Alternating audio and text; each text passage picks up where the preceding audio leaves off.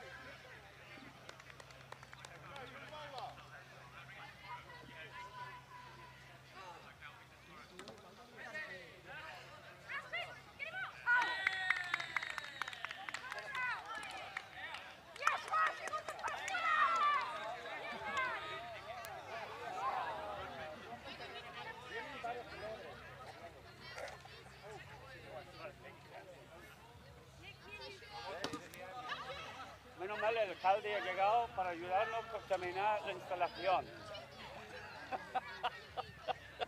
Oh, Jenny, ich habe im Rucksack noch die Wimpel. Ist mir noch 3? Ja.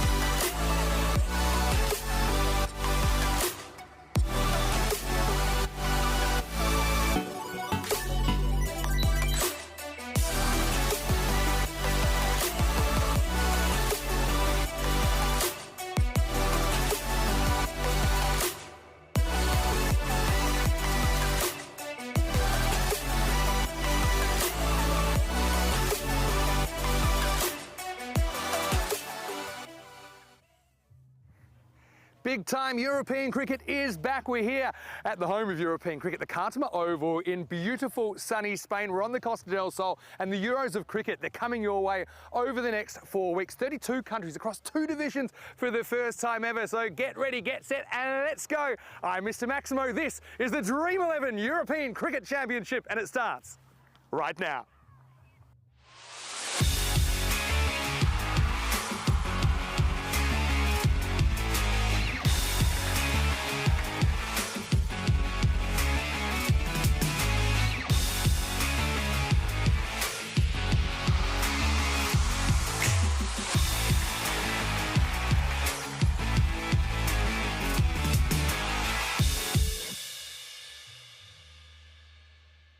The European Cricket Championship is proudly brought to you by Dream11, HCL Software, Paramatch, the Junta de Andalucía, and Victorinox. And the official charity partner, Share the Meal by the United Nations World Food Programme.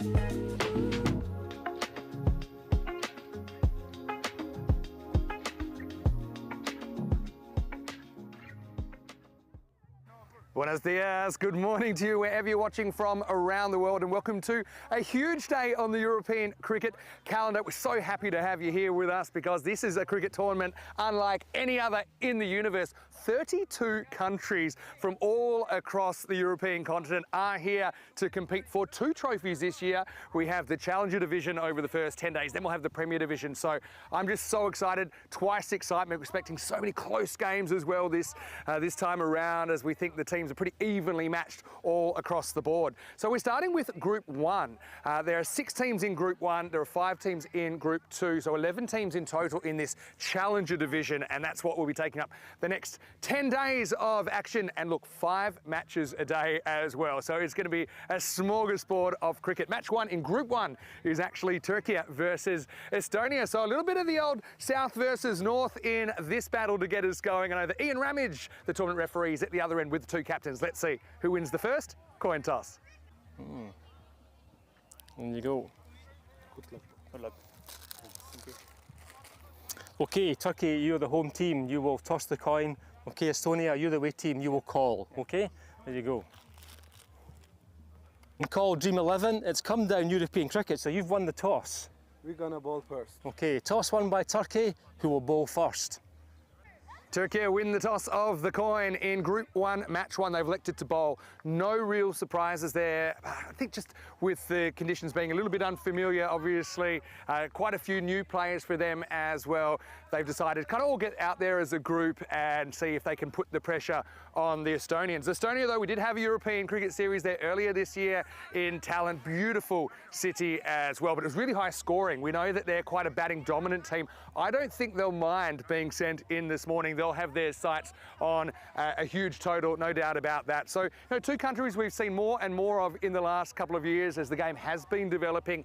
But let's just talk a little bit about the format in this Challenger stage. So we have 2 groups, and the top 2 teams will make it through to the playoffs, which start a week today. So the idea, I suppose, in this group, we've got 3 days of group matches. The 4th day is finals day. Both the finalists will get to go through to the playoffs. And yeah, certainly that's what both these teams have their sights set on at the moment. Let's talk weather. Beautiful day on the Costa del Sol. The endless summer in Europe continues. We're expecting 30 degrees, so quite warm out here already. It's about 23 degrees, so perfect conditions to get going.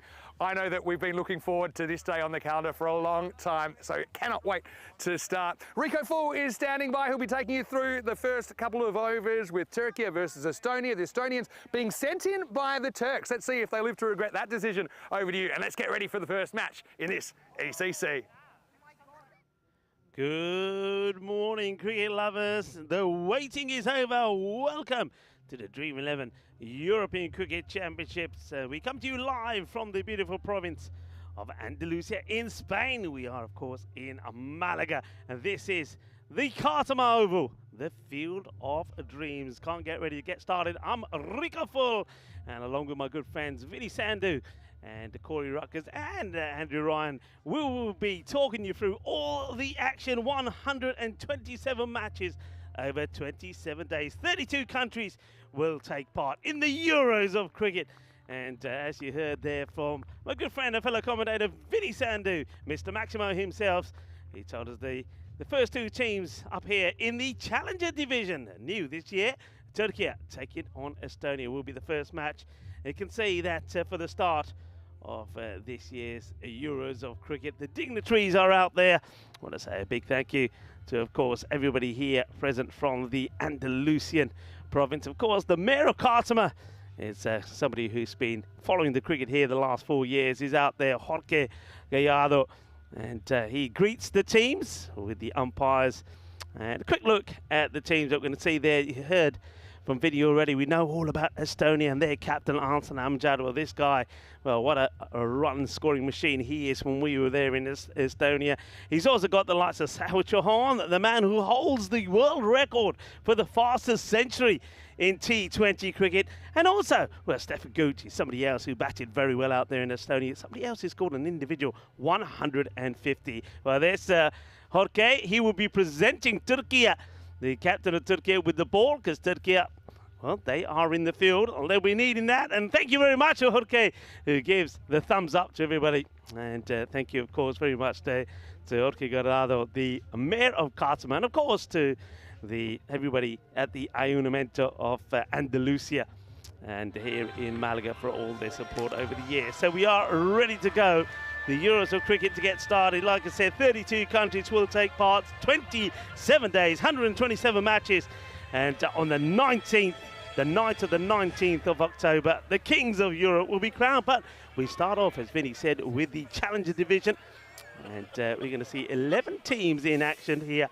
And this is the first group. In this group, the teams will do battle, and the winners, the top two in the group, from this group and Group 2 in the Challenger Division will then go into the playoffs. I'm Rico Full, and it's a great pleasure to welcome for the first time into our beautiful commentary position to Mr. Maximo himself, Vinny Sandhu. Buenos dias! Buenos dias, Rico, and to all the viewers. So excited to be back here at the Cartama Oval. And it's been a few kind of upgrades here at the Cartama Oval since we were last here in March. That was for the ECL, which is the Champions League of European Cricket. So yeah, certainly we'll talk you through a few of those. We're actually at the other end as well, so we've got a slightly different vantage point. But no matter where you look around here, it's beautiful scenery. Sierra Nevada mountain range in the background. So almost ready to get going. So yeah, Turkey versus Estonia. I've got to say, Turkey, they're kind of a bit like me. They're the chameleons with the colours. This time, I remember seeing them in blue before. They've gone for the burnt orange, and I like it. Orange. Yeah, so Estonia, for me, they've got to come in slight favourites here. I actually think they'd be pretty disappointed if they don't get out of this group. The top two performers out of the 6 teams in this group will progress to the start of week 2. Looks like we're under a minute away from the first ball. Tyrone Peters out there with Suleiman Saeed, your on-field officials. But, yeah, Estonia, I actually don't think they mind batting first. What do you think, Rico? Not at all. Look, they're a team, they've got so much power in their batting. You said that they were one of our highest scoring destinations this year. And the man who's facing the first ball, well, Arsan Amjad, remember that incredible 183 that he scored. Unbelievable. Most sixes ever in an individual innings. You get 30 sixes across the innings, but individually he hit the most ever as well. Okay, almost ready to go then. And at the other end, Stefan Gucci, who's also been in very good form since he's embarked on his international career for Estonia, a country that he is a citizen of, although he did grow up playing cricket in Australia Here's the first ball of the ECC 24 as Turkmen steaming in. It's going to be a wide ball called first up. There's a whoosh at this from Arslan Amjad. You'd expect that, I suppose. A few nerves out there, Vinny. That was the first ball of this year's 2024 European Cricket Championship. Yeah, it's a wide. It's a harsh call, I think, on Turkmen, but yeah, we'll see this. Remember, line belongs to the bowler now, so obviously umpire thought it was outside. And that swung hard, and there's going to be one bounce, 4 runs. The first boundary of the Euros of cricket here at the Cardam Oval. 4 carreras, and Arslan Amjad is off and running. Well, that's the cap there of Estonia. Yeah. Gooch. That's Meta Gooch, the team manager. Oh, I know she's put a lot of work into the preparation as well. Estonia, I think they're coming out here. They love this form of the game. They've kind of carried that into their T20 form as well, but I think they're looking 150 plus here as a target. And this one's pulled a wide again. We're going to get a chance to have a look at this again. I think that you're right. Andy Turkmen was a little bit unlucky with the first one, but I think this one, probably no doubt on it. It's the umpires out there. There's umpire Sullivan. I mean, Turkey are a real dynamic team as well. They've got some individuals in particular with the bat that can hurt you and hurt you really, really quickly. In Estonia, if anything, they've had a bit of trouble restricting teams. Scoring runs haven't been a problem. Restricting has been an issue for them. The batted delivery, a bit more in this, a little bit closer. It's the same sort of shot again, though. Swing and a miss from Arslan. He's looking to go over the top, of course. The power play, just to remind those of you that are new, 2 over a power play. So 3 over power play. And once the power play is over, of course, you can push 3 more men outside. Only 2 to start off with, and they've gone with the man back at third. And also, square leg is back at the moment. And that's up and over. This will go all the way. Bolle, bolle, bolle, ginna, sona, shaka, lagya. It's a Maximo. Well, we're off and we're away. Turkmen, he has swung the ball nicely, but it's been a kind of predictable shape that he's had. And so you can see now Amjad is kind of playing forward a little bit. You mentioned where the outfielders are. Well, that's one area that they're not. And so it was a fairly safe shot as well. As soon as he got it over the infield, it gets it out of the ballpark as well. Easty there, that's the Estonian word for Estonia. And of course, Turkey, now that's their official name across all international correspondence. Interesting here, they brought the third up into the circle, and they've effectively got kind of 2 slips, even though they're not that close to each other. Firmly hit in the gap. That's a really good shot. Beautifully placed, gets it through the covers. There's going to be 4 more. Yeah, I mean, I don't mind this field. I think what they're hoping is that there might be a snick there because he's swinging and swinging hard. Is Arslan Amjad. Problem is that if you bring another one in there, it leaves the gap out on the offside, and he's exposed that really well. Good shot. Last year's ECC went a little bit loco, especially towards the end, with scores just getting up out of control. It's very hard to protect these boundaries. And the batters, they know it. And that's a good comeback.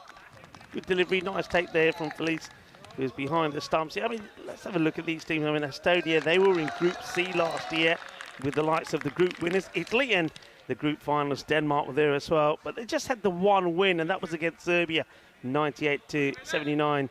And on that day was Ali Masood, who scored a very fine half-century. Played out this time, looking for the single. Well stopped, no run there. And that will be the end of the first over. I have mentioned 32 teams, of course, will take part this time round. So we might have a chance to have a look at just how the groups, Vinny, are looking this time round. Yeah, it's such a great format, I think. We have 32 countries, but they have been split now into 2 divisions. So one thing last year when we did expand, I think, from 21 to 31 teams, is that we did have a few one-sided matches. So this time around, we have 21 teams in the Premier Division. We have 11 teams in this Challenger Division. And what I think is really exciting is that the Challenger Division finals day and the trophy and everything will be exactly the same as we always have at the end. But it will be some new faces that will be taking part on finals day, some new countries. And I think that every single team in this Challenger Division feels that every game's winnable. And I think that's a really good mindset. Probably wasn't the case last year when you had the likes of the Netherlands 11, you had England 11 floating around as well. So some of these, I suppose, lower-ranked countries would struggle even if they played well, they probably weren't winning. But every game's winnable here in the 2024 Euros of Cricket. Here's Dalyan. Let me tell you about Dalyan, Rico. He went viral a couple of months ago. Misfield here, actually, is going to create 2. Should have only been 1. Zafar Durmaz out there. But you might have seen this moment on social media, and of course there's plenty of moments on European cricket that go viral. But this youngster, Kursa Dalyan, he's the owner of the kick catch. That's right. He kicked it up. he was at, I think, mid-on, mid-off, kicked it up, caught it. Who even tries that? It was quite incredible. That's good delivery. Ooh. Oh, well, it could be a run out here. Could pick up a throw. It's a wild throw. Well, that was a great opportunity, really. There was a yeah. And I'm not sure who's calling this. It sounded like it might have been Stefan Gooch himself, but it's straight to the fielder. He gets stranded, and I think here, Vinny, a better throw over the stumps could have seen the end of the dangerous left-hander Stefan Gooch here. Yeah, I think that Stefan calls it, and then he second-guesses his call, and Arsene had reacted saying, well, actually, I don't think there is a run there, but a better throw, better under the keeper, and that would have been curtains for Gooch. Half chance missed by Turkey.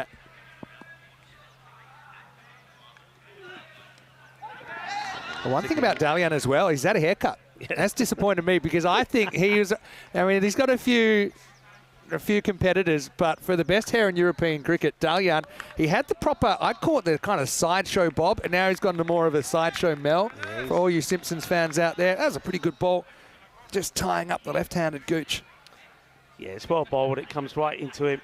You can see what Gooch is trying to do here, just trying to get a little touch on that. There's a lot of space out on the offside, a little touch and run and go. Goes for the big shot in the end, is up in the air, gets it over the man who's at long on. He does very well to get there. It's a good bit of fielding. And that's Murat Yilmaz does very well. A bit of a slight miscue. And once again, these sort of shots you can get away with when you're inside that power play. Two batters just having a bit of a chat there between each other. See if Dalyan can get the breakthrough here.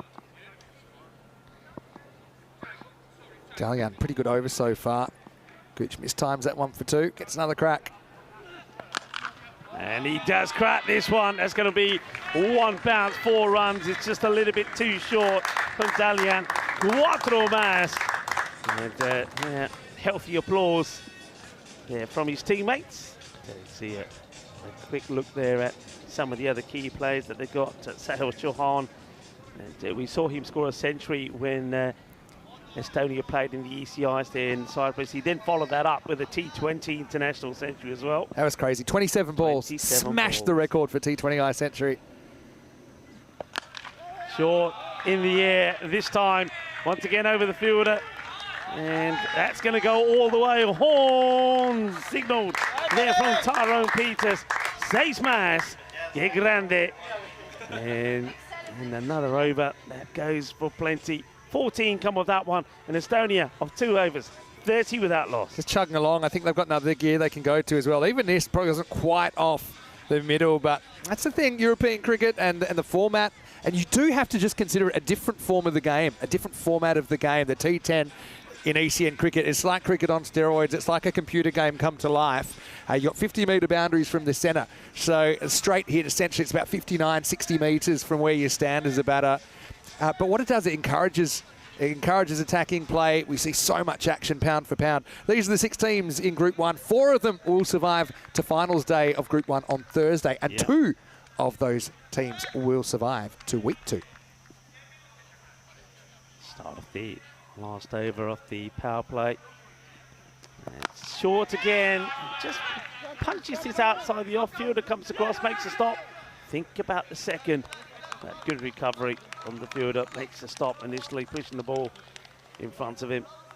And gets the nice solid throw. 2 batters spending plenty of opportunities in between those deliveries just to have a little talk with each other. Big hello to everyone in the comment section as well. See Wayne's in there, see Dave B's in there. Annie's in there as well. Steve McVeigh, probably watching from Portugal, I imagine. Durmaz. It's nicely bowled, well played, and I think that's what Stefan Gooch was looking to do in that previous over. Just play that ball away on the offside. I think Though Stefan's scored plenty of big runs himself and can really get going, he takes a little bit longer perhaps to get himself in. That's something like Arslan Amjad, and you can see that that's why he's quite keen to, if he can get a single, get Amjad on strike to do so. That's not a good delivery down the leg side. Good take from the keeper, Vinids. But I mean, you talk about your imposing opening partnerships. Both these two are members of the 150 club, and we've only ever had 10 scores of 150 plus in ECN cricket, ECN T10 cricket. Amjad with 183 top score, Stefan Gooch with 150 top score. You know, if they do get in, they can be so destructive in Estonia. They're not going to run out of batting anytime soon. That's beautifully played. Oh, what a shot this is. Que guay, que genial, que grande. 6 carreras, and I'm loving the pose at the end of this one. I think it's a slight slow ball as well from Dumas, but watch how Amjad just waits before executing his shot. Just waits and then releases the wrists at the right moment. Beautiful follow through. That's our first one that's gone up the hill. Now, I don't know if we can get a shot of up the hill, maybe from the camera down near us, but there's something new here at the Cardamom Oval compared to last time. Well, that's the genuine edge, but swing hard and fortune does favour the brave. They haven't got the third back this time, interestingly enough. They did start off with the third man on the boundary, and they probably wish that he was still there, because that goes through for another 4. Yeah, I mean, it's tough, especially when you're in the power play, just a couple of balls to go.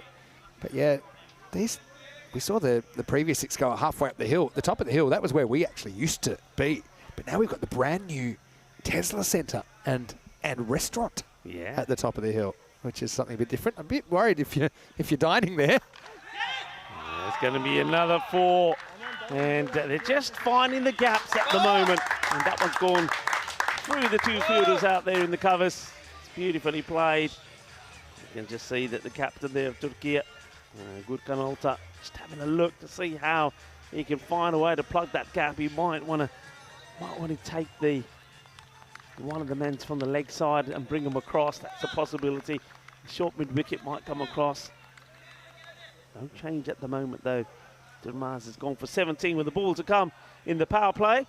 It's a slow ball once again. It's well played. They're taking on the fielder, and we'll get there. So a single to finish. 18 coming off over number 3. And Estonia, a very healthy start.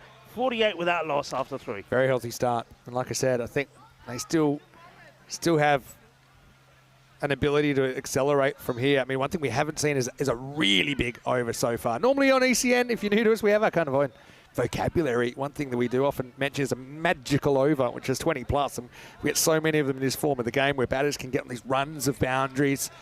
You can see there, we had 16, 14, and 18 so far, so kind of just fairly consistent scoring. But well, Estonia have got their eyes on a very big total here first up. Dalyan to bowl out here, so they're going to spend him early. One thing about Turkey in particular, I know they spent a lot of time trying to develop native talent, and Dalyan's a good example of it. He's still a teenager, you know, he just loves the game. You know, a lot of them have experienced in other sports, and they find cricket one way or another, and a lot of people work hard to improve their skills. So Dalyan's really being tested at a high level here. Yeah, and the thing is there, Vinny, I mean, as you say, there's a lot of youngsters that we're going to see, particularly in these Challenge Division. And what an experience it is for them. It's beautifully played. Oh, that's a lovely shot. And that is pinged off the middle of the bat there from Stefan Gooch. Ah, that is just classy. Top draw from Gucci.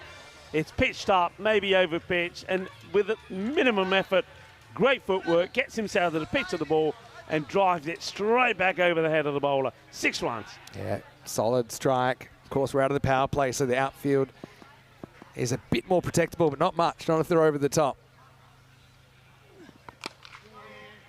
Gets dragged away to the leg side. Just be a single. Yeah, Turkey, remember last year they played in Group D. They went without a win, and they obviously, Ireland went on to win the group with runners-up Hungary. And of course, they were in that match where their opponents, Hungary, put 220 for 1 on the board. They, in reply, just got into the 80s. And that was, of course, that big score from Lewis Deploy, 163 on 44 deliveries. A partnership for Hungary that was worth 178. This one again goes into that boundary of the third. They had deployed the third man. He's a bit finer. It's a bit of a swing. So Aslan Amjad, his chances are on. The thing is though here, Vinny, when you look at their batting scorecard, they have got so many big hitters. Yeah. You can see why someone like Arslan is there, just swinging the bat. If he goes, he goes. Somebody else comes in and takes over. They know the format. They've played a lot of it now. They love it. You can just bat with such freedom. Couple to come here for Dayan. So that's better delivery, slightly shorter, pushes it through, a bit more height on this one. And Amjad not quite able to work it away. Of course, don't forget, this is the first time we've played an ECC with the expanded points format that came in this year on ECN. I'll explain that to everybody in a moment. But basically, there's a way to get a kind of an extra big win. So rather than the 2 points for a win and none for a loss, that's always been the case until this year. It's a slightly different. End of the fourth over, 61 without loss, Estonia. Yeah, so now there are 4 points on offer every game in the group stages. So if you just win a regular win, you get 3 points, and if it's just a regular loss, you still get 1 point. But if you can thrash the other team, if you have a big win, then you can actually steal the other team's point. So Estonia, with a start like this, they'll be feeling that they might be able to take all 4 points out of this game. Now, how do you steal the other team's point? Well, you need to be able to keep them to 70% or less of your score. So if you score 150, for example, you need to keep the other team 105 or less. Or if you're batting second, you can steal their point by chasing it in 7 overs or less. So certainly something that's going to come into play quite a lot. We'll talk about it over the course of the next 4 weeks. Time for some spin. Starts with down the leg side. Good stop by Phillies there, the keeper. Abdullah Lodi, the new batter. Of course, we saw a fair few of these guys playing in some European cricket series during the year. We saw him in Bulgaria, actually. Quite a destructive opening batter. First one gets away. This is too short, and that's asking for trouble. He's going to find it. That's our first tree topper, Maximo. And really, I think I saw Amjad lick his lips twice as this was on the way down. He puts that one out of the park. Yeah, smashed away. It's too short, and he's trying to fire the ball in here, Lodi. I think he'd be probably better off just trying to take a bit of the pace off it. But yeah, Abdullah Lodi, you're right. He is one of the key players for Turkey. He scored a century in Bulgaria, and he batted beautifully as well. So he's dangerous with the bat, but at the moment, well, let's just say he hasn't started too well with the ball. Amjad into the 40s.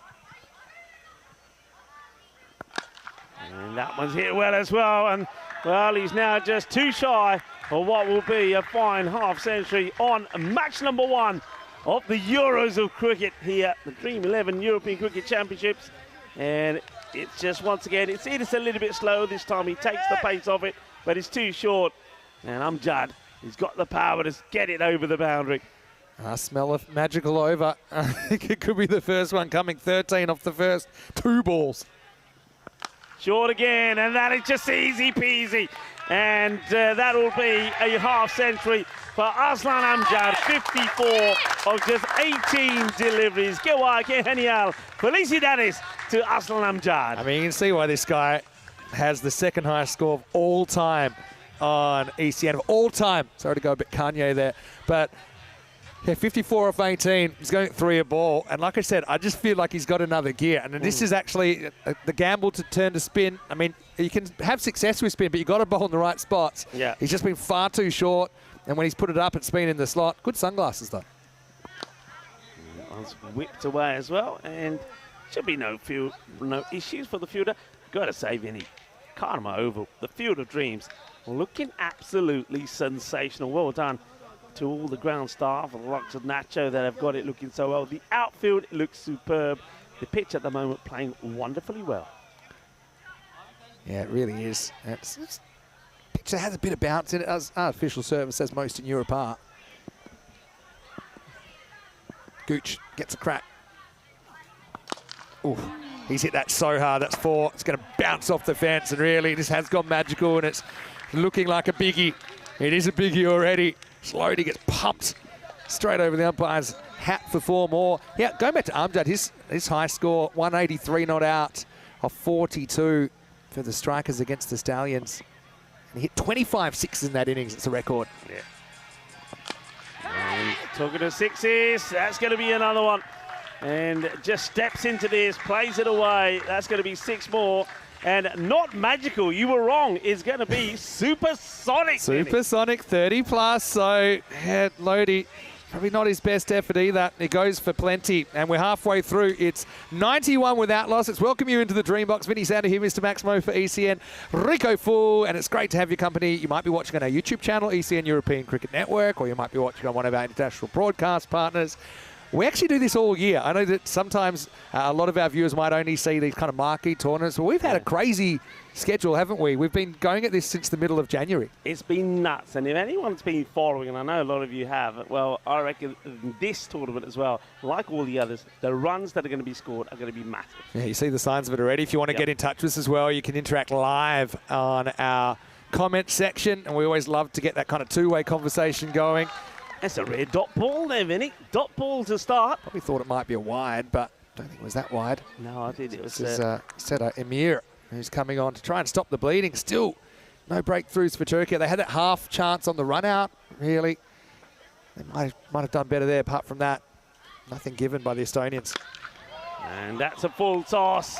The only thing it had going for it, it was straight. If you miss it, he would have been right in front of the pegs, but he's not missing that, is Amjad. And the eyes lit up as he crunches another Maximo. Well, this man is made to hit sixes. And that's another one that flies out in the middle of his bat. It's 6 sixes now on his way into the 60s. I really love the community in European cricket as well. And there's a few people I know have been looking forward to this more than a few.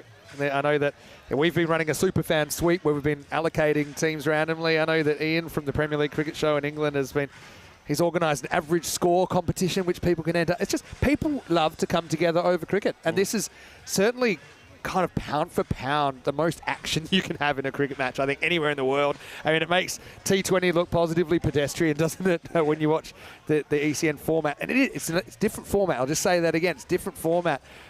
People get hooked on it. And I'm sure quite a lot of our viewers may not have seen us in a while. They'll be licking their lips at what's to come. Right, new balls out there. Amjad, 61 and counting. Oh, well, that's just brutal hitting, isn't it? This time it's a little bit fuller, but it's on the pegs. That gets worked away as well. The other thing is worth just keeping an eye on, Vinny, is the time. Yeah. I mean, tell the viewers about the time here, because you see the clock always ticking down, and we're in this 6th over, and we've got time is running out pretty quickly. Yeah, well, you've got 36 minutes to essentially get through your first 9 overs. And this is policed very strictly. That clock you see running there, it's 14 minutes and counting. It is managed during the innings. So if there's a delay for an injury or something unavoidable, or maybe having to go find a ball or anything of that nature, it'll stop or time will be added onto it. So you can pretty much trust that clock. If that was to run out before the last ball's bowled in the 9th over, you're going to wear a 5-run penalty. Obviously something the Turks want to avoid. That's up and over and crashes into the fence. Well, I reckon... Oh, he's taken it off the crossbar. Has he taken a one-handed one off the fence? Well, Corey will be here a bit later. I'm sure he'll be talking about that and explaining his dirty trousers to us. But let's have a look at this. Oh, well, Corey Rutgers, he has taken a couple of good catches in that region. I mean, what a shot back foot to have the confidence that you're going to beat the fielder on the boundary. That's excellent timing. 108. It's just easy now, isn't it? It's just easy. He's making it look easy. It's another short delivery. It's a Gundy ball, really. It just helps along the way. And looks like we're going to, well, another magical over at least. It may not go supersonic, though, but still, it's too expensive. The 100 has come up quite easily already. So Estonia on the verge of a very big score on match number 1. This is giving me 200 vibes. I mean, we spent a bit of time in Estonia. I know Charlie was up there as well. It's just a really big score. So I think a 254, 244, 200s everywhere. Shot. Great shot. He's just playing around with the field at the moment. And the bowler doesn't really know where to put it. Well, the only good news for him is it's the end of the over. That is not the end of this carnage at the moment. 118 of 6, and he's just finding the gaps and putting the ball away at ease at the moment. And Turkey pretty quickly have to come up with a plan, otherwise they're going to be chasing a lot of runs. Just have a look at the moment there. I mean, I'm sure the old expected score is I think it needs a bit of a kick up, doesn't it? Maybe, maybe it's supposed to be another 2 in there somewhere. Yeah. Who knows? Maybe just got a couple of digits round the wrong way, I think. But yeah, 118 after 6, more or less it's 20 and over. I want to say hello to a few people. I know that Hugh Newsom is watching. He goes under Prem Cricket Stats He's in the comment section right now, but I think he's very happy because he drew Estonia in the sweep. And obviously they've made a very strong start here. I know that Jules Uderbridge, as well as Lance Hall, Terry Richmond and Vipin Patel, they all drew Estonia in the Superfan sweep as well. For Lance Hall, he's going to be conflicted because he's from Isle of Man, and Isle of Man are actually in this group as well. So I suppose he's got 2 teams to cheer for. But hello to everyone out there. Hello to Kroom, who's watching from the UK. Steve McVeigh, I mentioned already. Martin Gleaves, good to see you. Kai Bay, David Skinner is also saying the expected score looks a bit low. Hello, Dave, who was playing in Croatia over the last couple of weeks. That was our last stop before this ECC. Hello to Woz from South Africa. And John Heesim's in there. Too many to mention, which is always great. Hello to Shauna Henry as well, who is taking a very keen interest in this. Hey, Shauna, hopefully you're well. Okay, so Turkey just going to try their captain here, Gökhan Alta. Very experienced player. Turkey is still... You can see they're a bit green, aren't they, around the edges. But they're a team that do play with emotion and are capable of that moment of brilliance. They need it now. Otherwise, they're in big danger of taking nothing out of this first game. Here's Alta. That just sounds beautiful off the middle of the bat. It's a lovely shot. And a little bit of movement forward. Gets himself in a great position and pings it away. And I think Stefan now has decided it's time for him to cut loose as well. It's great Plenty fielding. of batting to come. I mean, he's got the orange vest on. I think that's Aidan Cooper out there. He's gone over 2 fences to go on that and rocketed a throwback on the full to the field. That was a big hit.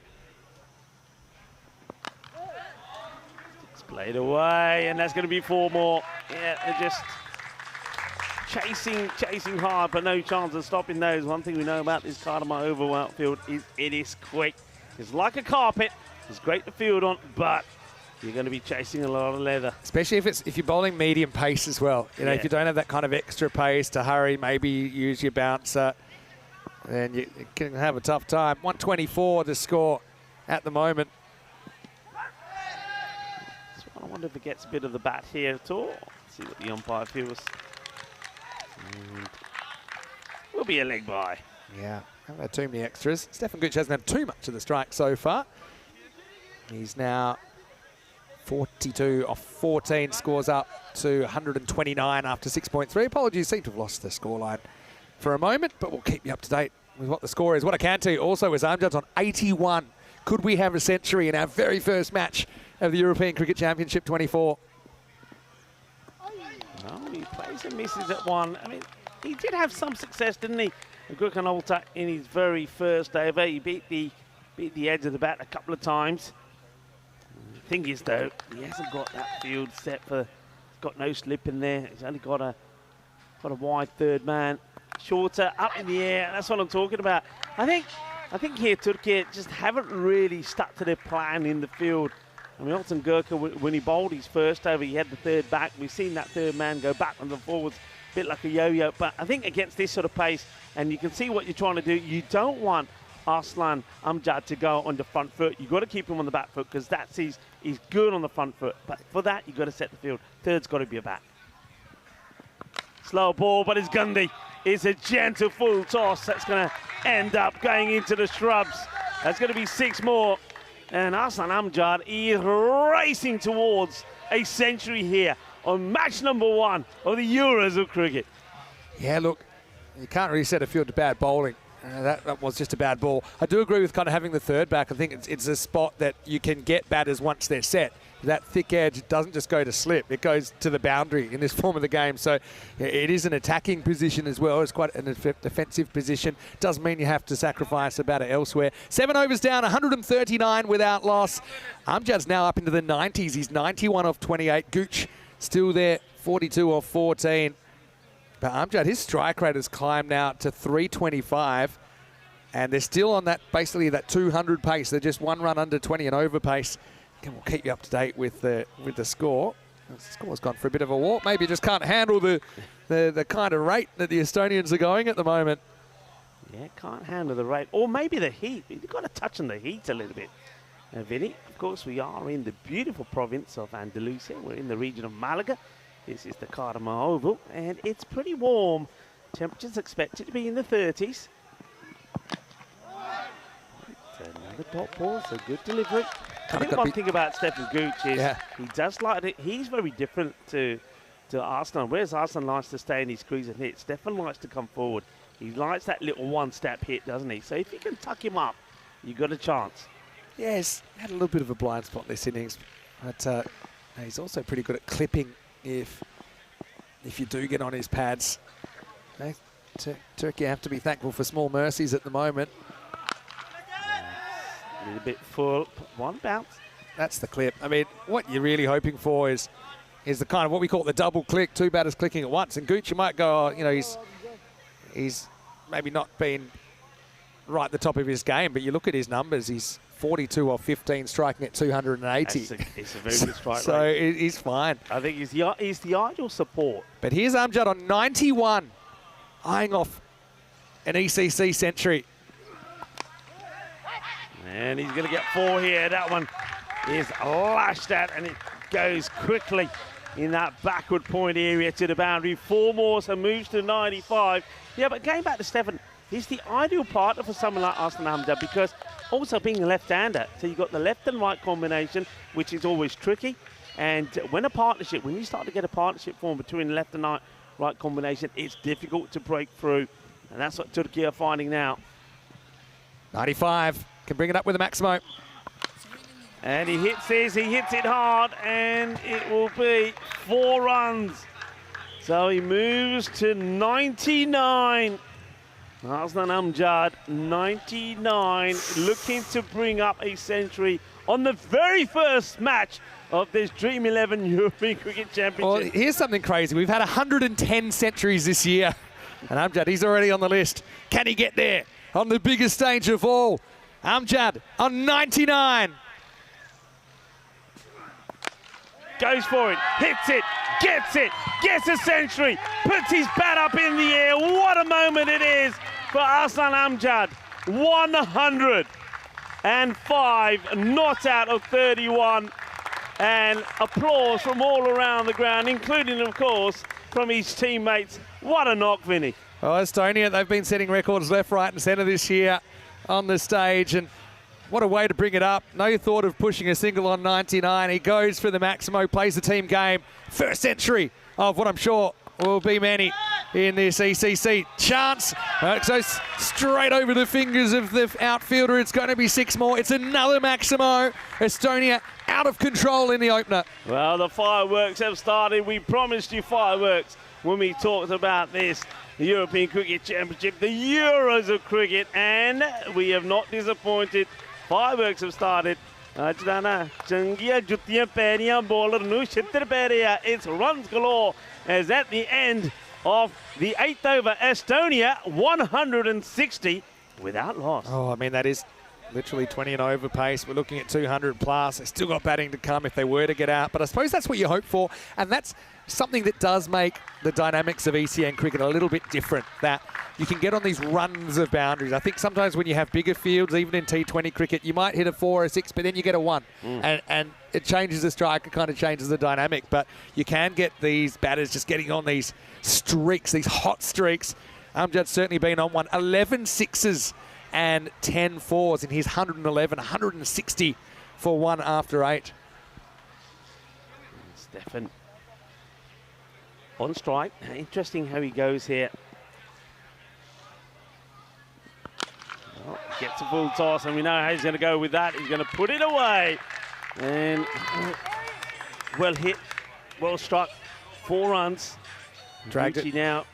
Yeah, just going to say dragged it just wide of the fielder. Now, I think we've seen a retirement, a technical retirement here. We'll come back to that after this ball. Oh, interesting. Ah, shot. Ah, beautiful. What a hit. Well, Gucci, He's getting closer to he's got there. That's his half century now. Well, obviously we just need to update the scores. Yeah, there was the boundary before that, so half century to Stefan Gooch brings his 50 up in style with 6. But the news, of course, there is that after getting that century, that Asana Amjad has retired himself out to let Bilal Masood have a knock. Firmly hit, one bounce on stop. I did notice when he hit his century, as soon as he celebrated, he did look to like, well, I've done my bit of going. That's so interesting. It's actually incredibly unselfish, and it's really with an eye on the long game here, saying, okay, well, we're in such a good position here. It's to Bilal's benefit and maybe some of the other batters to have a hit. They've got they've still got another 4 games after this in the group stage, potential finals, potential playoffs after that. So it's incredibly unselfish. I will say that. Maybe the coach, Richard Cox, also has a word and says, okay, look, we know you're feeling top of the world, but let's get another batter out there. Yeah, well, Bilal Masood is that play. He plays and misses at his first. He hits this one pretty well, and it's too spicy for the fielder. And that one gets through. That's Ilyas Ketin, who couldn't make the stop. It was an ankle buster. And gets past him. So a boundary for Bilal. He's up and running. That's one that Ali Turkman won't be too happy with.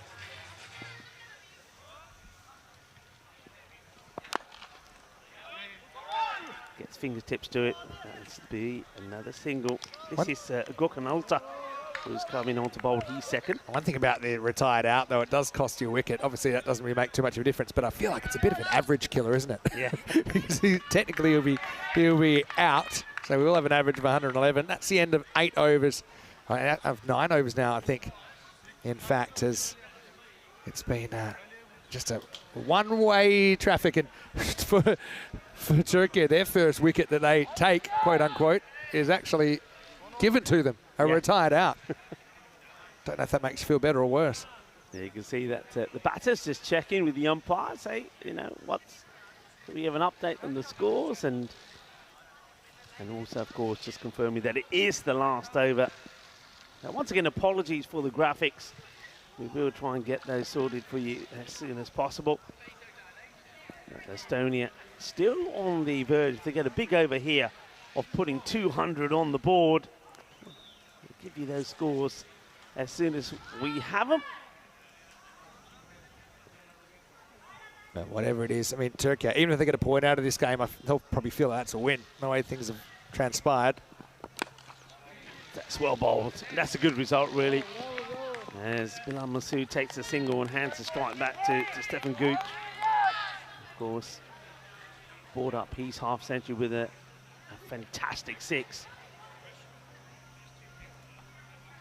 So that opening partnership, of course, was worth 160.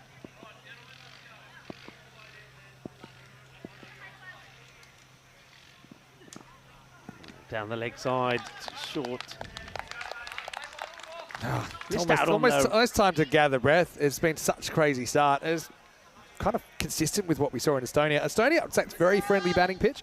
This one is a very batting friendly pitch, unless you do have that kind of X factor, that extra pace, where you can use some of the bounce to your advantage. But obviously, what we've seen so far hasn't been too tough for the Estonians to deal with. Total miscue, and well, that is close. But I get the feeling, my initial impression is the batter, and that's Masood, just got his bat back in time. It'd be a good one to have a look at, though. Yeah, check it out, the replay. It's right off the cue end of the bat. Does he scramble back? Looks like he does, just in time. Here comes the bat. Yeah, he's made it. But it actually costs him a run. And Bilal hasn't quite hit his straps yet. Be hoping that he can land a couple of big blows before the end of this over. This is the last over of the innings. High up in the air, maybe it's half a chance. Just can't get there. And Bilal, once again, miscues another. Comes back for 2. I mean, they would feel that they've got enough runs on the board here, but I mean, I'd be keen to keep Gucci on strike. Well, like I said, they'll take all the points out of this game if they can keep Turkey at to 70% or less of their score. So, for example, if they get 180, 70% of that's 126. So the more they score, the more wiggle room they've got if they want all 4 points.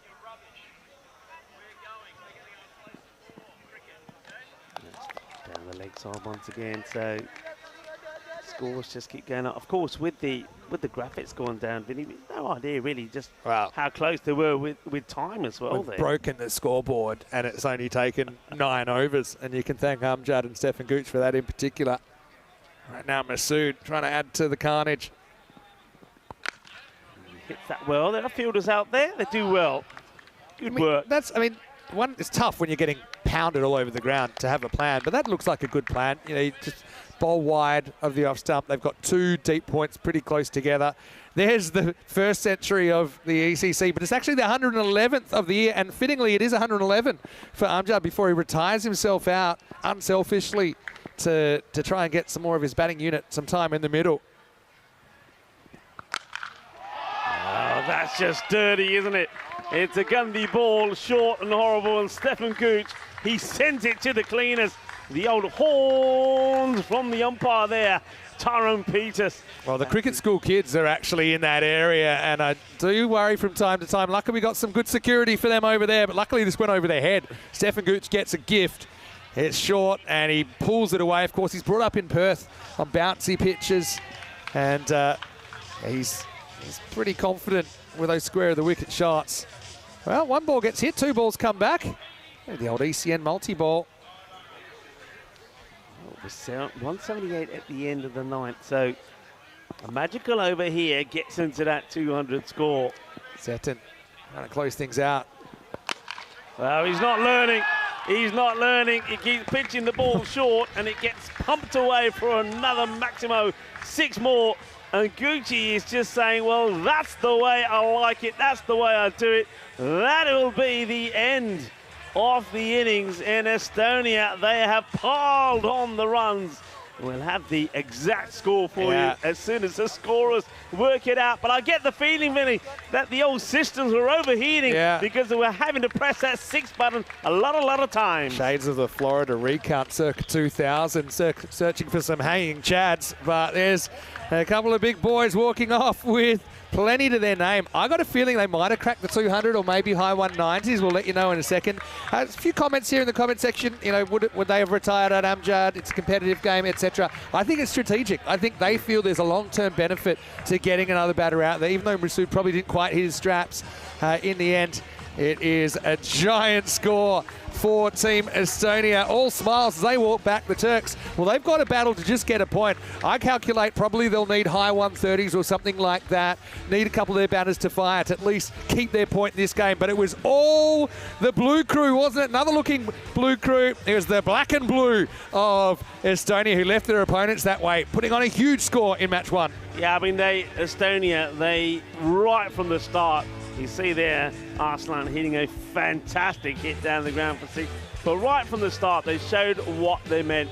And that was they were going out there without any fear, and they were playing their shots, and it worked a treat. And the thing is, the batting order that they got, they can afford to do that. So much batting. I mean, for example, we don't even see the likes of Sehel Chauhan going out there. But Arslan Amjad, I mean, just the batting was great. I mean, they tried everything. Slower balls, shorter balls, but he was just putting everything away from the middle of his bat. And in the end, they couldn't get him out. In the end, very unselfishly, the captain, he is the captain, very unselfishly retired himself out after getting to a century to give someone like Bilal Masood a hit out there in the middle. But some of the hitting from him earlier was superb. It was the Arslan Amjad show to start off with. And then after that, after he got his century and retired himself out, he was ready to go there. Look, he said, I'm going. And they said, no, don't go yet. He went eventually, but he went for 111.32. The score, by the way, 197. They wanted a curtain call. They said, don't go yet, give us one more. It's like at the end of a concert, give us a couple more. Yeah, 197, the confirmed first inning score. But what that means is that Turkey, they'll need 138 just to keep their point. And remember, you got top 4 or 6 getting to go through to the Group 1 finals on Thursday. So Turkey, even if this game's kind of out of sight, they'll have their sights set on that 138 as a secondary target just to salvage something from this game. Well, it was Aslan Amjad, the first innings of the ECC and the first century. 111, the 111th century of the year as well. 32 balls with 11 Maximos 10-4s in there. Stefan Gooch batted through the innings, 69 off 22. Didn't have a lot of the strike. Bilal didn't really click, did hit a boundary in his 9. And look, as far as Turkey went, they didn't bowl a lot of extras, but they probably did bowl a lot of balls they're going to learn pretty quickly. You can't get away with. They're just kind of in the slot or too short. But they were faced with a pretty imposing opening combination as well. They weren't able to take a wicket. They were handed a wicket with the elective retirement of Aslan Amjad in there. But Rico, like I said, this ECN cricket, there's always something to play for. Can Turkey turn things around in the second innings? They really have to go some in there, and I think somebody like Lodi is going to be pretty key for them. Abdullah Lodi, I mean, we know he's got it with him, but of course, I think that the bowling skills and the bowling attack from Estonia is going to be pretty strong as well. And I think Estonia, one thing I remember from them as well, in the field, they're very sharp. Yeah, well, Estonia, half the job's done as far as they're concerned. They've sent a big signal to the other teams in this Challenger division. We'll take a quick break. Vinny Sandahu, Mr. Maximo for ECM, with Rico Full back with the second half of Match 1. Very shortly, you're watching the Dream11 European Cricket Championship.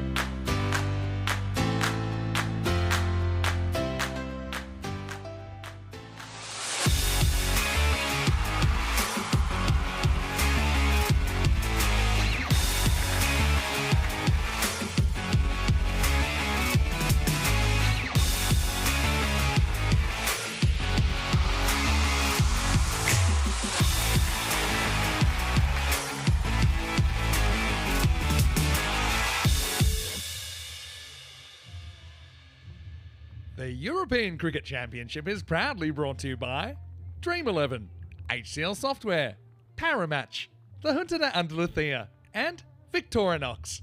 And the official charity partner, Share the Meal by the United Nations World Food Programme. Welcome back, cricket lovers, to match number 1 of the Dream11 European Cricket Championship. And what a start we've had in that first innings. We've seen our first century already.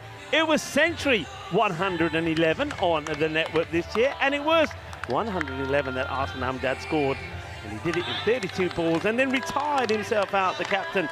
So that's something that Bilal Masood can come out and have a hit as well. Stefan Gooch made a very fine 69 not-out. 160 those two put on, helping Estonia pile on the runs against Turkey. 197 for 1. So huge opportunity for Estonia, not just to make a winning start here, but to take all the points away. We'll have that bonus run equation come up for you shortly, and you'll get to see just what Estonia will be looking to restrict this Turkey side. Turkey, remember, they're a team who did not get a win when they were here last year. They really did struggle with the bat, and it's not the first time that they've had big scores scored against them. Remember that Hungary last year put 220 on the board for 1 as well, when Luis de Proy scored 163. And on that day, Turkey in reply made 89 and lost 7 wickets in doing so. Welcome, and of course we are the match 1 of the Challenger Division. 11 countries will compete in this Challenger Division, split into 2 groups. 10 days of action from the 23rd to the 2nd of October. Here's the reply then. Well, they're taking on the run here, and they will get there eventually. All sorts of things out there. Yes, no, maybe. In the end, Basir does get to the other end. Here we see it here. So plays it into the ground. There's definitely a bump, and does get the bat down there. I don't think he would have been out, and clearly makes his ground, coming back with a single. So off the mark, and straight away. And the first one's come on the board. Lodi getting off the mark, handing the strike over now to Basir. And he's gone, and it doesn't take long. It's going to be a golden quacker for Basir. I suppose he was lucky to survive at the other end when he could have been run out. Well, take a pick. It could have been a diamond. He'll settle for a golden, I suppose. It's going to be a golden quacker. So the first duck of the Dream11 European Cricket Championship, and it's going to be a golden duck, unfortunately, for the Turkey batter, as Goldie's going to give him the yell.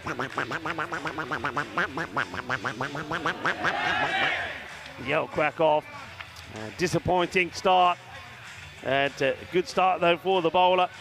It's Giwala. He gets it right where he likes it, and just look at the off peg go. Adios, timber! And down it goes, full and straight, knocking over the timber. To Giwala, great start from him. Not a great start, of course, for Basir, who sees he stumps, knocked over, and it's a golden duck for him. Ali Turkman, new batter.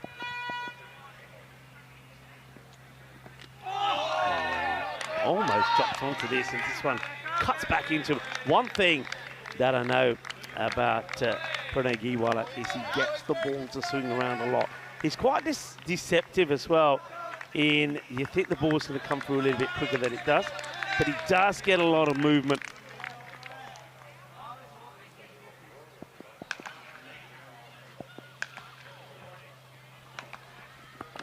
Gone. Another one bites the dust, and it's going to be another duck. This time it's going to be a 2-ball duck for Ali Turkman. It's the same ball again. It's a horrible looking shot though, I have to say, from Turkman. And plays right across this. Has no idea. Stump goes, And let's just say that half peg is going to find itself on the floor more often than not now. It's been loosened up, it's been shaken and knocked over. It's another quacker. Ali Turkman doesn't add to the scoreboard as well. 2 balls up for him, and it's very much a similar delivery. Just watch the swing though in this. Look at this comeback in. Beautiful ball, and just like I said about Giwala, he gets that ball to move around. And you can see Ali Turkman, he's played down the wrong line. He hasn't played for the swing. Gets his timber rattled. Back goes the off stump. The off stump goes for a walk. Another one bites the dust. As batter number 4 comes out is Zafer Durmaz. Durmaz gets ready to face his first. In comes Giwala. Ooh, just has to go back to his markers. Good time to welcome back Mr. Maximo Vinisandu. Yeah, thanks to be back. Nice to be back, but Turkey are doing a semester at the School of Hard Knocks here, aren't they, at the moment? Pretty much nothing's gone their way so far, and 2 early wickets. Fantastic swing that Giwala's getting. Just clipping the off stump with that ball. It started a long way outside. So this is where, I know it's tough, you still got to attack. I know it's easier said than done, but you really got nothing to lose here. Okay, net run rate comes into it, but if you can just find a way to get 1 or 2 of these big overs, get that kind of 138, I think it is, to salvage a point, it probably would feel like a win. Yeah. That was weird.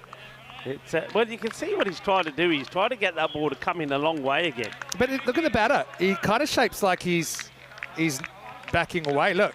He goes, all right. But then he just does nothing. Does nothing. Let's just call it. It's the end of the over and it's 2 for 2. Hey, one thing I always love is a golden ball, and it's pretty unique to European cricket. I know they actually do use it in some other competitions now, but if we have a tie, then we'll have 1 ball to settle the game. The batters will need 2 or more off that ball. And it's 105 matches since we had a golden ball. I believe the last one was, I remember I was on holiday, right? It was, you were there and Nish was there. It was in, name the country. Where were we again? Austria, thank you. It's in Austria. Yeah, Graz Cricket Academy Austria, versus Lords. 123 to 123. We do have this thing on the European Cricket Network tour where sometimes we forget where we are and where we've been. Not just for example, sometimes, when you get to the airport and they say, where have you come from today? And you're like, hold on a second, I need a minute to And you know think. when they think, I always, in my head I say, right, I'm coming back from here, coming back from here. So you rehearse it. And then you And then as freeze. soon as you're going through everything, right, where you coming from? And as soon as you go, that's it. They'll say, step to one side, please, sir. And 30 minutes later, you eventually get out. Okay, over number 2. Is Gooch. Stephen Gooch also gets the ball to swing about. Yeah, Stefan's kind of had to manage himself. He's in the last days of his 30s. He won't mind me saying that. Has a birthday on the 5th of October during the tournament, just 3 days after this division finishes. He'll be hoping that he's celebrating with a 40th birthday present of the trophy. Oh, great stop. What a stop that is. That's absolutely fantastic from Marco Vake. Yeah, and Marco's great story as well. Estonian, born and bred player. You know, there's a few great stories in Estonia of that. This is a fantastic bit of athleticism to his right, hit into the ground. Right glove comes and saves 4 runs. Pretty well, wants to get there, and he will. Yeah, I think he was keen to get to the other end there, Durmaz. Well, this, if Steph hadn't touched this was going to clean up the stumps, and it probably, I don't know what would happen then, but in the end it's a single, no real damage. Again, you can see that bracket's 138. That's what Turkey need to keep their point. If Estonia keep below that, they can take all 4. Lottie just pushing this out. I mean, Lottie, he's their key batter, isn't he? He's the man who can score runs for them. But I think you need somebody to stick around with him, and at the moment, with 2 batters gone already. Stu Hook doing the fielding, Mr. Muscles. That's pretty well, straight to the fielder. And we'll get home, we'll get the single. It's good movement again by Stu at cover. Estonia obviously have set a big marker here in Group 1. Remember, the 6 teams in Group 1, 2 of them will make it through to Week 2. 2 of the 4 teams that make the Group 1 finals on Thursday. So this is a really exciting format, I think. We have 8 separate finals days in the whole of the ECC, but in this division we have 3 finals days. We have Group 1 finals, Group 2 finals, and then the overall playoff finals. a sound of something. There's definitely some noise. I think this might have been just the batter who's gone for a big swing, maybe just brushing himself. But no, he's ended up finishing trying to hit this with one hand, you know. It's a bit of a funny one. I wonder if it just might have scratched the bat on the way up. It looked like it was a bump ball to the naked eye. Anyway, right now, Estonia is sitting pretty 5 for 2 after 2. And no surprise, they're going to go back to Giwala here, who's been swinging it like a boomerang early on. You can see 6 teams in Group 1. It is unique because all of the other groups in this entire tournament in either division, they're actually 5-team groups. So, okay, it does mean you have one more team you have to beat out for the top 4, but it also means you get to play an extra game. Why wouldn't you want an extra game when you get to come to the Cardinal Oval? 2 here if they push hard. They ran the first one really slow, and it almost creates a run out. That wasn't good cricket, especially when runs have been hard to come by early. Yeah, I suppose you can see Lottie thinking, no, I need to try and get as much strike as I can, but I think you've got to, at this point, you've got to try and take as many runs as you can. You can see they need 138 just to get a point here, Vinny. Struck well, but looks like they're gone, direct hit. Oh, well, how about that? That is your HCL player today, I reckon, Vinny. He picks it up, gets a throw in right at the stumps, and Lottie, after turning down the second, well, he goes to take a sharp single here, and he is gone. That is brilliant.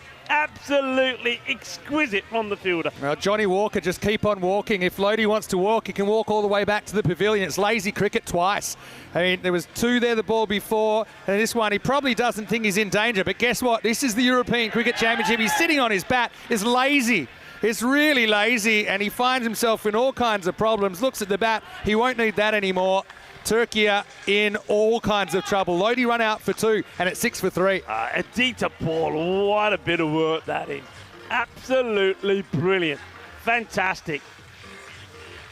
I mean, just have a look how quick his reactions are. I mean, you're right, the running is awful, but the pick up and throw, fantastic.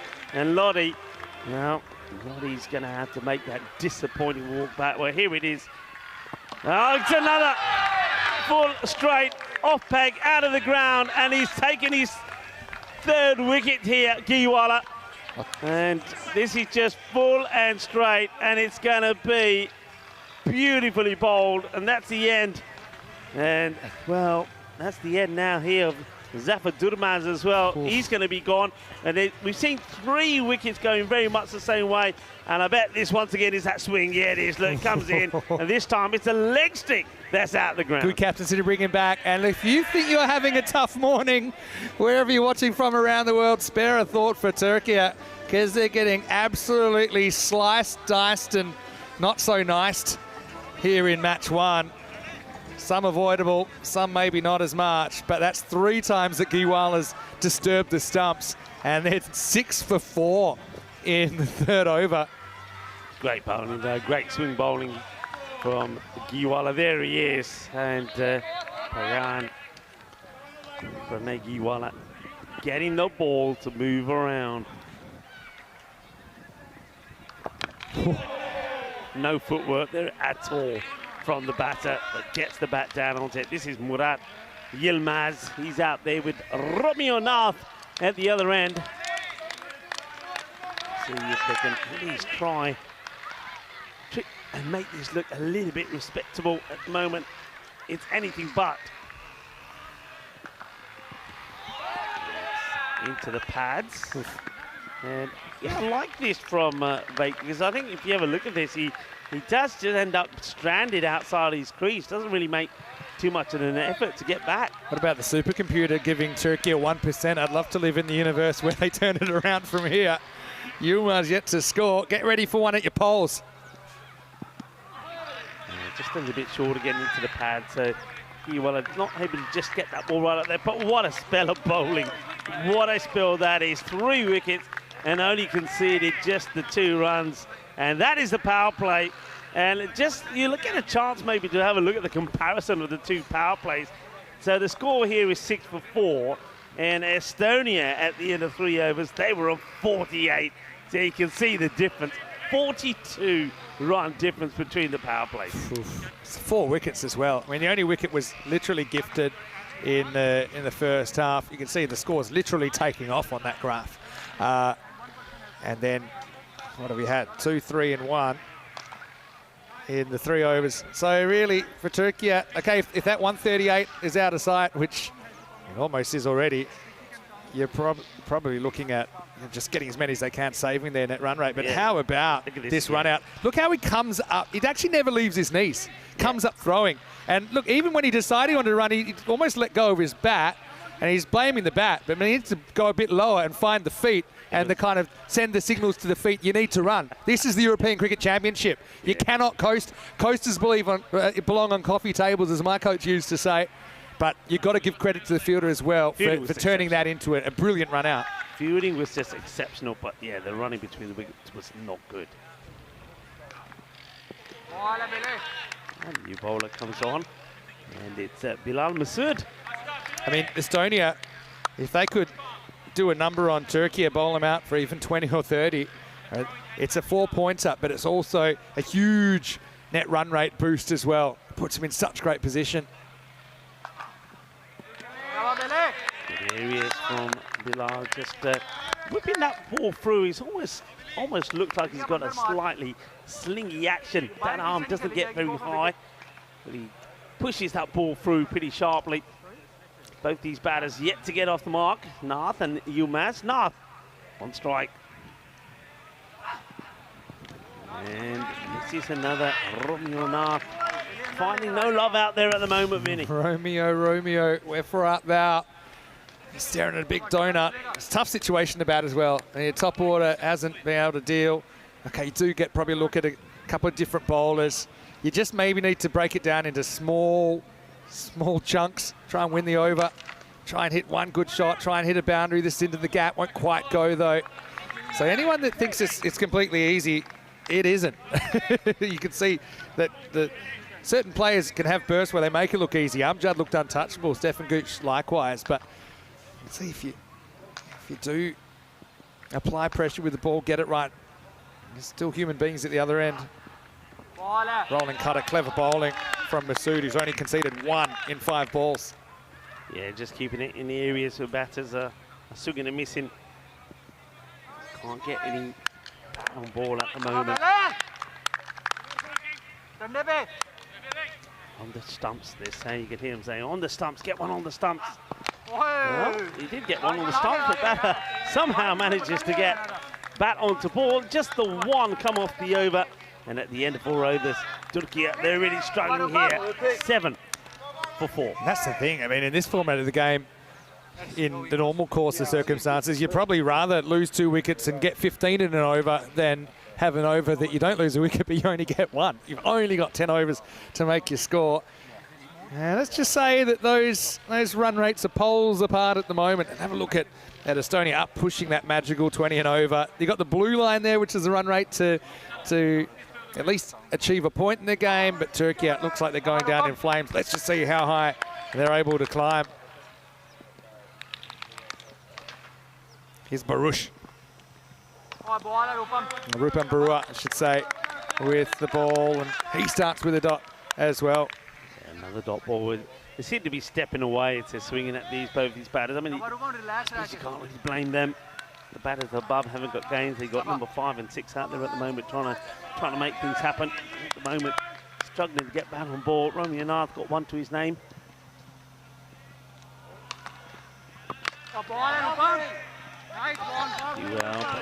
Good fielding, and that's it. Well, let's do it. Hook again. So I want to say hello to Dave B as well. He's asking who's in the fan zone. Well, we haven't actually had a chance to get down there yet, but I know it's building up. Say buenos dias to Monica as well. He's watching from South America. Viewers from all around the world, of course. Yeah, good morning to everybody on our chat. Lovely to have you with us. And oh, good morning to everybody in the fan zone as well. Yeah, you're right. Shorter delivery. Well bowled. And beats him for pace this time. That's good bowling. I'm liking this. Liking what I'm seeing here. Just the variations from Rupam. Uncomfortable place to be. That's 1 run in the last 9 balls. It's a good hit out chance for Estonia, I think, to bowl everyone that they think might be a bowling option during this week. That's a nice shot, and won't get a boundary yet. No, but he plays that well, moves his feet well. He's unlucky not to get more from that one. Obviously, we've followed Estonia's progress pretty closely over the last couple of years in particular. They've got some great facilities up there at the cricket and rugby ground in Tallinn. It's a very interesting country, actually, Estonia. It's a beautiful place. Turkey, obviously, have also been making strides, but they're probably obviously not quite where some of these other countries are yet. But I do see a lot of great work that's going on with kind of teaching the basics of the game. And I suppose the biggest difference with the Turkey setup compared to Estonia is that some of these teenagers that they're kind of teaching the basics to, they're fast-tracked into the national team, which means there is this kind of teething period, if you like, even against Estonia, who I wouldn't say they're one of the powerhouses of European cricket just yet. You can just see these teams in slightly different places. Slips down as he bowls that, but that's not an issue. It's another over completed, another one where only one has come from it. And now at the end of 5 overs, the score is 8 for 4. But yeah, I mean, talking about Estonia, one good thing that we saw there is a lot of work that's been done in promoting junior cricket. We know that Stuart Hook was also out there. We know that he does a lot of work with the youngsters as well. They get them coming to the ground. Women's cricket is growing there very quickly. And of course, that's what we're all about. That's what we like to see promoted. And that's the same thing that we're seeing here. Yeah, definitely. The over with the Cricket Cool program. Yeah, definitely. Obviously, promoting European cricket across the board, across all these different countries, over 30 countries involved now that are ICC recognised, and obviously it means they're playing full T20 internationals. And they're able to play tournaments like this on ECN. So, look, it is interesting because really it's not until you get out there and play international cricket that you know exactly where you are in relation to some of the other countries. And we will have a boundary as the first ball here from Kalle Vispalu is a little loosener, full toss down the leg side, which has been swept away by Romeo. And a boundary comes up, the first one for Turkey. And they'll be hoping a few more can come their way as well. Yeah, Kalle Vispalu is a really good story as well. Again, another native Estonian cricketer, loves his cricket. More than handy bowler as well. Doesn't get that first one right, goes to the boundary needed. Second one's a lot better. Yeah, that's more like it. Gets the loosener out the way, does Vispalu, and gets this one right where it matters, right on the money. Just going to go to the archives and try and find the lowest score. I know at the Carlton Rover we had some scores in the 20s, but that's at the club level in the European Cricket League. But the international level, Spain scored 38 once. Played away, it's a nice hit. Will be casually fielded out there in the deep. I want to go on last year's figures. And Turkey scored 51 in a game. I still think that 38 from Spain a couple of years ago is the lowest score, and I think it could be in danger here. Spain have come a long way since then as well. Takes his eyes completely off the ball this time. That's Romeo Nath. He's backing away. Eyes off the ball. You can feel as Vispalu, he walks back to his mark. He's probably saying to himself, right, okay, get one full delivery in the block hole. That's what I want. One in the block hole.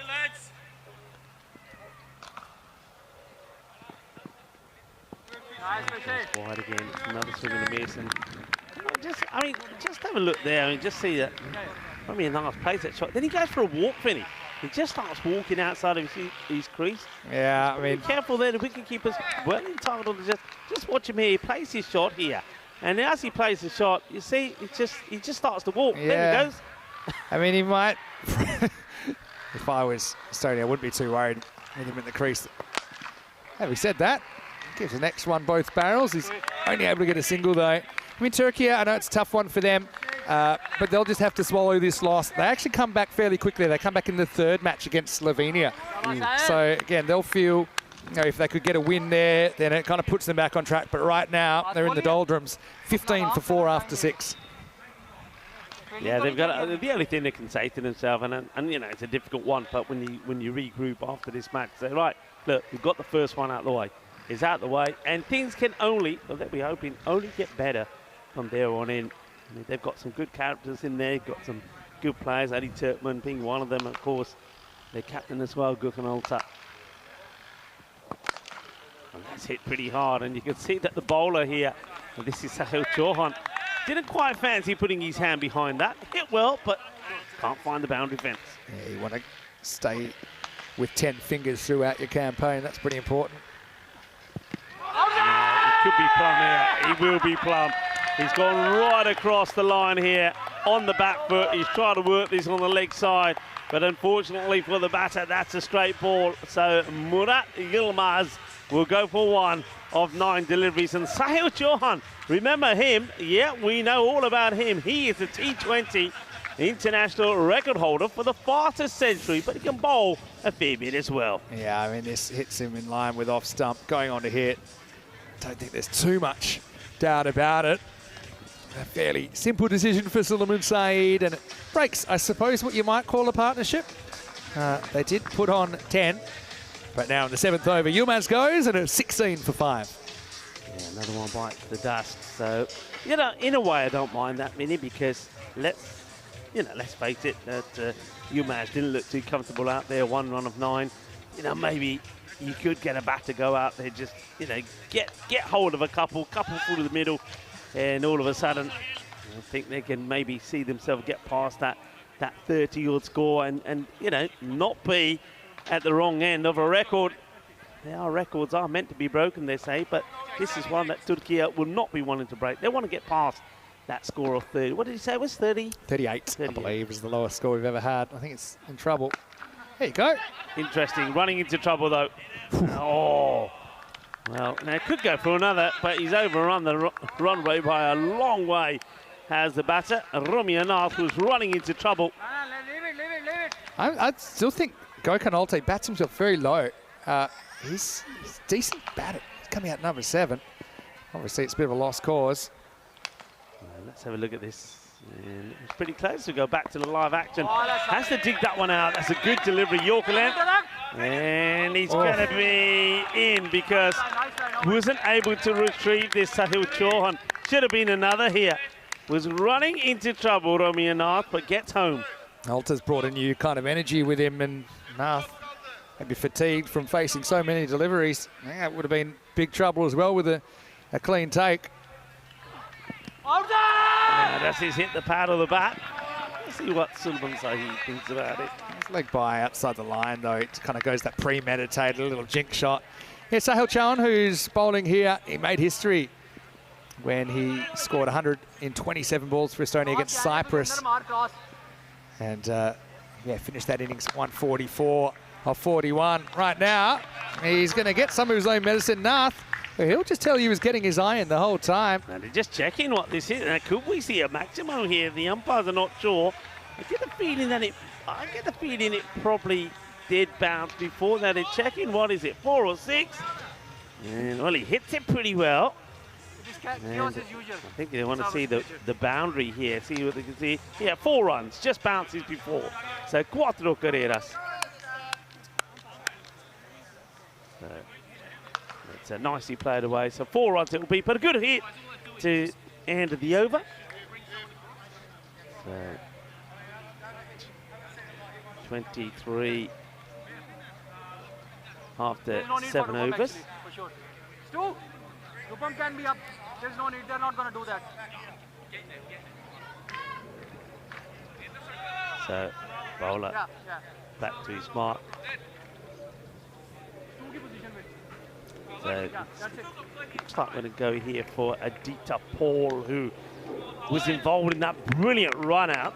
And now Paul gets the delivery. The score 23 for 5. 3 overs to go. The chase is on. 39. Stay out of the record books. That's what you want. Someone on the boundary.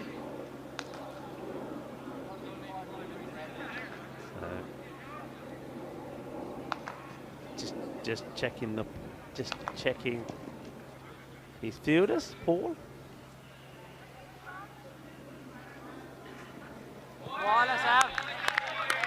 Four balls outside the off again, played and missed.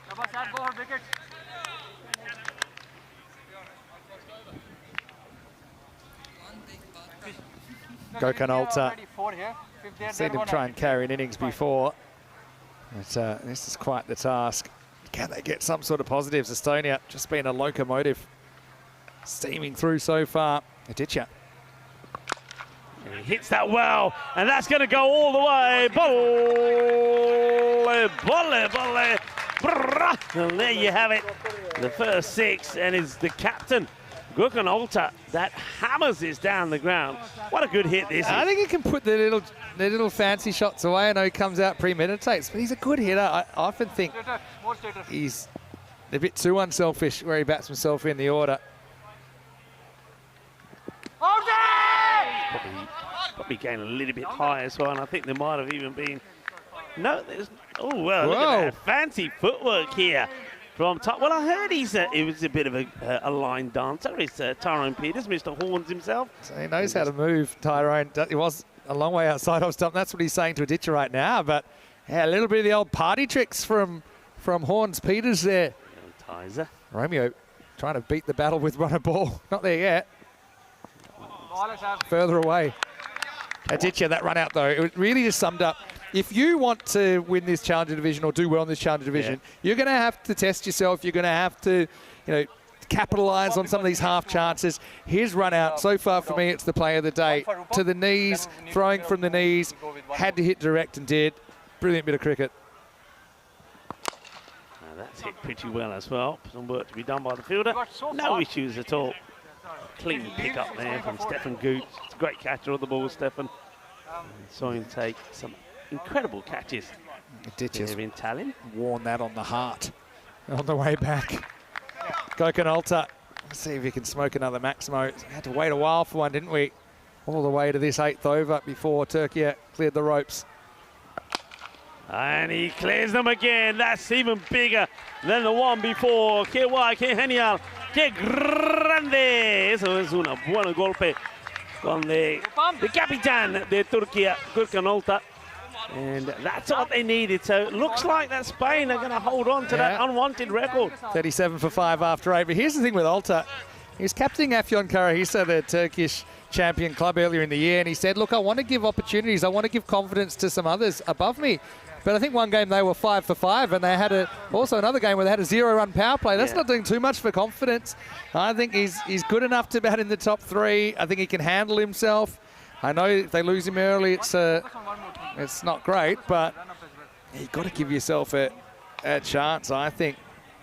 Number 7's way too low for him when you see what's happened in the top 6.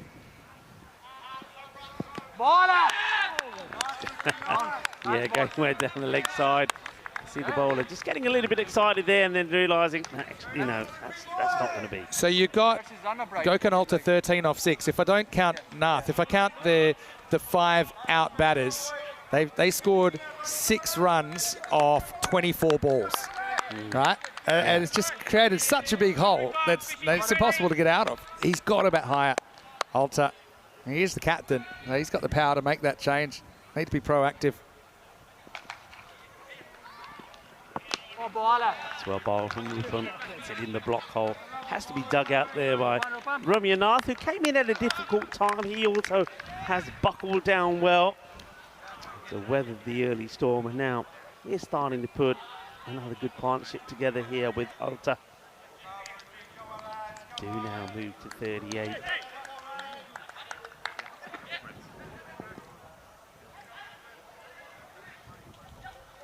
Change there in the field. The player goes across onto the offside. Just on his pads, hesitation, here's the throw. And I think a direct hit here. And he may have been in trouble. Just didn't quite pick it up cleanly and get the throw in straight away. That was the issue this time round. And that's Bilal Masood with the work. Here comes the throw, and maybe he would have just made it. Just going directly for everything. Yeah, well, we've seen Nath trying to up the ante. But, time's running out. Oh, well, that's not a good delivery, and it's gone miles. What a pickup this is. He bangs it in short, does the Rupam, It's going down the leg side, gets a swivel on it. A little the old MJ, on this one. And it goes a long way, 6 more. Well, just what the doctor ordered, and Nath finally wins his long battle with the runner ball barrier. And he does it with a bit of a hanging top edge. A bit more of a close-up look for some of the cricket school kids. Pays to pay attention, youngsters. So they are up above that 38. They looked for a while. They might not get anywhere near this. Brewer, 2 balls to go for him. Into the pads. It's time to see Romeo Nath. He's looking to play most of his shots on the leg side. That's where he looks to be at his strongest, trying to step inside and work the ball away. I think this is where someone like Baruha will be looking to get that off-stump Yorker length delivery in. All right. Well, it was fun while he was above a runner ball. He's back to 22 off 22. Come on, Romeo.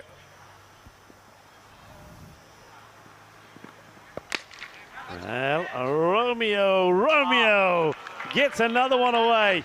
That's 6 more. And once again, it's too full. It's a full toss. The 50 now comes up for Turkey. So they will have something to smile about in the end. And it's Romeo Nath that hammers another 6. At the end of the over, 9 overs completed, 51 for 5. Turkey, but of course, Estonia, they won't mind that because they know they're going to walk away with all the points after match number 1. Well, it's had all the brutality of a Shakespearean tragedy, hasn't it? And it has been Estonia handing out the punishment. Looks like Vislapu is going to close things out. It's going to be a big win. We're talking kind of 130, 140 runs for Estonia, who couldn't have made a better start, really. Of course, Estonia are going to play later in the day as well, so they'll play Bulgaria in match 4. So both these teams still have another game here on opening day. Let's see if Turkey can finish, maybe get up to that 60 run ball as a team. Alta, he's going to be trying to launch it long. Keeper Marco Vajk comes up to the stumps. Up in the air, third coming across. Watch the spin. Watches it well. We haven't had a single. much of a time to talk about the ground, but I've never seen it in better nick, really. It looks like it looks basically like a fairway at Pebble Beach, doesn't it, at the moment? It's absolutely beautiful. I don't think we'll see too many Tortuga bounces. And it looks stunning, really. And when you think, Vinny, that the weather that we've had here in Spain, I mean, here on the Costa del Sol, it's very little rain. It's going to be a little bit too wide there for Vislapu. So, yeah, the ground staff have done amazingly well, keeping it nice, green and lush. Got to say, for Estonia, I wonder how they're handling the heat. I wouldn't say it's the warmest climate up there. It's got a pretty limited window for the cricket season. I remember they were telling me that once they started in April, but they couldn't because it was snowing. Yeah. Hit pretty well, and in the gap, 4 more. Good shot. Romeo Nath. I think this innings will do him the world of good as he's timing the ball to perfection. That's another good shot. I mean, I'm glad he's been able to stick around and make something with his innings, because if he'd gotten out, say, around the kind of 3 off 12 or something like that, you know, he walks off feeling totally bereft of confidence, probably worse than when he first walked out to bat. So at least he's been able to pull it back to an extent. He hits this one pretty well. So Fielder got some work to do and keeps it to 1. So Gukanalta. The other thing about it is, and it touches on what you were talking about. So Gukanalta, we know he should be batting Mas Alta. Yeah, higher up the order. Mas Alta. And the thing is, when you got somebody with you who you know can also bat, the confidence flows. And him being out there is giving Romeo the confidence to play some nice shots. So he's really got to think about it. Mind you, this could be the end of him. Up in the air, Bilal Masood will put the catch down, and now the batters, well, he could have been run out here. He could have been run out. Again, you've got to be looking for 2. I mean, there's certain things that Turkey would say, oh, well, you can't do much about that. But there have been several errors that they've caused themselves. Some of the running has been suboptimal. I'm thinking of other words. But even just there's an extra run there. All right, time to finish things off. Oh, that one could be too high, you know. I know that the umpires will have a look at this. Height is certainly going to be a question. Let's have a look if we can have a side view of this to see, have a look at the height. Let's have a look here. And I think I've seen them given. And I think they decided with it. Probably just he was batting standing low at the down. crease. It's probably just below. Anyway, the 468 and over for a point's tough. Last ball coming up of the opening match. And one hand off the bat, up in the air. Keeper should take a straightforward catch, and will do. There'll be a wicket for Vissalapoo to finish things off. Good catch, taken behind the stumps there by Marko Vajk. And that will be the end of the Turkey innings.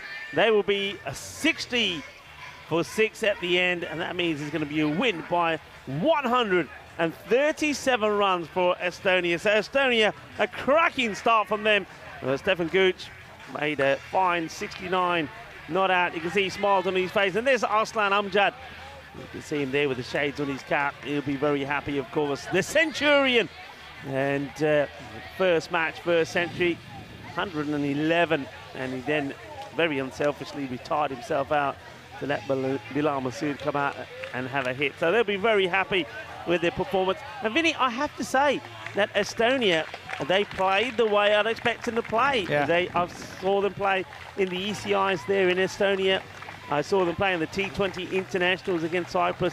They're an exciting team. They've got good batters. They're playing exciting cricket, and they win matches. And that's what they've done here today. Played exciting cricket and won their first match and picked up 4 points. Yeah, look, tale of two teams really. Estonia, they do a real number on Turkey first up. There's the cricket school kids again. There's a real positive atmosphere around this tournament, around this ground. But for Turkey, it's a tough lesson to learn.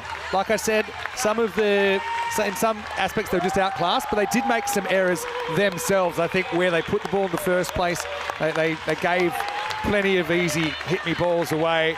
Now, obviously, for me, the player of the match has to be Arslan Amjad, the Estonian skipper. But well, it's the Cornflower crew, the Estonians, that get off to a huge start. 137 runs. They take all the points out of it. Great job by the officials as well. This is what's coming up. Bulgaria versus Croatia.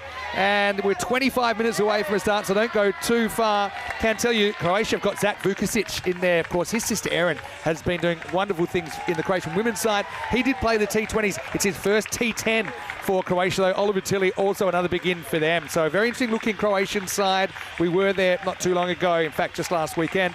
For Bulgaria, Lakov listed at the top with Mishra, who's a real experienced campaigner. You've got kind of the brute hitting rawness of someone like Bashir Manan in there as well. So I think that could be a lot closer than the opening game at least. And like I said, we're coming back to you in about 20 minutes with that one. Let's go and have a look at the highlights of this go. And if Turkey thought they were in bad shape at the half-time, it was only going to get worse and worse, because the stumps would go flying, not once, not twice, but thrice off the bowling of Giwala in the power play. Yeah, well, Giwala, he had no gi on his fingers, that's for sure, because he was getting the ball to go in the right areas and knocking the stumps out of the ground. Well, that was the off peg that went, and unfortunately it was the first baller for Basir. And then there was this one. Look at the movement on this. Great delivery. It would be a 2-ball duck. Then for the next batter, and it was just not going to plan at all. And then some of the running between the wickets wasn't great. That was a brilliant pickup there behind the stumps from Marko Vajk. And how about this? Absolutely brilliant. That really is the player of the day so far, isn't it, from Aditya Paul? And not the best of running, though, you have to say it, from Abdullah Lodi. And a Lodi to be desired from that, but the work from the field was exceptional. Then, well, he said, I've knocked the off stump out of the ground a few times. I might as well go for the leg stick as well. Brilliant bowling ready from Giwala. Absolutely fantastic spell from him. 3 for 2. Yeah, but the Aditya Paul run out, I mean, for me, that's the moment. And just the wickets kept on tumbling, didn't they? Again, playing cross straight ball. That was pretty much as plumb as you get. And that was after a little bit of a mini partnership. For Estonia, I mean, it's a good win, but it's only one game. Remember, there's 5 matches that you'll play in the group stage here, and then potentially finals on Thursday. So, no, they didn't do a lot wrong there. I think that one thing, I suppose, is they only really had 2 batters bat for an extended period of time. I know they tried to give Masood a hit strategically. But, you know, another game comes. If you lose those early batters, you got batters coming out that haven't had too much time. So I think it was quite smart to at least try and get someone else out there. Obviously didn't hurt them too much as far as the result goes. They had a huge net run rate boost as well. And I mentioned that we'll see both these teams later in the day, with Estonia playing Bulgaria in match 4. Turkey will play Slovenia, who will be playing their first game of the tournament in match 3. So, I mean, Turkey, if anything, they'll go into that, I think, a little bit better for the run. Vike finished things off with the old Australian football style overhead mark. It just kind of blew back towards him a little bit. But Estonia, all smiles. They give Turkey the blues in the opening match to the tune of 137 runs. Yeah, and we'll see the scorecards coming up, but let's just admire the beautiful Kartama Oval. Well, there it is, the European cricketers' field of dreams. That's where the dream comes through, and certainly the dream of Arslan Amjad came through, scoring a century here at the Kartama Oval. And then the bowlers and the fielding unit did their job as well, particularly Giwala just went through the top of the order beautifully. That great run out from Aditya Paul as well. But I like the fact that Romeo Nath did stick around. He got going, he played some nice shots. I did like it on the leg side. Some big hits from him, and he was supported well by Gukanolta, who came in too low really. 16 of 10 deliveries. So I think Turkey definitely will make some changes to their batting lineup. There's those bowling figures. I think it was an opportunity that Estonia took to get all of their bowlers to turn their arm over. But Pranay Giwala, by far the pick of the bowlers, just conceding 2 runs for picking up those 3 wickets. Stephen Gooch just the 1 over, and to make sense to rest your key players when you can. And you can see there an opportunity for Rupam Bura and Kale Vispalu to bowl their quota of the 2 overs. So a very comprehensive victory. So Estonia will be very, very happy with that start. So that's the first match of the Dream11 European Cricket Championship. We started, of course, with the Challenger Division, and Estonia getting a good win over Turkey. The next match will be coming up in around about 20 minutes time, where Bulgaria will take it on Croatia. Vinny, what's your views on that one? I think it'll be a lot closer, put it that way. I'm really interested to see a couple of new players for Croatia in the T10 format, Vukusic and also Tilly. I know you're going to step out, have a bit of lunch. Corey Ruckers will be back with me soon, but it's Vinny Sandu, Mr. Maximo with Rico Full, wishing you a very good morning or good afternoon. No matter where you're watching from, we're back soon in Spain with more Dream11 European Cricket Championship.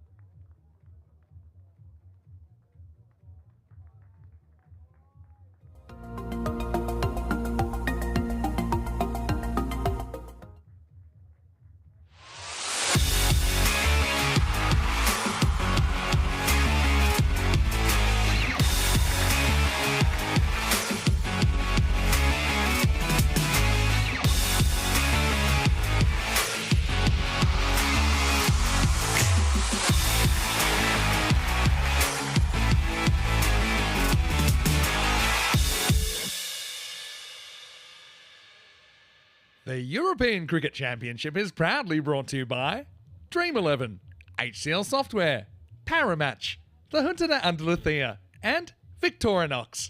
And the official charity partner, Share the Meal by the United Nations World Food Programme.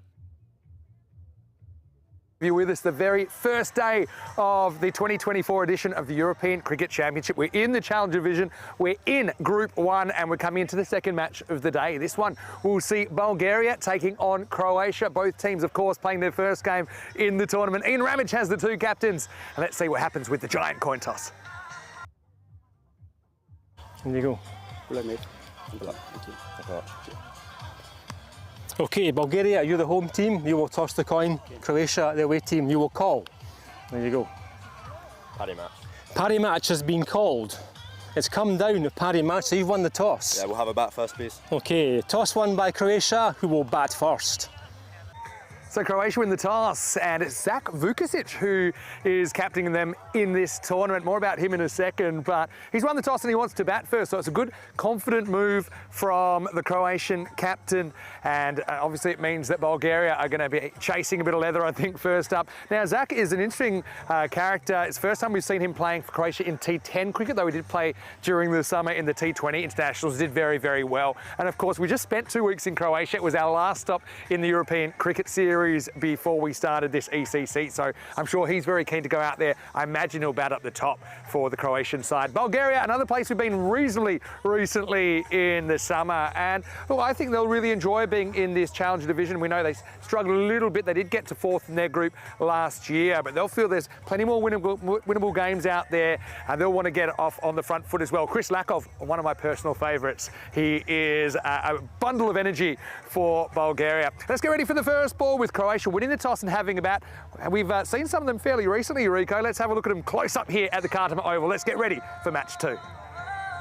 Well, it's not Rico. How dare you, Vinny Sandry? That must have been a joke on the inside. It's Corey Rutgers, and welcome back to the ECC for 2024, the Challenger Division. Very excited to bring you some live coverage. Match number 2. It was all Estonia this morning.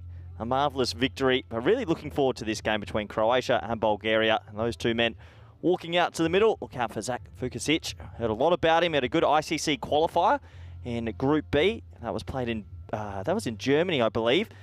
Opening the batting and opening the bowling. So look out for the tall, young batsman.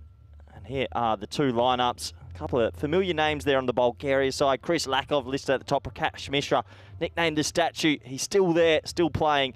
Look out for Oscar Duff right at the bottom there. Pretty handy with the ball. We look at the Croatia lineup. Sam Houghton, he's a familiar face on the ECN network. Oliver Tilley, he's the other opening batter. This should be a good game of cricket. Obviously, these two teams may be feeling a few nerves with all the cameras around, but I'm sure they'll be excited to turn it on in front of the rest of the world. Supercomputer favouring this one to Bulgaria. I think I'd flip that. I reckon Croatia might just be ahead in this. A really tough game to call, actually. Looking forward to it, and a big warm welcome to everyone around the world. Great to be back. I've missed you all, and I'm sure you're all enjoying day 1 of ECC in 2024. See plenty of people in the chat. Welcome back. I hope you enjoy all the live coverage today. This is only game 2. We're at 1:45 p.m. local time. We'll be here all night. 3 more games coming up after this. There's Lakov. He's a familiar face as well. He's a good man. He's sporting that mustache. As we are almost set to go. Looks like it's a deep third and a sort of deep forward square leg as the two boundary riders. And pretty much a ring field to get everyone else into position. Ali Rasul, left arm seam bowler, is going to bowl over number 1. Love the kit of Bulgaria as well. Here we go. T10 action live at Khartoum Oval. Well, a slight appeal, shaping back in, and they didn't really go up in unison too much, but it'll be a leg by to open the account. Let's have a closer look. Probably just pitching outside leg, and fair enough. As it's Shub and Sully, our standing umpires. I'm sure they'll be feeling a bit of nerves as well. Out there in the middle, as it looks like we're going to get our first sort of glance at Oliver Tilley, right-handed opening batter as well.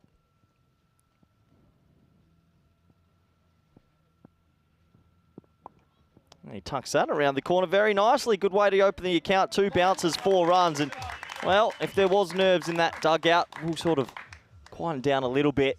Just clipped around the corner, loose ball there. Good batting, don't have to whack it away for 4. We know the sort of boundaries around that 50-metre mark. Runs do fly at the Cardamar Oval. I think we're going to see more records broken this year. I really do. Every year I come back and I'm amazed by the batting prowess of all the nations.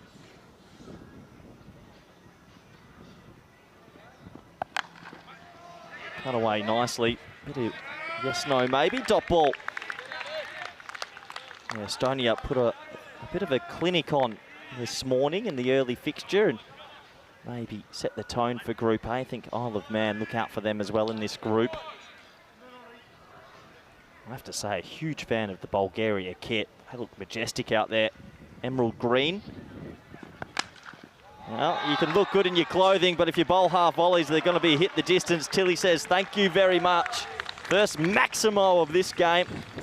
Vinny Sandhu be back in the com box in a moment as well. Over pitch, looking to swing it back in. Traditional left arm seam bowling, but a bit half volley length and put away. That's what I mean. 65% it said, the supercomputer to Bulgaria. Well, I think it's the opposite way. Croatia, they're dangerous. Oh, yeah. Have some of that. I reckon that's gone the distance as well. 6 more. A pair of 6s. And Tilly's enjoying himself. It's not going to be all Estonia in this group. Look out. Some of these players on these teams.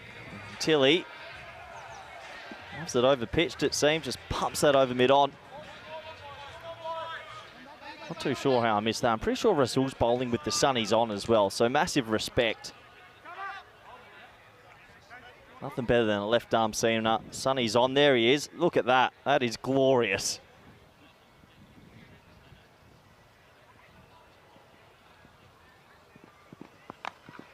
Down the leg side, clipped away and bobbles over the hand. That might go for 4. Bit of tag team, foot action. And a good bit of fielding in the end.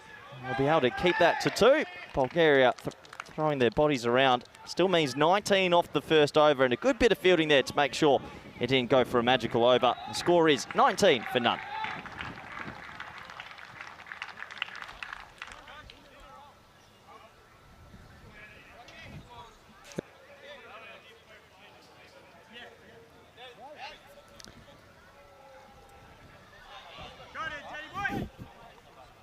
As it does give me a warm welcome, as it looks like Rico Full has joined me back in the commentary. Hello, Rico. It's out of habit. I did call you Rico in the intro, but I know you're here. It's great to be with you, Corey. Actually, the last game we did together was in Croatia, and it was the 3rd of August, and it was a golden ball. That's in the T10 format. I know you're going to say. We did also do Netherlands, USA, Canada. It's good to be back, series. I have to admit, I'm loving being situated at the opposite end of the ground. How you talking about a warm welcome? How warm is it in this? Let's just tomorrow it's double shirt day. I'm going to have to bring some extra shirts. It is warm, boiling hot actually. Anyway, yeah, Zach Vukic and Tilly opening up. So 2 new faces in the T10 format, and they're real wild cards, I think, at the top of the order for Croatia. Daniel Ali with the second over, and he's going to disappear. Well, it's a Zach from Zach. It's Maximo time, and Croatia doing some damage in the power play. There is some huge raps on this kid. He had an amazing qualifier for Croatia in Group B during the T20 phase of the season. Good to see him out here playing some T10 cricket and at the top of the order. He's a big man at his age, and he's got a lot of power. I mean, he's huge, and he's a 16-year-old captain of his country. It's the second time we've seen it this year, actually. This one off a length, just knocked down for a single. We saw Teresa Kolchunova for Czechia captain her country at 16. So for Zach to captain the country at 16, that is a big achievement already. I don't think he's feeling the pressure too much. I think he trusts his game. I think he'll have the benefit of having watched a lot of this format before he's actually played it, and I don't think he'll change his game too much. He's got natural attacking instincts. Tilly, though, he's been a bomb at the top. Lets this one go past. It's been okay. Remember, since we were here last year, there's a slight change in the interpretation. So if balls go over the line, it's not a wide. And even if a little bit of the ball goes over the outside of that line, it's not a wide. The whole ball has to be outside, the whole line to be a wide when it passes the popping crease. I think that's a good call.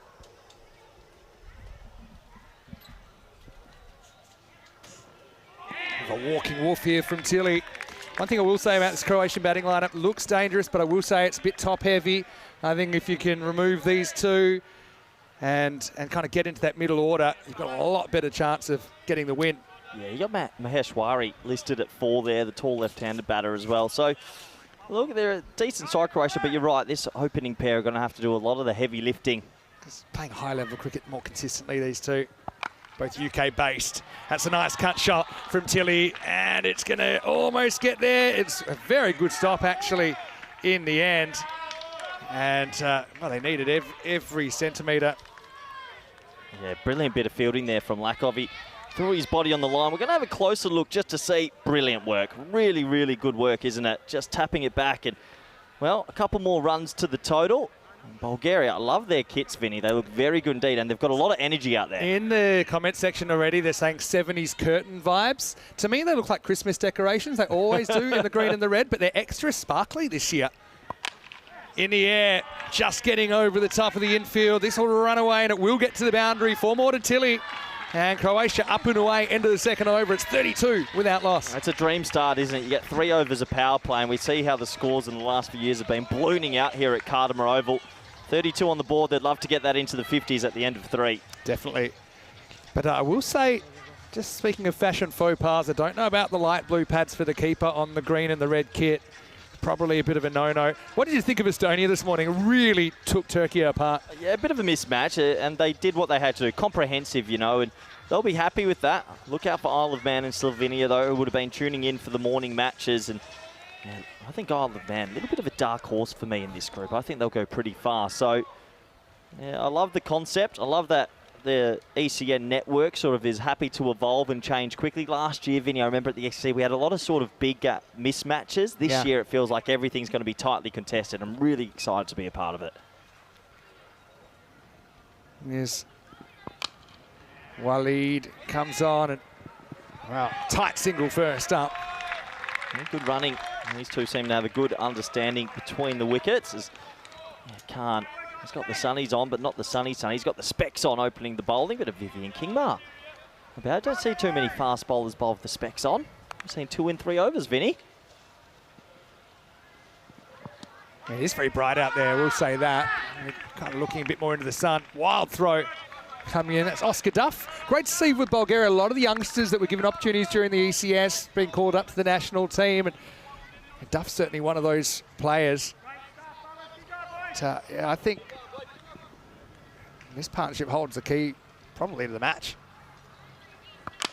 Full toss, cracked over the V, and that's power. Big power from Zach Vukovic.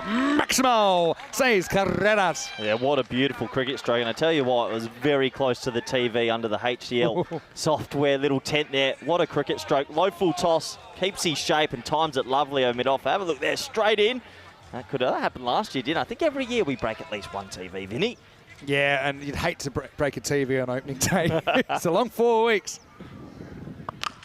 This one's absolutely smashed. I wonder if that actually carried. Maybe not quite. It's a tight one. They'll get through for a single. But this was absolutely spanked. Yeah, a lot of people talking about how Vukovic has a lot of power, natural power, and you saw it there. He spanked that to cover. Good opening stand here. 41 already off 2.4. Bulgaria, they need a wicket. Well, another nice shot over pitch, and that's 6 more. These two, they're clicking. I like to call it the double click. Sometimes in this T10 format, you get openers that sort of feed off each other. We saw it with Estonia earlier this morning. Right now, Croatia, they're off and running, Vinny. Yeah, they are. It's a zero fear approach, as we can do in this form of the game. And Croatia, well, they're wearing the red and white checkers right now. It looks like it's the Bulgarians playing checkers and the Croatians playing chess. I know it's another powerful hit. I know it's early stages in this group, Vinny, but you do feel like this game, especially for these two teams, could determine quite a lot with where they go. Obviously, Turkey are probably the underdogs in the group, but there's a couple of teams that are very evenly matched. Cracked again, but this time the fielder should clean up. That's Chris Lakov. He has a few nicknames, mainly because of his moustache.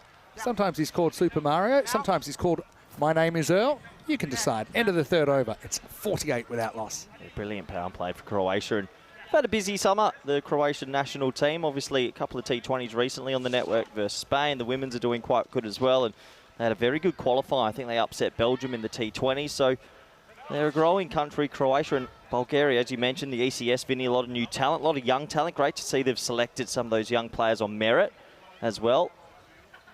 And I think this is going to be an interesting group. I think that obviously Estonia go into this group as maybe slight favourites with Isle of Man, but then that's third, fourth, fifth place going to be very interesting indeed, as it does look like your man, Lakov, he's going to bowl over number 4. One thing about Lakov is he will give you 110% effort. 130%. 130.4. 0.5. He loves it. On a good day. Anyway, here he is. He's got the ball over 4. First one does actually swing a little bit. We see the ball swing around quite a lot this morning. Okay, end of the power play as well means that 5 outfielders can be employed from this point forward. They've kind of hedged their bets a bit. They've got deep forward point, deep forward square leg, and then kind of cover long on, long off. It's pretty traditional T20 field there. If you look, just cover and point in the ring and third and final leg up. Bit short, but cramps in for room. More work for Duff. Oh, Duff's got that youthful energy, and he's thrown 2 supersonic throws so far. Probably not necessary, but I like the enthusiasm from the youngster. I think Manan Bashir with the blue pads on, the keeper just said, I'm about 4 metres away. You don't need to fizz it in like that. Doesn't matter. 1 extra run. Good running. Maybe a quarter chance for a run out. 50 partnership up as well, Vinny. Get a nice little bit of bend on that ball from Chris. And Chris is a great story as well. Was brought up in New Zealand. And he's bowled to Tilly, who also was brought up in New Zealand. Chris is now, for quite a while, he's lived in Bulgaria, speaks fluent Bulgarian. Brilliant. Thanks to his grandparents when he was growing up in New Zealand. That's how he'd communicate with them. Certainly an icon of the game there. This is going to be turned around the corner, though, from Tilly in the Kiwi-on-Kiwi battle. Just tapped around for 4 runs. He'd be a bit frustrated here, Lakov. He's actually getting the ball to tail in a little bit. He's getting it to swing. He's just straying his line down the leg side. So if he can get that at maybe 5th, 6th stump, get that swing into the off stump, might pick up a wicket. But Bulgaria, they need to get one here. You said this opening partnership's crucial, and they're getting away with it here, Vin. Right now they're ticking. Yeah, better. Oh, well, chance here. Oh, which end? Wrong end, I think. I think he could have pinged at the keeper, and you might have had a chance to get Vukusic. Just kind of caught in 2 minds there, the fielder. Yeah, it was Amadel at cover. He goes with the Statue of Liberty, and then it was a bit of a loopy throw in. Didn't fizz in. I think with the man backing up at deep mid-wicket, could have let that fly. If you missed the stumps, you missed the stumps. I think I would have pinged at the keeper because I think that Vukusic was slow to go. Anyway, he's got the strike back now. And now he's going to make hay while the sun's shining. Clipped away off the pants for 4 more. Croatia 60. And we're not even out of the 4th over. What a brilliant start. Yeah, once again, Lakov swinging in, but 2 straight. Starts the line 2 straight. And good batting. What I'm liking so far about Vukusic in particular, just playing the ball on its merit, not looking to slog. When it's outside off, he'll pump it through the offside. If it strays in line 2 straight, just clips it nicely. This is a very good start from Croatia. So you're telling me he's 16. Are we sure about this? We'll have to check the passport, Vinny. Are we sure? Oh, well, if you're very unkind, you might call it a chance. It almost blows his fingernail off. Vukusic with 4, cracked off the back foot through cover. Just a majestic cricket stroke, Vin. Not the worst ball you'll ever see. Lakov's over, goes for 16, stood tall, pumped it through covers. And what a brilliant this start is, for Croatia. 35% on the supercomputer, but for me, you can see 72% now. They'll be ecstatic with this sort of opening partnership. And if they keep going, 150, 160, 170 on the cards. I see that Zach actually has a birthday coming up in a week's time. He'll be 17. So for a 16-year-old, he's pretty old.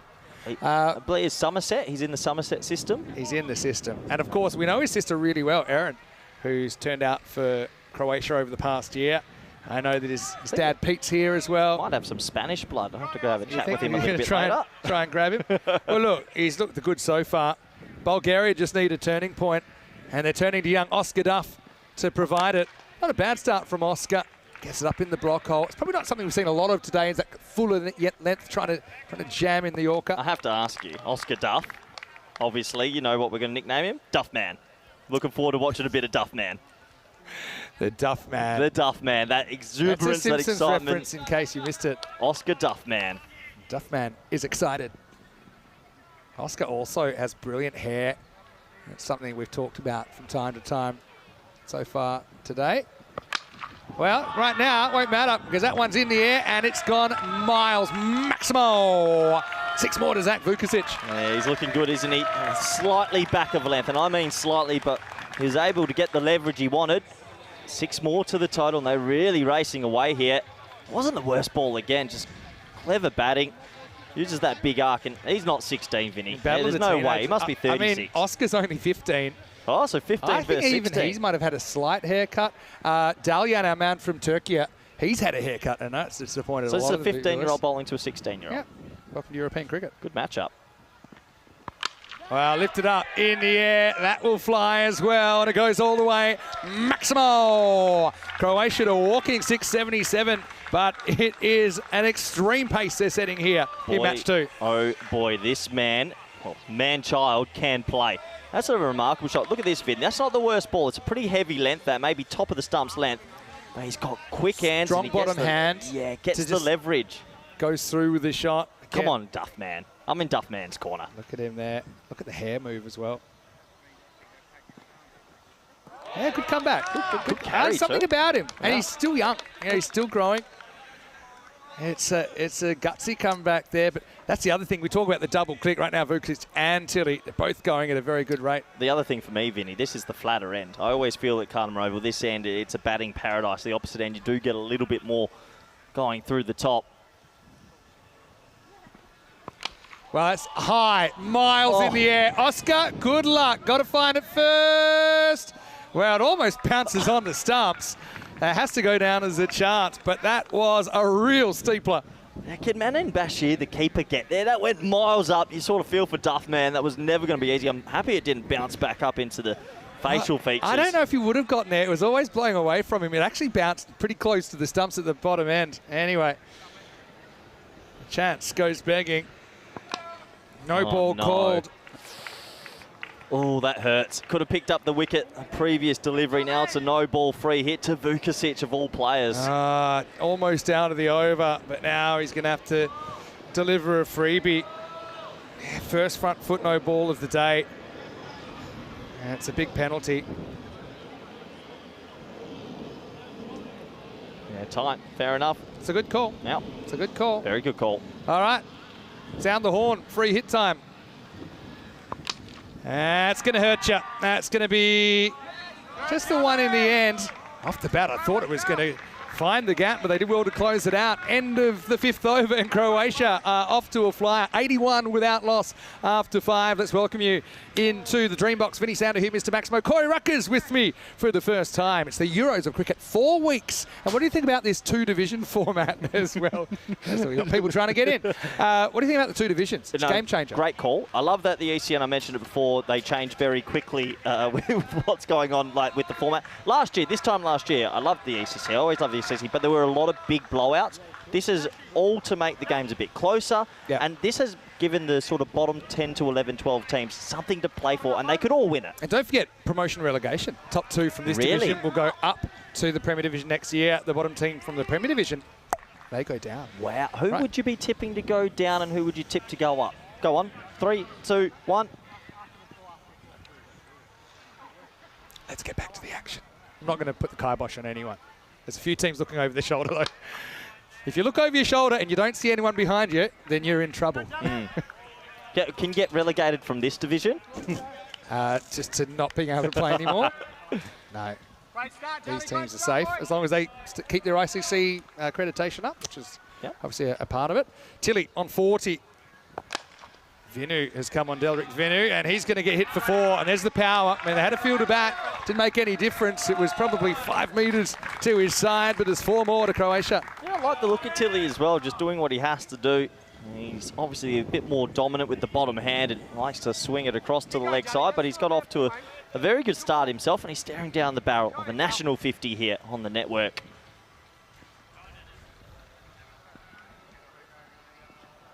That's a good leave. And if it's whole ball wide of the whole line, will be a wide. Sullivan Slade gets that absolutely right. Liking the kits of the umpires as well, Vinny. First time we've seen them in the baby blues. Is that baby blue? I guess so. Quite nice, isn't it? Thought Estonia were playing with 13 at one stage. It's true, actually. Bit short.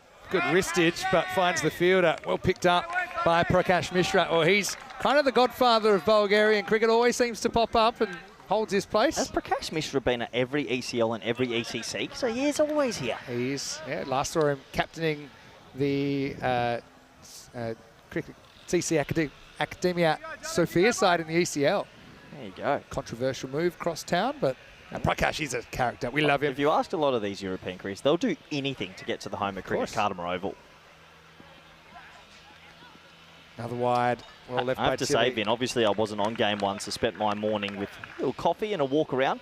I went up to the hill, the new Elon Musk Tesla Centre up there. Beautiful. What a spot to watch the game. A couple of new tents on the ride as well. The ground is feeling almost stadium-esque. That is new. And we always knew there'd be improvements here over the years. All right, in the air. This is a chance, I think. Tilly skies it. Well, you wouldn't believe it. It falls into some open space. It was 2 infield for the outfielder, 2 outfield for the infielder, and Tilly survives. Yeah, everything falling Croatia's way at the moment. Vinu would be disappointed. He went curtailing over to try and get a long court and bowl, but one more run to the total. Yeah, the Tesla Centre's looking good. How have the moderators been of late? Yeah, they're good. They're busy. themselves? It's a busy day. Good men and ladies. A bowled or not. Just didn't come in enough. Yeah, big wide, big wide. It's not a bad spot to miss, is what I would say, though. How's the game been with the changing of the rule? So the line belongs to the bowler now. Good call. Has it helped, you think? Yeah, I think it's been easier to be more consistent. That's what I would say. In the air. Oh, again, doesn't quite carry. I'm not too sure. Croatians both giving a couple of half chances. I'm not too sure if he didn't pick it up or whatnot. Amadel there at cover came running in and a bit of a half volley. It's another half chance that goes begging. It's very much like what the Turks were dealt with first thing this morning. He just unloads on this one. That's straight over the HCL software tent. Maximo! And the brute, blunt force trauma from Vukusic takes him into the 40s. Oh, danger signs. Once again, that is a brute power sort of swat over mid-off. 96 on the board. They are looking at 160 yet. Look at this. Oh. 16. What's he going to be like when he's 20? It's such a good shot to have the confidence that you can hit off from any position. It's like this new age player. They can baseball it straight. That's the old Tesla Centre. What do you think? Restaurant inside. I was sitting just up there on the one of those whites. I had a little cappuccino this morning watching the game from up there. Fantastic. And if we zoom out and we'll see where that is compared to the ground. The ground is kind of down the hill. So that's it's a big hill. There's no cars inside. It is a restaurant. Yeah, I was going to say, if you want to buy it, do you have people wandering in that want to buy a new Tesla? Excuse me, am I at the right place? I mean, Elon, if you're watching, he'll be watching. Could always use an extra sponsor to keep us on the air. Do we need another one? Network. Oh, never hurts. Here's Prakash coming on over number 7. And if you look up Dibbly Dobbler in the dictionary, nowadays you'll probably see a headshot of Prakash Mishra, the Bulgarian veteran. There's a lot of Chris Harris about Prakash Mishra. Very similar run-up, very similar style. Hairstyle. This is Chris Harris to a T. Like, again, in the sunnies. Here's Prakash. You'll have one innings with the bat as well. We just completely tease off. Right now, it's the Croatians teeing off in the air. I don't think this has the legs. And I think he's gone. Well, they're going to have a closer look at this, but I think he is. It's Lakov with an amazing bit of fielding, Vinny. Well, I mean, he almost ran out of real estate, and he's saying, let's have a look. To me, he catches it inside, but does he step on the line while he's got the ball? This is going to be a really interesting replay. Okay, that's fine. Oh, fine. You can see he's fine. He's still fine. Shoelace? Oh. Shoelace, almost. Not quite. It's clean. Wow. It's a clean catch. What a fantastic... Yeah, that's an amazing bit, and I think the decision will be given. He's already walking off. What a way to take your first wicket. But it was almost the shoelace that did him. I'm telling you, if we got that one more time, the shoelace almost hit the rope. But Lakov does incredibly well, and that's player of the day territory. Oh, brilliant catch. What a brilliant, brilliant catch. Lakov just showing a bit of class there and composure, if anything. Look at this shoelace. I'm dead serious. Look, there. Can you see the shoelace? And what a catch again after he throws it up, Vinny, because he's got his teammate running in as well. You've got to be brave to do that. Yeah. All right, we're back live, and That's going to be a single to start. Oh, now we almost got a mix-up here.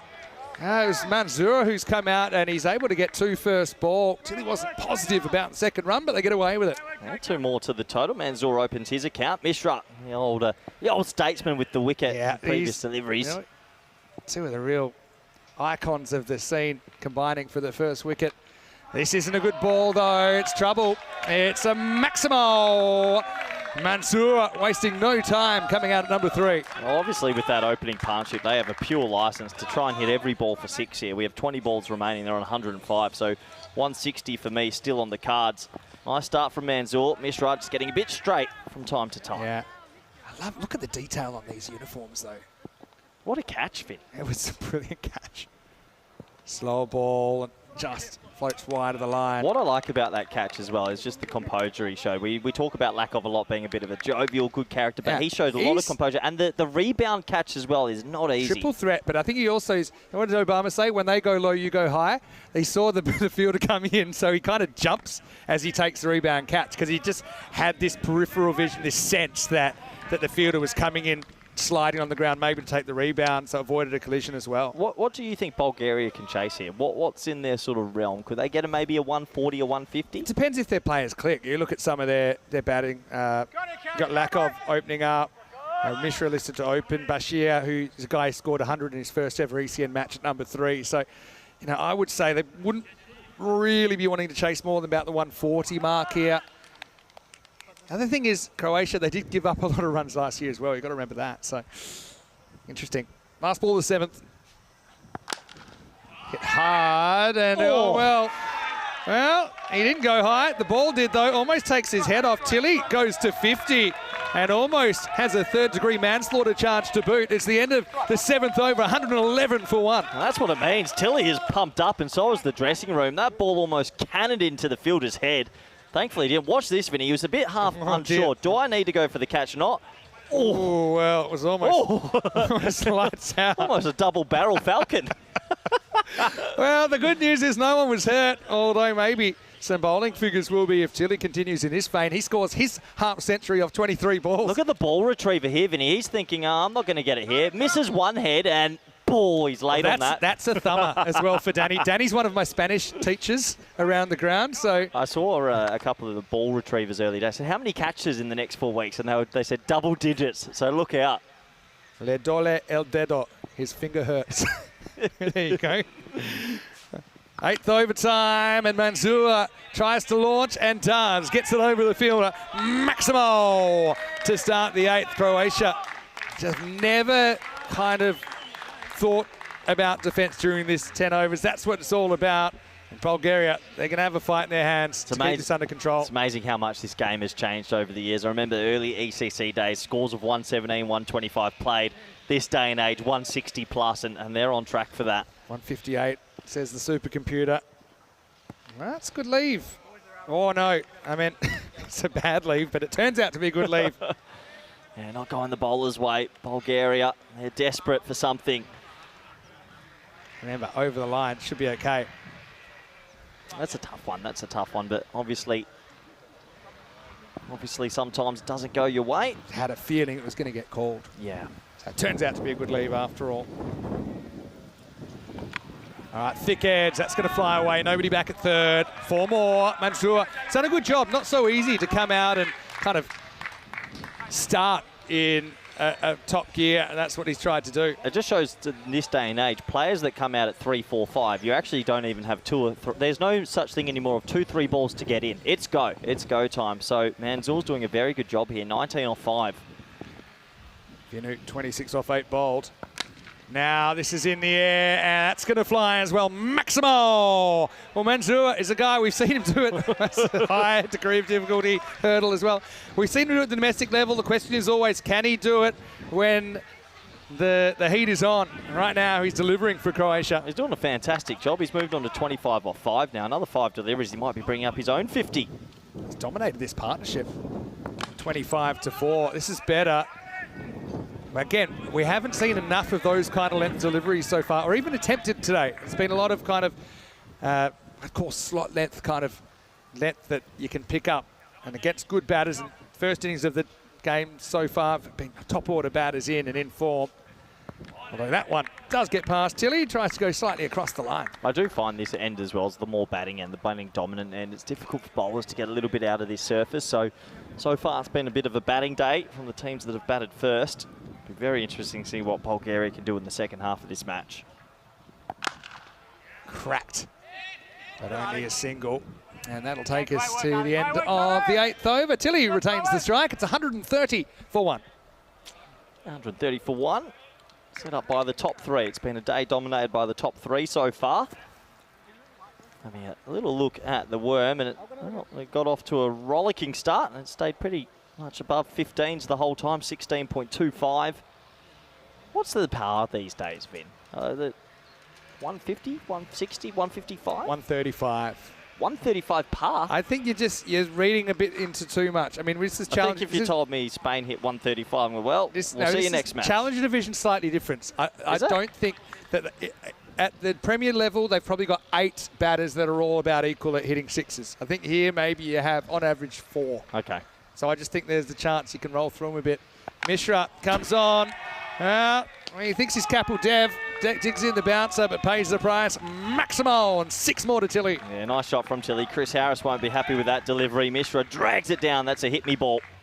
Yeah, just far too short from Prakash. Hello to Saurabh, who's in the chat, saying hi. Any sides in the whole series which are standout fielding sides? Good question. In this Challenger division? I think Isle of Man will be pretty on it. They usually come across with a young team, and I think they'll be right on it. And the one thing you can't forget, fielding wins a lot of games of cricket. I know the ball flies here, but you've got to have a good fielding unit. Makes it all the more important to take them when they come. This one almost is reeled in, but doesn't. It's gone all the way. Maximal.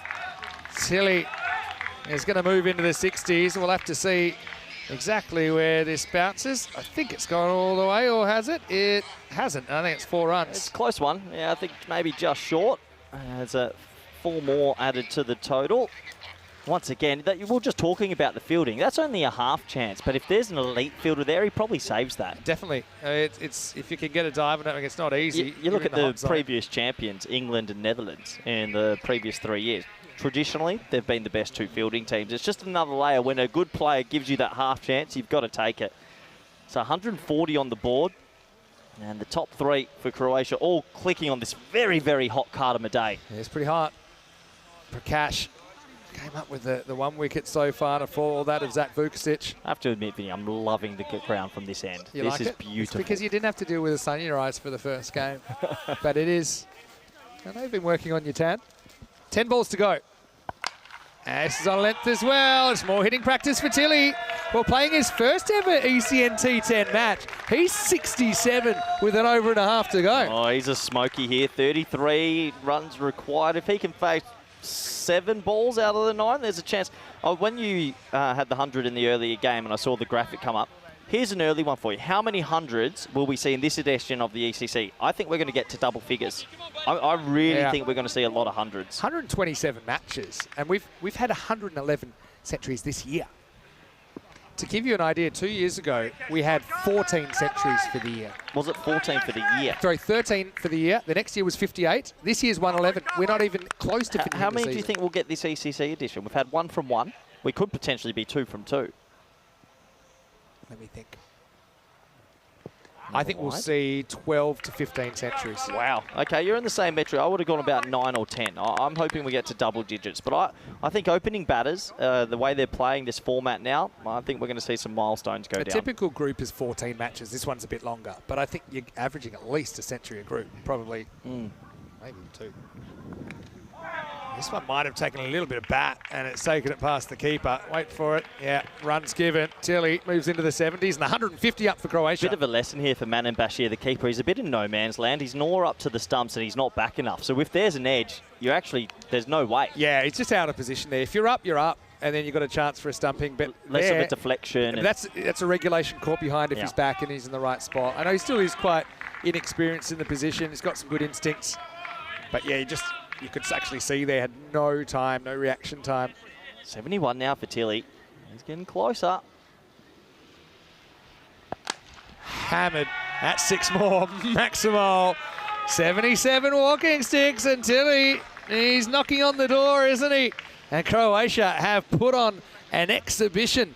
Look, I know you're the T10 Almanac. You know everything, Vinny. Have we ever started an event, any event, with 2 centuries? Believe it has happened in ECS cricket. Really? Yeah, I believe it has. Well, that blows the But balloon in the down. ECC, Pop the no. balloon. In the ECC, no. I've seen a lot of things. Last ball of the 9th. Well, does he want one? Well, too bad. He's going to get more. And so, again, this is another one we'll have to check if it's 4 or 6. It's very close. Mishra is going to end up in the high end of the 40s. It was a lovely shot, back of a length again. Did it get over the rope, Vinny? It's close, probably 1 bounce 4. Yeah, 4 runs, but still absolutely smashed. It's 162 for 1 then, Tilly 81. Well, Mansour, he's going to want to just go to town here, and I can understand that, but I wonder if there's a little bit of him thinking, I've got my partner on 81. What's your thoughts on Bulgaria using so many bowlers? Do you like it? I look at the economy rates. Is it just trying to find someone that can do something? I like the idea of mixing up. If you've got a lot of bowlers that are about the same level that you think, and maybe one of them will have a great over that you can bring them back, I don't mind it. I suppose it's benefit to get more people involved earlier in the tournament. Daniel Ali asked to bowl the last over. Mansour faces up, and he hits one. It's actually going to be a perfect Bermuda triangle. And it'll just be a single. It brings Tilly back on strike. Great result for Tilly and all the people that are wanting a century. He's got 5 balls to put his name on the ECN Hall of Fame list. Lovely sort of leading edge into the Bermuda Triangle, but it is a 1. What can Tilly do? All right, it's facing up. Hit hard. You want 2 here if you can, but in the end, well, he fakes the handoff. It'll just be a single. That makes it tough. I mean, you need to get back on strike this ball and then hit 3 sixes. Yeah, I think that was the moment that had to go for 6 to keep it going. I don't think Manzoor's going to be wanting a 1 here. He's not thinking 1, is he, No. Sagar?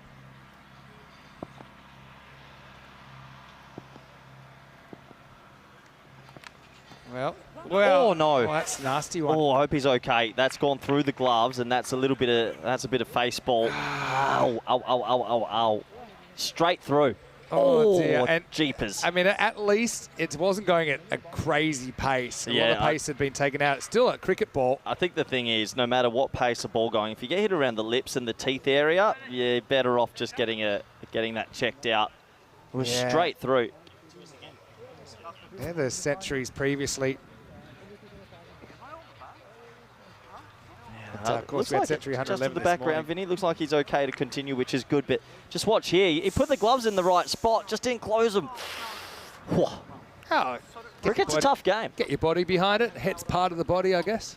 It's the first Falcon of the event. I think we're going to get double-digit Falcons as well. Needs to be perfect. Needs 666 for 100. Did they run? Get out of your chair. Of course they ran. Tilly on 82. Can he go the distance? No.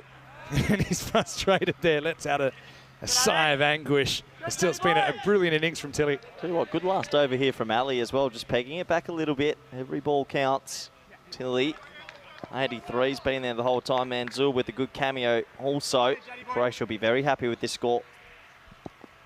2 balls remaining in the innings. Can they go bang, bang? Goes straight, goes strong, goes long. Maximo! Mansour has played a really important role here. He's made sure that they haven't hit the skids, even with that wicket of Vukacic. And Croatia, in their wildest dreams, I don't think they thought they were getting 170 plus in their first innings. I'm going to talk about it early, Vinny. Every point is crucial in this group. They might be thinking of 4 points here. That would be a bit of a, I wouldn't say an upset, but a bit of a shock, I think. Average run rate in the ECS Croatia, 10.2. But Carter Oval's another beast, isn't it? This is the last ball. It'll just be a single. So what a good cameo from Mansour. 35 off 11, but Tilly bats the distance for 83, and Croatia 173 off their 10 overs. Well, Vinny, you said they've got a very dangerous top 3, top 4, and if they bat the 10 overs, they'll make a big score. That's exactly what they've done. 173 is a lot. Look, Carter Oval for me is almost like the Wanderers in South Africa. It is just a run fest. And well done to the top order of Croatia. Bulgaria, they tried their best. They gave every bowler a go, basically, but just wasn't meant to be. Yeah, Charlie Hunt in the chat also brought up that that Bashir Mana actually had a an issue where he got hit in the helmet last year when he was here at the Carlton Roval. So hopefully it's not a trend that continues. But hey, what a great effort from Croatia. They just lose the 1 wicket along the way. In a lot of ways mirroring what Estonia did, although Estonia scored a few more, but they only lose the 1 wicket along the 10-over journey. And Bulgaria have a battle on their hands. Even if it's not for the win, but at least to secure a point out of this one, they'll need 122 to do that. Let's look back at the highlights of the first innings of match 2. Yeah, well, it all started with that dangerous opening pair. Tilly and Vukacic. We'd heard a lot about Vukacic. Great to see him opening batting on the T10 network. And, well, it was Tilly who got out the blocks, the quicker of the two, obviously facing in the first over. Some nice shots over the leg side. I actually didn't mind the left arm seam, but only stuck with him for the 1 over. And overall, it was just another dominant batting display. What I love about Vukacic is that raw power of the 16-year-old Vinny. Boy, he hits it a long way. Yeah, he sure does. And anyone that thinks that technique doesn't play a part in this form of the game, you know, have a good look at this 10 overs. Particularly, I love the way Vukacic, he maximised his percentages and hit a lot through the V. I was very impressed at how he was able to still keep that power when he was on the back foot as well, and back himself to go over long off, for example, off the back foot. A bit like this, just unloads on it, doesn't he? And well, plenty of sixes hit, 15 of them in this 10-over stretch. Just that new age player that can hit good length balls straight for 6. This was an amazing catch from Lakov, who put his body on the line for the team. We thought maybe that wicket will start to help things going Bulgaria's way, but it happened to be the only wicket in the innings. Well, it was a very good innings from our number 3 Manzoor, who came in, and that was almost another Falcon. It was the old double delight there, wasn't it? It was almost heads off, fingers off. But you could see that Tilly, he's pretty excited to be part of the big show. You could tell that already, and he came to the party. UK-based, raised in New Zealand, but Croatian citizenship. And that's why he's here playing for Croatia. Yeah, it's a tough baptism of fire to start this ECC for Bulgaria. I think you touched on it a little bit, Vinny. They just sort of missed their length. There was a lot of hit-me bowling, a little bit too full, too straight, and no Yorkers. And a couple of things didn't go their way as well, but it has to be said, it was a pretty impressive batting display. Got to say, you saw earlier the catch from Lakov on the boundary was an absolutely brilliant effort, millimetres inside, and recovered, took it on the second opportunity. But yeah, I suppose some luck not going their way as well. A few balls kind of fell into space that weren't 100% controlled. We had that one off Duff, of course, that went right up, and he wasn't able to locate it in the air. But all things said and done, Croatia have put on a big total to start their campaign. 83 for Oliver Tilly. Wasn't he brilliant while he was out there? 6 Maximos, 8 fours in his innings. Well supported by Zach Vukacic, the skipper, with 44 off 17. And Manzoor with the cameo, 35 off 11, including 4 large ones. And Croatia, 173. I think you're right, Corey. I think they're eyeing off all 4 points. And anyone who thought that Croatia weren't a chance to go through, well, just have a look at this 10 overs. Bowling-wise, they tried a few options. Yeah, look, they gave seven players a go, just trying to find someone that could sort of peg it back, but just wasn't meant to be. The 1 wicket for Mishra, but he actually went at the most, 23 and over. I do like the look of some of their bowlers, though. I think the young man, Oscar Duff, yeah. Duffman. I want to see a bit more of Duffman. I think we'll see a bit more of him as well, because don't forget, these teams will play 5 matches minimum in this group, and then potentially finals matches after that. We'll take a break, 174. It'll be right up there with our top chasers, top 10 kind of territory if Bulgaria are going to make a little bit of history. But again, there's always the opportunity to take the point as well. 122 is what they'll need to do that. And that could be crucial as well. Vinny Sounder here, Mr. Maximo with Corey Ruckers. We'll take a quick break. We'll see you shortly back here on the Costa del Sol for more Dream 11 European Cricket Championship.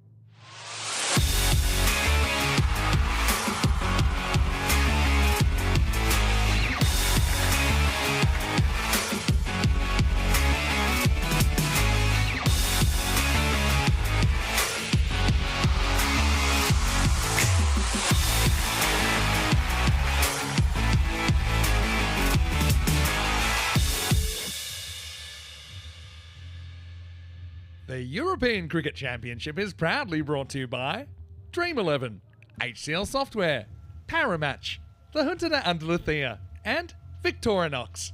And the official charity partner, Share the Meal by the United Nations World Food Programme.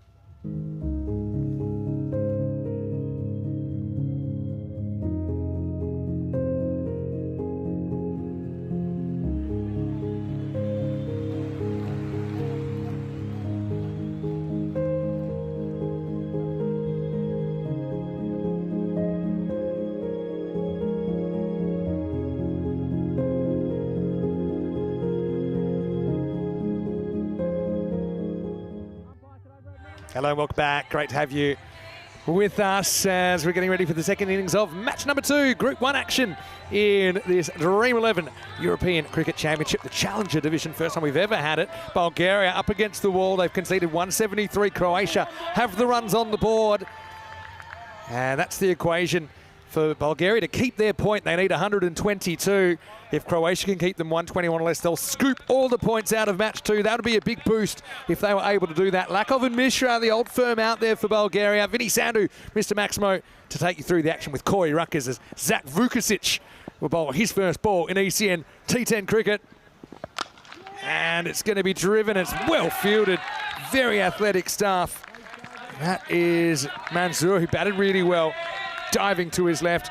Well, Corey, it's a big mountain to climb, but we've seen some pretty big scores, haven't we, in the ECC in the last 12 months? Yeah, well, mountains are there to be climbed, Vinny, and you never know. I love that Vukasic, the captain, 16, says, I'll open the batting, I'll open the bowling. Watch how it's done, boys. Love it. Wonder what they were feeding him in his childhood to this point to make him such a big unit. Prakash Mishra at the top of the order still. I thought he might have slipped down to 3 or 4 this year. I don't know. I think he likes to bat in the power play. He will attack. Deep square legs back. It's right off the end of the bat and won't leave the infield, just a single. Want to say big hello to everyone watching on Fan Code, of course, in the Indian subcontinent, as well as everyone that is watching on all of our international broadcast partners, including Fox Sports Australia, Sportsmax in the Caribbean, stream through in Austria, Sports Deutschland in Germany, La Liga Sports TV worldwide, and SSC in the Middle East. Yeah, I'm sure all the Australian viewers, they usually get around this event, don't they? Absolutely do. Pick your favourites. All right, here's Mario on strike. Crack. Well, that's a brilliant shot first up. First boundary then for Bulgaria. Wasn't a bad ball, really. Mashub, well, we know, we have seen him take the odd delivery in the umpiring position. Luckily, gets out of the way of that one. What a shot from Lakov. Stand and deliver. It might be that aqua blue helmet of his that he's wearing, but it's one of the shots of the day. Mashub comes up with a one-person Mexican wave style to get out the way and does pretty well. See what Zach comes back with. Again, pitched up, driven, goes on contact. I suppose that's also quite proactive running, forcing a clean pickup and direct hit to run him out. They get a single. I know Lakov's pretty quick, but Mishra is sort of hobbling through there. He's one of the older statesmen in this team. Owns a restaurant in Sofia. Have you been? And yeah, he always puts on a bit of a feed. I'm sorry I missed the ECS in Bulgaria. That was one of the main reasons I was upset, because it is a proper feast.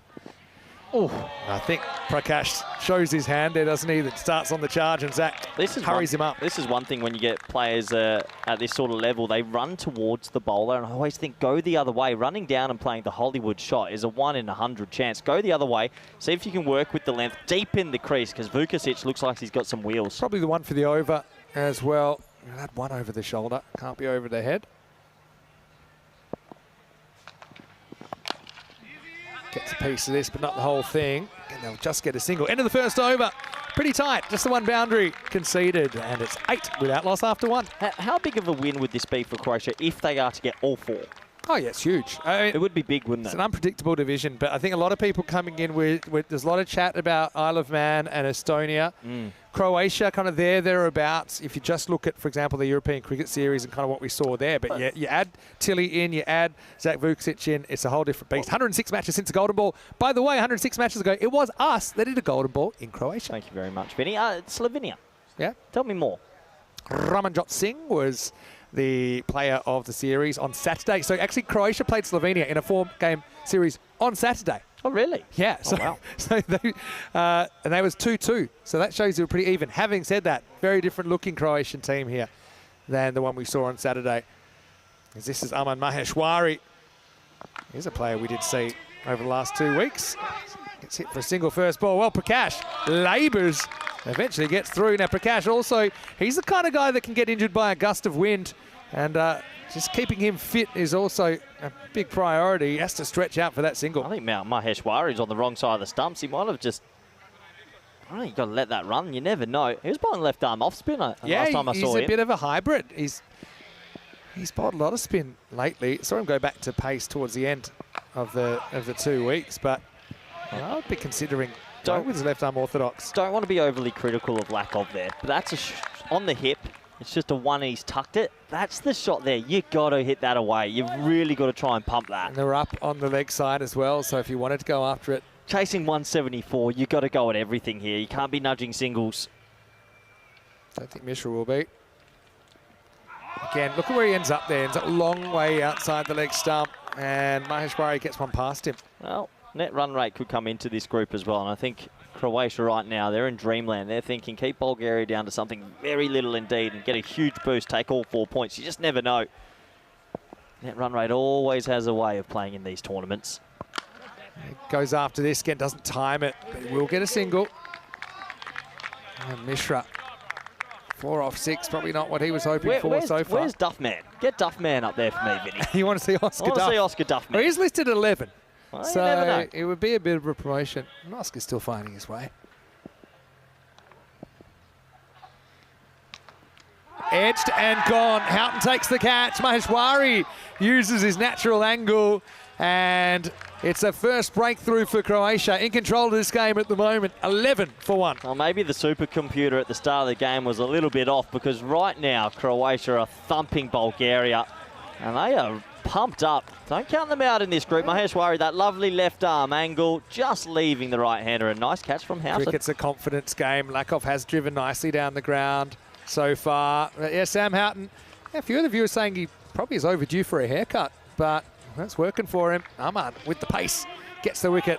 Unfortunately, Super Mario has to take a seat. He's out for 7, including 1 boundary. Look, the one thing about Lakov, no matter what happens in a game of cricket, he's always going to lead with the best moustache. He's a good man. Looking forward to seeing a bit more of him later in the competition as a new player walks out to the crease. And, well, it's the keeper. Good to see that he's okay and with a helmet on. Yeah, that's true. Of course, it is standard now. Manan Bashir faces up. And he likes to attack, but he might be gone first ball. He's been dropped, and it is an absolute Class A goober for Anthony Razmalic. Disappointing, because that could have been a big wicket first ball. I think he just panicked. It was hit straight to him, and the feet were started jittering, and there was a lot of movement, and sort of snatched at it. On the move, didn't have to move, actually. Could have just stood still, would have carried. Again, he's a player that's played a lot of cricket in the last couple of weeks. End of the over. 11 for 1 after 2. I've got a question, Vin. So this is the Challenger League, Group A and Group B. How does it work out that Group A has 6 teams and Group B have 5? Because 11's an odd number.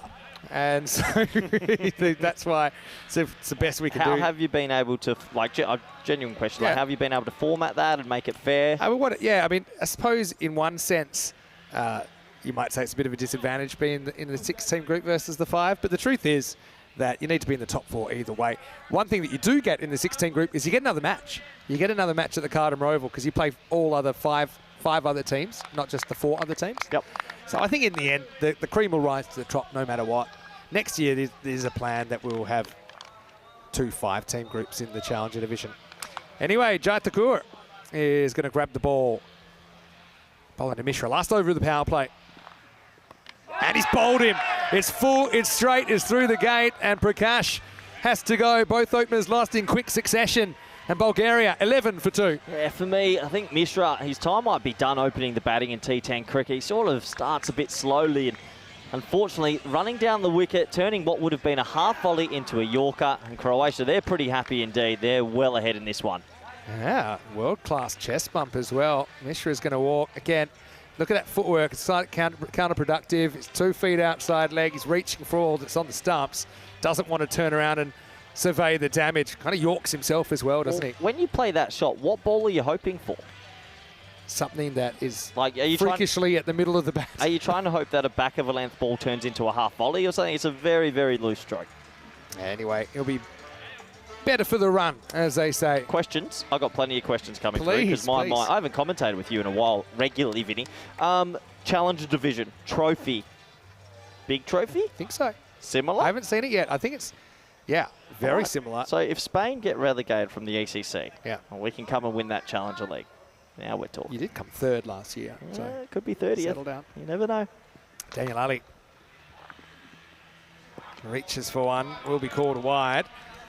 Yeah, so well, Kevin's comment probably not aging very well, saying Prakash, my friend, he's opening, he'll score a century today. Unlucky well, Kevin. He did fall 96 short, but there's always another game around the corner. But yeah, Wayne saying Rasmussen just dropped the Challenger Cup. That's a famous quote, isn't it? Edged, well cut off. Did Steve Waugh actually say it to Herschel Gibbs? I don't think he said it in those words. I think he might have said you just dropped the game or something, or that's the game. But I always prefer the stories once they get twisted. That was Alan Magdalenic who did the fielding. I think it's also a good chance for Croatia if they look assured to get the 4 points to throw the ball around.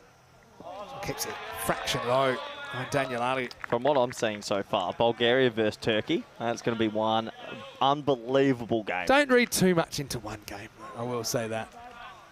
You can still tell a lot. You can still sort of see the teams that have good systems, good warm-ups, good coaches, and sort of streak ahead. I'm liking what Croatia are doing so far. I know Mate Jukic is probably in WA watching, does a lot of good work for Croatia cricket. A bit wide, just outside the line. It's a bit simplified now, the wide rulings in this format, so anything that's completely wide of that blue line when it passes the crease is called a wide. You can see this one was. I've got to say we've got some catching up to do now. Things have settled down a little bit. Do you want to know how bad I started my tour last night? You can tell me. So you know, I know you were delayed. You so know we in had the to cancel Sunset our lunch Beach Club, date. how in the rooming there's a step in the bedroom to go down. Did you forget that? Woke up at 4 a.m. Uh-oh. Yeah, woke up at 4 a.m. A little bit dehydrated. Thought I'll go get a glass of water. Okay. High. Someone's going to catch it, or it'll be catchable. It goes down. Well, I just misjudged at the last moment. That's a couple of chances that have gone begging. And Croatia, if they want to kind of mix it with the best in this competition, you need to be able to hold on to these kind of chances. That's Vedran Zanko. In the end, he gets it with the big toe. I think he stuck the boot out as a last resort. That could have been disastrous on the big Dalyan toe. from Turkey, of course, made that type of catch his own. Yeah, be disappointed with that. Those are the ones you want to hold. Proper steeplers, though, on this ground. Cracked at the field again. They don't even get a run there. So end of the power play, and Bulgaria struggling 15 for 2 after 3. So, okay, tell me. So there is a step from the bedroom to the rest of the apartment. Yeah, so what did you do? 4 a.m. Tell me. I've become a fan of eye masks. I've got an eye mask on. It's very dark, and I'm thinking... Did you at least take your eye mask off? I'm thinking I've got to get a glass of water, right? So as I come out the bed and sort of amble my way to the ledge, I start doing a bit of like a goose step, just trying to feel You're feeling for the step. I'm in a room that doesn't have a step. Me too. And I rolled my ankle. I thought it was just me. No, I'm in a room without a step. So I've just kept doing it until I've rolled over on my ankle at 4:30. I was up from 4:30 to 5:30 icing my ankle. Corey's been here playing with his ankle for the last 2 overs, and I was wondering, what are you doing? I think I've pulled a ligament. I've So really I'm hurt the same. myself. I find it so weird when we've stayed in these rooms for ages, there's a step down, and now there isn't. It's blown my mind. It's freaking me It's out. a bad injury day one. All right, Maheshwari to bowl out. Gets cracked straight. That's more like it, Bashir. That's what he can bring to the table. And he pumps it straight over the side screen. Maximal 6 runs. Every now and then in this format, you see some big daddy sixes. For me, that's a big daddy six. You stand dead straight and you just hit it straight. What a shot. Cop some of that. Yeah, don't move around. I've had one bit of advice. Oh. Just stay still. I'll tell you what I think we're due is one of our wonderful camera crew getting a ball like on the camera. How it always misses is amazing. Well, that's also going to go. Well, here's the thing with Bashir. Bash by name, bash by nature. That is a giant into the forest. What's he doing at 3?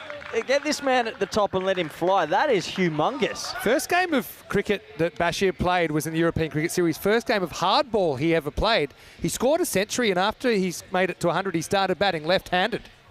What an initiation it was. And he cracked a pretty crisp off drive down the ground. That's an amazing stroke. Seems a long time ago now. I like being this end because now it sort of shows me how far these big hits are. Like, that's gone straight into the bushes where we used to sort of be seated. What a shot. Did have his head caved in by a bouncer, which probably affected his confidence a little bit last time we saw him at the Cardamar Oval, but no sign of it right now. Back-to-back sixes. My mask on. So that helps I do me. love Sunset Beach Club. It's good to be back. I thought there was a butt coming there. Anyway, last ball, the fourth. Hit and hit pretty well. Fielder comes around. Does make the stop. Bashir will retain the strike. He moves to 15. Bulgaria showing some signs of life after 4 overs, 30 for 2. I think what you said before is correct, Vinny. If Croatia are to push maybe Estonia and Isle of Man, who we're thinking will be right up there, it's going to be the fielding. 2 easy catches have gone down. Throughout this week, they're going to have to improve. True, good observation. Yeah, big thank you to Sunset Beach Club, our official hotel partners. They put up all the ECN crew as well as all the players, all the Seems that umpires. every time we come back, there's nice TV in the lobby now. They're just adding every I've year. noticed, is your TV bolted to the top of your dresser? No. So mine's bolted down. Really? So I always like to take the TV in the bedroom. Okay. Do you have much time Just to for a watch bit of TV? You alone don't take time. me as a TV person. At night, sometimes I like to go back, watch some of the good finishes or whatever. Yeah, bolted down. They don't trust me. Is that just my room? Well, start of a new over. It's a quarter wide. Oh, just one outside the tram line. This is Anthony Razmelic. That ECS in Croatia, did you catch much of that over the last couple of weeks? It was quite the story. I was just in Croatia maybe about a month ago, so I didn't get to watch too much of the ECS. Got to see some of the local talent in the national games, though, which was good. It's pretty well bowled, full and fairly straight. And Bashir can't get under it. Yeah, Razmelic is has certainly been a pretty good performer, playing for Sir Oliver Split, who won. Sam Houghton led their team to their first ever ECS title. Good on them. Before that, had never even made the finals. Oh, brilliant. It's always nice to hear those sort of local stories of triumph. Sam's behind the stumps, of course, for Croatia in this one. All right, high. Who wants it? It's another catching opportunity. This time it'll be taken. And it's Zach Vukasic, the captain, makes no mistake again. And all that kind of experience for such a young player. Looks very cool under that high ball. And so Daniel Ali doesn't fire. He goes for 2 off 6, and Bulgaria have lost a third. It's 32 for 3. Yeah, I think if there's one player on the field you want a high skied ball to go to, it's the skipper. Even though he's only 16 years of age, Zach Vukasic made that look pretty simple. Good technique, reverse cup, sort of the Australian method. And another wicket goes down. Bulgaria trying to put up a fight, but you just feel they're going to fall short here. Yeah.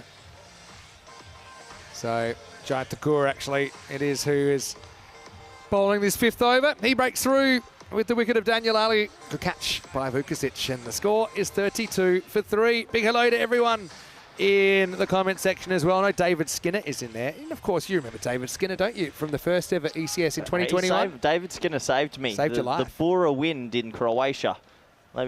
He lent me his beanie. Yeah, he did. I don't think he ever got it back. New batter here is Jacob Gul for Bulgaria. Yeah, that was in Split, actually, the Hotel Resnik ground. I've been to Split and Zagreb now. They've got some nice grounds out there in Croatia. I like the accommodation back in 2021. It had a natural, nice airflow through the rooms because of some of the missing windows. I believe that since then, I was wearing every layer I could. It was so cold. Slow ball, hit well by Jacob Gould. Maximo! Takua is probably going a bit overboard with the slow ball, telegraphed it, and it disappears. Yeah, there's slow balls and then there's slow balls. This was very slow indeed, and Gould gets every piece of it. He was able to adjust the stroke. Good batting, 6 more to the total. Big hello to Jacob Stewart and James Stewart as well, watching from Estonia. I know they'll be pretty happy with the Estonian team's performance so far. So did 1 or 2 teams come up from the Challenger division? So the top 2 out of the 11 in total. So we'll work out next Wednesday who goes up. That's the very final day. 2 teams go up. Cool. But 2 teams from this group will make it to the top 4. So 2 teams from this group, 2 teams from the other group. 2 out of 6 here in Group 1. The court gets some bat on it, and pretty well handled. That's Pero Castellan doing the fielding. One thing about this Croatian side as well, and you see it actually at the grassroots level in the ECS as well, a lot of Croatian born and bred players. A lot of players, I know, for example, Alan Magdalenic, who's in the side today, comes from a baseball and a softball background. So transferring those skills. Takura's been pretty good here. Again, trying to go full. Just a single. And Bulgaria, well, still a fighting chance of the point perhaps, but after 5 overs, it's 40 for 3. Let's welcome you into the Dream Box. Vinny Sandhu, Mr. Maximo for ECN. Got Corey Rutgers with me. Corey, of course, you'll be coaching Spain in the Premier Division, coming 3rd last year. You must be looking forward to having another dip at the title. We love a bronze medal, don't we? Yeah, it'll be good. I think we're in Group C. I just like the format this year for this, the Challenge League and the sort of Premier Division. I just think it's going to be a lot of close games, and with a team being relegated, a really good team is going to go down. Could be Spain. You never know. If you have a few bad days, you never know. Last time out here, you scored 182 and lost last ECC game. I told you not to bring this up, Vinny. Kept you out of the final. Anyway, here's Tilly with the ball. Starts with one that sneaks inside. That's okay. We'll take the T20 world record. Thanks, Vin. Yeah, well, now you've brought it up. 15 matches consecutively that you've won in the T20Is. Of course, you had that washout against Denmark, which cost you the chance to progress further in the sub-regionals. To be fair, I think Denmark were pretty on. They're a good team. Denmark and Jersey are actually in Kenya at the moment to play 50-over cricket. Oh, basically slices this inside out and it squirts over backward point and it goes for 4. Oh. Now you see him, now you don't. Zanko, first one to go over the fence. I wasn't sure Zanko could get over the fence. A little bit of aerobics there. How do you describe that shot? A helicopter that went the wrong way. Well, a helicopter going the wrong way is downwards. But anyway, Zanko does pretty well. Could have put him in the Olympics with that little pole vault over the parameters. Well, that's blasted. And Bashir is showing a bit more of what he can do. I agree with you. I think you've got to get him up the top. You got to put your top hitters to the top of the order in this format. Otherwise, Bulgaria, they're going to be playing from a long way behind. That brings up the 50 as well. And with Bashir there, I do feel they're still in with a chance of keeping that point. Yeah, absolutely. That's a really good shot again. Over pitched, hits it straight for 6. The 50 comes up, and 122 with a good finish here. You never know. Tilly bowling for the first time in the format, so he's going to get a bit of an initiation by fire. Probably a good time for him to come on. Batted very well. That's really well bowled, though. It's an outswing, and you can see it just locks up Bashir. Doesn't really have an answer for it. Yeah, Tilly batted well. Usually it's if you are a bit of an all-rounder and you bat well, you take that sort of rhythm into your bowling and have a good game. Denmark, though, in the Premier Division, always the bridesmaids here at the Cardham Oval. Made so many finals in ECL and ECC cricket, never made a championship week. That's 6 runs. Oh. Nice shot by Bashir. I know you like what you see here. It's the confidence of a guy. I know it's about 18 months ago now. He made 100 on debut in his first ever hardball cricket match. And he certainly has a lot of natural talent. 6 more. Huge fan of this Bashir. Overpitched again. Tilly not taking that batting form into the bowling form. That's a half volley, and that gets hit monstrously into the shrubs. I know that you're a bit worried that Bashir was going to make an unwanted windfall from the Tooth Fairy after you saw a ball go through his hands in the first innings. I was a bit worried about his ball through his gloves, but he seems to have a fair bit with the bat. 33 off 13. He's hitting some big daddy sixes. Give him a bat. Boy, oh boy, some lovely striking. Full toss. And that's going to go away as well. This one is a full toss. It'll be an interesting one to see. Remember, ECN rules are a bit more strict.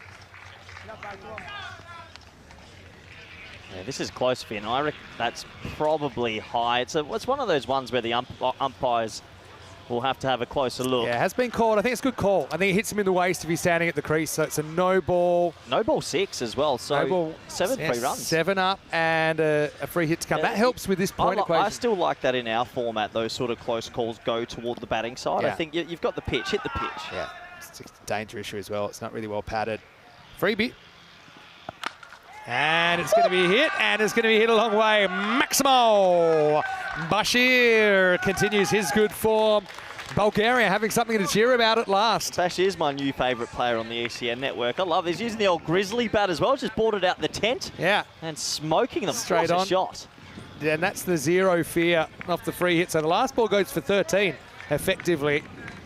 And the score is 69 for 3. Yeah, 69 for 3 after 6 overs. Bashir to 45. Well, 53 off 24 is doable, and Croatia won't want to give away a point here. We never know. At the end of this week, a full win, a 4-point victory could be massive. So, yeah, plenty to play for in the back end of match number 2. Enjoying the Challenger League so far. Not a new concept. Oh, here comes a man. Love watching him bowl, Vinny. Is it Vedran? Yes, Croatian stalwart. Vedran Sanko. Not much. There's a lot of work with the women's side as well. Coaches the women's side. They've made great gains recently. You got to generate the pace against him. Yeah. And he does. He's going to put it up and out of the ground. Maximal. It's almost kind of like your hockey shot. You stand, you slap, you hit, and Gul gets 6 more. Bulgaria just showing they've got a bit more metal in the middle order than maybe what people thought. That's the new age batting. You had a short ball wide. A lot of players back and they're able to cut that or hit it through the offside. It's just baseball that's straight. And I love it. Range hitting, they call it, isn't it? Just getting hit through that. Shohei Ohtani baseball swinging. Time to round the bases for Gul. Yeah, pitched up. Good subtle adjustment from Zanko, but it's going to get through for 4. Well, just perfectly placed. He threads the needle, 6 and 4, and Gul is hungry for more. Bulgaria hungry to get a point out of this game. Well, they've got that in the last 3 deliveries of this game. About 23, 24 runs have been scored, and Bulgaria just ticking here.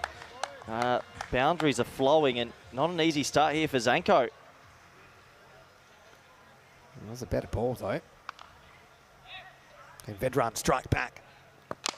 Another ball that's in the slot, and it's Adios Pelota Maximo. Another one that almost smashes a TV in the tent. Well, we went 6, no ball 6, 6, 4, 6, and they are ticking Gul. He's been hiding down the order. I think these two will be opening for me. Required rate for the game. Don't. 25? No, surely not. Zulfikar. Well, we'd like a Sikander Zulfikar, people. Of course, yeah, 92 off 21 he scored in that qualifier too last year. The Dutchman goes after it again. Fielder circles, has to watch it. Maximo as Vedran Zanko goes magical. Bulgaria sprung to life, and I agree with you. I mean, Bulgaria are a team. They need to just kind of work with whatever's working. And yeah, for me, I think you've got to get these two to the top of the order.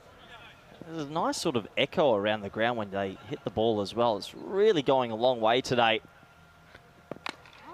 This hit finally came. That was there as well. That was right in the slot. He'll be disappointed with that. Can't hit more in the middle. Bulgaria will play Estonia in match 4. Estonia were on fire earlier on in the day. But yeah, I'd be winning the toss batting and probably leading with these two. They're 75 off 24 if you combine their scores. And it's just it's a numbers game. This one will be called a wide. Yeah, good batting but as well. The openers 11 off 12 between Lakov and Mishra just didn't happen. I'd continue with Lakov. I think he can offer a little bit more, but I'd have one of these two opening with him. Good call. Shub in position. Meanwhile, this ball is going to leave us. Maximo and 6 more. Bashir brings up a 50. What a great innings that is from Manan Bashir, bringing up his half century of 17 balls. It's the end of the 7th over, 99 for 3. And now his teammates realise as well it was a delayed reaction, so hopefully we get that marvellous 50 from Bashir as he celebrates. And we have a look at match number 3. Yeah, if you enjoy good cricket, you've come to the right place. Slovenia versus Turkey. Croatia's arch rivals, geographical rivals as well. Turkey had a real tough one early, but they can't wait to get back out there. That game is happening after the lunch break, so we've got a little bit longer. So we're about an hour and 20 minutes away from that game. Is the Carnival playing for Slovenia? If you're talking about Amir Hamza, the answer is apparently yes. Oh boy. He's a player that excited you, just pretty much swung like a rusty gate the whole series. And in the final in 2021, scored 92 before his run out off a ball that bounced off the bowler's leg. Yeah, he swings at everything. Anyway, 3 overs to go. 23 off 18 for a point. They should save a point here. Bulgaria now, great effort from them. 75 for the win. They couldn't, could they? And if they do, we're in for a treat. Looks like a little bit of spin now. Sajid Khan. All right, 23 off 18 for a point. I mean, they should do that pretty easily. They'll do that. The way things are going. What you need is a little cheeky sort of no ball 6. And 25 and over. So the problem is the skipper, Zach Vukacic, still has an over. True. Ooh. Asking for trouble and going to find it. Maximo Gul coming to the party. Maximo for him takes him to 36. Well, a little bit of an obstacle course there for the ball retriever. Nice shot from Gul. Gul's come out, done his job. He's 36 off 9. They're going to save a point, which I wouldn't have said 20 minutes ago was going to happen. So well done to these two at the crease. But Bulgaria showing. Don't count them out in this competition, especially with Duffman still to come. I know you're a big fan of Oscar Duff. Oh, there it is. No ball 7. six. Oh! Forget it. Maximo and 7 up. Yeah, this is a big no-y. We'll check it on the replay, but this is a Chesso. Almost hooks it out of the ground. Yeah, boy, he got that one wrong, didn't he? Just that, you know, the leg spinners sometimes just don't get the sort of the revs on it, get it low, and have a look here. He pulls that away. Nice shot. Yeah, all right, so free hit coming up. I just said they need a 7. They needed a 7, a no ball 6. This opens things up if that goes as well. In the gap. But well closed down. Just one. That feels like a bit of a win. Croatia haven't had too many wins in the last few overs. If Bulgaria come back and actually win this game, I don't know if I can do a month of this, Vinny. This is unbelievable. Out of nowhere, the partnership's 82 off 19. That's in the air. Is it going to stay in the ballpark? It's a real teaser. Oh, and it's just gone through his hands. I think that's gone for 6. And it has. I think it has. Yeah, Maximo called. What is going on? Don't forget, you can take nothing for granted when you get to the Kardamar Oval. This one went high, almost brought rain on a sunny day. And Manan, he's going to help himself to 6 more. Vinny, what are Bulgaria doing here? All right, well, what they're doing now is they're swinging for the fences. Next one's just a single. They've got a shot at the win. They have a genuine shot at the win. Well, you know, we said 25 and over for 3 overs. Well, this over now has gone for 22. Oh, they need... And there's still 2 balls left. Another 6 and 2 boundaries. Win the battle with 25. Oh, I love this format. All right. Better ball, doesn't matter. That's going, and gone. Maximo, cool. 49 and counting. Bulgaria secure the point, but they want more. Hook it in my veins, Vinny. This is unbelievable cricket. About 15 minutes ago, people thought Bulgaria were going to get rolled for about 40 and lose by 130. They're on for a W. What a comeback. What's the partnership? I hate to be that guy, but the 3 out batters combined for 13 off 18. What's the partnership? A lot. Coming back to you in that. Goes again and slaps it. Gets through the fielder. That's 4. That's pressure. Maheshwari takes a tumble. Gould makes his 50 off 13 balls on Bulgaria. They got a pulse in this one. End of 8. It's 131 for 3. Well, I don't know where you are watching around the world, but whatever you're doing, put your tee down, stop working, and watch the last 2 overs here because Bulgaria have come storming back into this. What's the partnership? Give me some numbers, Vinny. They came together at 32 for 3, so they've now put on 99. In what? In 3.4 overs. 22. So call it 22 balls. They're going at 4.5. Look at that. Look at the mountain. They're coming. It's hard to keep moving that line the further you go. Are we meant to be on the fence? Because I'm Team Bulgaria at the moment. This would be one of the greatest wins ever. It was one of those kind of 1%ers where you're like, all right, okay, you got to bring back Vukovic, and that's what they're doing here. This is tough. So to get him away is going to be tough. 43, you need to get a magical, but these two are on fire right now. Bashir does not care. Going, and out of the ground. Maximo! And the carnage continues, and well, we have a shirtless warrior back there. What is going on? Get the sunscreen, get the 50 plus. That does bring up the 100 partnership now between these two. It's the greatest format in the world. Plucky Bulgaria. They have come from nowhere, these two. What a shot. That's probably a good ball in an English domestic game, but it disappears here. Goes again, slight miss hit, but he gets away with it. Surely if you're a neutral, you're Team Green right now. What a comeback. If you can even... Well, who's going to bowl last over? Let's have a look. They've got Tilly. He's still got one, but his over went for 29. The same kind of issues. No one's been able to keep it that quiet. Oh, big 4 balls come up here. Even if you get 10 off the next 4 and leave it to 25 off the last, you got a shot. Wait till you hear what I'm going to tell you in a minute. I'm really excited, Vinny. Vukovic wants to break the partnership. Well, again, short, hurries him up. Gonna get away with it. The 3 bowlers that have bowled, that could bowl the 10th over, unless they go to someone new, they've gone for 29, 30, and 32. And that's who you're probably looking at to bowl the last over. Are they all pointing to each other who to bowl the last? You might go someone else. I still think you need 2 boundaries in the next 3 balls. Yeah, 25. I think if you get it down to 25 or less, you got a fighting chance. This is where you want that little top edge 6. You just want a nice little edge for 6. Well, it's a top something. It's rattled him in the face. Jeez. Oh, you got to be brave to play this game. Vukovic is 16 / a man-child, and he just rattles him. So he's hit that. Oh, that's under the grill. I don't even think it's a bouncer. Do you think? He's kind of crouching. Yeah, it could have been close from side on. Borderline. Yeah, he's saying it came off his he's got to point higher. If he wants the no ball, he's pointing to his shoulder. He's got to point a bit higher. Oh, boy. Yeah, time for the old concussion. And we have our first medical intervention. Oh, here we go. Magic spray. It's about time we got some. Is that Mary? No, Mary, I think, has retired. Oh. But this is not time. We're not going to see the concussion test full on. Again, the language barrier is always an issue. This is where you've got to touch your collarbone. Pretend it hit your collarbone. He did, and then he's just thumbs up. Maybe it's smart. Maybe he's trying to avoid the concussion test. No magic spray. If you're smart enough to avoid a concussion test, I think you pass the concussion test. Quick thinking from Manan. What a comeback this is, but good over from Vukovic still. The 1-6, he's pegged it back the last few balls. The old headshot's not improving the run rate. I'll give you the tip. Where's this next boundary going to come from in the next 2 balls? Edge it somehow for 6. True.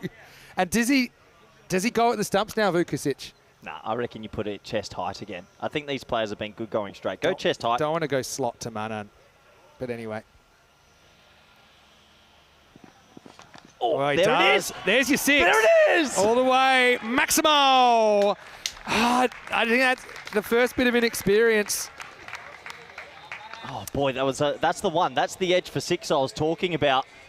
Just use that pace. I'm still not positive. I mean, that is, for me, above the shoulder if he's standing, but was the one before not a bounce? Probably not because it hit him in the shoulder. So anyway. Oh, I got excited. Yeah, I love a top edge 6. Give me another top edge 6. Oh, you've got to go full stumps now, Top edge, surely. Edge Back 6. yourself to the Yorker. Last ball for Vukovic. All right, does go slot. Kind of into the bat, but I think that's sailing out of the ground. Maximo!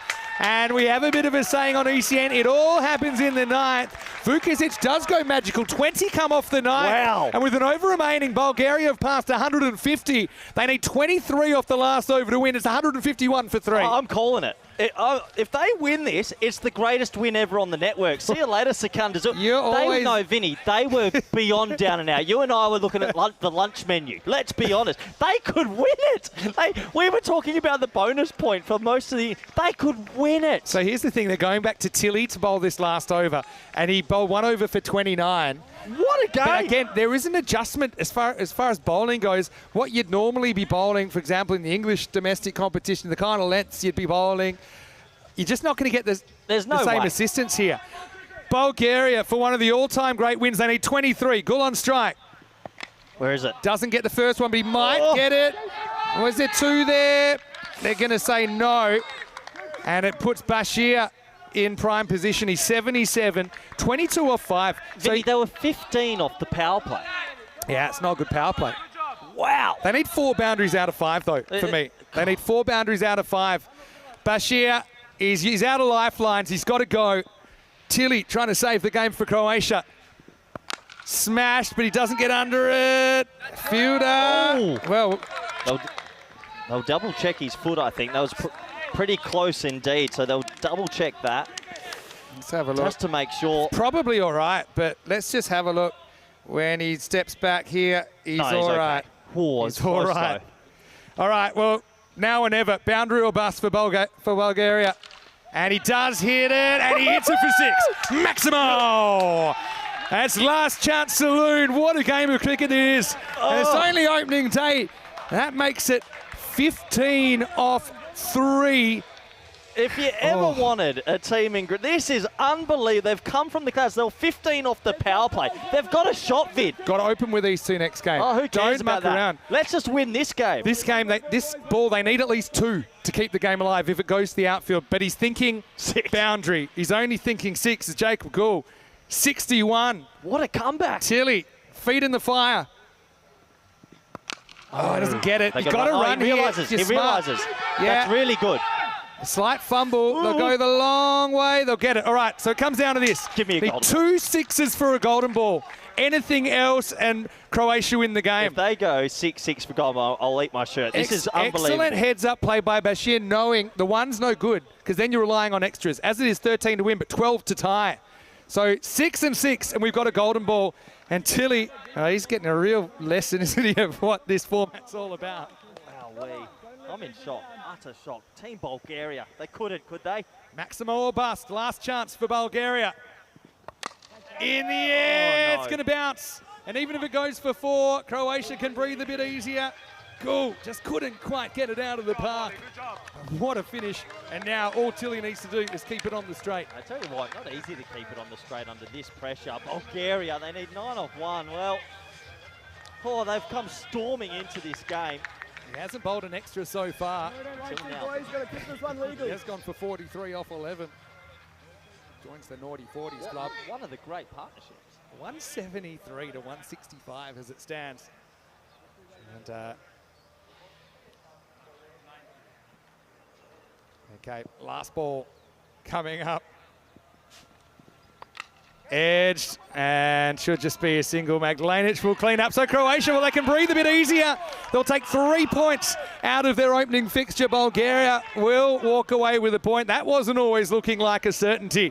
But, well, cool, he's frustrated, but really, you can't pin it on those two. A fantastic partnership. An unbroken 134-run partnership is not quite enough. Your final score in match 2, Croatia 173, Bulgaria 166. One of the great partnerships to not end up on a winning cause. From the 4th over, they went 15-10, 29-30, 32-20, 15. Unbelievable effort. A thrilling game to start ECC Group Match 2. I can't believe what I've just witnessed. You don't want to start the postmortems too early, but you do look at that power play. It wasn't just they didn't score, is they probably didn't try to maximise their scoring. You called it as well. And I think you learn a lot from that. And I think in this format, in tournament play, you've got to think on the fly. Those guys can't be sitting on the bench at the start of the next innings. You know, if they had batted another over even, then they probably get their team over the line, amazing as that is to say. But credit to Croatia. Let's not forget how they got there in the first place with some very good batting at the top of the order from Oliver Tilley and also from Zach Vucic, both on T10 debut. And they run out winners, but only 7 runs. Not quite the barest of margins, but not far off it. It's good to be back, Vinny. I need a shower. Well, one swing of the bat away from a golden ball. This is what's coming up. Extended break coming up. We'll be back in about an hour and 5 minutes. Slovenia versus Turkey. Both those teams will be gunning for their first win here in Group 1. The coin toss will take place pretty shortly here at the ground. Keep an eye on the comment section on ECN European Cricket Network YouTube or on our website, europeancricket.com, to check out what happened. Let's have a look at here. Wow, tale of two emotions really in this innings. Lakov did hit one crisp straight drive that looked good, but he nicked off soon after. And then Mishra, again, I just think based on the evidence, what we've seen here, he's got to go back into the middle order because he had his stumps rearranged. Ball that he charged at and kind of backed away. Daniel Ali came out as well, and he was only able to get 2 off 6, and that put the Bulgarians so far behind. They were 32 of 26 balls when these two came together. But it was a ridiculous partnership, really, for the 4th wicket that almost sees, or you were going to call it, the most dramatic and maybe the best win we'd ever seen on the network. I just think it's because of the way Bulgaria were batting at the start. I don't think anyone truly, if they were honest with themselves, gave them a shot of even getting close. But those middle overs, I think there was a 29, a 30, a 28 over. And some of the striking straights, Vinny. I love the striking straight. They hit the sight screen a lot, and that's what you want to teach the young fellas out there if there's young Bulgarian kids watching. Yeah. Just beautiful ball striking. That has to be one of the best partnerships I've watched live to not win. Yeah, true. I mean, they were just in such a hard place. We weren't even talking about the win. We thought it was completely off the table. But if you look at the 3 dismissed batters, they combined for 13 off 18 with 1-4. And then you look at those two together, they score 146 off 44 with 4 4s and 19 6s. So it's just that ability to clear the boundaries. And mostly the team that hits more 6s wins. That was an interesting one. I know that you liked it. You pushed me over by that stage. But I mean, Croatia, they do enough. And in the end, a win's a win. They get over the line. They get 3 points. And yeah, those two could very much be tussling for position in this group. That is Croatia. They get off to a winning start as we have a look at some of the new additions, including the Tesla Centre here at the Kartama Oval. But in the end, Bulgaria so close yet so far in response to the 173 from Croatia. Bulgaria score 166 for 3. Lakov, Mishra and Daniel Ali not really able to perform. But Manan Bashir with 78 off 25 and Jacob Gul with 68 off 19 put on a huge partnership, getting Bulgaria to the verge of greatness. And Croatia, look, when it came down to it, there were some overs that got away, but they didn't give too many away as far as the extras with the 5 wides, 2 no balls in there. But gee, they had a real scare, didn't they, the Croatians? But in the end, they get the job done. Some positives, though, for Bulgaria, particularly with the form of Bashir and Jacob Gul. Bowling-wise, well, Jai Thakur, I thought, put in a good set, 2 for 27 with his figures. We saw Aman Maheshwari, maybe the best of the bowlers with his 1 for 18, only going at 9 and over, and that looks pretty good in retrospect. Apart from that, there's a bit of carnage out there, though. Zach Vukovic was a decent performer, none for 28, but even his second over went magical. We'll take a break and we'll be back after the extended break in about 1 hour's time. So set your alarms, do what you have to do. But then make sure you join us back here because Slovenia and Turkey will be next to take the stage here in Group 1. Vinny Sandhu, Mr. Maximo with Corey Ruckers. We'll see you after the break for more Dream11 European Cricket Championship.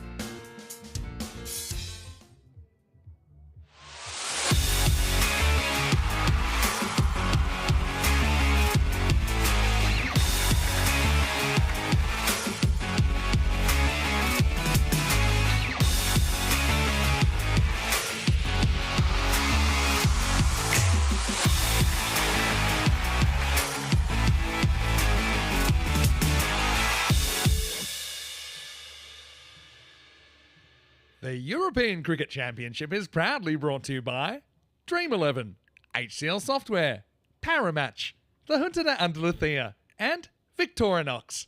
And the official charity partner, Share the Meal by the United Nations World Food Programme.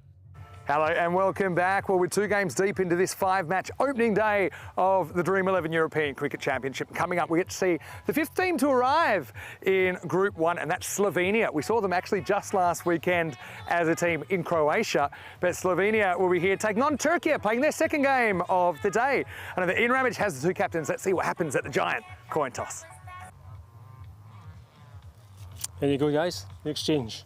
Enjoy. Thank you. Okay, Slovenia, you're the home team. You will toss the coin. Turkey, you're the away team. You will call. There you go. European cricket. It's been called European cricket.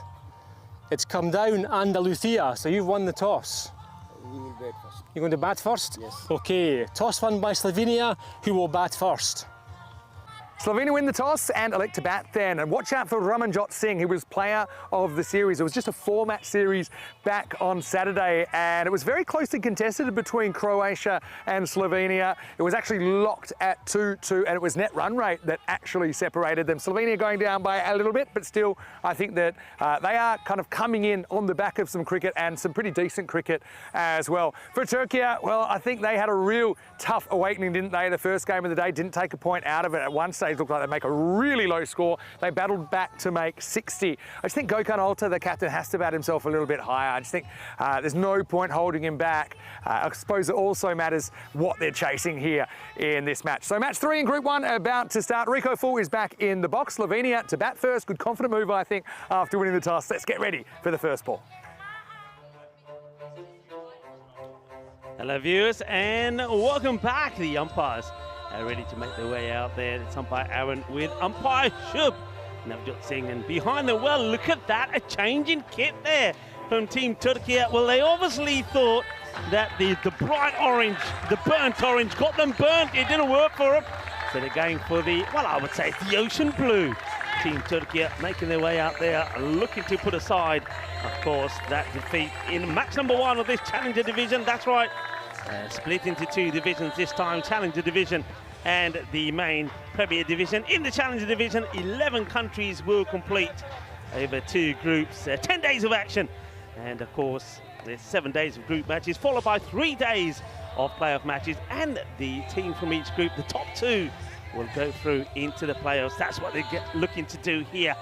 And it's all important matches coming up here. Very important one, of course, for Turkey, having played one, lost one, and they got badly beaten, didn't they? They got thrashed by 137 runs against Estonia, 197 for 1 Estonia. Aslan Amjad scoring the first and only century so far of this Dream11 European Cricket Championship, and Turkey only making just 60. So they need to bounce back and bounce off. First thing they've got to do is try to restrict this Slovenia side. Having a quick look there at the teams, I think Abdullah Lodi for Turkey really has to come back strong. And I think Gökhan Alta has to, well, Alta means up here in Spain. He's got to move up the batting order. And with Slovenia, Ramjot Singh, he's one name definitely to watch out for. Played very well recently in the ECIs in Croatia, where it was 2 apiece, and on net run rate, Croatia were the winners of that European Cricket International Series. He'll be one to look out for here for sure. So we're getting ready to go here for this match number 3 in the Challenger Division. This is the first division. This is where everything to play for. Isle of Man, Estonia, Bulgaria, Croatia, Turkey and Slovenia in Group 1. And to follow later will be Group B, Greece, Czechia, Luxembourg, Cyprus and Serbia. They're the 11 teams that make up the Challenger Division. We're ready to go. The battle of bat versus ball. Let's do it again. Here comes the first delivery. Short, pulled away, and that's going to be saved on the boundary. We'll just take the single to start off with, and Ramjot Singh gets off the mark. Ramjot Singh also a very good established wicketkeeper as well. Be interesting to see if they will use him behind the stumps. Listed behind the stumps in this match is Jaluddin Rumi. Dalyan. Probably worse to pick off the bowlers last time round, though. All the bowlers got a bit of treatment, didn't they? against Estonia. Down the leg side, putting the effort in. You can hear the grunt from the bowler, Gusad Dalyan. That's down the legs. As he's bowling here to Akil Mirza. Akil Mirza, somebody who's sort of, well, he's been in Exodus for a while. I know that Vinny Sandhu's got a lovely story to tell about him. He's an explosive hitter. Vinny will tell you more when he returns, but let's see if he can find that hard-hitting, brutal form that he's shown a few years ago.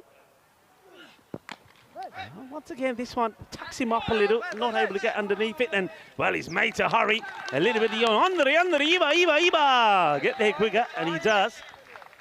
And, well, he's looks to be hobbling a little bit now. I think it's a few years on. There you go, it's a good day to have your shades on. A beautiful day here in Spain. We're in the Andalusian province. Full of delivery, well played. And it will be just another single. And I just get the feeling here early on that quick single was in between the wickets. Maybe a bit of a struggle for Slovenia, especially with these two out there. Amjad seems to be struggling. But a much better start, this from Turkey. Looking to bounce back. Slovenia, welcome to them. First time we're seeing them on the European Cricket Network in terms of the European Cricket Championships.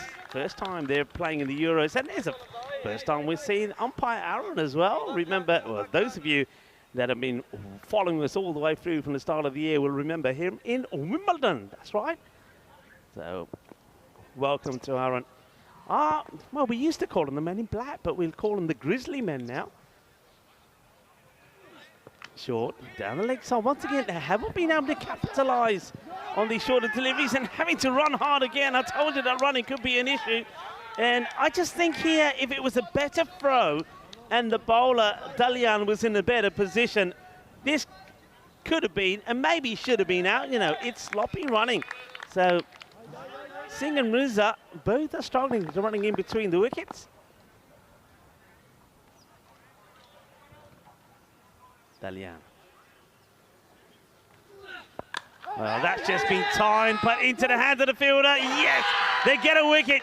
And it's the first genuine wicket that they've taken today, because remember, Estonia, though they did lose a wicket, it was Ahsan Amjad who retired himself after scoring a century. So hugs all around. Well, one thing we can tell you about Team Turkey, they will always celebrate. They're known for their celebrations. Sometimes they can be wild. Well, finally, there's a little bit of Turkish delight in the air as the first wicket goes down. It just tries to time this away, doesn't he?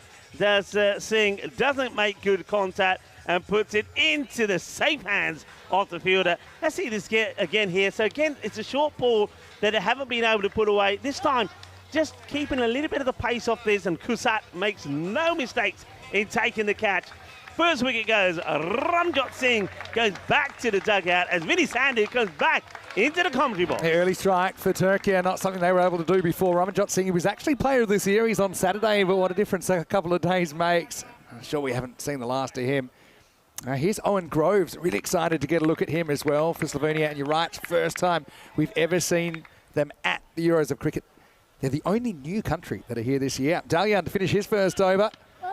It's a long way across here, Groves. This takes off. We almost had a run out earlier in the over. But Turkey, they've had plenty of time to digest that first loss in the opening game. It was a bit of a hefty one, but they've made a strong start here at Slovenia. 6 for 1 after one. Yeah, it's a good start. And Dalyan, all right, I've got to say, he was a little bit leg-side-ish, but the batters, unlike the batters of Estonia, were not able to put it away. So it's a good start for Turkey. That would give them some encouragement, Vinny, wouldn't it? Because, look, after that last match, the opposition almost putting 200 on the board and then losing by 137 runs. They had to do a bit of thinking, a bit of soul-searching, and they've come out fighting. Yeah, no doubt. I think it's going to be a really interesting game. Don't read too much into one performance, especially if you can remove the main threats of the other team. Here's Ali Turkman over number 2. That's got first one to bite away. It's been called a wide. I think the umpire's been a little bit harsh. Yeah, we'll have a chance to look at this again. It's Shubnamjot Singh calling the wide here. And let's see if this ball catches.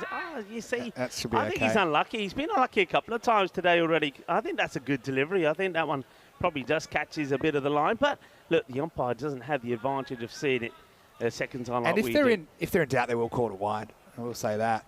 This one is wider, so that will be a wide. So look, Mirza is a really interesting story. He pretty much couldn't rub 2 runs together for most of this series. The only other series he played was in 2021, and that was at the European Cricket Series in Croatia, playing for Ljubljana. But then in the final, he scored 92.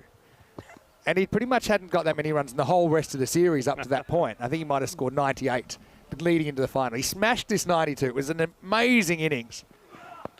Oh, that's a great shot. That's a lovely shot, and that's going to race away to the boundary as that ball, well, it glides over this beautiful outfield at the Cardamom Oval. Beautifully timed 4 runs. Yeah, stand and deliver stuff from Akil Mirza. But I know that Corey, he calls him the Carnival because he's so entertaining.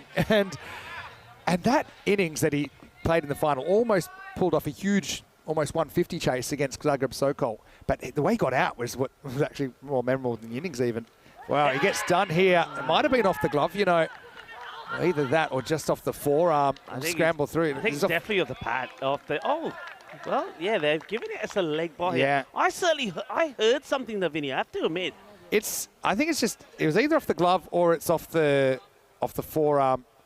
Yeah, it's right off the middle of the bat, actually. Yeah. But no, he got run out off the bowler's foot or leg, and he was run out for 92. And it looked like he was going to score 100 and win in the game. So it's a long time to be in the wilderness. It's actually 3 years since we've seen him on the network. Yeah, it's a weird way to get out. All right, Groves, though, first time we've seen him on ECN. I'm sure he's keen to impress. Slovenia 80-20. But I don't know. I think Turkey, they smell blood here. That's nicely played, but straight to the fielder. A good early call there from Mirza, saying no. He knows his capability. That's a good shot there off the field. So he's still got that sweeper out on the leg side. His square leg is back. And then he got back point is back as well. So a slight change in the field set.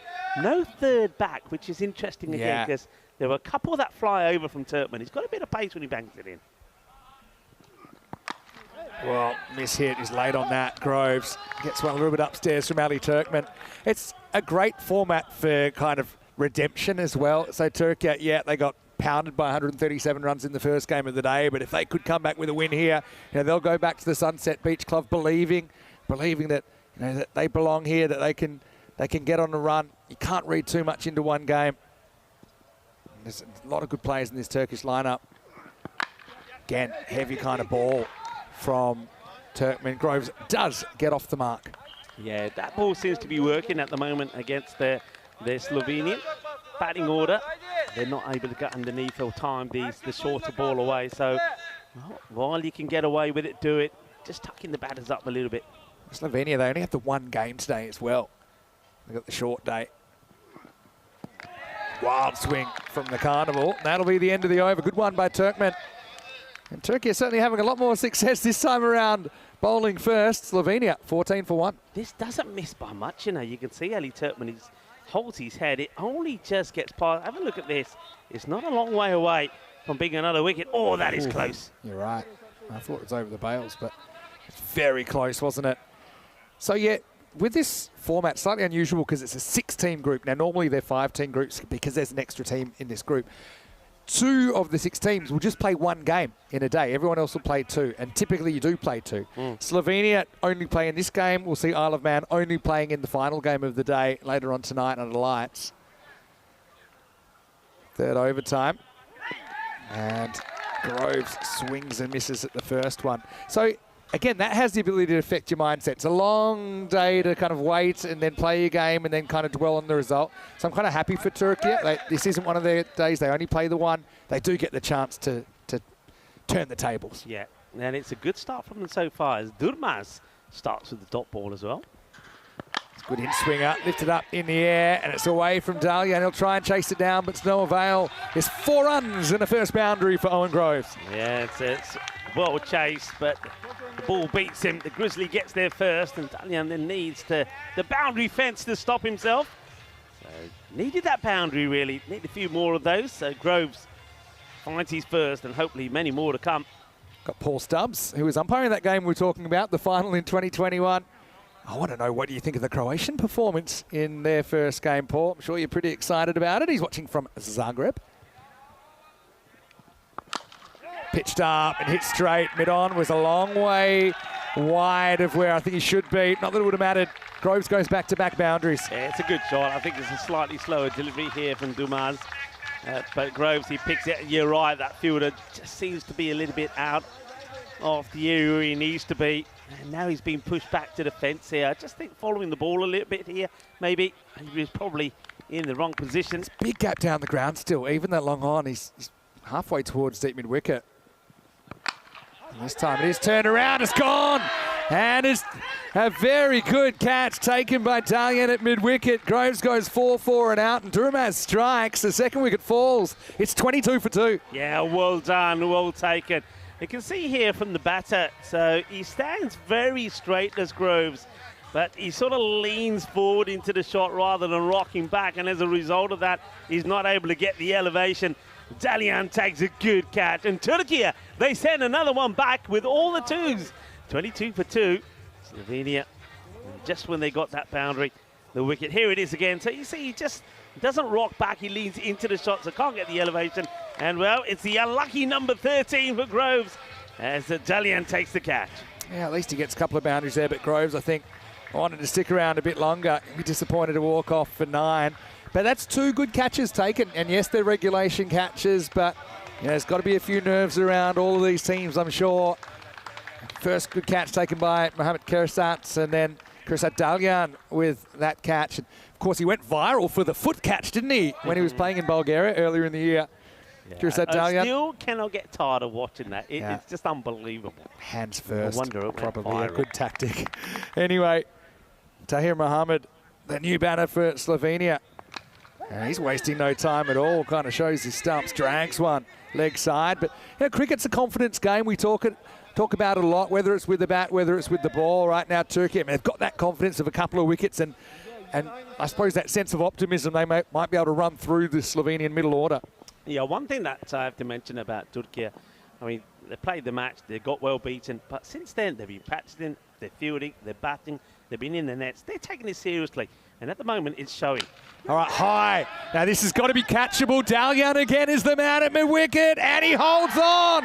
2 catches in the over, 2 wickets for Durmaz as the carnival is over. He's out for 6, and Slovenia in early trouble, 23 for 3. Well, I don't know about the carnival being over because the Turkey carnival looks like it's starting. That's a very good catch from Dalian, because I think this ball starts to move away from him, and he has to change his approach from taking it in front of him to side on. And I think when you see it again, the ball's probably a little bit away from the body. It's a very good catch from the young man, and he removes the dangerous Mirza. So this catch is blowing kind of towards the camera, right? So he gets where he thinks it is and then has to make the adjustment. That's why he has to kind of lurch to his left and back. It's probably a bit of a fingertip job. Or maybe the haircut is doing the work for Dalian, who is he's been shorn like a sheep, but his catching's not bad. It's the end of Mirza for 6, and it's 23 for 3. Yeah, great power play really for Turkey. They're coming back and fighting hard here, and well bowled also there from Zafer Durmaz. Gets another wicket. That's what it's all about. It's these little, and again, they're being rewarded for the efforts. After that loss, they went to the nets, they trained hard, they practiced hard, and they certainly are making it count here at the moment. That last over just came for 9, so the over by over at the moment, 6, 8 and 9. And Turkey have never won a game at the European Cricket Championship. Slovenia, obviously, this is their first game. So one of these 2 teams is going to get a first win at the Kardamar Oval. Stand and deliver job. Wants to go on the hit. Well, big trouble here with a good throw. It wasn't a good throw. Nah. It bounced just below.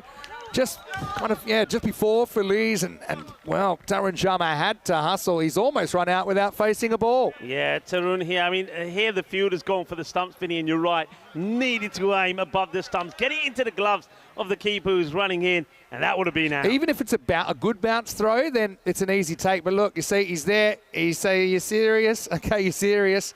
Has to run. Risky times for Slovenia. The captain out there, Tahir Mohamed, wants to get a move on here. But, well, he's a bit risky and dicing things at the moment. In the air and gone. It's another one, Vinny. And it's the same man again. Well, number 13 is definitely unlucky for Slovenia because he's got 13 on his back as Dalian, and he takes his third catch, another wicket, and Tarun Sharma will go for a golden duck as there's joy in the air for Turkey. Slovenia have slumped to 24 for 4. Oh, Derek's been on the diet shakes, I think, if you had a look at him there, but it is a golden Derek. It's never great when you've, well, he basically had 2 chances to be out, and he was only faced 1 ball. And that's how the cookie crumbles for Sharma. Dalian perfectly positioned. This guy, Dalian, he's got so much talent for a guy. Yeah. He's only just turned 17.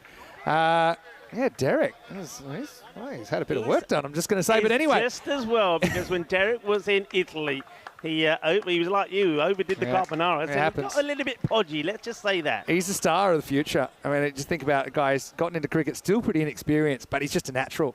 3 pressure catches, 24 for 4. That's probably a wide, going a bit too far. Matla is the new batter for Slovenia. I get the feeling here that the umpire will have a word with the bowler here.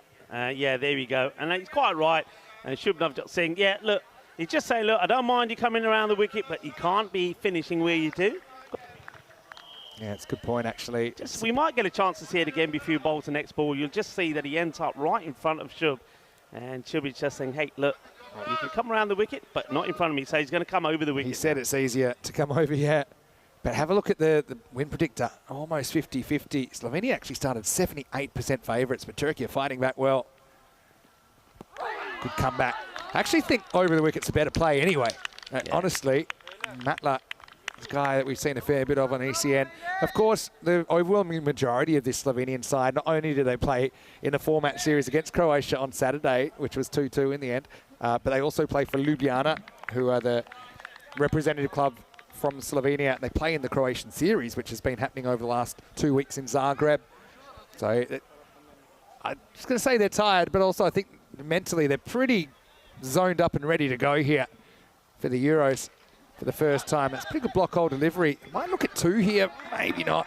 Bit risky. Fielder does well to come in and cut it off. Just a single, fuller delivery, so good areas here from Kusat at the moment. I think also you just saw there that Felice, the keeper, just had a quick look at where Matla was. He stands out of his crease a lot, so he was thinking about having a throw, actually. Goes short. That might be the one for the over. It's been called a wide.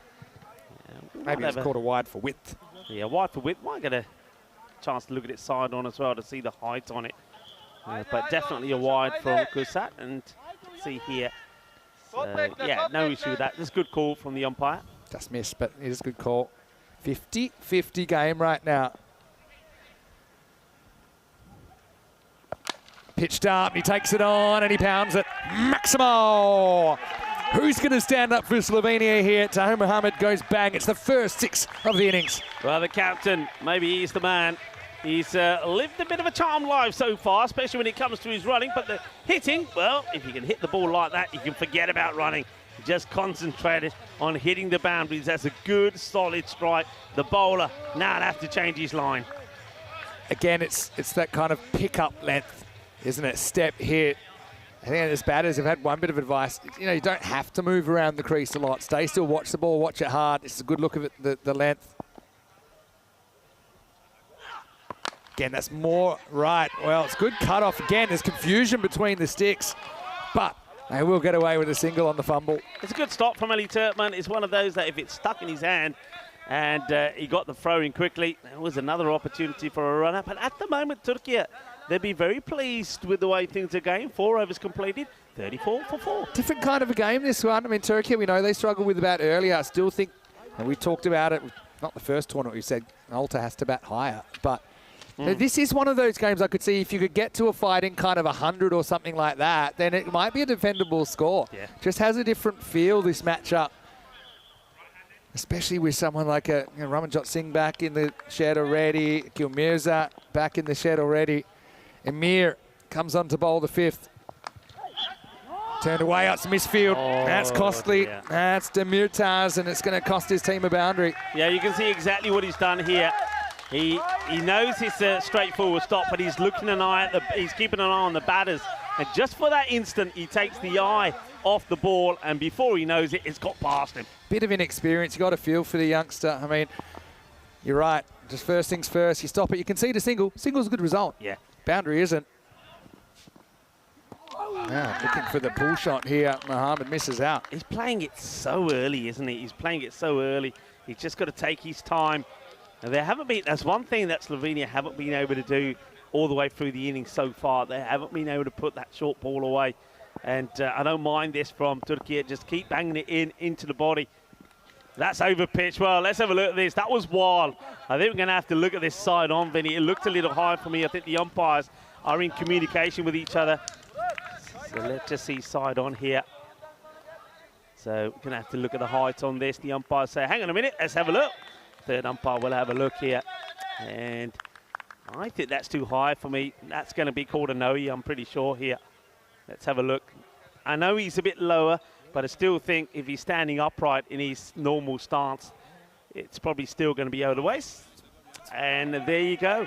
No ball has been signalled by umpire Aronto. Free hit coming up, and it's the first one I'm certainly talking through, the first free hit. It is. Can he cash in? Better ball. Not a great result, though. Thick outside edge. Flies away. 1 bounce, 4 runs. Yeah, well, you've got to swing hard at him. You've got to try and make the free hit count. And they get another boundary, 4 runs. And, you know, sometimes things can change by something like that. So you get a free hit, you get a boundary, and the tide can change. And that's what Slovenia are looking to do here. You can see they're now 59-41. Yeah. Well, Turkey, if they can remove Mohammed, I think they square it up again. Bad ball, really shortened down the leg side, quarter wide. Yeah, I think the idea or the plan that Turkey have here to try to keep the ball shorter and into the batters is working, but you've got to get the line right as well. Yeah. Putting it down the leg side. Now, mind you, it could have been worse. Demirtas, short funding, almost in action again. He'll be probably a bit itchy at the moment. His first ever game on ECN.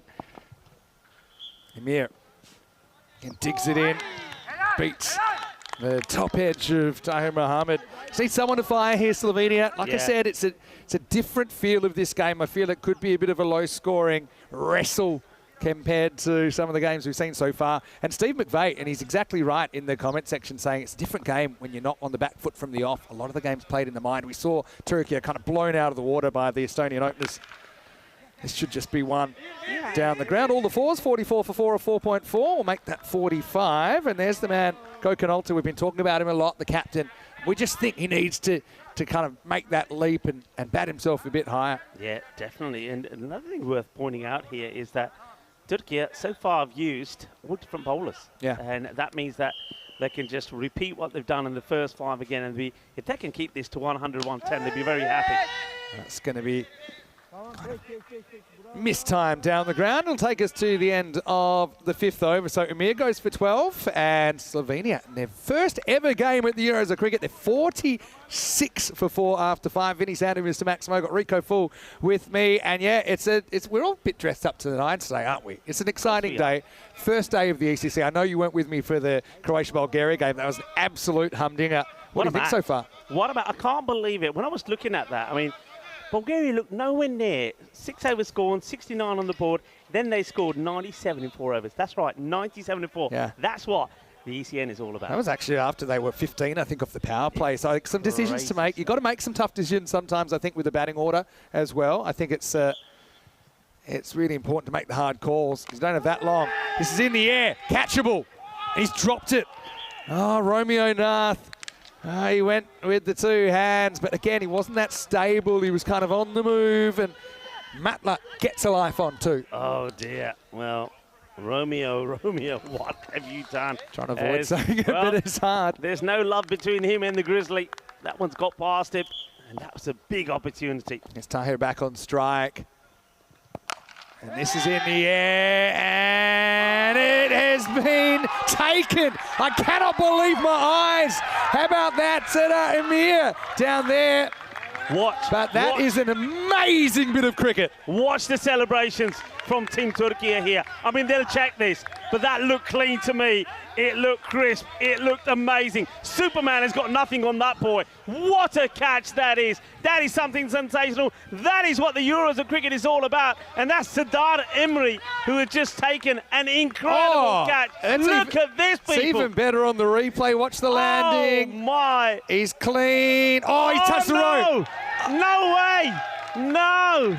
Oh, you cannot believe it. We'll show it one more time. He's just, there it is. You see the boundary move. Oh, the pain. The pain.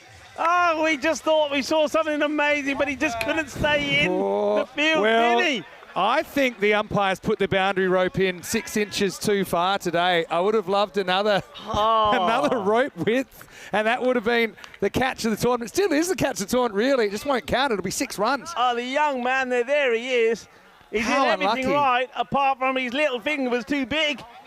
Dear, well, what a catch that was. Could have been amazing. It was amazing, but it was still 6. All right, full toss walks at it. And they went 2 here. They'll never get it.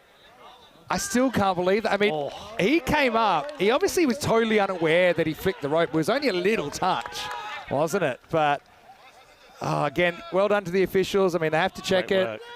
Going just on the celebration, I certainly had been sold on it. Brilliant from Spring Media as well. What a replay. Top work for my media partners. Are the ropes too thick? Oh, big swing and a miss, and Matla, he's been dropped already. He hasn't really fired yet for Slovenia. What a difference, though, in what might be a bit of a low-scoring arm wrestle instead of the wicket. 6 runs, big turnaround.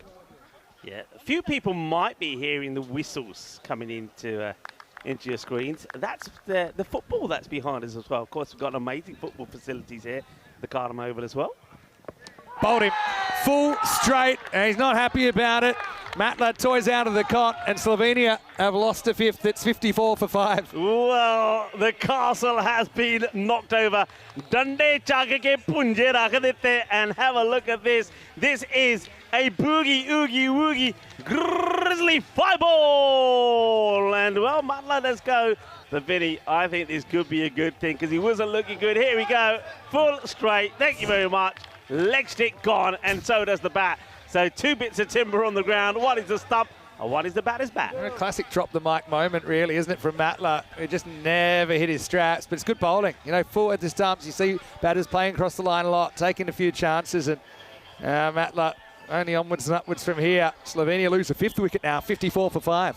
Yeah, good delivery. You'd expect that, though, from good bowlers. Get the ball in the right areas, and that's exactly what I was talking about, Turkey. All the bowlers that have bowled well will come back onto bowl again. And Kursat has been good. He's been good 2 for 19. Last ball of his spell. Waka Khan, the new batter. We'll get one more, in fact. But I think new batter, get full, get out the stumps. Nice to see they're hustling as well. They're maybe slightly behind time, maybe 30 seconds or so. Remember, they need to complete the 9th over before that clock runs out. So they're going to have about 11 minutes to bowl 3 overs. Haven't really seen any spin yet either. Short, Khan backs away, misses, end of 6. And all the 5s up there. It's 55 for 5 after 6. Good, tidy stuff. They continue. So you can see now that they'll go back around to the bowler to bowl. Well, look, you can have a look at the scorecard here. So the captain is still there, 25 or 12. Not the best of strike rates, but at least he's still there. He just wants somebody to stay there with him. And can it be Waka Khan? You can get a bit of a partnership going between him and his captain.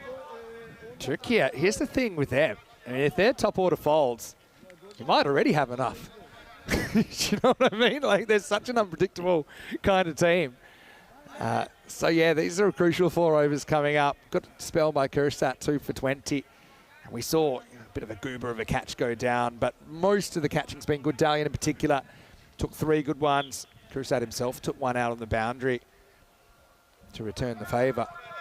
Oh, nice little milking of the clock here by Tahir.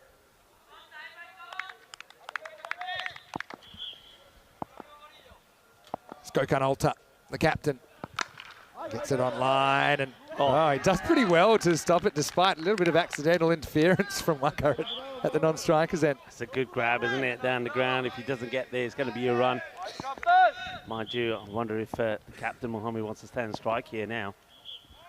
Well, that's going to be a funny one. It's going to be interesting when I see you, right, Vinny, because he charged. It is high. He charges at it, so it's a difficult one for the umpires to assess. So Thing is, it was very high, but he does walk at it. So we're going to try and pinpoint if it's waist high or not. There we go. Well, we'll see if we can get the right ball up here. So we'll just see if it comes up here. I think it's one here. Here we go. Let's see here. So he charges at it. It's pretty high. Is it coming down? I mean, do we even get the chance to see the ball? I mean, based on the contact, it's a hard one to give on the... I think you've got to go with umpire's call here, Vinny. Let's see what the umpires decide. So let's see what the umpire decides here. I get the feeling because he's charged at it, he might get away with it. The ball might have been coming down. So, yeah, that's what they decided. I think also, once you charge that much, you're kind of giving up your benefit of the doubt, you know. Anyway, we should have stayed at home. Probably a few people around there that think that after a big Saturday night. But anyway, Waka misses out on the next one. Just not happening at the moment for Slovenia. They're trying, but full credit to Turkey. They're looking like a different side out there in the field compared to match number 1 against Estonia. Bangs it and gets the journey. Maximo Waka. Well, that's one confident way to get off the mark. Lifts Alta up and out of the ground. Yeah, Waka, boom, boom, boom, as he gets this one out of the middle. And the only difference this time from Gorkan Alta, he pitches it up. And once again, the shorter ball, short of a length delivery into the body has been more successful. Every time it's pitched up, the ball ends up going to the boundary. Yeah, well, again, it wasn't quite the Yorker, was it?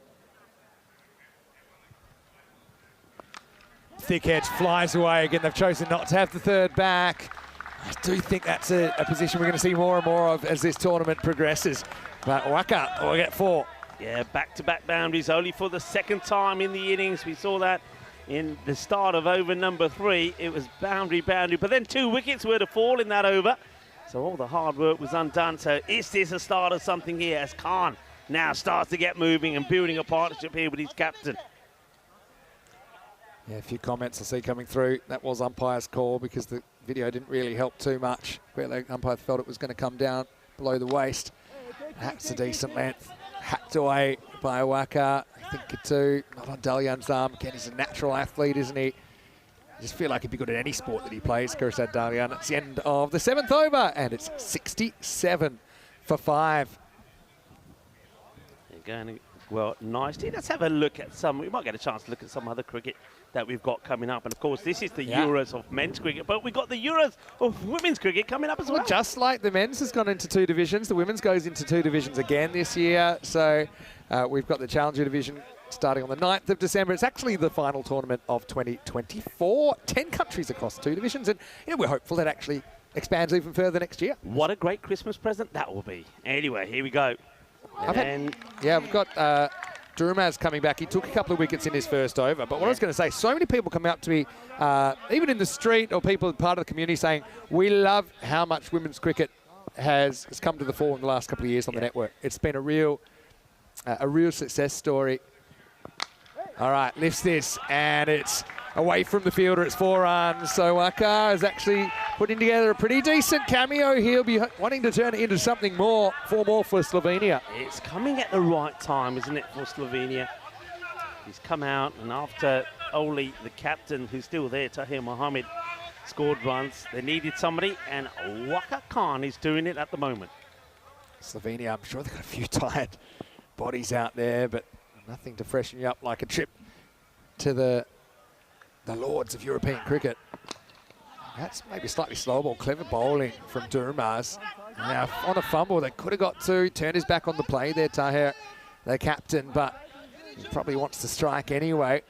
What can Slovenia get to? The expected score's been hovering around that 100 to 105.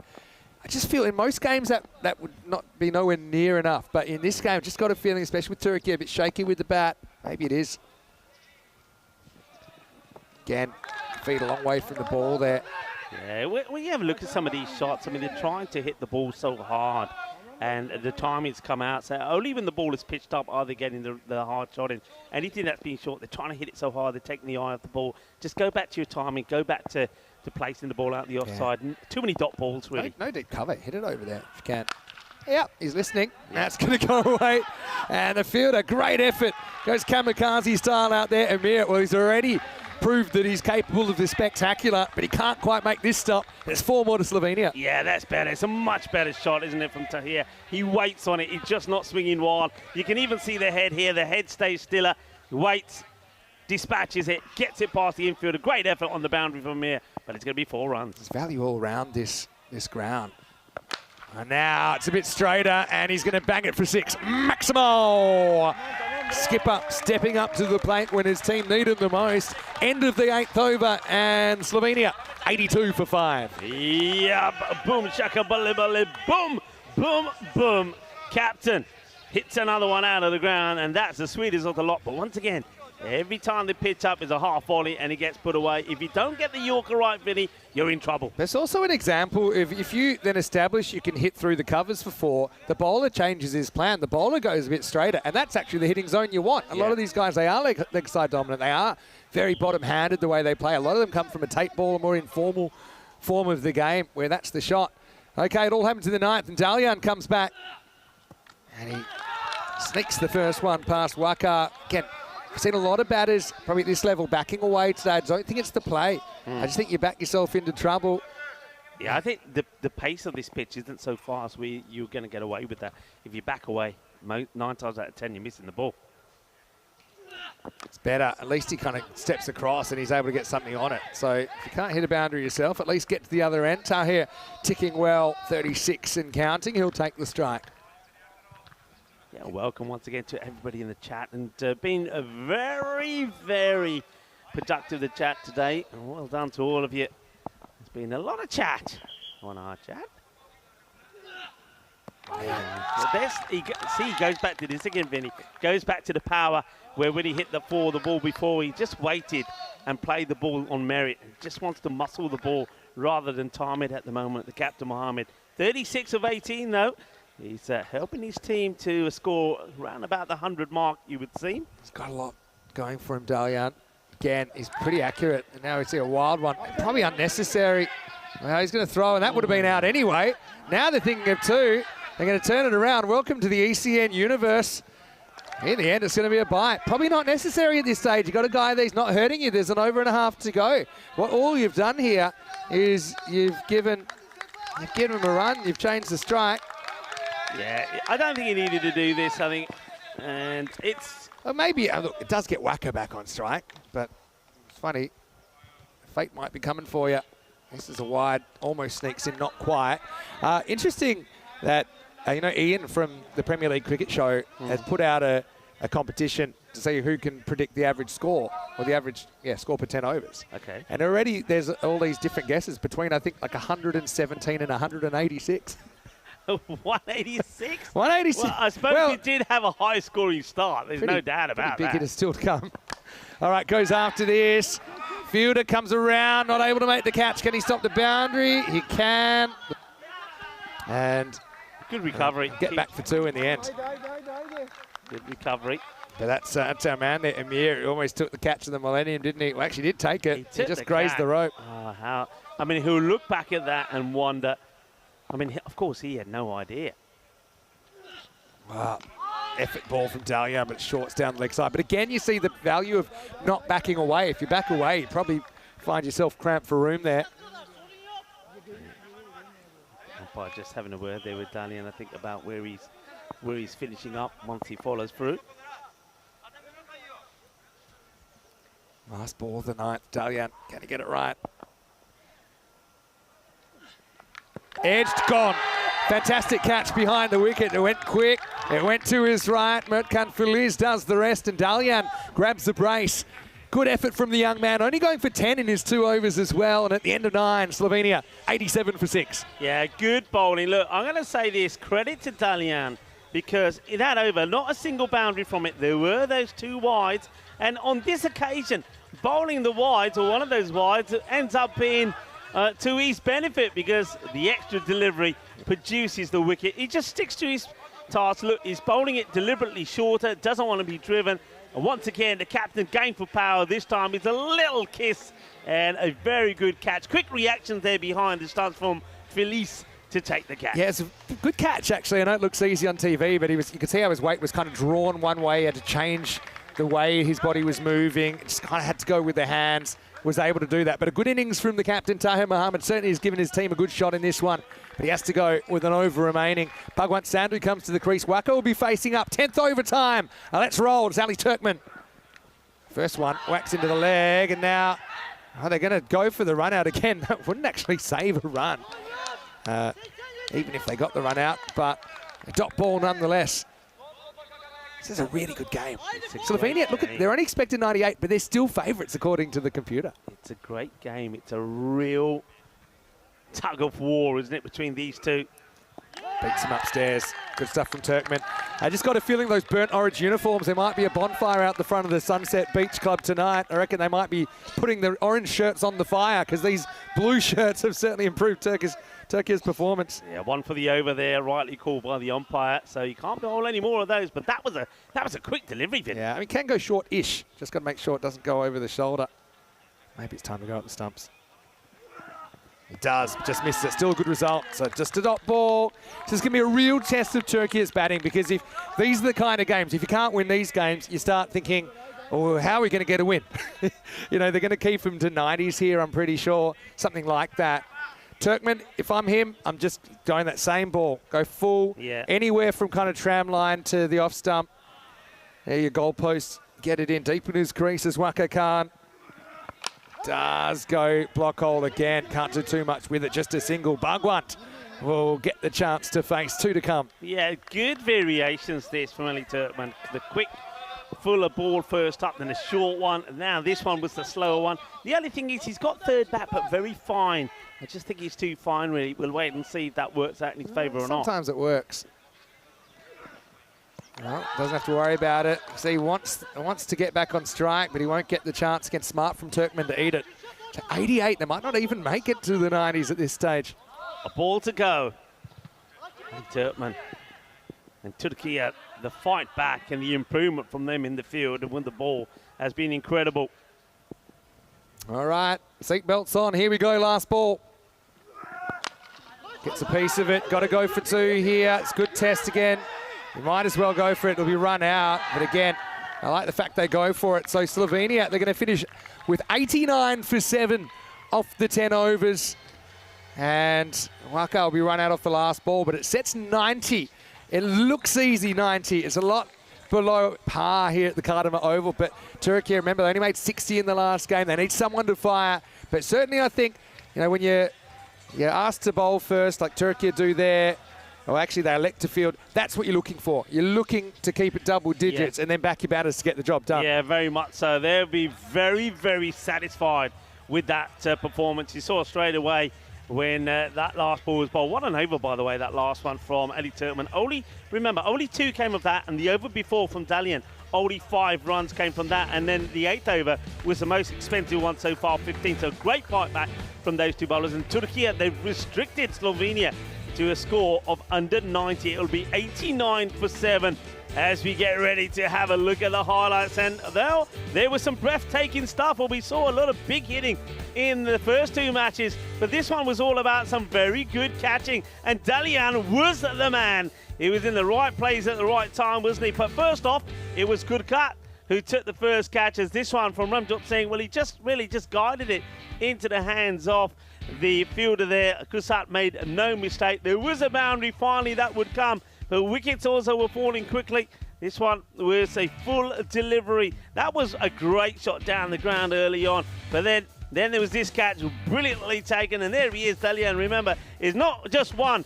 No hay una, pero no hay dos. Hay 3 catches from him. He was brilliant. Here comes another one, Vinny. Yeah, and I think this was really important. These were the 2 in the 1 over. He also took one back on the boundary. But if you want to talk about how Turkey kind of got in this contest, they got in it through those catches. And it wasn't just the youngster Dalian, but also Gurkhat took a good one to kind of get things going.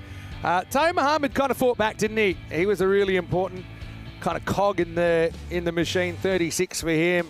And without him, And I think Waka Khan with 19, you know, they're struggling to get anywhere close. I mean, that looks, if you don't even see the slow-mo, it looks like it's clean, doesn't it? But you could just see slight touch on the rope. It's really bad luck.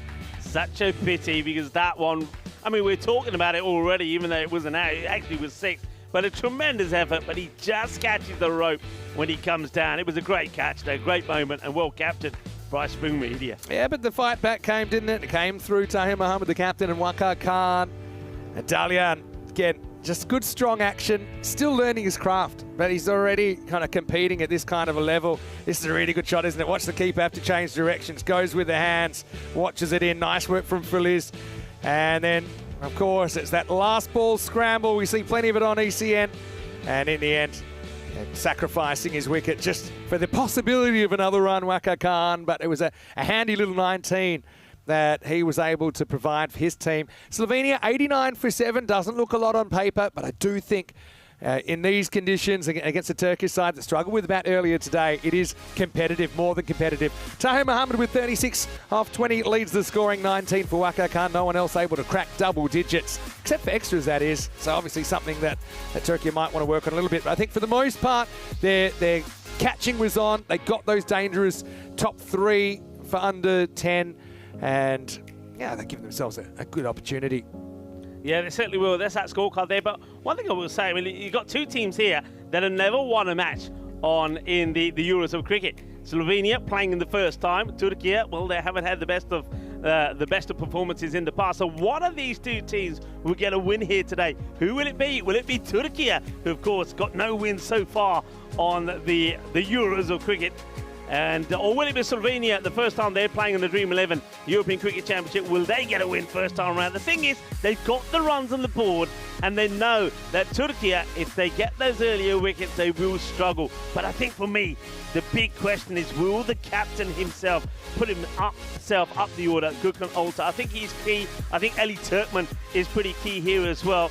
And don't forget, there's always Abdullah Lodi. Now, will Lodi come to the party at the right time and get a win for Turkey? It's going to be entertaining. It's going to be exciting. I think we're going to see another frenzy of action coming up. Join myself, Rico Full, and Vinny Sandu when we return in about 10 minutes' time for the reply from Turkey, needing 90 for their first victory on the Dream11 European Cricket Championship. Volvemos en 10 minutos.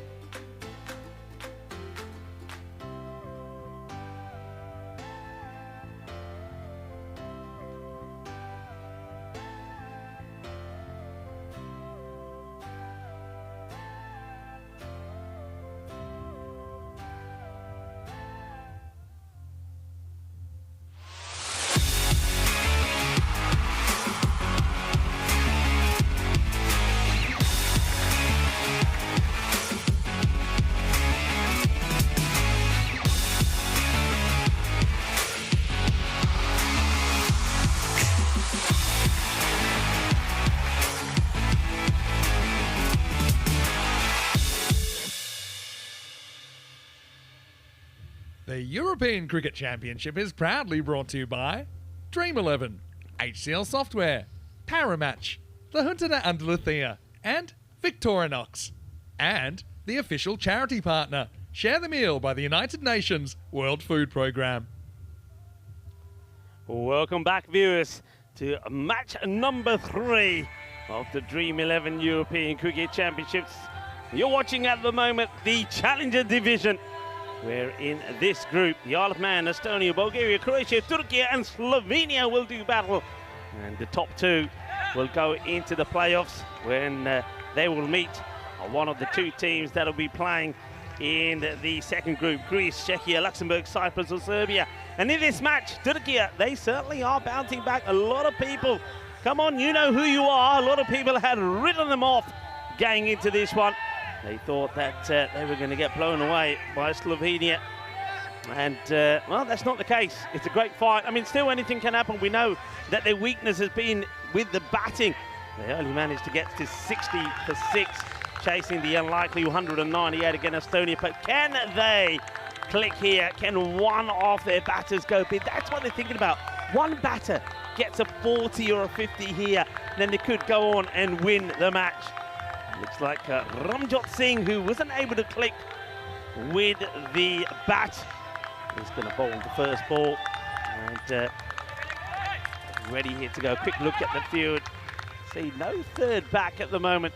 Square leg and long on the boundary. Those are the 2 players that are back in the power play. 3-over power play, remember. And it's 3 overs that Turkey really want to get off to a good start. Abdullah Lodi and Zafer Durmaz are the openers. The umpire will wait for the scorers to give the thumbs up. They're ready to go. Here we go. 90 required. And that's going to be 2. Wow, I don't know what's happened to Ramjot Singh here. He goes down. And now he has a look at the ground. Well, nobody else has had really any issues. I don't know what's happened to Ramjot here. Well,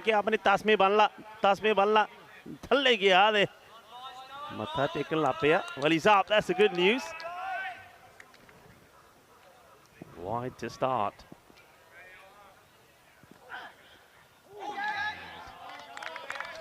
Beats the outside of the bat here. Ramjot Singh once again, I think, looking to get this ball to seam around a little bit, get the movement in.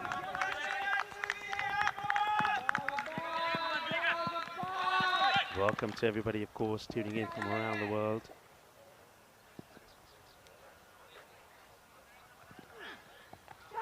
Places it straight into the hands of the fielder. And oh dear, it's a soft dismissal for Lodi once again. And we know he's a key man, isn't he?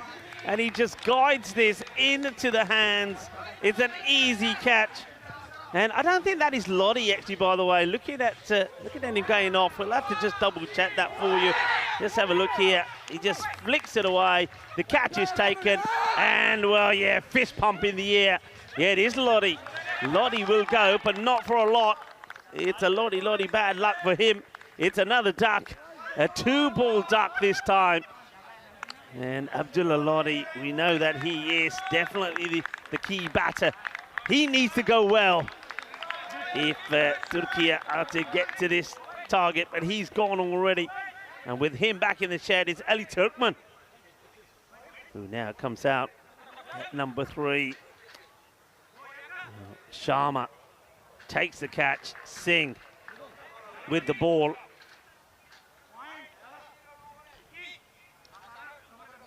One for one, Turkey. They're hoping it won't be the same again with their batting. Someone at the top order has to click.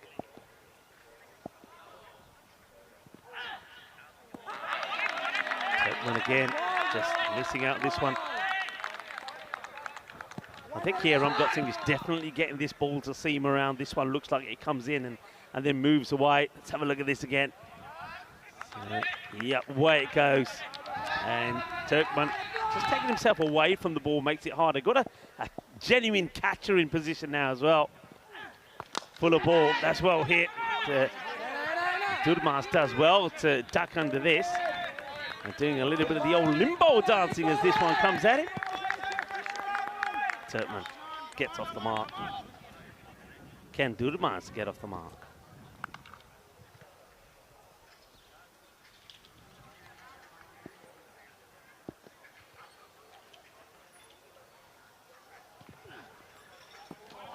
It's going to be a little bit too wide this time. Now, just asking the question here.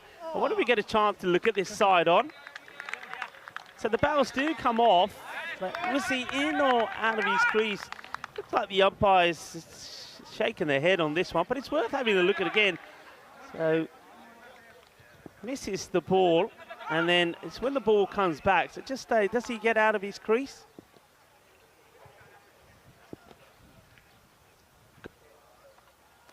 You can see he was well in. Well, that one's not well in. That's well out. It's going to be a no ball. Well, I'm not really sure what Ramjot Singh was trying to do with this one, but I mean, you would think that he'd be trying to get the ball into the pad to move away, but he's gone ever so wide. I wonder if he's trying to get the in-swinger going. Gets it wrong, so an opportunity for Turkey to go big. They got the license to go the full Monty here. Durmaz. Can't be out because it, of course, was a free hit.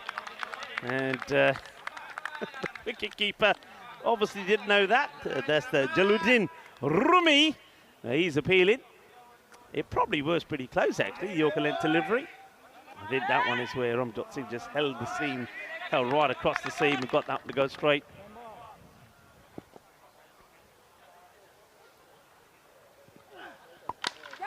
High in the air. Is he going to get over the fielder? And it does. And now they're going for two. The throw goes to the wrong end. They get a couple. Ramjot Singh protesting at the fielder. The fielder, well, he's going to have to sort himself out as the putka comes off there off Singh. That's a Bhagwant Singh who is backpedaling. He's trying to take the catch, I think. And I think that ball once again moving around in the air. And he does put a hand out to try and take the catch. See there, comes at the toe end of the bat, no real foot movement towards the ball. And Bhagwant going backwards, just can't get a hand onto it. And, well, just needs to sort his putka out now. Does Bhagwant Sandhu, that was, beg your pardon. End of the over, 6 for 1 at the end of the first. And once again, it's Lottie, who is the batter, who's disappointed again, doesn't score. It's a 2-ball duck for him. But a good over there from Ramjot Singh. I mean, he had a few issues, didn't he? It wasn't the most tidiest in terms of there was 2 wides in there. There was the no ball as well, but it was the wicket, and it wasn't expensive. Needing to go at just under the 10 and over from here. 9.33 is what's required, 9.33. So got to keep it nice and tight.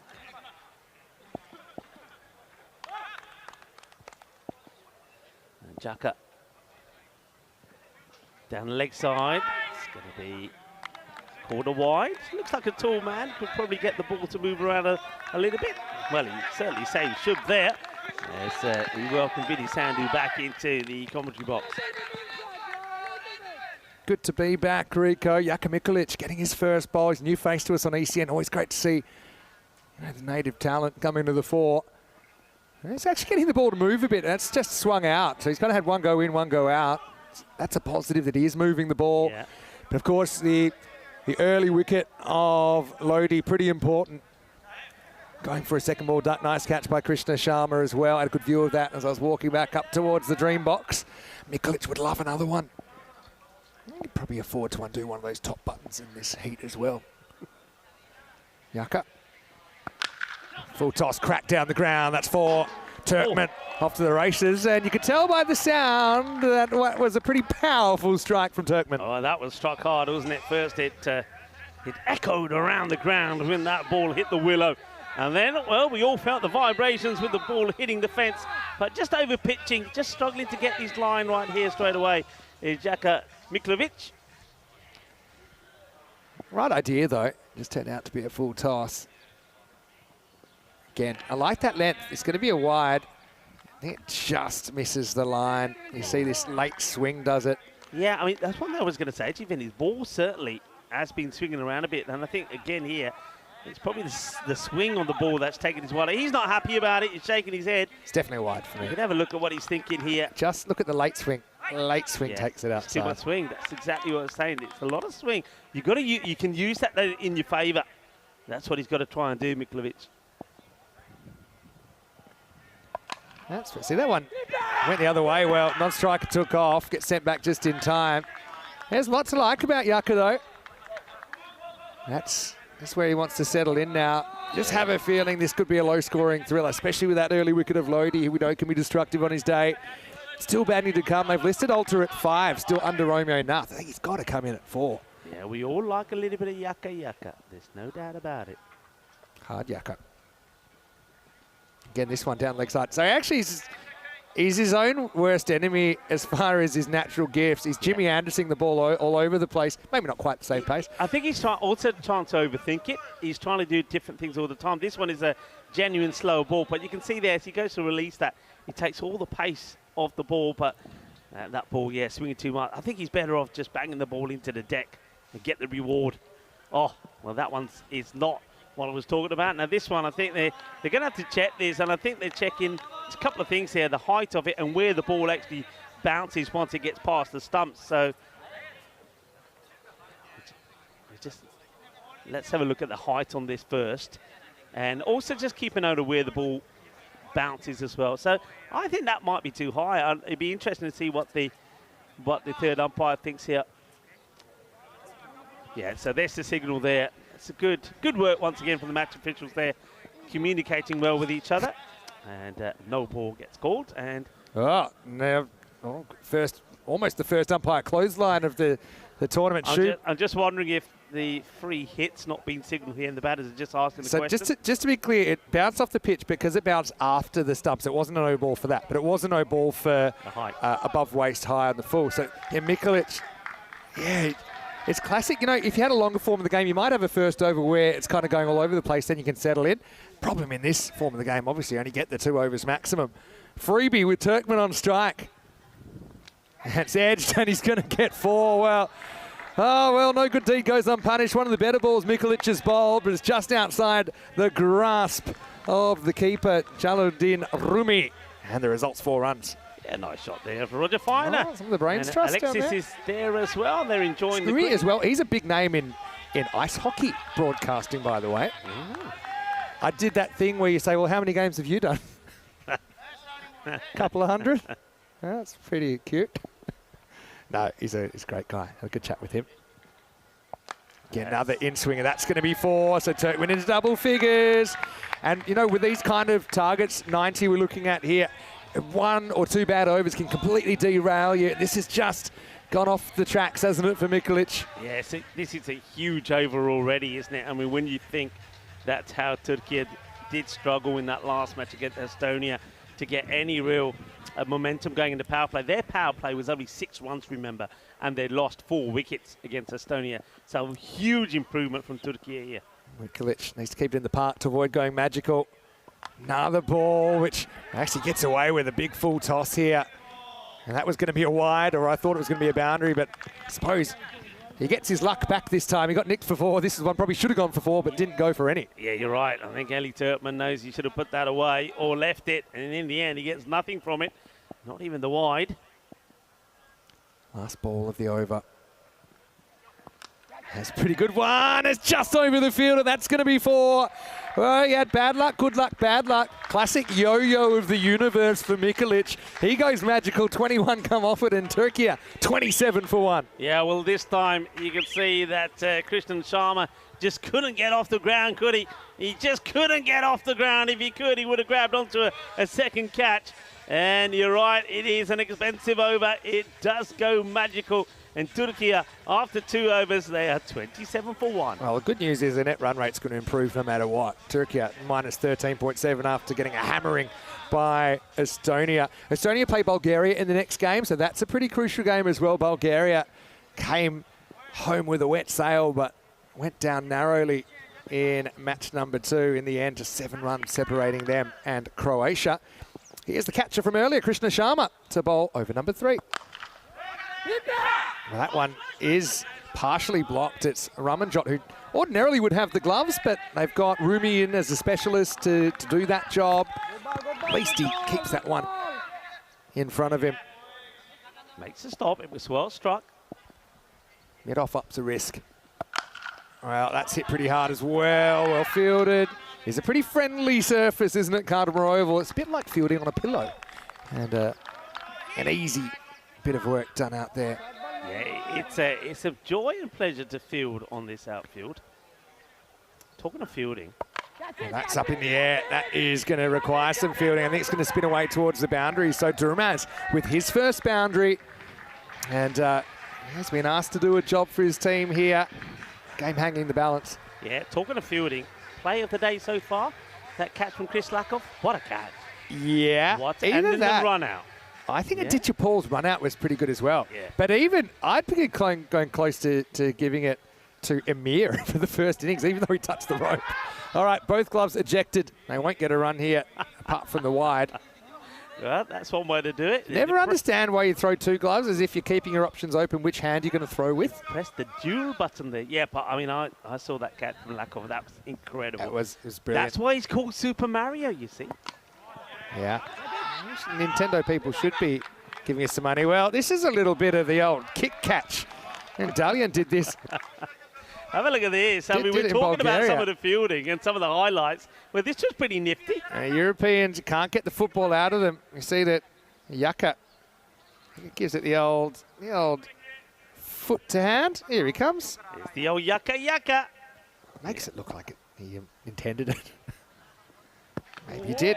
Goes around the wicket, runs straight down the middle of the pitch, but at least he gets it right. Now umpire just giving him a little bit of a free lesson. Say, look, if you want me able to give anything out, I need to be able to see. Your parents aren't glass makers. You're not transparent. Last ball, the power play come out. It's been a good comeback. They've needed it, haven't they, Slovenia? And just 20% extra careful from Turkmen. Forces a fumble now and almost causes a run out. Has a little bit of chaos in Kartama. End of the third over, end of the power play. Turkey 36 for one. Yeah, the thing is that was intelligent, I think, from Ali Turkmen. He knows he doesn't have to try and clobber every ball. They brought the rate down now to under 8 required. Another good over somewhere along the line. They bring it down furthermore. One thing they've just got to be saying to themselves is just keep on going. No dot balls, and that's the important thing. No dot balls.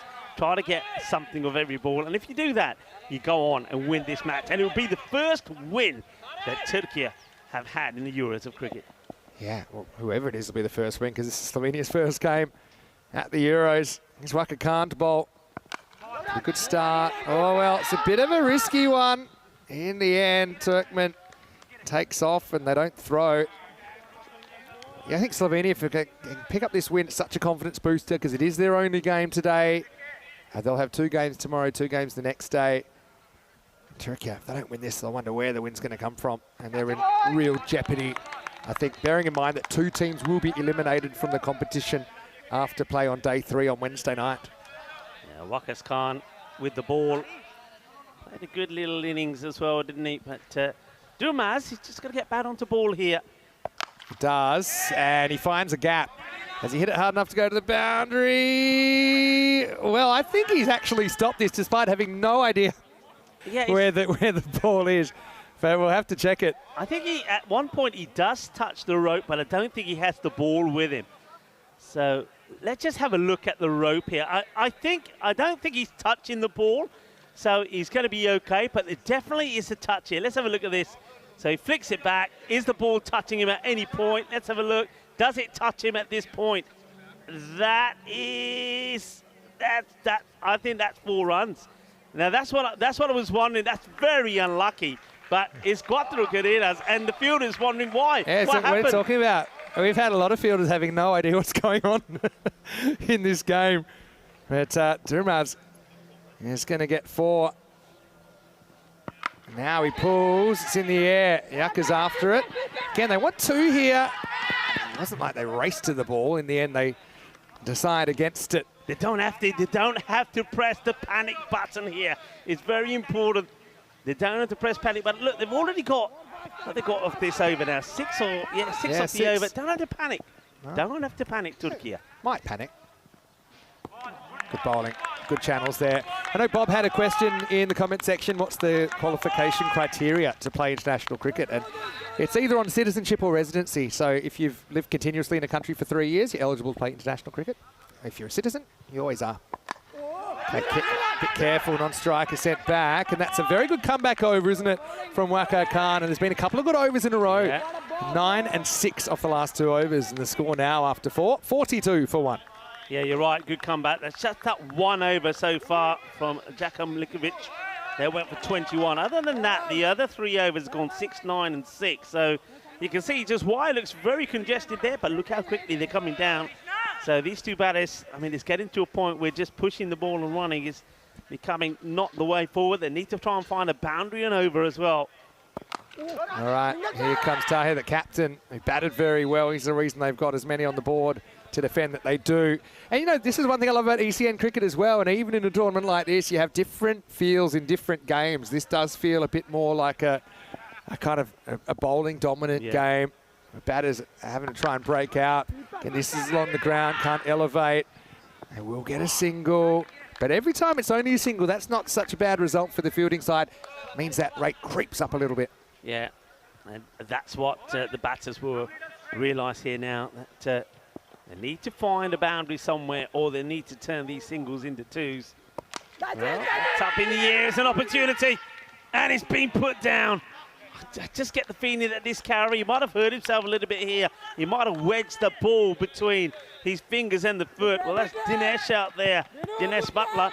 I think this is a chance. We might get a chance to see it again. Probably not, because the action comes thick and fast here. Certainly an opportunity. And plays it away. We'll just take, once again, it's another single. So the ball is not finding its way to the boundary at the moment. And that's the issue that Turkey are finding here now. Just that 1 good over that went their way.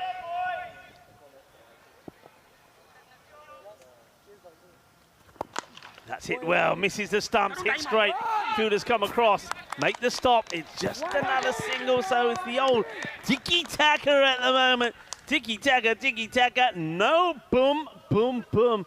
This becomes an important ball here now. It's got last over thriller written all over it at the moment, doesn't it? Could this be a potential first golden ball of the year?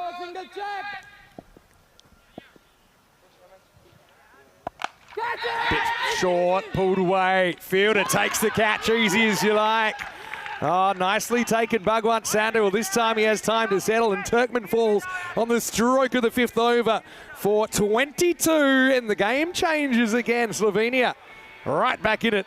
Turkey 47 for 2. Good catch from Sandhu there. We saw him falling backwards, head over heels earlier, but this time he holds his composure, he takes the catch, nicely done. No issues, no pressure, and they get rid of Eli Turkmen, who was just getting himself set there to go all the way. I want to say a big hello to a lot of people. International days you talk about sometimes, and today's a very big international day. I like it that you're giving the old, give it the old thumbs up, or the hello, the welcome, because it is also International Day for those people that are hard of hearing. Ah, hearing impaired, okay. Yeah. Yeah, well, I'll come back to the action here. Just missed a ball that's going to be called a wide. We'll just show you the first ball this over. But it'll be hard for me to do the sign language if I'm not on the screen. But I want to say a big thank you.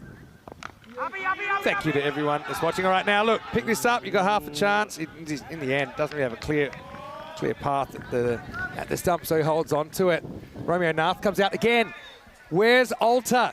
Send out the search party. Alter could blow this game apart. It's putting unnecessary pressure on Romeo. I'm not saying Romeo can't do it. I'm just saying it's not strategically smart. You know, some people have tridecaphobia, fear of number 13. I think Alter's got a fear of batting in the top 6. Yeah, the captain. Romeo Nath, he did that very well. Great stop. Oh, wonderful bit of fielding. That's great cricket all around. Let's have a look at this again. It's wonderful. Great. It's a good shot, good bit of fielding from the captain, and a good throw back to the bowler. Have a look at this. Wonderful cricket. Yeah, again, it's beautiful surface to field on. But, yeah, I'll come back to it in a second, but Next one's a little bit short and it's whacked down to the ground. Maximo. Well, Romeo says, oh, I'm here for a reason. Don't count me out. And like I said, he's capable. This time he wastes no time. Too short from Waka. Maximo, 6 runs. Yeah, Romeo Nath, look, he took a long time to get going in the last match, didn't he? He did, though, end up with 34-26. At one point, he was 22 of 22. But he's the sort of batter here that can make the difference. If he bats the same way that he did against Estonia, he puts away the bad ball, especially anything on his legs. That's one thing that I think, if they've done their homework, Slovenia, they won't be bowling on his legs. Keep it outside the off because he loves it on the legs. That ball's been lost to the jungle. I think they'll need another one. Waka, let's see if he learns his lesson. 35 off 9 for a bonus point. Don't see that happening. But you never know if they want to get a move on here. Oh, okay, this one corner wide by the umpire. I think it does come down. I think height is an issue here. But certainly not able to keep it the right side of the line. No issues there. Again, that late swing. I've seen a fair bit of swing, but bowler's not really able to control it today. That's perfect delivery. Yeah. Much better there. Especially with a lot of these batters not really wanting to move their feet too much. I mean, then you're so far outside your eye line, you're having to just kind of throw the hands and hope. That was a much better ball from Waka. Yeah, same thing. Oh, I don't know. To me, this isn't completely outside the line. It's on the line. But the umpires have been pretty strict on these today. So you have a look. What's your call here? It's not a wide for me. I think it's getting a piece of the line. It's a very tough one for umpire, but I think, they don't get a chance to see it again, but True. I think... And if you're in doubt, call it a wide, yeah. so fair enough. Now that time he's well inside, so... Swinging and missing. Yeah, so it is International Day of Sign Language celebrated today. Did you know there are around 72 million deaf individuals in the world? 72 million. So practice some of your sign language. You know a bit, don't you? I used to work in a school, a special needs school. I know a little bit. But I can't sign as fast as I can talk. I can tell you that much. Hey, you know who else is celebrating today, by the way? That's the end of the over. It's 58 now for 2 after 6 overs. I think Elsa is celebrating today. Have you noticed her here? Yeah. Yeah, International Redhead Appreciation Day today. Well, she's timed that well. She's gone. She's dyed herself ginger. You know either last night or this morning. Hello, Elsa, and congratulations, I guess. Congratulations, yeah. It reminds us of the beauty and uniqueness of red-haired people. They possess the rarest hair shade and are often associated with having a fiery or hot-tempered nature. Whether that's true or not, we don't know. But, well, it's a day that we celebrate if you got redhead. That's a good start. This game's tightened up.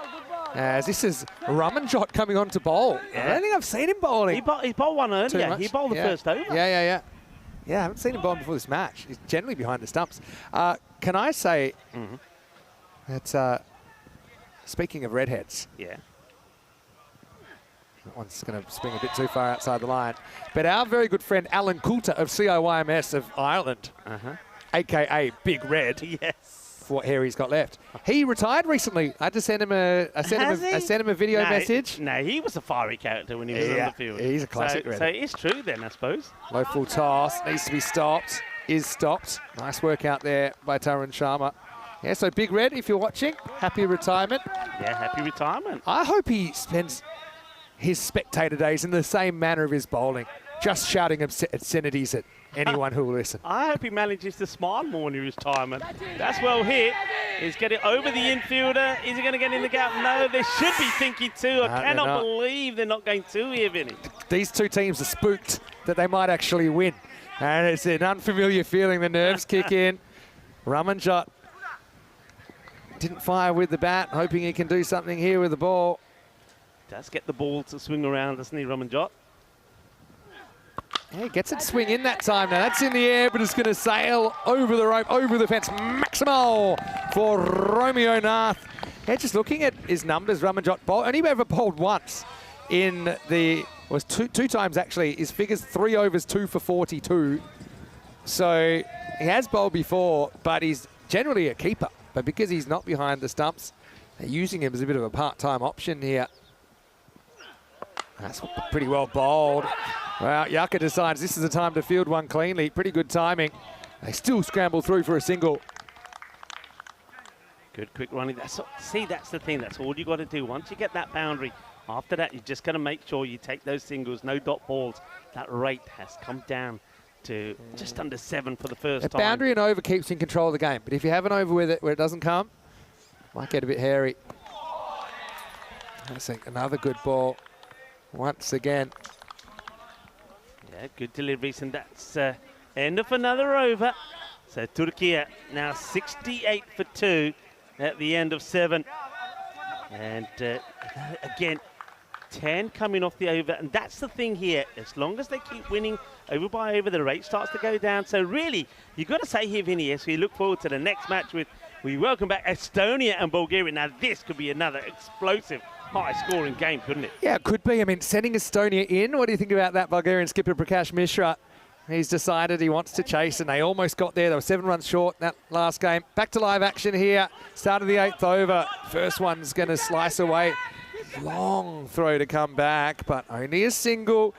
Kind of last chance saloon here, I think, for Slovenia, because that rate is around about the run of ball. They'd love an over with no boundaries.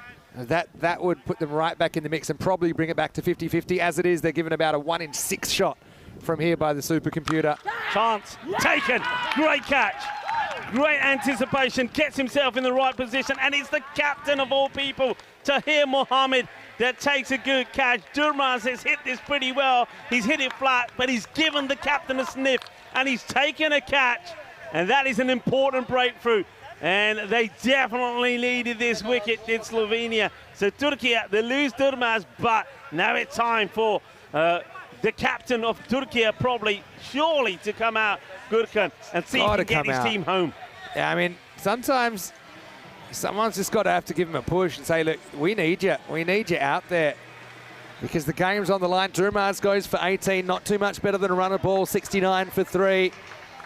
21 off 16, and, well, come the moment, come the man. Here's the captain, Gökhan Alta, striding to the crease. And look, if he bats like he batted before, I mean, 4 big hits, and this game's over. Sharma, who's got the funky hairstyle, hasn't he? I don't know if you've noticed the older little plaited hair on the back of his head. Or maybe he's giving him a bit of luck when he gets the wicket, thanks to the captain, Tahir Mohammed. And Gökhan Alta now comes out, the captain of Turkey. And they will take the single. They've got to run hard here and will get home. You can see here that Sharma just saying, don't want to stress here. Don't want to stress. Don't want to cause any panic. Don't want to throw the ball away unnecessarily. Every run counts. Well, that's the hairstyle. Maybe he's been down to the beach on the Costa del Sol. Asking the question. But a couple of things here. Might have just been going down the leg side. Also, the height comes into play as well. We'll get a chance to look at this as Krishna runs back to his... Too high. Yeah, too high and probably just going over and missing leg stick. But a good call from the umpire. Now, what's this called? Anything off the bat, or is it all pad? I get the feeling it's called a bit of the pad. Oh, it's hotting up here. It's muy caliente. Este partido es muy caliente. This has got a bit of a feel about it. I think it flicks the pad on the way up. I don't think there's any bat in it. I think it's going over the top. Last ball of the 8th. Hits it. Should just be 1.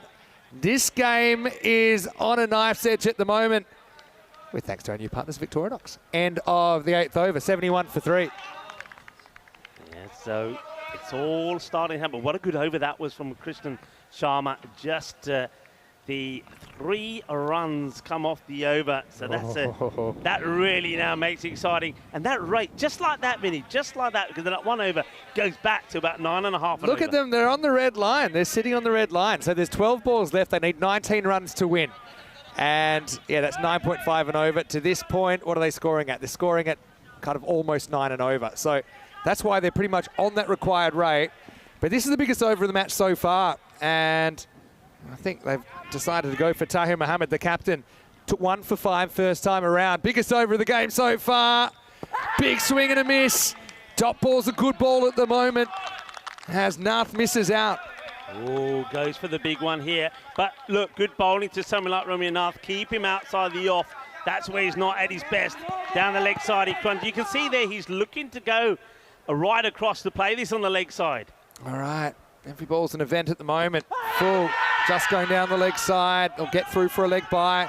Just looking at the bowlers, I mean, the bowling here out here, which I do agree with. Yeah. But who are they going to bowl the last over? Because Jaka Mikolic is the only bowler that hasn't bowled out of the bowlers that have bowled. And he certainly struggled with his control earlier on. He went for 21 in his over.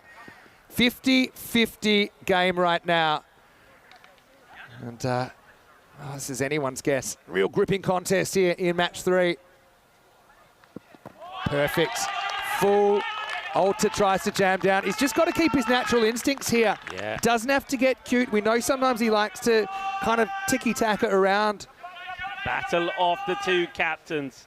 Both looking to get their first win. The Euros of cricket. Well, there it is. In the air. Going, gone. Maximo.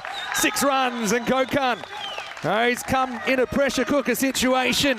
Is he going to carry Turkey to their first ever win at the Euros in their 6th match? What a shot. A boom, boom, boom. Shakalagia. Boom, boom. All the way. Que grande, que guay. Eso golpe muy dulce. Más dulce de tarta de chocolate. Game on, Vinny. Boundary Game they on. needed. Look how open he is. I think he wants to go leg side, or does he just stand and hit? Now he does go leg side, pulls it across, just one. That's not a bad result. Any ball that's not a boundary just keeps Slovenia alive at the moment. 11 off 7. Now Nath, I think he's looking for the big Maximo here to take all the pressure off. But still, my question is, who's going to bowl this last over? We are going to a last over.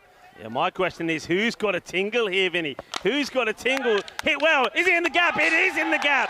It's a crushing shot from Romeo Nath. Oh, Romeo. He's sharing the love, isn't he, with the boys and all the Turkey supporters around the globe. 4 runs, and what an important shot that is. Well, it's not Juliet yelling at Romeo from the balcony, but it's a fair few more human beings up there. He comes, he hits the gap, gets 4 runs. So remember, 4 runs, hitting the ball across the boundary, 6 runs if you can clear it on the full. End of the 9th over, and the score is 83 for 3. So now it's pressure. I'd even be gambling, bring the field in a little bit. We know that Alter can get a bit nervy, sometimes gets a little bit funky. Yeah. I think he still needs to play his natural game here, but a wicket changes everything as well. They are going to go to a 6th bowler. I thought they might, and it's going to be Tarun Sharma to bowl. 7 to win, last over of the game.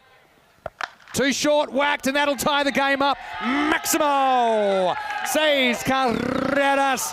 They run out of time, they've run out of bowling, they've run out of runs. Now any score will win it for Turkey, carrying them to an historic victory.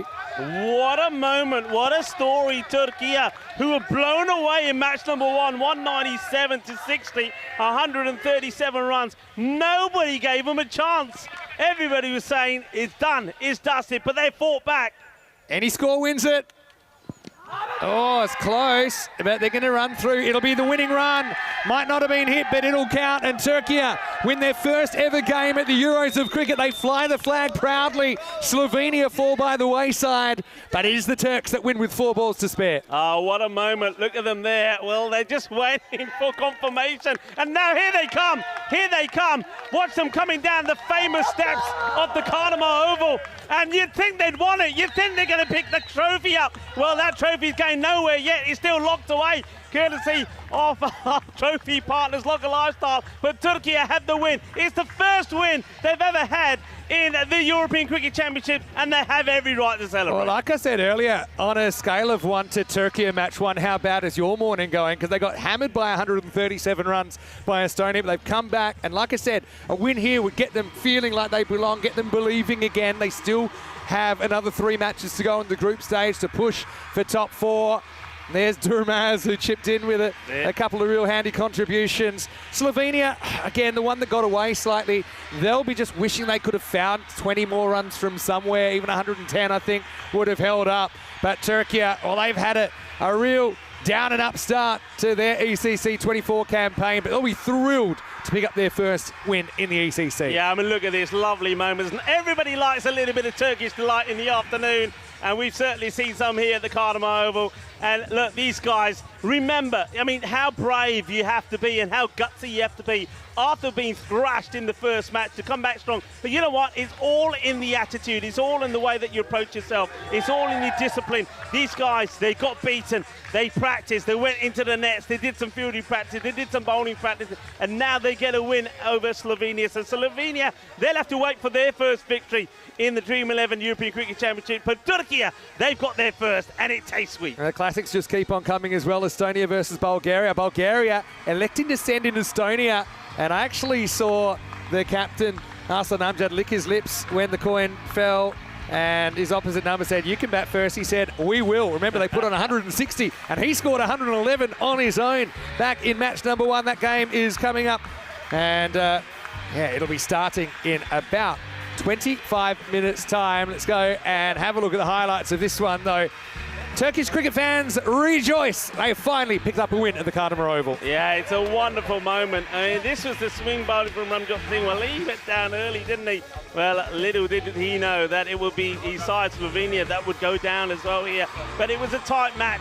It stayed tight all the way through to the end. Well, this was a big moment, wasn't it, when it was Lottie who just literally gave his wicket away and almost knocked his block off at the same time. Self-administered concussion test after whacking himself in the head with the bat, but that's how frustrated he was. Lodi had to walk, and Waka was pretty important with the bat as well, wasn't he? And with the ball, had a bit of a job to do. This was another one. You look how close the game was. Just got caught up. He was over the rope. It flicked into his legs. That cost him some crucial runs as well. And look, Turkey, I think if you actually wind yourself back to the start of the first innings, some crucial catches they were able to take, I think might have been the difference between these two teams. I think you're right. You know, it's been a tight match, and when you have a tight match like this, Vinny, some outstanding performances make a big difference. And I think you've got to say that the performance is there from someone like Kusar Dalian. Not only did he take 2 for 10, but also those 3 catches. He's my player of the match by far. I've got to say, I love these super slow-mos as well. But, you know, when you got two teams that probably, well, they're both without wins, and they just have that sense of anxiety when the game's there on the line. I like that Alta came out. I still think I'd like to see him a bit higher. They did decide to bat Romeo Nath in the 4 position, 21 off 16, did kind of just enough. I think Turk was important in there as well. Turkey were creeping closer, but it certainly wasn't a done deal.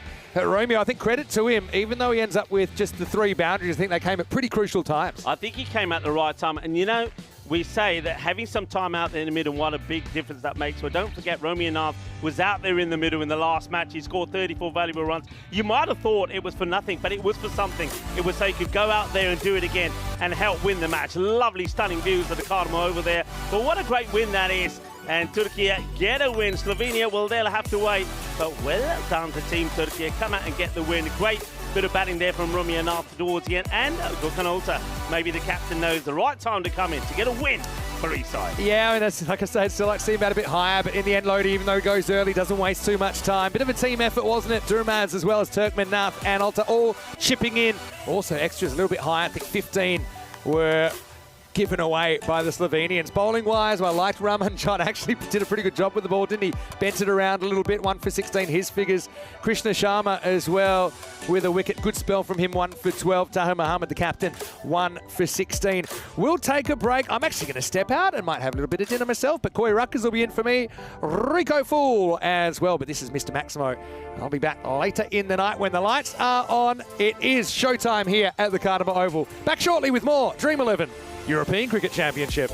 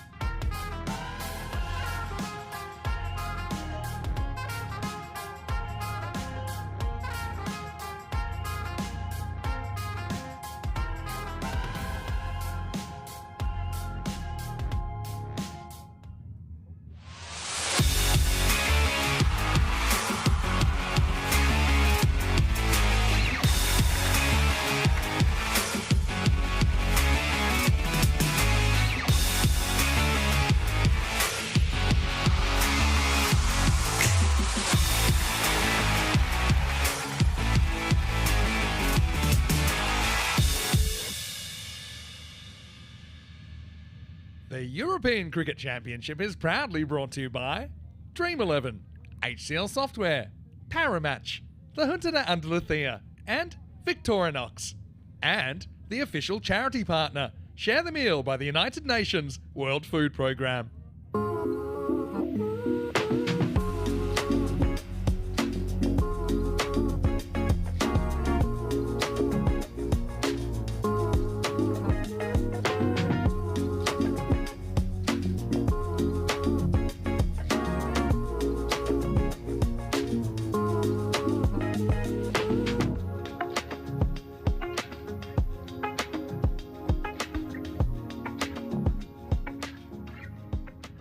Hello and welcome back. Opening day of the Dream11 European Cricket Championship. We're in the Challenger Division and now into match number 4. So we have seen both these teams earlier in the day. Slightly different results for them. Estonia versus Bulgaria. And of course, a little bit earlier we had Ian Ramage with the two captains. Let's see what happened at the giant coin toss. There you go. Thank you. Good luck. Thank you. Okay, Estonia, you're the home team. You will toss the coin. Yes. Bulgaria, the away team. You will call. Okay. There you go. Parry match. Parry match has been called. It's come down parry match, so you've won the toss. Ball first. Okay, toss from Bulgaria and they will bowl first. So it is Bulgaria that win the toss and their captain Prakash Mishra elects to bowl. Interesting, we saw Bulgaria get oh so close on the chase, just single digits in it. But that was after they were in a lot of trouble, but Bashir Manan and Jacob Akul put on a crazy partnership of 134 in 5.4 overs to almost get their team home. A chase in the 170s would have been quite amazing. So I just think in the second half, you've got to go with those guys higher. I'd even consider opening with them. They batted so well earlier on. For Estonia, well, I think they're loving that they're sent in by the Bulgarians because they put on a show. 197 they were sent in earlier in the day by Turkey, and Asan Amjad and Stefan Gooch, well, they had a big partnership of 160. In fact, they elected to finish it to give the number 3 a hit. So look, I think that it's a big risk for Bulgaria, but I guess they went so close on the chase. Let's see what the tactics are here. Estonia, I think they're looking very confident so far, but Bulgaria, we know from earlier, you can't count them out. Rico Full and Corey Rucker's going to take you through this one, guys. Looking forward to the call. Bulgaria sending in the Estonians. What do you think about that? Let's get ready for the first ball of match 4. Thank you very much to Mr. Maximo Vinny Sandu. And, well, yeah, I think it is a bit of a surprise, as we will see Estonia batting first, being put in there by the captain there, Prakash Mishra of Bulgaria. I do think it's a bit of a risk. Remember, Estonia showed their firepower in that win, the first match against Turkey, when they put 197 on the board. And we saw a century from Aslan Amjad, 111 or 32 deliveries, and he retired himself out to allow Bilal Masood to go out there and hit a few balls as well. And with that century, Aslan has gone over 1,000 runs on the European Cricket Network. 77% to 23 is what the win predictor is saying here as we get ready to go. And once again, no change. You wouldn't expect to see any change out there in the middle. Two men that put 160 runs together for the first wicket against Turkey. Aslan Amjad, the centurion, and Stefan Gooch, who also scored a fine 69. The left and right combination, and I like this combination. I've seen it work many a times in Estonia, and we saw that work in Cyprus as well. Both in good form. Stefan Gooch, big smile on his face, hoping once again to get a run on the board. And let's see how Chris Lakov goes with the ball, who took an amazing catch in that very close and very entertaining match against Croatia, where Bulgaria fell just 7 runs short, chasing 174 for victory. So here we go, we're ready to start.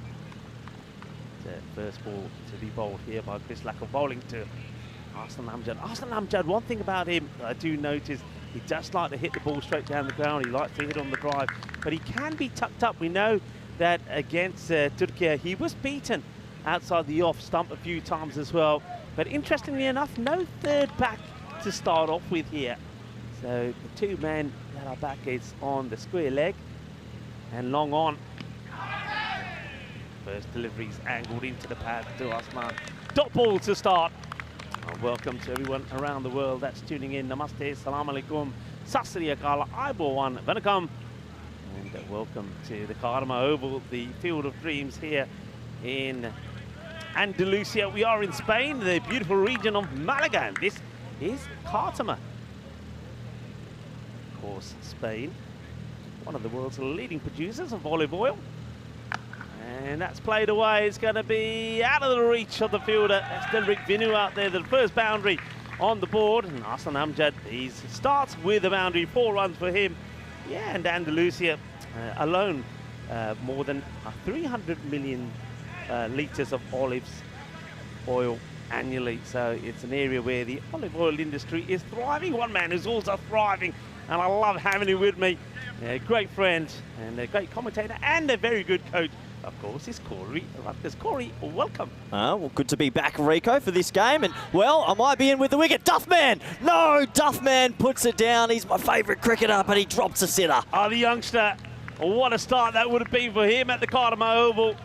Only 16 years of age and, well, has the chance to get a huge wicket, that of Aslan Amjad. Now, these guys aren't going to give you too many chances. When it's there, you've got to take them. Gets tucked up by that shorter delivery and not able to hold on to it. Big moment goes down. Yeah, feel for the young man. He made good ground, should have held on to it. Gooch on strike now. I like that they've given him the new ball. I'll bowl him 2 at the top. I think he swings it more than any other player in this lineup. So bowl him 2 at the top, because you know, Rico, if they can get a couple of early wickets, they're in this game. Yeah, absolutely. I think me and you on the same wavelength here. Stefan Gooch, as he, I think, religiously does, Corey, it starts a little bit cautiously. You can see that he's the one, for at least the first 3 overs in the power play, he's the one who will just push the ball along, get the strike, get the danger man, get a push off the strike, get the danger man on strike. Stefan Gooch, never heard of him. New player. No, good to see Gucci opening the batting. Well, you don't bowl there to him, tries to tuck him up, but he's down the leg side. All left-handers love the ball in this area, and Stefan Gooch, well, he starts with a boundary as well. 4 more to him. Yeah, I get what you're saying. Gucci is probably a little bit more of a traditional player. He will take a ball or 2 to get going. Likes to see it, likes to run it down sort of through backward point to get singles. But once he gets going, he's proven that he is a mighty addition to this Estonian lineup all season in 2024. He's been opening the batting and making a lot of runs. It's down the leg side again. So Chris Lakoff just having a few issues, just getting his ball in the right areas here to the left. How are you, by the way? Yeah, how are you, Rick? It's been a while. Yeah, when's the last time? I had a busy summer, actually, in the Netherlands and elsewhere, so haven't been on the network as much as I like, but I've been listening to you, Charlie, Nish and Vinny, doing a fantastic job as always. Oh, thank you very much. And, well, you've been doing a pretty good job as well. This one, take it on a quick single. Derek Finney goes down a bit early, but they get the single here. Good rotation off the strike, but he will go back on strike. It was the end of the first over. Not the worst, 11 from it, but of course the talking point is the drop catch that could have seen the end of the Centurion. Aslan Amjad on just 4. Yeah, it was a big drop catch. Unfortunately, the young man, Oscar Duff, I've nicknamed him Duffman from The Simpsons, I couldn't hold on to it. But no, it was a good summer, Rico, and I'm really excited for this year's ECC. I just love that we've gone to a challenger division. I think it gives a lot of other teams hope and something to play for. And obviously the Premier Division not long away. We know some very good teams come out. I like that we're also at the other end. Just something different, a different vibe. This is what I'm talking about. Obviously, we're in Challenger Division. This is Group A. We have Group B. And then you look at the Premier Division, some very good teams, very excited. And after doing years of work around Europe, you recognise the players now. It's a community, it's a friendship, it's a family. So great to see everyone again. It's great. So we're going to have 10 days, remember, of the Challenger Division. And, of course, they'll have 7 days of group matches. Then we'll have the playoffs with the top 2 from each group will take part. And that's going to be exciting as those 4 teams do battle. And, of course, they'll have their own final on the 2nd of October, where the winner and the runners-up will be automatically in the Premier Division next year. So lots to play for. And we see Ali Rasool now coming on to have a bowl. I like this guy. He's a good bowler when he gets it right. Gets a bit of pace, he bowls a good full-length delivery if he gets the Yorker going, and also going to be pretty useful with the bat as well. Yeah, good to get a left armer in early as well, sort of change the angles, and traditionally left arm bowlers do get a bit of swing, so the good teams out here at Kartama usually get the ball to move. If you don't get the ball to move, it sails over the rope. Nice start from Bulgaria.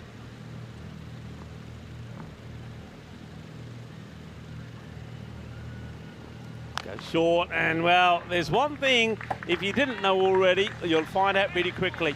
when it comes to the pull and the hook shot, Stefan Gooch has mastered it, and he plays that away with ease. Yeah, and you look at the field, deep mid-off and deep cover as the two boundary runners. So that short ball, basically, he only has to get any bit of bat on this and it's runs. And yeah, Gooch does that. Gooch has been a massive addition to their team. In the ICC qualifiers this year, he batted fantastically in the T20 format. Before Gooch, you always thought Estonia were a bit thin in the batting. You add him, and now they look like they got some depth. Oh, that one, I think we're going to have a look at the height on this. I'm pretty sure that's too high. It's been called on the field of play straight away, so gets this one completely wrong. So no ball has been called straight away. That's far too high. So too high. But anyway, what I wanted to say to you is congratulations to you, because of course under your play straight to the fielder, and well, that's a good outcome, I suppose. The no ball going for no runs. But yeah, under your remit, we are world record holders here in Spain. Yeah, nice surprise. Yeah, honestly, it was a surprise. We didn't know anything about it, and then we just got an email or a message from a journalist, and it shouldn't go to me, the players. Yeah. The players take a lot of time off, and really proud of all the players that have represented Spain in the last 2.5 years. Just held this back slightly, chases on. Iba, not puede. Well, he gets into trouble with the rope and with the boundary fence. Generic Vinu chases hard. Oh, he has to go over the fence to throw the ball back, and now he's going to put the rope together. Yeah, Reba, he was motoring, wasn't he? I thought he was going to drag it in. It was a 10 out of 10 effort. Not out the middle from Gooch, but he'll take the 4 runs. Top effort from the fielder. Yeah. Tries to get there. And of course, what we're talking about is the record of wins, the number of wins, I should say. So what's it now? Can we remind us all? I'll remind you after this ball, what a shot from Gooch. He looks his best when he's going straight, doesn't he? Slightly over-pitched and chips it for 4. One thing about Stefan is he likes to get on that front foot, doesn't he? You always get, when he's at his best, his movement is fantastic. Goes forward, he walks, takes about a step or two forward, hits it beautifully. And once again, you don't have to hit the ball with a lot of power. It's all about timing. Look, I think Gooch won't mind me saying, he's a big man. So when he hits it, it does stay hit. A lot of power, but also timing.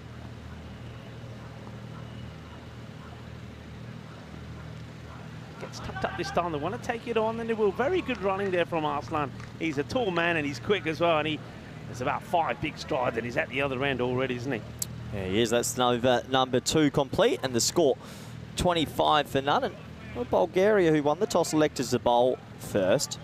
And in this day and age, 25 off 2 is actually a little bit slow in the power play. So if they can pick up a wicket here, 1 for 30 odd, they'll be very happy. This is an early look at the table, Rico. Still yet to see Isle of Man. Excited to see how they go about their business under the night sky tonight. But congratulations to Turkey. That was a fantastic win. Yeah, Turkey, well done to them. And, you know, I was following some of the comments in the chat after they were, let's face it, they were thrashed by Estonia, and a lot of people were writing them off already. But credit to them. One thing that we noticed is straight after that match, they were doing fielding drills, they were in the nets, they were hitting balls, and they went out there and got a win. So that's what it's all about. You just never give up. You've got to have that approach. So well done to them. And I'm sure that Slovenia will try and fight back as well when we next see them. Short and pretty wide this time to Stefan Gooch, who gets the single. That's a good thing also about Gucci is that there's rarely any dot balls when he's on strike. Yeah, he's always looking to score, and that's what you want from your opener. Amjad on strike now, and not too bad from Bulgaria. 26 off 2.1 isn't out of control. They just would love to pick up a wicket or 2. And not many players in that Estonian lineup have batted today. Obviously, in the first game, they only lost 1 wicket, Rico. So if they can take 1 or 2, bring some new faces out there, you never know. It's like changing the field there to now to the right-hander. You've got a behind square on the boundary. And this one's played straight to the young man. Great stop. And I'm liking that from Duff. Your man, Duff. He's only young, you know, but he's a talent. Duff man. Duff man. You ever seen The Simpsons, Duff man? No, don't watch it that much, but God. He always enjoyed a Victoria Survey, so that's all I'll say. But Duff man's my new favourite player. Great fielding. Victoria Survey, our favourite here in Malaga, of course. That's well bowled. That's a fuller length delivery. And I think he just manages to get nothing on it. It gets a bit of the pad here. But I like that. That's the areas that Chris Lakov has to try and work with. Well, Lakov's got the ball to swing under lights. We always know under lights it does do a little bit more, and that's going quite late.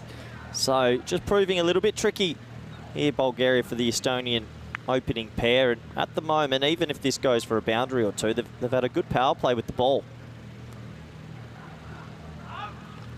Once again, just not able to get it right to the left-hander. But this is, I mean, you know all about this, I mean, as a coach, but left and right partnerships out in the middle, it always gives you some reward. Yeah, and also with so much pressure on the bowlers these days, with the ball flying around and scores going higher and higher and higher, the lefty-righty partnership just adds another layer of difficulty.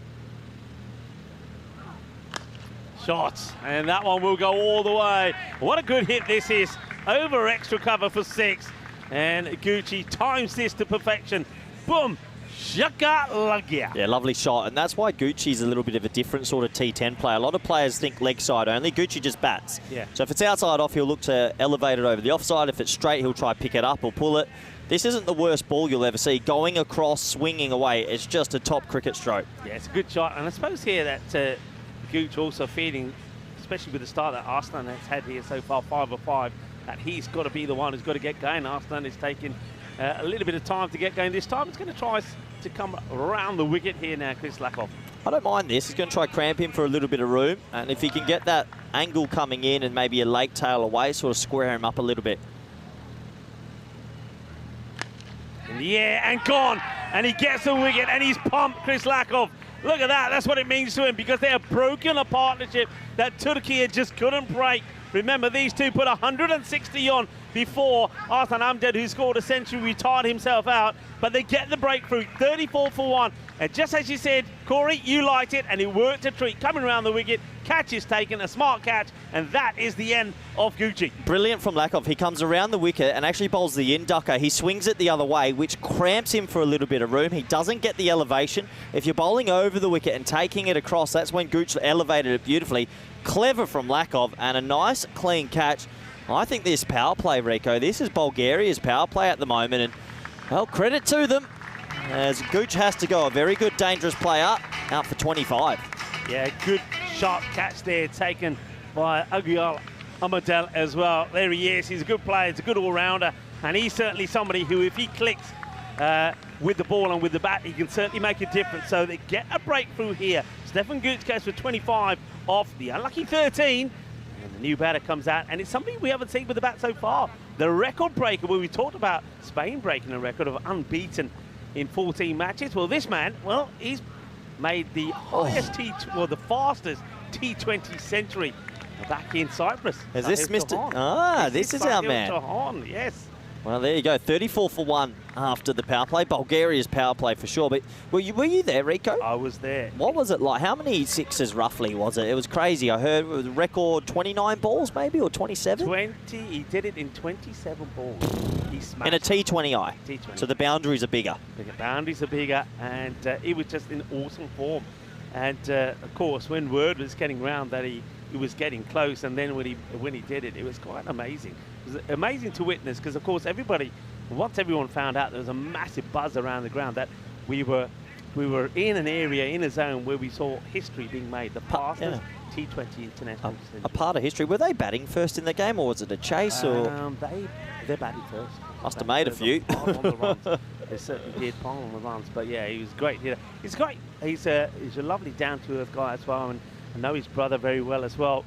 They're two brothers, and I'm pretty sure that he, in a year or so time, will also make his way into the national side. And when he's there as well, they'll be even stronger with Estonia. Come a long way, haven't they, in a short period of time? Well, Arslan Amjad, time for the captain to start. Well, he either got to get going or he's got to make way for somebody else. I actually like this as well. Bulgaria are going to bowl out their openers 2 and 2 at the top. So good from them. They're smelling some blood.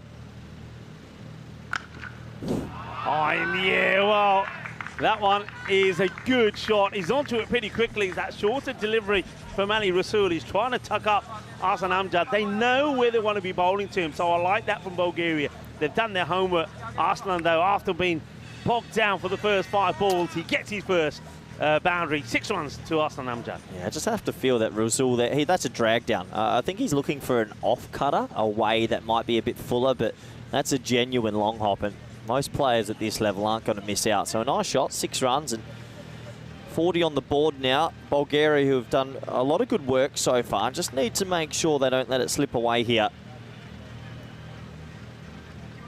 That ball has disappeared. Another one has to come out. The two batters just take the opportunity. Just have a little talk to each other. You can see the percentages there, 62% to 38 to Bulgaria. So Bulgaria have sort of, well, they've done themselves a few favours with that. A good power play, but they've got to maintain. And that's the important thing here. They're asking the question. The umpire has a bit of a look here. And well, we'll have a chance to look at this again. The wicketkeeper doesn't like the fact he's not given out. Of course, he wouldn't. We'll have a chance to look at this again. It's full. I'll give it that. And what's the direction like here? Yeah, big appeal. It went up in unison, but obviously enough doubt there for the umpire to say no. They scamper through for a leg bite. Yeah, it was nice, full and straight. The umpire shaking the head from umpire Aaron.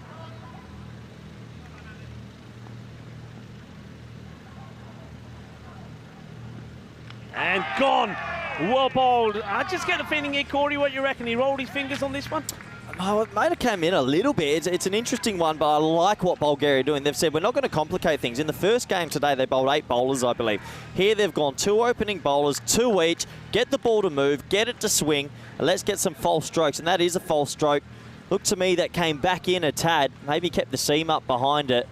And a great start from Bulgaria. They showed a lot of pluckiness earlier today. Right now, they're slightly ahead in this one. Yeah, well, that's a big wicket, Sahil Chauhan. Well, we've talked about it. We've talked about the runs he has scored. I tell you what, though, he's not scored any this time round. His first outing on this 2024 Dream11 European Cricket Championship, and it's going to be a 2-ball duck for Sahil Chauhan. Yeah, that's a Derek. There he is. He came late, just in time. 2-ball duck. That'll be disappointing, but great start from Bulgaria. Yeah, and that one, he kept the fingers right behind it, got it to swing a tad, and that's all it has to do. If you get that ball to move, you're always in with a chance. It's new man to the crease, Masood. Well, Estonia, we talked about it, Rico, only 1 wicket this morning. A lot of them haven't batted. They get a chance now. Yeah, they do. Well, late afternoon sunshine coming through here now on the Costa del Sol. It's 10 to 7. Maybe the sun shining for Bulgaria. Just strays down the leg side. I like the length of this delivery first up to Bilal Masood. Just once again drags it down the leg side. You can see left-handers every so often, they do have that issue. What's your thought on the Bulgarian kit? Well, we've said it's not the first time I'm seeing this.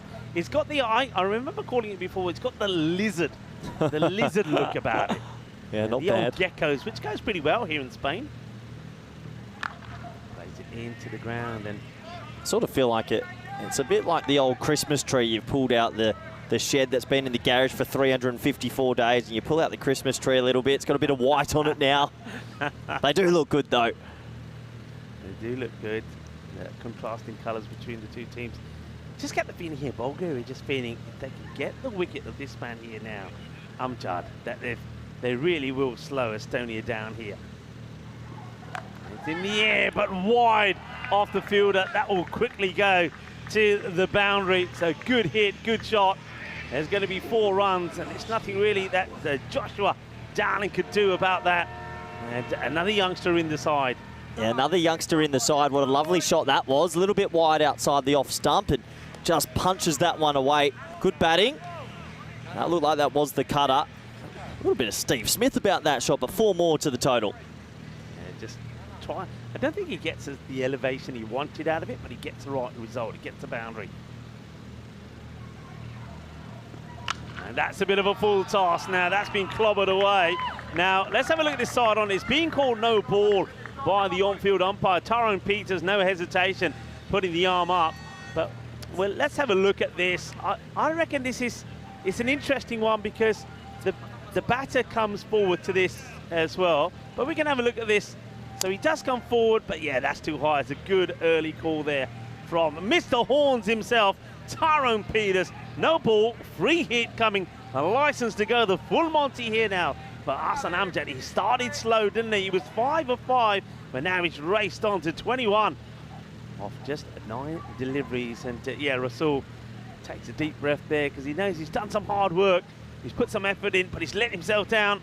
Free hit, short, Now that one could be a wide. Let's have a look at this one side on. The batter is having a look at the umpire, and I think they're checking this one. I reckon this is going over the head. If it has, that'll be a wide ball. Yeah, it's been called straight away on field, and that means it's still going to be a free hit. Just every now and then, Rasul drags it down. He sort of walks at him, but yeah, that's too short. That's still too short. Good call from Tyrone Peters, and good work from the official. So this is still a free hit. Got to get out of the over here.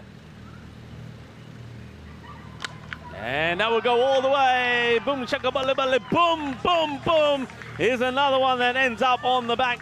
6 more, and that is the over, really, that Estonia needed. There might have been a wicket in there after the 3rd ball, but after that, it went a bit pear-shaped. And Estonia, after 4 overs, are on 61. Yeah, that no ball 6 sort of swings things back Estonia's way a little bit. They're going at 15s now, and yeah, no ball 6, a wide, and then the 6. It almost feels like it's a 14-run swing, and Bulgaria, that'll hurt them a little bit because they've been pretty impressive at the start of this game. 4 overs complete. Now, this is probably the big key in the game, actually. Bulgaria now have lost their 2 best bowlers, so now it's going to be up to maybe a little bit more dibbly-dobbler. Mishra's going to come into the attack, and he has to be good here. At this pace, he can't bowl long hops. Robocop himself, and well, he's done the damage, hasn't he? Well, who are you going to call? Robocop, wearing his trademark shades, and it's full, and it's, you got to say, it's a bit of an ugly shot from Bilal Masood. Masood will go for 1, and Prakash Mishra, Mr. Evergreen, does it again. Prakash Mishra is a dead ringer for Chris Harris. That is a Chris Harris type ball. Same hairdo, same bowling style. Just keeps it full and straight, decent length, and yeah, loose shot, really loose shot. Try to overhit it on a 50-metre boundary. Have a closer look. Watch the head position here, Rico. Bit nowhere, swing away. When your head starts to turn all the way around, you know you've got something wrong. And on a 50-metre boundary, I don't think you need to swing that hard. Bilal Masood will go for 1, and Bulgaria still fighting.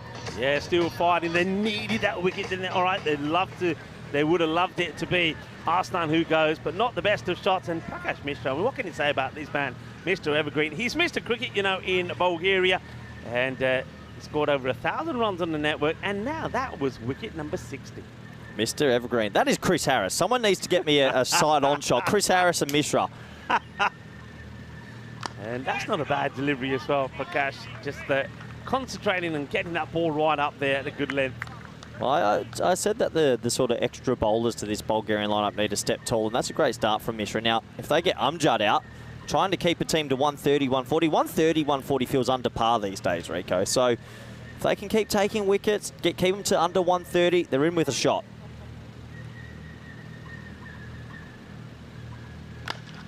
Goes for it. Now this fielder there holds on to the catch. What a big moment that is.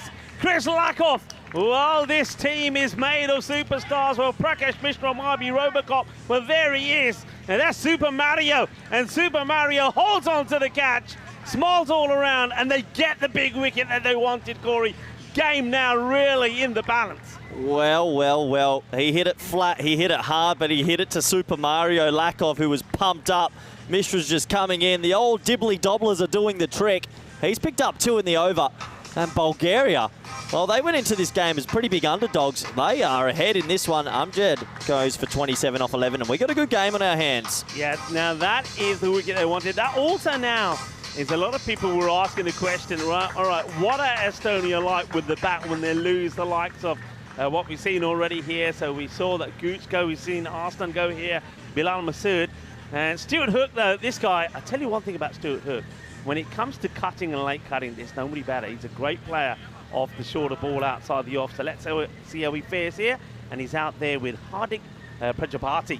Well, yeah, these two have got some work to do. And they've got to keep scoring at a good rate because they're probably a little bit under that 15 mark they want to be. Wide ball this time, gets a little bit too much movement away. Yeah, Mishra, look at those figures, 2 for 2. Mr. Evergreen, he looks about 18 years old, actually. Prakash Mishra. Yeah, well, the thing is, yeah, I mean, he just keeps going and going and going. He's like one of those long life batteries, isn't he? And this one is, he put it down, and it's gone over for 6. It's very similar to the one he just took from Arslan Amjad. And I reckon that is, I mean, let's see. I think this ball may have dropped over the rope, but it's an opportunity. It's been absolutely walloped, hasn't it, by Prajapati. Prajapati hadn't scored before he hits this one. He thumps it hard. He's hit flat, can't get the elevation, hits the hands, and now where does this ball land afterwards? Let's have a look. Now, where's his landing? Just short. 4 runs. Great work. Now there's the signal there from Tyrone Peters. Oh boy, Rico. You just got to catch that. He'll be disappointed. So here comes Prakash again. This time well bowled. Can he do the fielding himself? No, but somebody is backing up. And just keeping it nice and tight. Oh, Prakash here. Oh, he would have had 3 for 2 in the over. Oh, Chris Harris, Mr. Evergreen, he'll be disappointed. Lack of, he's got such good hands. It's actually quite uncharacteristic, but still, 67 for 4. They've got to put that behind them and keep focusing on what they need to do. Japati goes again. This one will drop just short of the fielder. And it will take a single. That's a cracking over, though. You got to say, after that one went badly wrong from Ali Rasool, it is Prakash Mishra that comes back. Mr. Robocop with a fantastic over.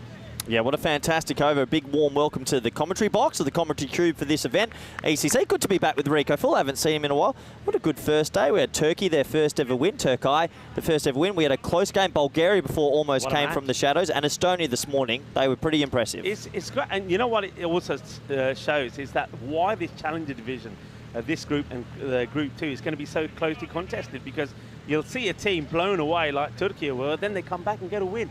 Now, can Bulgaria do the same here against Estonia? At the moment, they're doing very well. And Isle of Man tonight. I think Isle of Man are a bit of a smoky in this group. Look out for them. Okay, a bit of the slow stuff. The first one over pitch, but doesn't really get this one away. So no damage done with that first delivery. As we see Jacob Gul have a bowl. Didn't this guy turn it on in that last match when he almost got Bulgaria a famous victory in that high-scoring match against Croatia? Well, his batting was impressive. Different bowling action here. Let's play it away. Fielder's got work to do. Well, one of them's got to commit. And that's Derek Vinu. What a good stop this is. I thought this was going to go horribly wrong. Well, what brilliant fielding that looked like. It just sliding across, and yeah, it was a little bit short. Whipped away nicely by Book, but the older football slide keeps the feet there, hits his body, and pretty good, and did well to avoid his teammate, Rico. Yeah, if he touched him there and touched the ball at the same time, that would have been interesting. Okay, so Gul a little bit short at the moment, and that's better. That's the areas to be, and that one pop ball into the ground. Dot balls are like gold dust scoring. Well, it's not the most pretty bowling action I've ever seen, but it looks effective at the moment. It hasn't bowled anything too loose, and if you can keep in a good spot, get out of this over. And once again, it's just a single. Won't mind that as Prakash Mishra casually makes a stop and rolls the ball back. Yeah, low full tosses are sometimes a little bit more difficult to get away. It sounds crazy, but I'd rather a low full toss instead of a half volley. So not bad from Gul here. It's a quicker one, and appealing here, but I'm pretty sure that he does get a bit of the bat on this. I think it was straight off the face of the bat. I'm not too sure what happened there. I think a little bit of excitement there, cheeky grin. A little apology back to the umpire there, umpire, and says, yeah, sorry, I missed that one. Here he comes again, though. And that's played well. It's a good stop, no run, and that's young Joshua. At the moment, that's still no runs. That's nice and tidy. End of the over, only 3 off that over. What a cracking comeback this is after that over went magical. Well, not never. It's very rare now you see overs of 3 just in the middle out of nowhere, and it has to do with that top order being dismissed. Amjad, Gooch, Chauhan and Masood all in the sheds, and those are the main 4 hitters. So impressive here from Bulgaria. At the moment, if they keep him around that 125, 130, you take that with both hands. Yeah, you certainly do. Very well, Bob. I mean, like you said, it's not the most orthodox kind of action, but it was effective. Hit hard to the fielder, and this time Lakov. Well, it's almost a repeat of before, and he's going to be a goner. Another one goes with Lakov. Well, 2 out of 3 ain't bad for Super Mario. Well, they just keep finding him. They might be hitting the ball hard. And Pajapati, remember, there's a little kiss there for Robocop. Well, when do you see Super Mario giving the Robocop a little bit of a kiss? Well, he might check his hand as well. That was laced. It was almost a carbon copy of the previous over, and he held on to it this time and pumped up. Tell you what, Prakash Mishra turning back the clock. He's got 3 for. Still got 5 balls remaining in his spell, and Estonia are in trouble. Well, Prakash Mishra, we know that he's a bit of a chef, isn't he? He really is. He's a super chef and a super cricketer. Well, at the moment, he's maybe got the recipe for success here for Bulgaria, because he picks up another wicket, 3 for 7, and this time, Lakov doesn't let him down. So that's the end of Prajapati. He's going to go. Good catch there from Lakov. It was hit pretty hard. Prajapati goes, new batter comes out. This is Rupam. Burak comes out now. What can he do?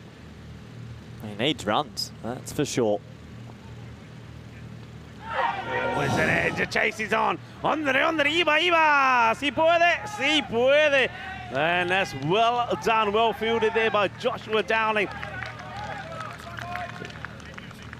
Yeah, brilliant sort of fielding there. It looked like he just got down in time and tapped it back.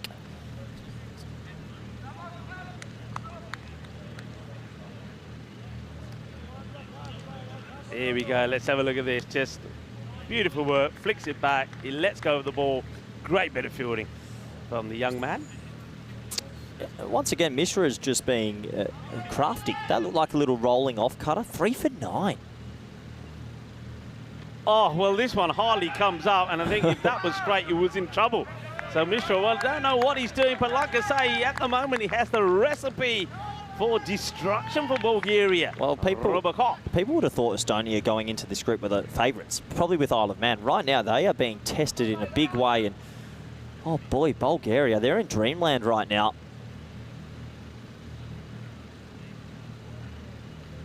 It's another one just trying to hit the ball too hard here. But this is the other thing, don't forget, we're seeing batters here that didn't get a knock in that earlier match. So all of these guys haven't had a knock before. It's the first time they're playing out maybe there. Bit of nerves. Bit of nerve, of course, genuinely. I think it's always, people forget that. When it's your first edition or tournament, you're playing in front of 12, 13 cameras, people watching from all around the world. It's not easy. Gets played away and makes the stop. And it was well stopped. He gets down. I mean, in the end, I think he doesn't get it clean in his hands, but still gets enough on that Salmadel. Keeps it just to a single. So tiki-taka after that 4th over that went for 27. Not a lot has happened. If Bulgaria go on to win this game, Mishra is your player of the match. 3 for 10 is ridiculous in this day and age of T10 cricket. Well, that one's been carted out of here, and all of a sudden, forget about the 10. But still, even 16 are still, even if you look at 3 for 16, Corey, I'm with you. This exceptional bowling figure. Yeah, we don't often see it anymore with scores ballooning above 150 regularly, but 3 for 16, well done to Mishra. As we have a quick look at the Challenger Division and how it works. Obviously, 6 teams in Group 1 and 5 teams in Group 2. Looking forward to it over the next 10 days. And group winners carry 2 points into the playoffs. Yeah, they do indeed. And 2 teams from each group will go through into those playoffs. But of course, finish top, and you take 2 points there with you as well. Gul comes back, gets hit up in the air. Should be a straightforward catch. And Prakash Mishra, well, he says, I do want to be player of the match as he holds on to a catch. And there's more delight as Gul gets the wicket, and that will be the end of Rupam. He never looked comfortable out there. I think he looked very nervous. He wasn't able to get going on Bulgaria. Well, they're up and about here. This is why it's one of the great formats, and the competition just always throws curveballs. Before today, and you told me Estonia, Bulgaria, so Estonia's going to hammer them. But Bulgaria right now are playing like a unit. They're playing like a team. Even the celebrations, they are right amongst it together. Great to see. I love this Challenger League. And another wicket goes down. Estonia need a little cameo at the back end. Well, a new batter will come out there and be looking to get going straight away. Stuart Hook, has to be said, he's hardly had much of the strike, just the 5 balls, and he's there on 8. There's another batter that hasn't got going here. So the new man comes out, and Stuart's probably saying to him, look, come on, let's just buckle down and get some partnership going here. Mishra and Gull aren't doing anything magical with the ball. They're bowling very stump to stump, but what they're doing is maybe the odd bit of change of pace. Some are quick, some are slow, and they just haven't been able to line it up. The 2 slow bowlers are being very effective. Ali Raza, the new batter that comes out. See if he can get something going here. And gets a nice full one. Prakash Mishra makes the stop. And that's good from Prakash because he knows it's a difficult one to deal with, but he's quick to use all of his experience to push the ball forward and not allow the batters to take a single. Short, hit down into the ground, long off. Puts down the long barrier, makes the stop, keeps it to just a single. Yeah, brilliant from Gul as well. 1 for 4 off 9 deliveries, fantastic. It's a different sort of action. It's a little bit awkward, but maybe it's difficult for the batters to try line up as well. And Bulgaria 63% on the supercomputer. Who would have thought it? Oh, whacked. Well, that's more like it. That one is going to take some fetching. It goes all the way up there. Well, Benny will go and try and find it. They needed that, didn't they? Well, there's the captain, Hassan Amjad, looking a little bit concerned, but that will put a smile on his face. Well, I said that Stuart Hook hasn't had too much of the strike, and he needs to be on strike as he whacks that away for a big 6. Stu Hook looks like one of those players you've just called up late to come in, but still has it. One of the old veterans in Estonian cricket. It's a nice shot, isn't it? It feels like Bulgaria, they're just one player away from really keeping this score low. But while Hook's there, Estonia will believe they can get up to something defendable. Yeah, he's a very good batter, Stuart Hook. He's the leading run scorer in Estonia, and he holds that record. And I know that he's also, you've got to give him a big shout out because Stuart Hook is very key to getting juniors playing cricket in Estonia. And well, that's one of his favourite shots. But finds the fielder, one bounce single. He's one of those players that no matter what the age, they can always offer you something. And just great for the Cricket Federation as a whole and still playing international cricket. Good on him. Yeah, international cricket and yeah, helping the women's national side, helping the juniors, helping cricket grow in Estonia. It's hit hard. Well, it's a no ball, Rico. I think it's front foot. And he's been called straight away. Yep. I think it is front foot, no ball, and that is costly at this time. Yeah, and somebody bowling like Gul bowls shouldn't be making a mistake like that. So this could be very expensive because also it gets Hook back on strike. So free hit coming up, the license to go the full Monty. How expensive, how costly could this be?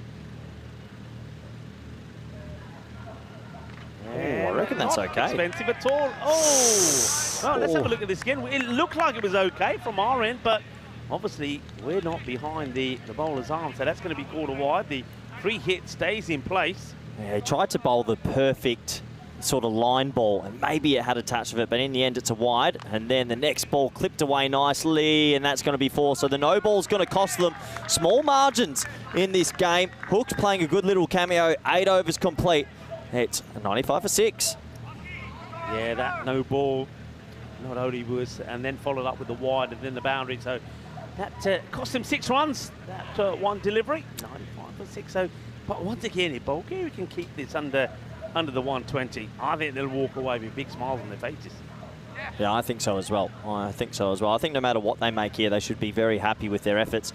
Here comes my player of the day, Oscar Duff, a.k.a. Duffman. They've been holding Duffman back. Give him the ball and let him fly. Yeah, I saw him bowl the first time when I was there in Bulgaria in that European Cricket Series. He also played the ECIs, picked up his first international 15 years old? Yeah, 15 Brilliant. years old. And he, let's see, probably be nervous, but let's see if he gets the first one on the right spot. And, well, he's going to be unlucky. He gets a bit of the pad, but the ball should be stopped before it gets to the boundary. And they don't look to be in a hurry to get to. That's because they want Stuart Hook on strike. So this would be a good little test for the young bowler. A good start from Duffman. Look, 15 years old, good on him. I'm sure he's nervous. I'm sure his family and friends are watching from around the world. Good luck to the young man. Now that's been hit hard, and that's going to go all the way. Volley,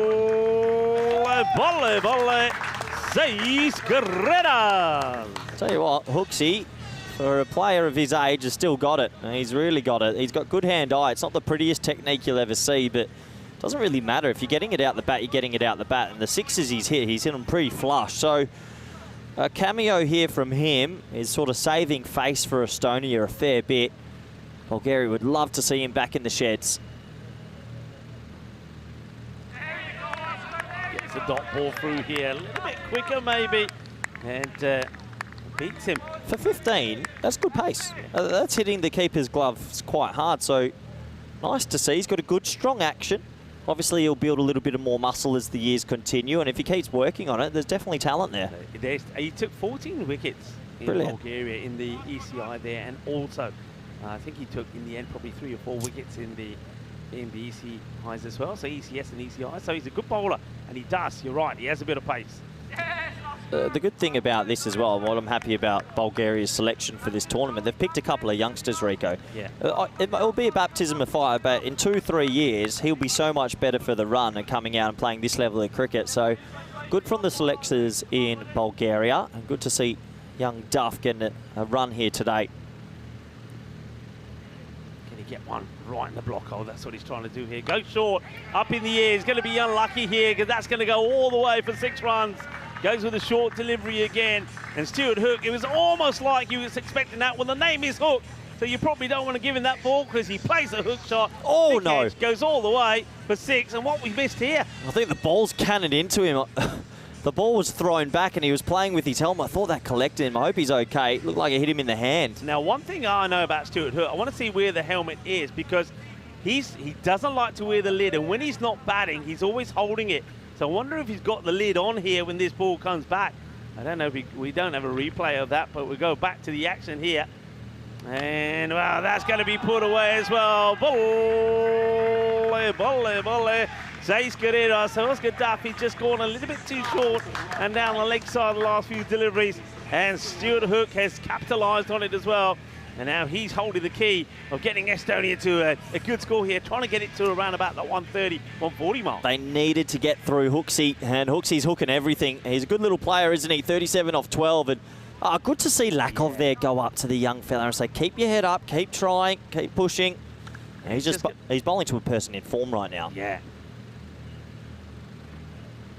Goes short again, and that's not going to work for him, unfortunately, because that is just going to get over the fielder as well. Gould can't stop it. It's going to be 6 more, and that's an expensive over. Oscar Duff will go. Magical 25 come off the over, and it's 121 for 6 at the end of 9. Yeah, there's the over. That's the over that sort of breaks the shackles and all that pressure that was building for quite some time. And disappointing for Bulgaria, but good for Estonian fans. Hook is playing a blinder. Been an interesting sort of innings. We've seen 3 for 16 from Mishra, 1 for 18 from Gould, 1 for 19 from Lakov, and the other 2 bowlers unfortunately have been quite expensive for Bulgaria. As we get down to the last, no matter what though, even if this over goes for 15, I think Bulgaria will be happy with what they're chasing. Yeah, that's unfortunate because they've had 2 overs that went magical, which have cost them 52 runs in total, and that means that of the other 7 overs, only 52 runs, only 69 runs have come off them. So apart from those 2 overs, Bulgaria being good, but can they finish well here? Go with, that's a good delivery, good areas. I'm actually quite surprised that Daniel Ali is only bowling 1 over. And back in Bulgaria, he's bowling right at the top of the innings. He bowls well, he's got good bowling figures behind him. He's a good all-rounder. Yeah, he's got that ball to swing. 10 overall ball. That one swung quite nicely. So they've hidden him away for the final one, Rico. That well in the air, fielder comes across and takes a very good catch. Ali Rasool. Now he makes this look easy, but Corey, this is not an easy catch. He's on the move, he's running to his left, and he holds on to it. And Daniel Ali gets the breakthrough. Yeah, good catch, really good catch, because if he spills it and they run a single, Hook's back on strike. So they've kept him at the non-striker's end. Ali gets reward, and Bulgaria, every time they're being tested, sort of fight back. Good to see from this team.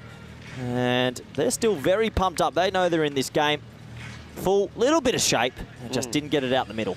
Yeah, so the battle of the 2 Alis this time, and it's Ali Raza who has to depart.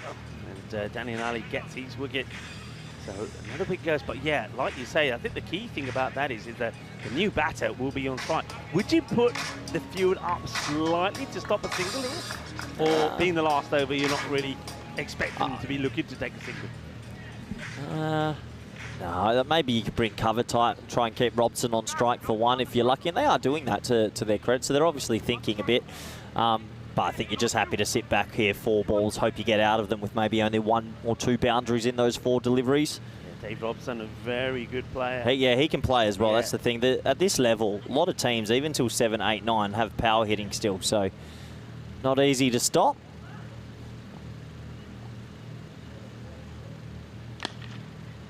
Does the right thing, plays that pretty well. Well, they'll take one for sure, and you can see there that Stuart Hook is not even contemplating taking the second. He wants to be on strike. 43 of 13. Yeah, top innings from Hook, isn't he? Look, he's favoured the leg side. He's got a strong bottom hand, chokes it, can play the cut, so he can hit it square very well. He's not a type of player that you'll see hit one over mid, off mid on. He'll be able to go over his leg side and over his offside through points and backward square, and he's done it really well. Probably deserves a 50 if anything.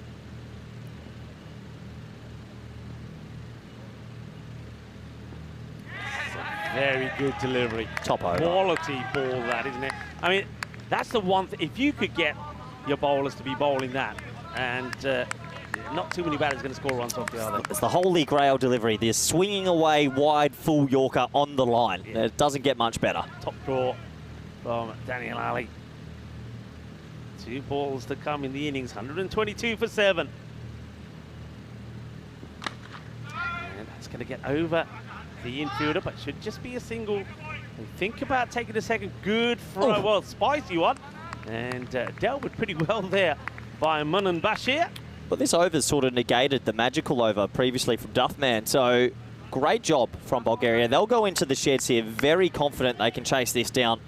Robson, another guy who's done wonders for Estonian cricket with the youth and with the women. Looking to see if he can get a big shot in here to at least get them close to that 130. 123 at the moment. Ball to go from Daniel Ali. And it's well bowled. And a cracking over from Daniel Ali. And it doesn't surprise me at all. I've seen him do this time and time again. And top work. Only the 4 runs come from it. And you're absolutely right. After that expensive one from Oscar Duff, that sort of balances it out. And I think Bulgaria will be very happy and very satisfied with their performance here, restricting Estonia to 124 for 7. Brilliant job from the Bulgarian bowling lineup. And well done to Hooksy. You can see him on your screen there. He was a cameo 44 or 15. He stood out because the openers went for 27 and 25, and then it was only him that sort of got on with it. But for Bulgaria, they clicked here. They bowled really, really well. I liked Lakov with the new ball. Prakash Mishra, 3 for 16, Rico. We've got a very interesting second half on our hands. Yeah, we certainly have, and I hope you're enjoying it wherever you're watching from around the world as we get ready to have a look at the highlights here.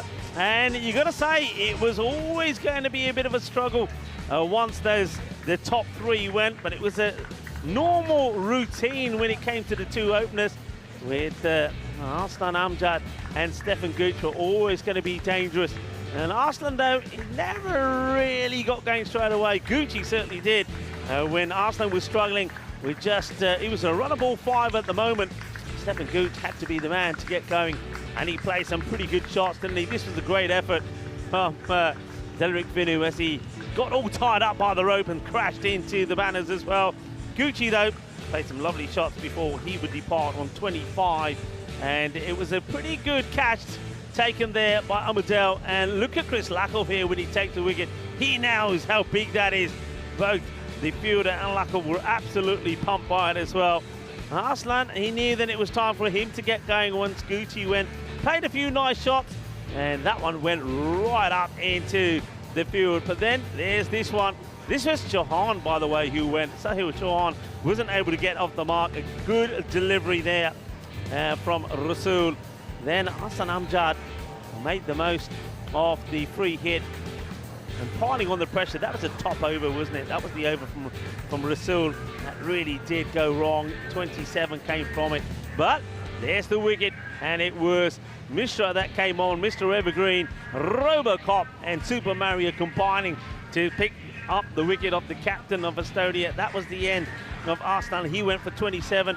Then there was an opportunity here to get another one, and it was the catch being put down this time by Lakov, but he would get another opportunity, and this time he didn't make the same mistake as Prajapati, having been given a life by Lakov, wasn't able to capitalise. He went for 7 of 7 deliveries, and well, then Stuart Hook had to do something special, and he did. Unfortunately, it was the young man Oscar Duff that found it hard going. He went for 25 in over number 9. When we say it all happens in the night, but luckily for Bulgaria and the Bulgarian supporters, it was Daniel Ali who would bowl a superb last over, which only goes for 3 runs. That was quite spectacular.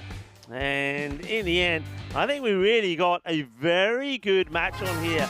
Estonia, you would say, from what we saw from them earlier and knowing that the firepower that they possess, that it's a below par score for them, 124 for 7, but they've got the runs on the board. And remember that Bulgaria didn't make the best of starts against Croatia. It was only the hard hitting from Gul and also Manan Bashir that got them close and got them to that 166. They'll be hoping for a better start this time around. I wonder if we'll see a slight change in the top part of the batting order there from Bulgaria. But certainly this match is well in the balance.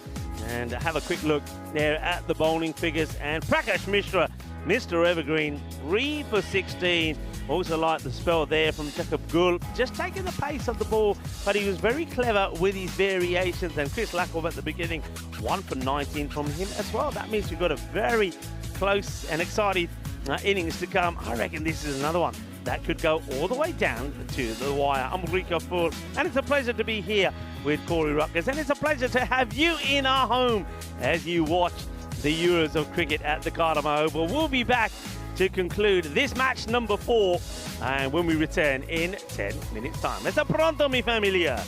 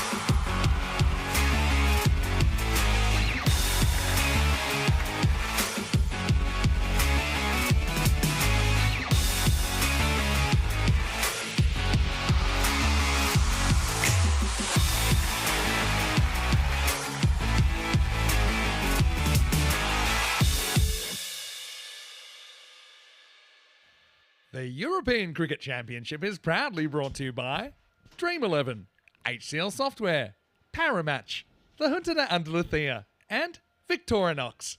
And the official charity partner, Share the Meal by the United Nations World Food Programme.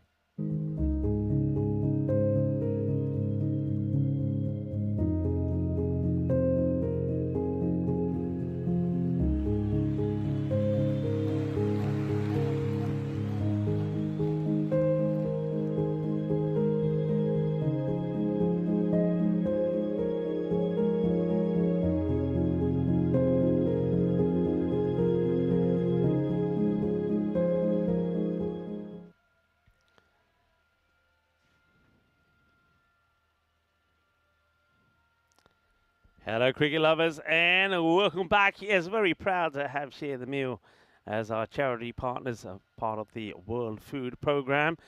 And back to the action here. You can see that the lights, the natural lights, starting to fade. You can see the Sierra de Cartama in the background there, and the floodlights are on, ready to go. Chris Lakoff is one of the openers, looking to make a good start. Bulgaria. 125 required. They'll be looking for a better start than what they made against Croatia. They'll know that if they started well in that match, they would have got that win. In the end, they fell 7 runs short, chasing 174. One ball gets angled into him from Giwala. Now, Giwala, watch out for this guy, because he does get the ball to swing around a lot. And in swinging, and quite deceptive with his pace. And I think that's what makes him more trickier to a lot of the batters. They're expecting the ball to come through a little bit quicker. They play a little bit too early, and they get done by the swing. Chris Lakoff. And Manan Bashir finds himself higher up the order. So let's have a quick look at the bonus point equation. So just remember that figure 86. And, well, you cannot bowl there to Manan Bashir because he is a basher. And I was just about to say that I like him at the top of the order. You've got to have this guy opening the batting. He's an aggressive player. He's a big hitter of the ball. I've seen him score plenty of runs there in Bulgaria. And a couple of years ago, the first time I saw him, he opened his account with a century. He's a talented hitter of the ball. And if he can stay out there for 5 overs, then Bulgaria certainly will be winning this match. So Giwala a little bit too short, and he gets punished there by Bashir. I'm Rico Fall, and alongside me is my good friend and fellow commentator, Corey Rutgers. Yeah, good to be back, Rico. Really excited for this second half after an impressive bowling display from Bulgaria. Can they chase down the runs? Estonia, well, in a way, it's sort of a blessing in disguise for Estonia. I think in tournament play, Rico, you have to win the games that you don't perform with the bat. You still have to be able to defend total. So they will be going 100% at this, trying to say, look, low total on the board, let's defend it. Yeah. Beautiful time of the day, this, Corey, isn't it? As the natural light starts to go, the floodlights are on, and we'll see the landscape around us change and the skyline change as well. That's full, and he's got his man. It's that slower ball, and look at the delight. Manan Bashir has been done by an absolute beaut from Giwala. Well, Giwala, that's his reply after being hit for a big 6. What a delivery this is.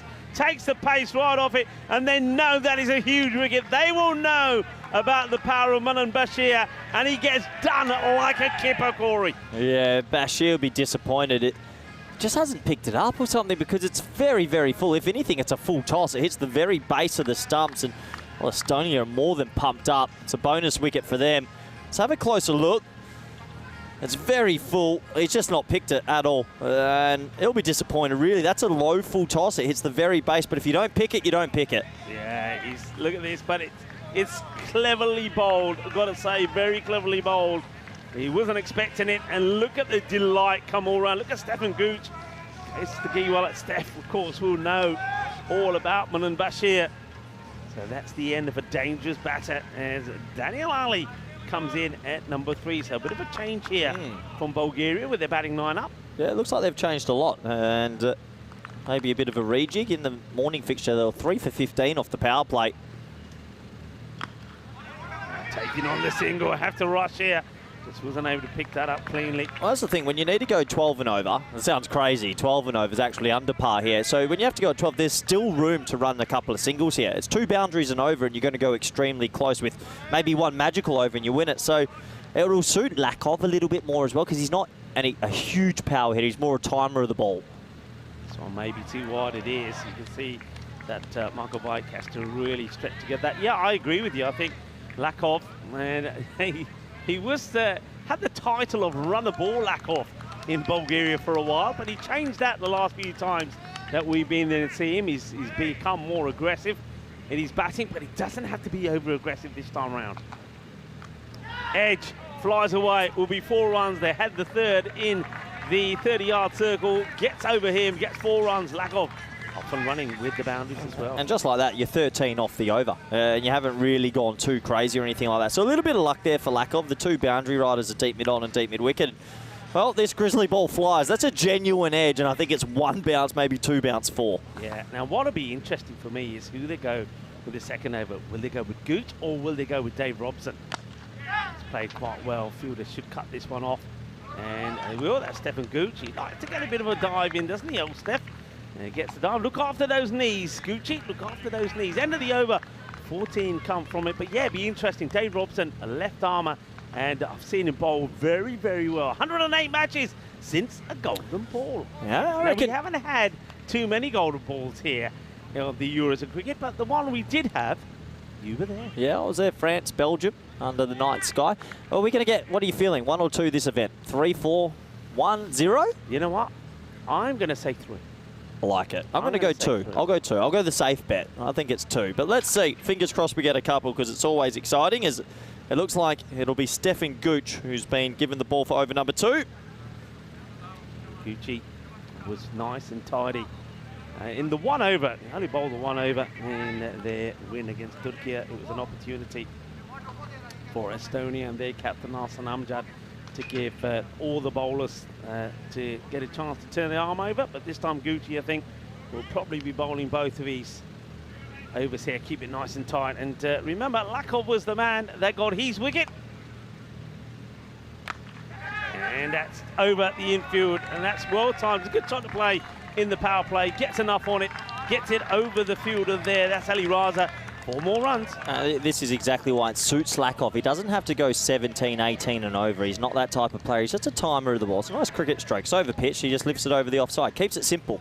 A couple of 4s here are always good. So a great contest brewing under lights on day 1 of the 2024 ECC Challenger Division. 27 days, Gordon. We're going to be here 27 days. I mean, yay. 127 matches, 32 nations. This is by far the biggest cricketing event on the planet. It is big. It is really big. I think I'd say Tom Lambert, the English coach, messaging. He's tuning in. We've got people from around the world that are just loving it. What a seed. What a seed. Well, the batter ain't going. The umpire's not impressed. Oh, yeah. Gucci lets him. Loves it. Well, Gucci's probably giving him a bit of lip. He surely is. I mean, this is an absolute jaffa. Does it catch the edge or not? The umpire says no. Gucci can't believe it. And he's letting the batter know. Gucci's letting him know you're out. Well, I didn't, to be honest, I actually think it was a good decision. Let's have a closer look at the replay. That was a massive appeal. I wonder if you get it from the other angle. Need to see it from front on to know, yeah. Well, I'm sure that he'll be rewinding that one back. Lakov will want a response. And he gets one. That's a lovely shot. He caresses this through the covers. And now it's Chris Lakov's turn to say a few words back to Stephen Gooch. I'll tell you what he did there. He's hit that for 4. And I'm not sure he said anything, but he made sure he ran in front of Gooch. There's a bit of fire in this, and I love it. He got a few words the previous delivery. He answers with a gorgeous, gorgeous drive, and he's just run past Gucci to let him know he's in the contest. Well, Chris Lakov is not one to hold his tongue either, so this is a good little contest here. Gooch versus Lakov, the battle I never knew I needed to see. Here comes Gooch again. And it's up in the air. It's a false shot. Can the fielder get there? No, it's over him. Now the chase is on. They'll come back for a couple. So there's a minor victory there from Stephen Gooch. Could have gone anywhere, but it ends up being saved. 2 runs. That's a loose stroke. He's trying to whip an outswinging delivery and gets very lucky. Very lucky that ballooned over cover.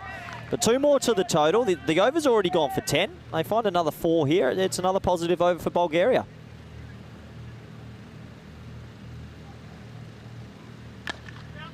Played straight down the ground, work to be done by the man at long on. And well, Chris Lackov thought there was 2 there. Has Lackov forgotten it's 50 minutes? No, they were trying to get a genuine 2. No way! Just turned and ran there, but it's a good job that Daniel Ali knows what Chris is like. He's just telling him, there's one to come, one ball to come. He's pumped up, isn't he? He's an angry little man. Daniel Ali. Oh, well, this is just wide of Marco Vake. That's another genuine edge. And Stefan Gooch, well, this time there's no doubt about it. There was an edge, but unfortunately doesn't carry, gets under the keeper. It goes for 4, 15 off the over. He took that hat back pretty aggressively as well. Gucci is not too happy. In the end, it's 4 to end that over. We have an early look at the table. It's day 1, Estonia with a huge win this morning. Croatia, they were very impressive as well with the bat. I'm looking forward to seeing that. Bulgaria, look, they only lost that earlier game today by 7 runs in the end. So they're showing they belong. A good game on our hands. Got to love it. Yeah, it's good. Tight contest, and Estonia will know they won another wicket, and they do go here, so they're not going back to Giwala, which is a bit of a surprise.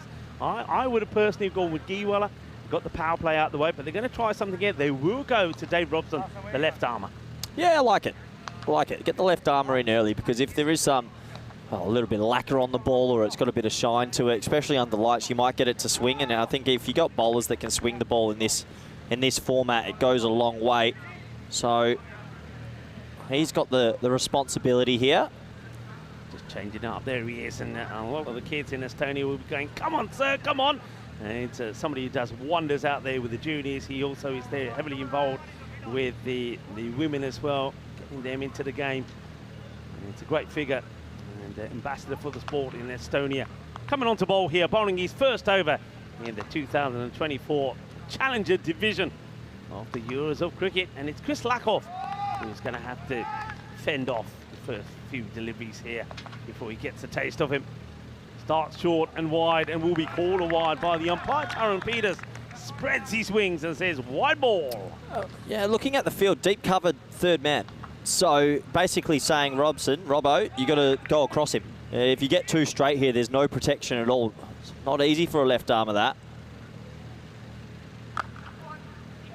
It's worked away. You can see Chris Lackov there. He's coming down the pitch a little bit there, so you can see why the ball's been banged into him. He's looking to, I think, drive the ball down the ground, but he's not getting that delivery. He's going to go over and have a word with Daniel Ali. What I know about Daniel Ali, Corey, is normally he doesn't like to hang around. Yeah, well, you can see there on your field, deep mid-off now and deep third. So there's a big ring on the leg side. There's an umpire there. That's an extra. The umpires are in blue and black as well. Well, high in the air. Catchable. And caught. Very, very good catch there by Bilal Masood. And he's taken a lot of catches there in Estonia. One thing I can tell you about Estonia, their catching is brilliant. I know they practice big time, and they're catching short and long distance, and that's the wicket they wanted. And Dave Robson gets the wicket, and Danny Ali, well, that's what I expect from him, really. He goes for it, doesn't get it right. He offers the chance, gets taken, a wicket falls, and new batter, Jacob Gul, comes to the crease. Good catch, because catching under lights is always a little bit different. These players don't get to practice it very often. So this time he holds on to it. Ali, who can be dangerous, has to go. And well, Bulgaria don't have a deep batting lineup. That's a big concern for them, as it does look like Gould comes out. But with Mishra still in the lineup and a few others, they need a bit of a partnership. Yeah, they certainly do. And of course, with Manan Bashir already gone, a lot relies now on this guy, Jacob Gul. He whacked him this morning. He certainly smashed him around, didn't he? 68 not out of 19. Robson. Short delivery right across the right-hander. Well, that's the thing with Gul and these sort of players. I don't think they're the type of players that are going to get themselves in and nurdle around. They're there to whack it. And there's a beauty in that, because if he comes off for 10 balls, he'll win the game. So there's no sort of second thoughts. He's just going to try and hit some sixes here. Well, what do I know? Good batting. Oh, well, now, this is hit the stumps. This is going to be interesting. Oh, this is closer than you think. And he looks like he's pulled maybe a hammy here. Well, it's all happening. Let's have a look at this. Now, this is going to be close, you know. This is going to be close. I think he was ambling. Yeah, you're right, Rico. Yeah, well, first of all, we're going to have to take time out here and have a look at Gul as well. So let's have a closer look. He was sort of ambling. I don't know if he's hurt his leg here. It wasn't running off too hard. Or hold on, we'll get that for you. Yeah, I mean, see, this is just here now, so he's running Here we go. hard. This is the one. Let's have a closer look. So he's running, but he's not really sliding that bat. He's okay. Yeah, I just think the way he planted that right foot down, he jarred his knee. Well, I tell you what, he might have hurt his leg, but there's nothing wrong with his arm. He's still hobbling. He's in pain here. He's in a lot of pain as he's played this. Well, that's the horns from Tyrone Peters. But it's the batter Gul who's in a lot of trouble here as he hits a big six, but he's hobbling around in agony. He's in pain. He's in genuine pain. I think he might have done a thigh or a hamstring, so don't expect to see too many quick singles here, Rico. Well, no, he can't go. You're right, he can't go, and this is agony for him at the moment here now. How much will this hurt Bulgaria? Because they need him out there because they need his big hitting. I'm surprised they haven't called somebody out there with a bit of the old magic. We haven't seen the old magic spray at the moment, have we? Where's Can't Mary? go a day without magic spray. We need some magic spray. You're right. 39 at the power play's conclusion. 2 wickets in there. They're still up there with the rate, but the wickets will worry them. Yeah, interesting. He's definitely in a bit of pain. Not going to be easy for him. He'll probably just stand and deliver. Lakov's still there. The field will spread, which will make it a bit more difficult for him as well. Got a good game on our hands at field. It always feels like the lights come on at Carter and anything can happen. Yeah, it looks like more changes here. So they're not going, so they haven't gone back to Giwala for a second. They haven't gone back to Gooch. Robson just bowled that one. It looks like going to be another change here. And yeah, it's going to be Bilal Masood, who took a very good catch, of course, to get the wicket of Daniel Ali. Bilal Masood will bowl over number 4. Yeah, over number 4 now. Masood to come into the attack. The field spreads. Pretty traditional sort of T20 looking field here. They've actually, no, they're going to bring deep cover up and keep third back. That's a little bit different. I like that. Keep the third back a bit off and a ring field on the offside. How does Lakov go about it outside the power play? Just drop the bat onto this, take it. Well, I wouldn't say that was the most sensible thing to do, would you? Well, it's actually complicated because that's sort of Lakov's game, dropping it, running and running singles, whereas Gul is thinking, please no, he's in pain. So I don't see Gul running a single or trying to just block a ball. He's just going to swing and hope he gets it out the middle. Yeah, I mean, I think he's probably already in his mind decided that the only way he's going to help his side is to hit boundaries while he's out there. Masood to Gul.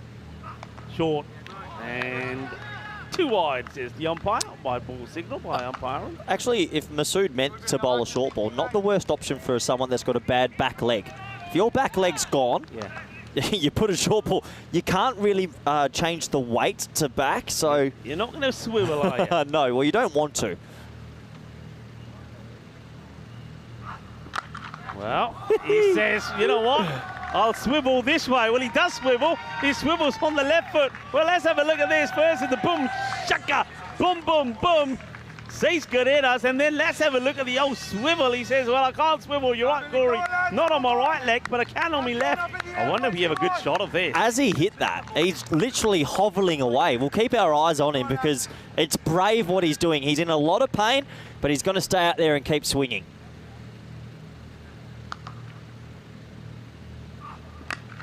Plays this one away. So now that's where it's going to hurt him because he does have to get that foot into play, that leg into play. Thing is here, the other worry, of course, for Bulgaria will be how serious is this? The longer he's out there, the worse it will get, no doubt. And then got to be thinking about long term. He might be thinking this is his tournament, actually. He could be. He might know this will be his last bat. Lakov hits it straight to the fielder. Catch is taken. No mistakes at all. And that's Stuart Hook. Hook, line and sinker. Lakov will go. No mistakes from Hook there. Well, he's having a good day, isn't he, so far? Was instrumental with the bat. scoring 44 not out of just 15 deliveries. And now another wicket goes, and that's a big one of Chris Lakoff. I'm quite surprised there with Lakoff, because a little bit like yourself, I thought he would have played a slightly different role in this innings. Yeah, he'll be disappointed, Lakoff. He got a drive, which I think he didn't go over, he didn't go under, he just hit it flat to the fielder. Was in two minds whether to really try and elevate this, and in the end he just picks out hook at cover. It's a big wicket because now they're through to Mishra. Mishra can play, but then you're getting into a few youngsters as well. So maybe it's Gul, the one-legged man, versus Estonia. And the other issue is, let's face it, Gul because of the injury. But Mishra, because he's Mishra and Robocop, they're not going to run quick singles, are they? And there could be twos that are not being taken, etc. So these two certainly will be looking to do it in boundaries if they can get going. Look, the rate's not bad. The rate's okay when you're chasing 125. It's the wickets column they'll be a little bit alarmed about. Not too much batting depth for the Bulgarian national team. So they need a partnership and they need someone to go deep. Yeah, Estonia 69% favourites at the moment. And that one is going to be okay, says the umpire. Just sneaks that in, Bilal Masood. Yeah, Mishra's not the biggest stroke player down the ground. He's good at cutting and pulling.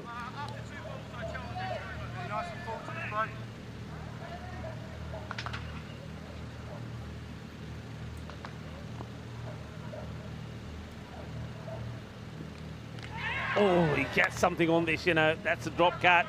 It would have been a good take for Marco Veit, because I think he reads and anticipates this really well, but he's just not able to keep the ball in his gloves. He'll be disappointed with that. He got both hands to it. It was a genuine edge, and that probably should have been caught. So it's an extra run, and it's a life early for Mishra. That's now 4 overs complete, 49 for 3. And Bulgaria just falling away a little bit here. Yeah, you can see. We'll have a good look at this again as he dabs at that one and gets put down. It actually hit the gloves quite hard. Maybe shocked him a little bit. Yeah, he's done everything right apart from hold on to it.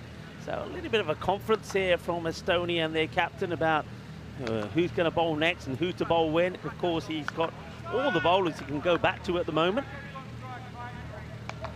There's the requirement, 76 runs and 36 balls at the rate of 12, just over 12.5, and they'll take that at the moment, but they won't want that to go any more than the 14, so big over this.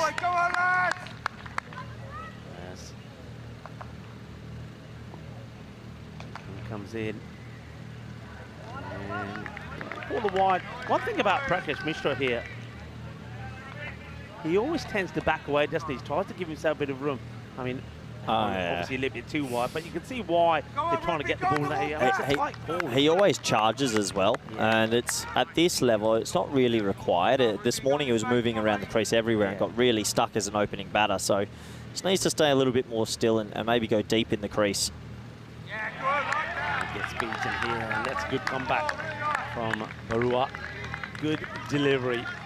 Nice bit of pace that beats Prakash Mishra. Prakash, of course, we do know that he's picked up 3 wickets in this match. I mean, on the European Cricket Network, he scored over 1,000 runs, so we know he's got the ability, he's got the talent, he's got the knowledge. So he needs to really apply himself here now. Trying to keep up with the rate.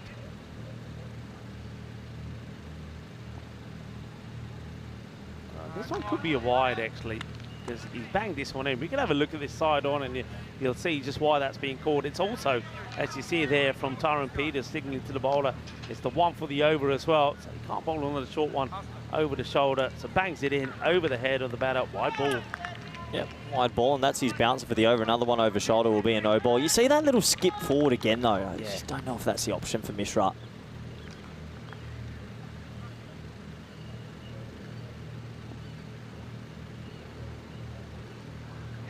Another wide, and will be tidied up by Sahil Chauhan, but they will turn that into 2 wides. There's an old saying in cricket, beware the injured batsman. Chris Gale was injured in a test match once in, I think, Johannesburg area, and then he went on to make a huge 100 just standing there and whacking it. Now, Gul, credit to him, he's 15 off 6, and he's in a lot of pain. He's in a lot of pain, but he's still there. He's still trying, and if he can stay there and keep whacking it, you never know.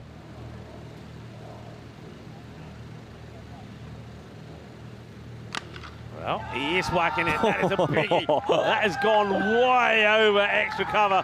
What a shot that is. Boom, shaka, boom, boom, boom. Horn signalled from Tyrone Peters. That's gone a long way. Well, smiles on the faces there at the moment from the Bulgarians. Nice to see Ivalo there as well, supporting the team. Good hit. Beware the injured player. Look, it's 10 off 2 this over. 10 off 2 with wides, no balls, and 1-6. They're thereabouts. It'll be a wickets thing and how long Gould can bat for and if anyone else can chip in, but they're still very, very much in this Bulgaria. He's already bowled one for the over, remember? Some changes in the field here now, and I think there might be, I mean, I just can hear on the, you could probably hear at home as well, Stefan Gooch is saying, remember, he's bowled one for the over, so you might be already signalling that they might go for a short one. Well, they moved fine leg back, and I think that's why Stefan Gooch was just letting the skipper know. Played away, and it just, well, it's not going to be 2. Bounce? No, not with these 2. So it's going to be just a single. And this is where I suppose you could really push the fielders back right onto the 30-yard circle, couldn't you? Because, you know, absolutely. Well, you know, they're not going to take 2s. They're not any quick singles. So, and also, one taking early. Yeah, and I think Mishra just needs to take a breath. He doesn't have to be the 6-hitter. He can just be working the ball around, maybe get the odd boundary on the ground. These wides are very handy, 12 off 3. But yeah, for me, Mishra doesn't need to be the guy that hits 40 off 10. That's not his style anyway. Stand still, cut a few balls for 4 and take his team close. Yeah, there are a lot of wides here. I wonder if he's just been put off by the movement of Mishra. Yeah, maybe. Bit of swing about as well. Good game on our hands and an enthralling encounter. I mean, Estonia went into this as red-hot favourites, so credit to Bulgaria. They're testing them. 3 balls to come, 12 will come off the over. They'd love a couple of boundaries in here as well to get them back on track. And, well, that's that movement which gets him into trouble, Mishra. This time he actually moves the other way, whereas you thought if he stayed still, he's hitting that down ground. It's dot balls that hurt you. He's killing me. just stand still and get bat on it. You don't have to get funky. Any bat's good bat. So I think maybe he's a bit nervous, a bit antsy at the crease. Been there before, has done it before. Prakash Mishra, they need him to really buckle down here. There's that movement again, and this time it's going to be another wide. So, yeah, I was saying the ball before when we saw the bowler had the same issues here, Rupam. Is he being put off here by Prakash? I mean, sometimes we say batters to do a lot of moving, and it doesn't really gain anything for them, but maybe he's just doing enough to put off the bowler here. Just not handling the swing. He's actually getting to swing, but he's not handling it. And look, that clock's at 11. 4 overs inside 11 minutes. That's starting to get a bit tight as well.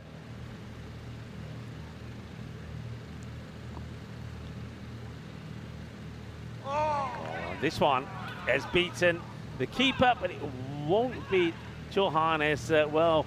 You see there that Gould, he literally skips all the way to the other end, and it'll be more extras. This time this will be bars. It goes right through Prakash. Yeah, another weird sort of looking shot as well. I think he's caught in 2 minds how to go about this, Mishra. Anyway, it's last ball of the 5th. Gould's doing his job, sort of hoveling and being there in 22 off 8.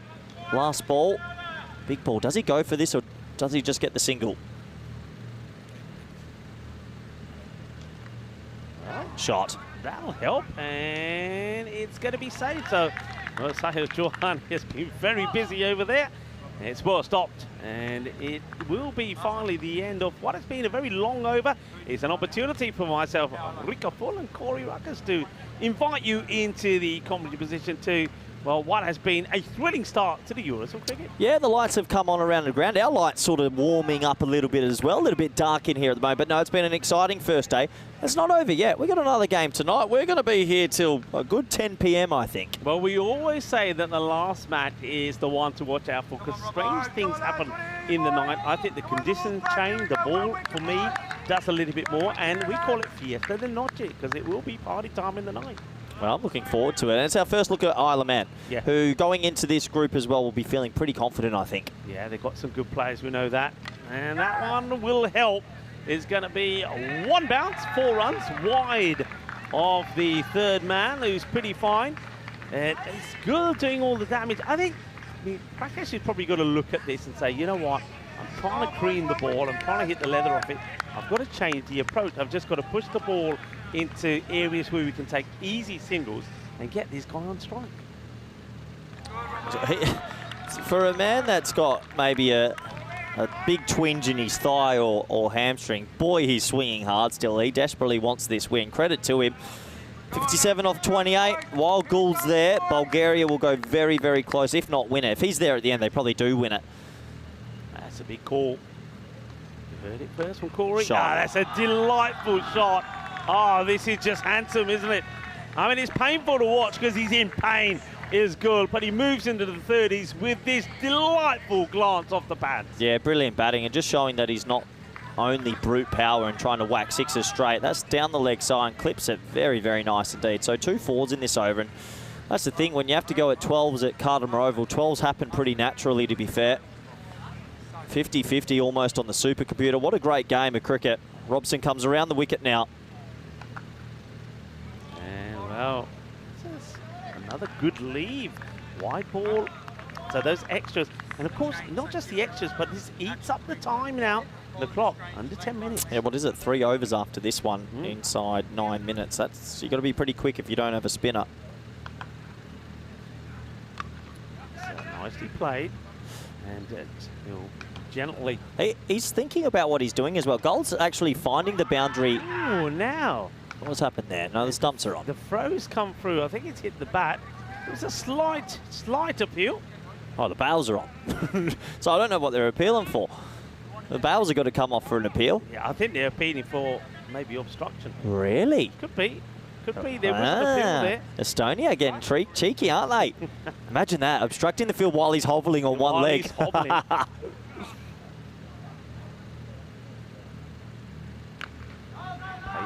Yeah, it's a good call. There's no point going for that and getting run out. I hate to say this, and it's pretty random scenarios. I'm pulling him soon. He got 2 balls for me. If he's 1 off 8, I'm yanking him because you need someone just to be ticking it over. Look, I got to tell you, you're absolutely right. I was thinking the same thing. You've got Derek Vinu who can hit a ball, Ali Rasool who can hit a ball. You still got guys out there that can play some good shots. Now that's a bit more like it though, isn't it? That's exactly what we're talking about. Just play a cricket those sort of shots. It's an easy single, and you're getting Gould on strike. But on this time, he does it with the last ball of the over. Yep, and that's 75 for 3 or 3 for 75, however you look at it. 50 off 24, and good game. 8 minutes left to bowl 3 overs. Now, usually it takes about 3.5 minutes to bowl an over, so they're a little bit under the pump, but I'm sure they'll accelerate through. But yeah, Mishra, you just hit that first ball for a single, let Gould go about his business. You got Vinu there. Waleed Khan gives it a whack as well. You never know. 2 youngsters also can hit a ball, Oscar Duff and Joshua Dowling. So yeah, Prakash Mishra, he doesn't want to be the villain here.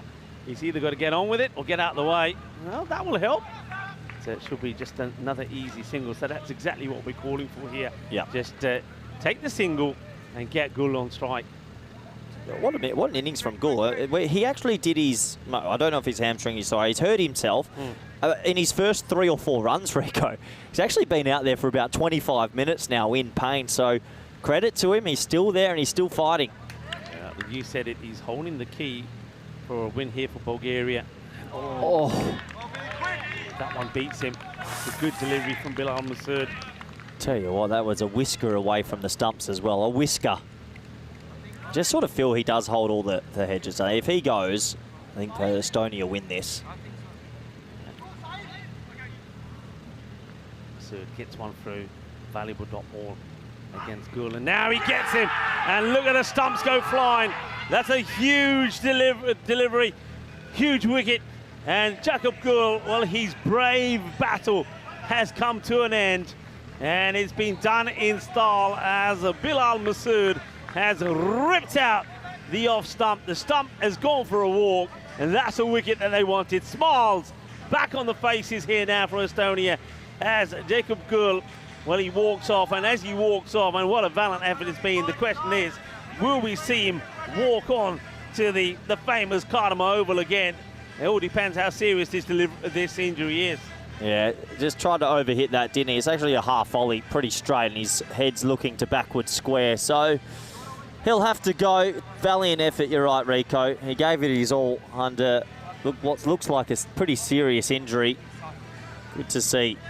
There's Medadaub, the manager for Estonia, give him a hand. And yeah, a top effort. He's in a lot of pain, and 76 for 4 now. It's going to have to be up to someone else, Rico. Yeah, it certainly is. I mean, they've got Amadal out here. Now, this guy, well, rock me Amadal, rock me Amadal. This guy can hit it. I'm telling you, he can hit it. The thing is, though, and I have to be honest, every time that I've seen him, if he's on song, he is the most exciting batter to watch. But sometimes he's frustrating to watch because there's a lot of swinging and missing. So he's either got to get going straight away or get out the way, because you've still got the likes of Delric Vinu and also the likes of Ali Rasul. Ali Rasul also a left-hander. Would that be worth a gamble? Just a left-hander. Go out there and see if you can crunch a few big hits. Absolutely. Oh, well, it has a go and misses. Yeah, one more to the total. Yeah, Mishra, 3 off 8. Got to go now. He's actually got to get one out in the middle. Otherwise, he's clogging it up in the middle. Even if he was 8 off 8 right now, he'd be in a much healthier position. And Mishra is the captain, and if he's got to call himself off if he ain't clicking. And, well, that is going to be another, just a single. Once again, Salvatore has done brilliantly well. Well, they've moved third extremely fine, and he's actually stopped a couple of inside edges and outside edges. Yeah, I think in that position alone, there's probably 2 or 3 that could have gone to the boundary that he stopped, and a few singles as well. I'm pulling him. 4 off 9 loses a game. I hate to say it, I think I'm yanking him. Okay, this is going to go all the way to Baximo. Well, if you're going to swing hard, then you might get lucky. You might get a little bit of suerte. Suerte, suerte, suerte. 6 carreras. Good way to finish the over. They needed that because it was a very good over from Masood. So a Baximo, a top edge 6, gives them life again. 41 off 18, 13s, 6 wickets in hand. Under lights at Carter Oval. That's a 9 off that over. It just takes that rate now above 13.5. So you're right. I mean, he's got to be saying to himself here, right, if I can't get going, I've got to get somebody else in here while there's still time. Also, don't forget, as it starts to get dark and the floodlights come into play more and more, it's going to be harder for new batters to get out there and get their eyes set. So if he's going to do it, I think he's got to do it now. Hit this well. Yank him. Pull him off it. I'll pull him off at this. 4 off 10. It's 4 off 10, Rico. Yeah. You got to yank him. I'm with you. I'm with you. I mean, I hate to say it because I love Prakash, but he's got to go. He's trying hard, but it just ain't happening. And I'm looking at him here now. But he's hobbling as well. He's picked up an injury as well. Surely got to give a signal. There might be 1 or 2 in the bench. I think Lakov wants to make the change. Yeah, they're trying to get his attention. Okay, they're trying to call for it, but this is what I'm talking about. Rock me Amadella, boom, boom, boom. Que guay, que genial, que grande. Well, that's what this guy can do. We know what he can do. Look at Chris here. There he is. Look, you can see him on the screen. He's trying to get his attention, but look, Prakash is saying, I'm the captain. I make the calls. Well, okay, so they're trying. The captain's batting. He's 5'11", but they want to pull the captain off. They do. Wow, I love it.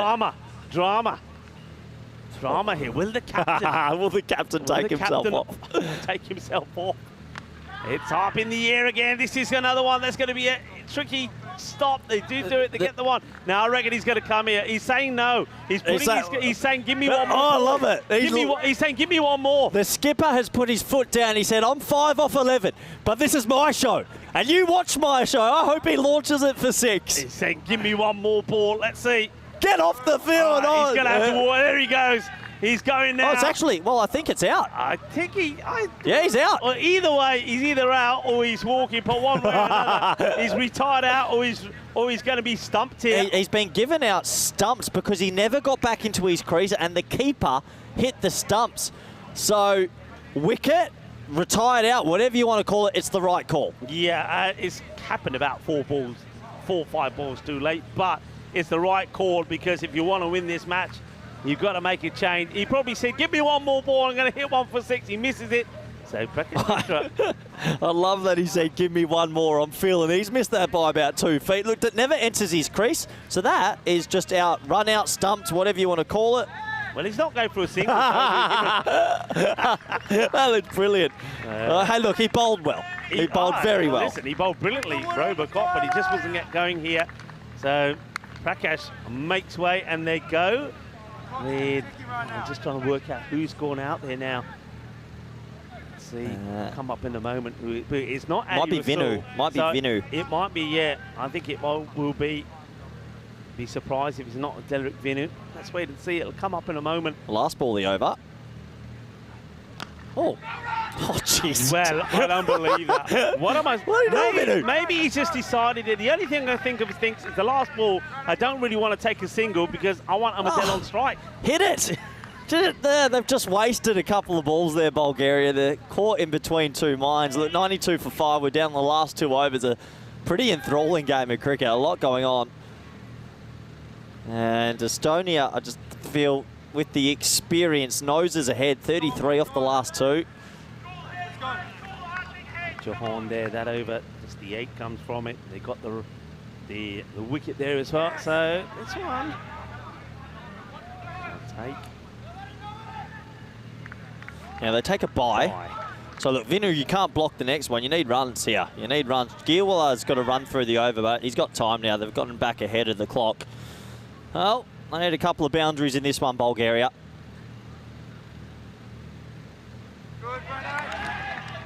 Yep. Ball signal. Fair enough, yeah, that's just outside the tram line. Gielwala not back to his mark here. He's got time. You can bowl 5 in 2 minutes. Yeah, Vinu's just got to use his feet, get across. It's chipped up in the air. They'll take the single now. Vinu. Amadel. I haven't seen too much power just yet from Vinu's. Amadel.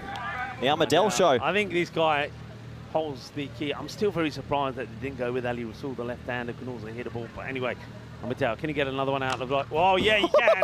There it goes. Adios, pelota. Eso es 6 más. Amadel, keep this boy on strike, and we got a game on here. 6 more. He hit that so high. That went so high. Well, it's not the most agricultural technique you'll ever see, but he just got lift. He launched that. Oh, I love it. This boy is exciting when he gets going, and, well, that's another 6 from him. And, well... He's out! Oh, what's he doing? What is he? Well, he's hitting his head in disappointment of hitting the ball. And look at Tizer here. Tizer knows exactly what the score was there. He would have been stumped. Oh, that would have been disaster.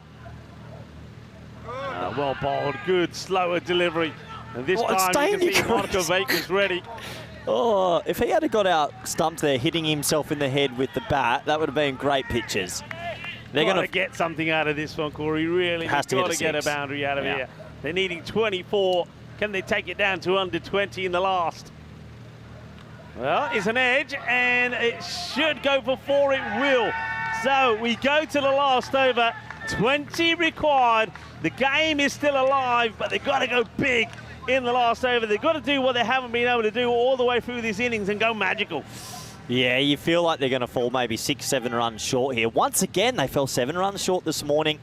You've got Chauhan, you've got Bura, you've got Gooch. I reckon they might lean to Gooch here as the senior player in the team. Boy, there's been some comical cricket in the last 20 minutes. You just feel they yanked Mishra maybe 3 or 4 balls too late. I'm going more with that. I think we were starting to talk about it when we'd already taken, used up about 8 deliveries, not doing a lot. And I think then we were saying that he's probably 5 balls, I would say, and that could have made all the difference in this match. I mean, you're almost talking about an extra over here. All right, Vinu, what will he do? Will he just try and push this away and take the single and give 5 balls to Amadel? He's got to try hit a boundary, and if you get the single in that way, that's okay. You can hit a 4, doesn't always have to be aerial. It will be Stefan Gooch. Went for 15 off his first. That's the worst outcome. It's a swing and a miss. Yeah. Dot ball. Had to get bad on it. You just feel like unless something amazing happens here, they're going to fall agonisingly short, and they're going to look to that middle over period where they just lost all their momentum. Yeah, they'll be very disappointed because apart from 2 overs, it was a solid performance from Bulgaria in the field. And that's more like it. That could go to the boundary. It will. That's 4 runs, slightly over pitch this time from Gucci. So that's 4, 16 in 4 balls. Nice shot. Nice shot over pitch, hits it along the carpet, finds the gap. You just got to get bat on it. Make sure you stay in the contest. So 16 or 4. They're going to change the field cover. We'll go back. Square leg will come in. What a day for Bulgaria. Quick call of wait. And just, you can see Arslan Amjad just wanted to check that the field was right. Didn't want to make sure he got too many out.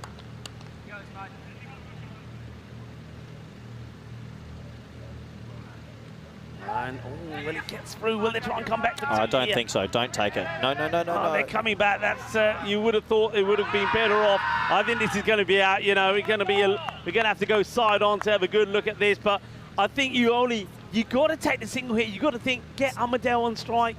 But they go for 2. Derek Vinny goes on. I think that's a mistake. I really do. Yeah, they're going to look at this, and I think he's short here. I reckon he's short. I think the bat is in the air. We'll get a good look at it here. Well, first of all, they shouldn't be running 2. You just take the 1 and let Amadel on strike. There they go, touch, and keeper gets into a good position here. Takes it with his gloves, and we'll slow that down, but it's looking pretty likely. The keeper does well. You can see that the bail just off. Yeah, he's going to be gone. So good work there once again from our media partners. Why do you go the 2? It makes no sense. There's a lot of things here which haven't gone well, and Estonia now will believe that they're going to wrap this up and make it 2 wins out of 2. Bulgaria, to the credit, I mean, they will pick up a point, but I just think once again it's not it's not smart play from them. They left, you know, Prakash Mishra out there too long. It didn't work for them. They had other batters out there, and especially when you think here now, it looks like it is Rasul that comes out. And just imagine if with 3 balls to go, Rasul hits a few big hits here, and they fall short again by 5 or even 7 runs again. They'll look back at that with Prakash Mishra not retiring himself out and say, you should have won this match. Amadel's just stuck at the non-strikes then, 24 off 9. I mean, if he's facing and it's 15 off 3, maybe he can hit fire again. But yeah, it just feels like they're going to fall short unless Rasul right now lights it up. He can crunch it. I'll tell you that. This boy can hit the ball big, but he's up against Stefan Gucci. He also has to try and adjust to the lights here. As the natural light fades and the floodlights come into play. Big delivery this. It really is. Huge delivery. Needing 15 of 3 deliveries. A Maximo here would certainly liven things up. Oh, it'd be nice, wouldn't it?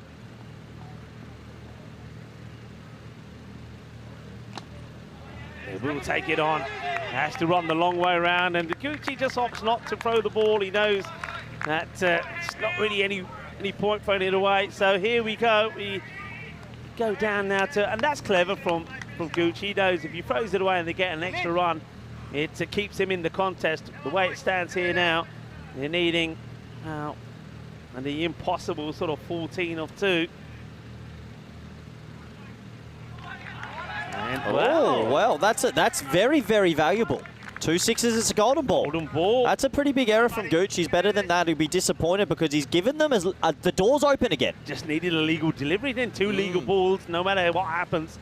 All right, here we go. Doesn't get it away, and that's the match. Open the door and then close it again. Yeah. Well, there it is. That's the match, and Bulgaria, well, they'll go back, and there's going to be some hefty talking, and some of it won't be pleasant because they know that this match, they worked so hard in the field. Only 2 overs, 2 magical overs, which hurt them. And then they hustled and they bustled. But they will go down here to Estonia. Estonia make it 2 wins out of 2. Took all the points earlier against Turkey. Will take 3 points from this one. Bulgaria will once again have to settle for just a point. And it'll be Estonia. That'll be the happy team sitting top of the group at the moment. Smiles all around from them. And they had to dig deep, though, for this win, didn't they, Corey? It wasn't straightforward. The batting didn't always click. But they do get the win. Bulgaria, well, there's going to be, I reckon, some pretty serious and important and probably some painful talking in the camp later tonight. Bulgaria will feel like they've lost that themselves. They didn't have to chase too many. Estonia bowled okay, but just that middle overs, they sort of got confused whether to just get bat on ball and run a few singles compared to when they needed to hit sixes. And in the end, they're going to fall agonisingly short. They'll go home 0-2, and they could easily have been 2-0. Yeah, they will. And yeah, you can see disappointment. There will naturally be disappointment there from from Team Bulgaria. They go down in their second match. They do pick up a point, and that could be quite valuable, but they know that this time round, certainly, it's a match that they really should have been looking to win. Prakash Mishra will know that. I think he's got to be honest and take it on the chin that his innings was one that doesn't help his side at all. I mean, just scoring what he did and using up so many deliveries. This is the next match coming up. Croatia are taking on the Isle of Man. First time we're going to see Isle of Man. Ollie Webster. Now, that's the name that we remember. Remember, this guy, he's an excellent player for them. He scored a century, didn't he, last time we saw him. Also, watch out for somebody like Christian Webster there as well. And I think with the ball, plenty of options there as well. But Chris Langford is going to be my pick of the bowlers as well. And they're up against Croatia. Croatia, of course, Zach Vucevic was absolutely fantastic. So was Oliver Tilley. And once again, it's very similar, I think, to Estonia. I think what the Isle of Man have to try and do is get the openers out pretty quickly, and that way they can try and restrict Croatia from scoring big runs. Yeah, look, it was a good game, and at the top of the order there was a little bit of luck, but you always felt Bulgaria would be in it, but were they going to be able to do it for 10 overs consecutively? And in the end, Rico, they had about 5 good overs of that, but 5 pretty poor overs as well. Yeah, you're absolutely right there. I mean, you couldn't, though, knock the efforts off Jacob Gul. I mean, he really battled hard. He went through the pain barrier from inside. And I think what will be more painful for him is not the pain that he's feeling in his knee or whatever the injury is there, but the pain of knowing that he stuck around, he battled hard, he got the 32 of 15, and if it was a win, it would have all been worth it. Well, that one could have been a huge favour. And I reckon when you look back, you know, sometimes they say catches win your matches. Well, maybe you can say in this case, a drop catch could win you the match, because Prakash Mishra, if that catch was taken, who knows what could have happened, because another batter would have come out a little bit earlier. In the end, they were calling him back. They were trying to get him back, but he wouldn't go. He didn't want to go. And in the end, when he did go, he just literally, as you see here, just got himself stumped out. He'd had enough. There come off the bows. Well, sometimes we do see weird and wonderful things on the European Cricket Network, and that's another one. And win it is for Estonia. High fives all around. The Cardam Oval looking absolutely brilliant. And you have a look at the scorecards here. So, as I said, Jacob Gul, brilliant effort from him. Earlier, Chris Lakov, he started well. A little bit, I think he'll be disappointed the way he got out. I think at that moment in time, they were needing about 12 and a half and over. If he stayed there, got a good partnership going. Manan Bashir, well, he was bowled brilliantly by Giwal after smashing a big 6. Daniel Ali just never really got going. But Jacob Gul, what a fine effort from him, but it wasn't enough. On the bowling front, it's good bowling figures all around there. I don't think anybody was really that expensive. And Giwala once again impressed with his movement. Dave Robson, as I said, expecting him to start well, and he did. 1 for 21, 2 for 19 from Bilal Masood. And you'd probably say that with his earlier efforts with the bat as well, he probably may get the player of the match performance there as well. So next match coming up pretty quickly here on the European Cricket Network. It will be the last match of the day, match number 5. And it's time to welcome a team that we haven't seen so far. Isle of Man will be taking on Croatia. That's the match coming up now. Coming up in about 18 minutes time from now. And well, time for me to say good night to you today. I will be here tomorrow once again. But it will be Vinny Sandhu and Corey Ruckers that will be talking you through the last match. Now watch out from them today, because it is the Elvis Festival there in Wales. I know a lot of people in Wales, in Port Call, will be celebrating with thousands of Elvis fans dressed in their best white jumpsuits and suede shoes will be partying. And I know that Vinny Sandhu is well, he likes a little bit of Elvis. I reckon you might see a little bit of rock and roll in the last match tonight. Well, it is Fiesta de Noche. Anything goes in the night time, so make sure you tune in for Croatia, who are looking themselves like Estonia to make it 2 wins out of 2, or will Isle of Man kick off their campaign with a win. So that match coming up in just around 17 minutes time. Well, I'll say goodbye. I'll see you tomorrow. But Vinny Sandhu and Corey Ruckers will be here to talk you through the final match of day 1 of the Dream11 European Cricket Championship. Adios. Y esta mañana, mi familia.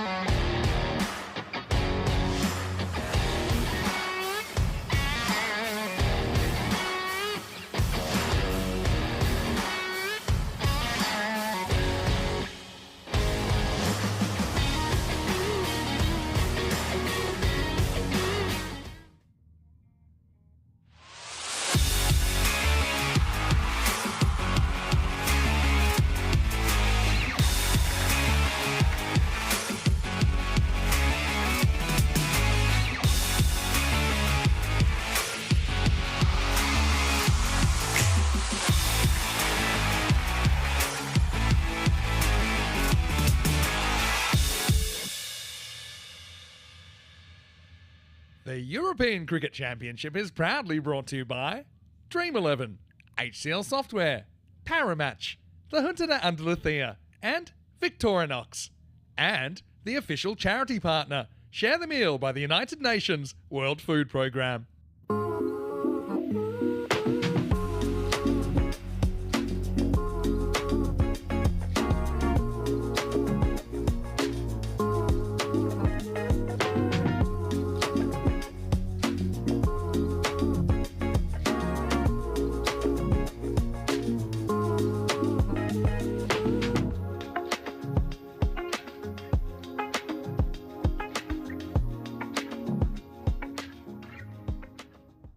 Welcome back. It's been a huge first day of the Dream11 European Cricket Championship, but as day turns to night, we are not done just yet. Match 5 is on the way to wrap up what's been a really exciting day of action. Croatia playing their second game, taking on Isle of Man, playing the first match of the tournament. A little bit earlier, Ian Ramage had the two captains. Let's see what happened at the coin toss.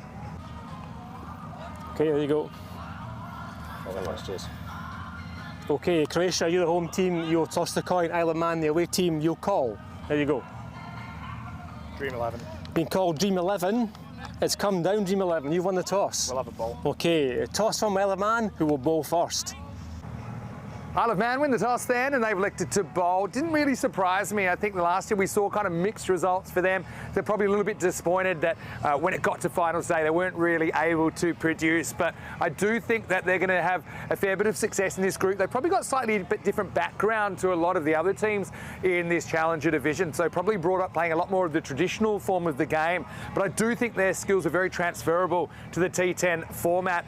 For Isle of Man, obviously it's their first game. It's the first of 5. They'll be hoping to finish right up the top of the ladder, I'm sure about that. But Croatia, they were pretty impressive earlier, weren't they? Oliver Tilley was a great addition, as well as Zach Vukusic at the top of the order. I expect them to open up, and I think their opening partnership will kind of dictate the game in a lot of ways. Sagar Mansour also played a very good cameo at number 3. So Croatia, they've got a few tired bodies, I'm sure, but I know they want to go 2-0. Isle of Man want to get off to a winning start. Really looking forward to this one. Time for the lights to go on. Well, sometimes this guy, they say the lights are on, but no one is home. But I will say Corey Ruckers is up in the dream box. Corey, let's get ready for some Maximo action with Isle of Man bowling first here in match 5.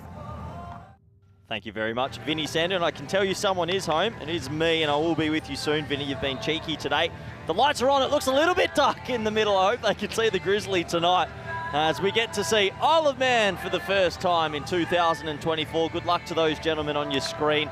Croatia, well, they're going to be batting first, and they'd love to put on another big score. They had a good win this morning, posted 170 plus. Can they do it again under lights of Kardama, the home of ECN cricket? We're here 10 weeks a year now with the ECL, the ECC, and the women's ECW. Here are the lineups. Let's have a closer look. Vukusic at the top, Oliver Tilley. Those two will open the batting. Isle of Man, though, Ollie Webster. Look out for the skipper with bat, with ball. Look out for Carl Hartman, the keeper. And they've got Matthew Ansell listed at the bottom there with the ball, pretty handy. So this should be a good game. Welcome all the Isle of Man supporters who are probably watching from their tiny little island. We're almost set to go. Really looking forward to this. Croatia, well, 31%, says the supercomputer, 69 for Isle of Man. As we are almost set to go. Looks like a little bit of spin to start. I like it. Let's change it up. A deep forward square leg and a deep mid on. And well, how will these teams adjust under lights? The ball does a little bit more under lights. And if you get it in the right areas, you can definitely get it to shape. This looks like Matt Ansell has the ball in hand. Vukusic on strike, and we're almost set to go. Looks like it's Sully, Swinburne and Tyrone are our two standing officials. Good luck to those gentlemen as well. Ball number 1 in the first night match of ECC 2024.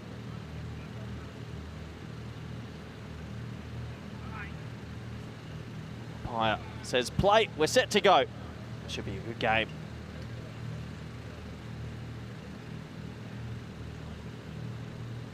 Well, it is 8:40 p.m. I hope we start. I hope we start soon. It's 8:40 p.m. It's a long bus ride home. Wow. There we go. We're back. It's 8:41. It's going to be a late night. Hope you're ready for it.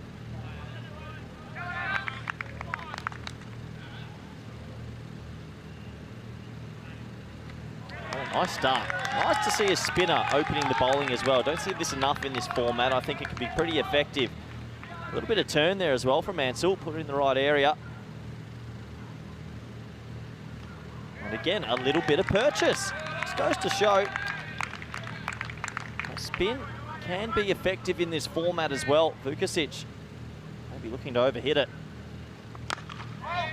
It's a nice cover drive. Brilliant bit of fielding. Well, there's the big man. Look out for Ollie Webster. And he biffs it a long way, the skipper. An amazing 100 in the previous edition of the ECC. Saves 4 there. Tilly on strike.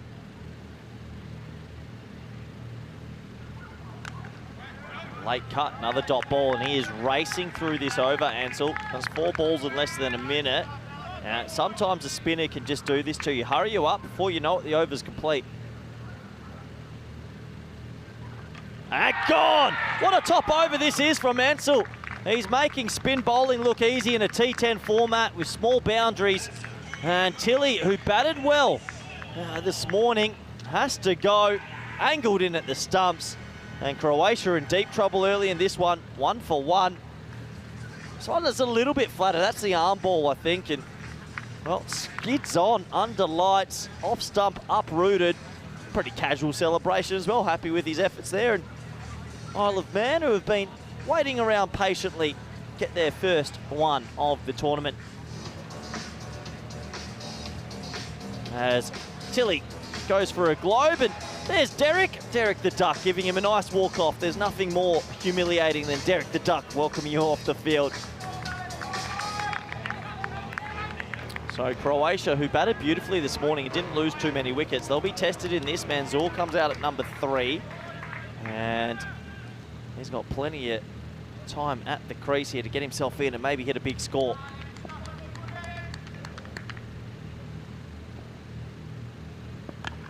What a top over that is from Ansel. I love it.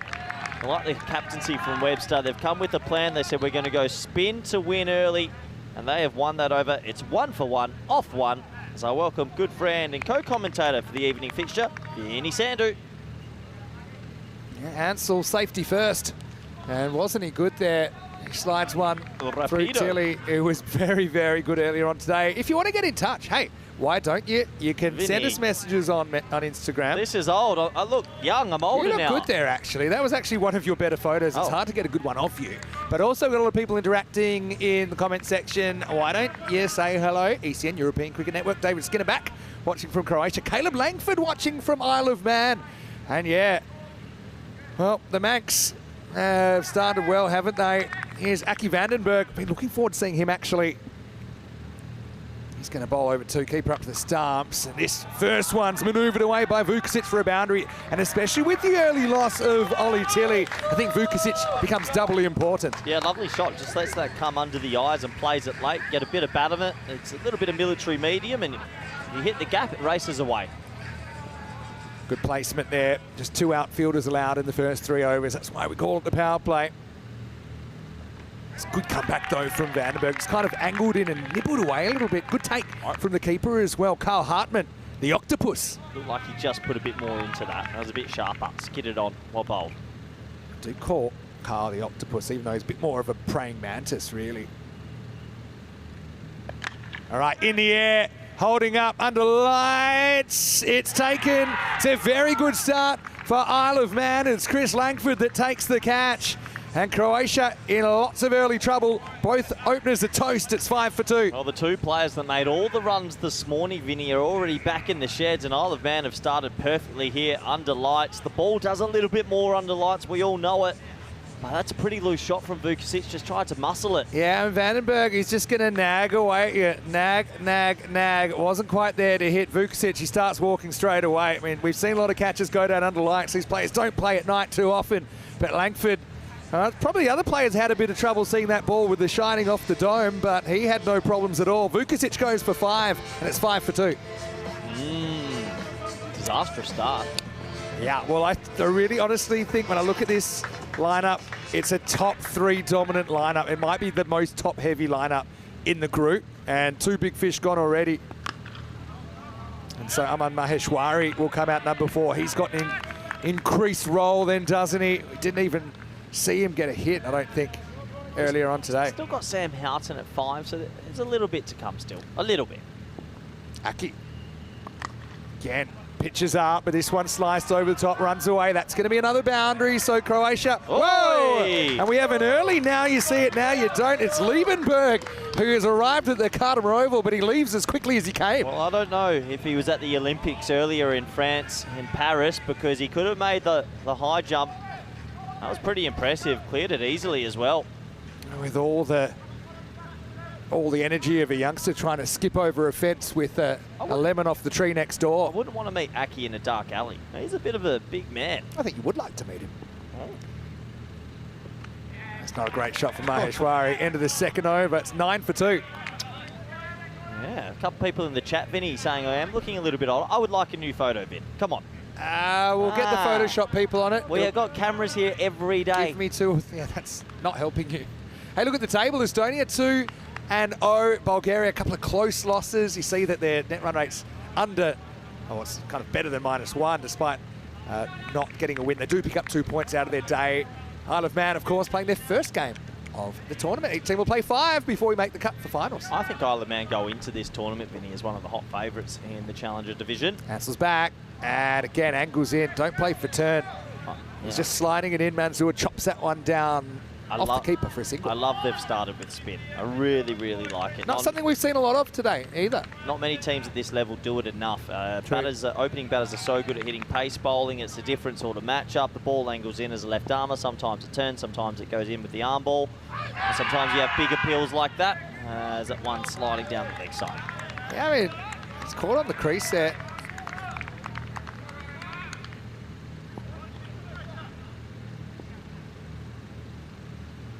Wow, this is in the air. Another catching opportunity in the night sky, and that's taken as well. This time it's Sam Barnett that takes the catch, and Ansel spinning and winning, turning and burning in Croatia.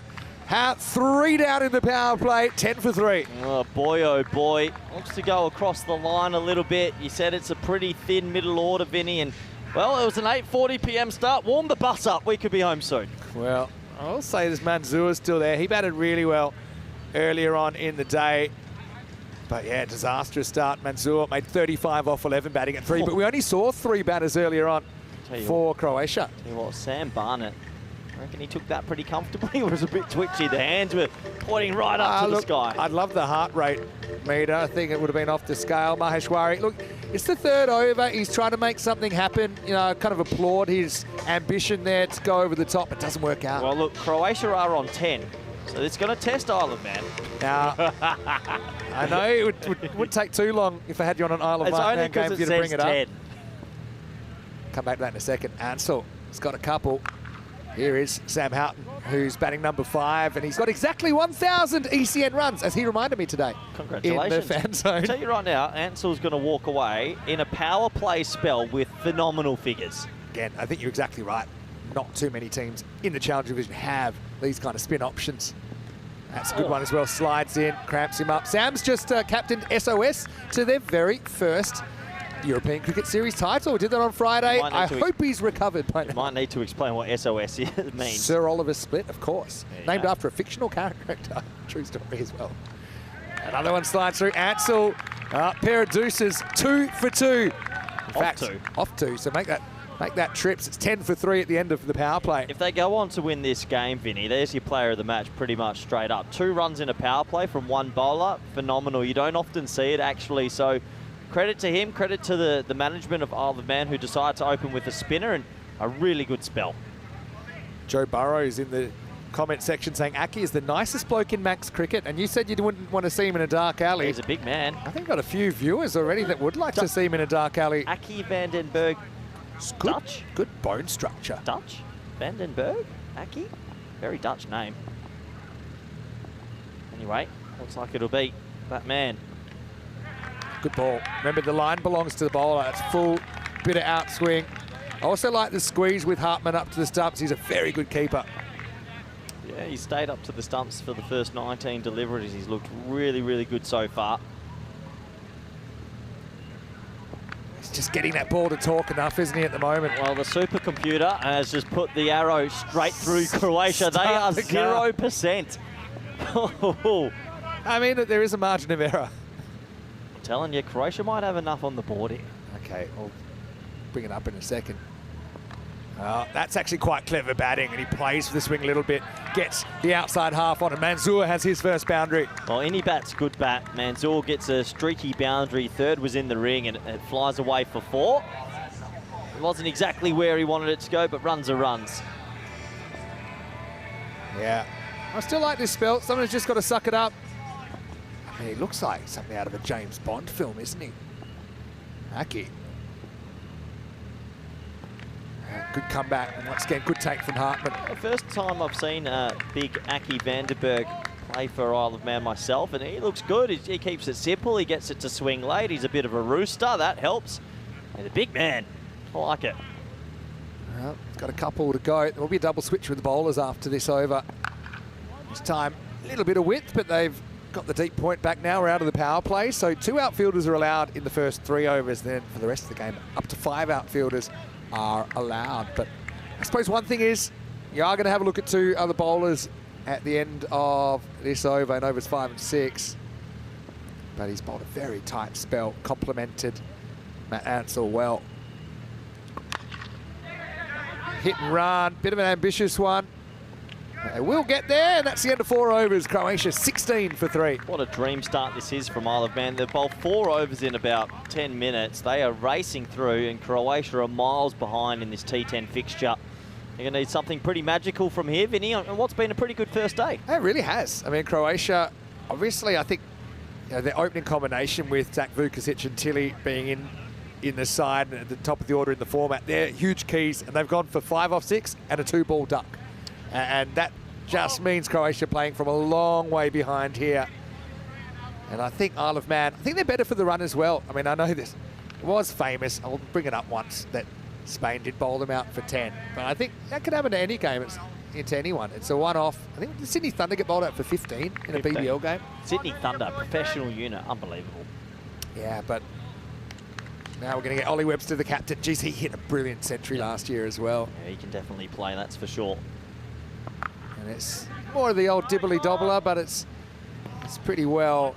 Nice to see a traditional gloveman. Carl Hartman's looked very, very good with the gloves. He is. He's got to be the old go-go gadget arms about him as well. He's well balanced. He's got a really, really good eye. As this is picked up, and it's going to run away. 1 bounce 4. Nice shot from Manzoor. Now, he is a real key element. He is the third of the big 3, if you like, and he batted really well earlier. That takes him to 10. Yeah, nice shot as well. Outside the off stump, pumps it over cover, doesn't overcomplicate things, and that's good batting. This time dabbed away, but the field is well positioned there. It's Christian Webster. What I love as well, they're keeping us, they're racing through the overs here, so they're just catching them a little bit unaware. It's already 4.3 bowled like that. And we've only been going 12 minutes, so they're miles ahead. Well, that was straight, but it's now left us. That's into the trees. Maximal for Manzoor.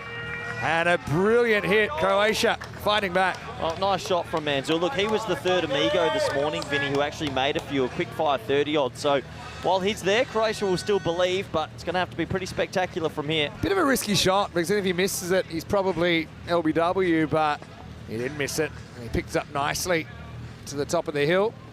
Webster's not too bothered. Flashes the thumbs up. Now goes straight. It's high, and it is going to be... I think it's dropped over the line. Oh, well, it's close. They're definitely going to double check it.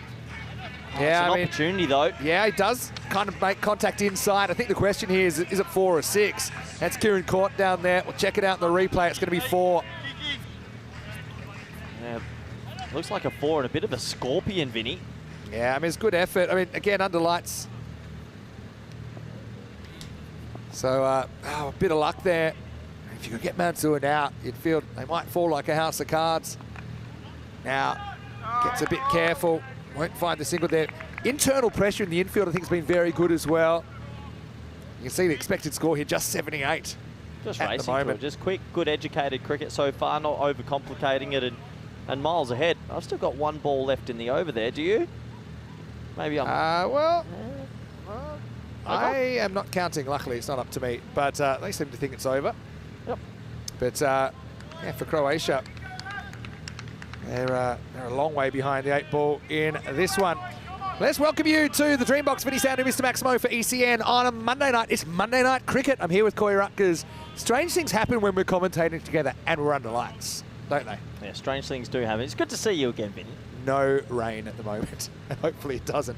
You'll know what that's about if you've been following on social media. At European Cricket, by the way, if you want to check it out, there's some of the best bits of previous ECCs, the Euros of Cricket. It's been a great first day. It has been a good first day. Enjoyed commentating with Rico Full again as well. It's been a while since I've seen the great man. Yeah, and the only sad thing is the empanada shop is shut on Mondays. I was just That's a bit of a tradition. We're at 8:45 p.m. here. This could be a late one. It looks like in the background they might be recounting the over. I think had it at 5. It's going to be a classic Florida 2000 recount. Just looking out for the hanging chads. But yeah, well, it gives us a chance to also talk about our official charity partner, the United Nations World Food Programme. If you want to donate a meal, it is super, super easy. And yeah, the Share the Meal initiative has provided many meals for those who are struggling with hunger, and it's quite numerous actually around the world. So that's also our way. We'd like to make the world a bit of a better place, not just the cricket world, but the world in general. What did you think before in the previous game? Bulgaria once again just short. So close, and you know, Gul, you got to be worried about him now. He looked like a mummy when at the end of the game. I saw him. He had that knee bandaged.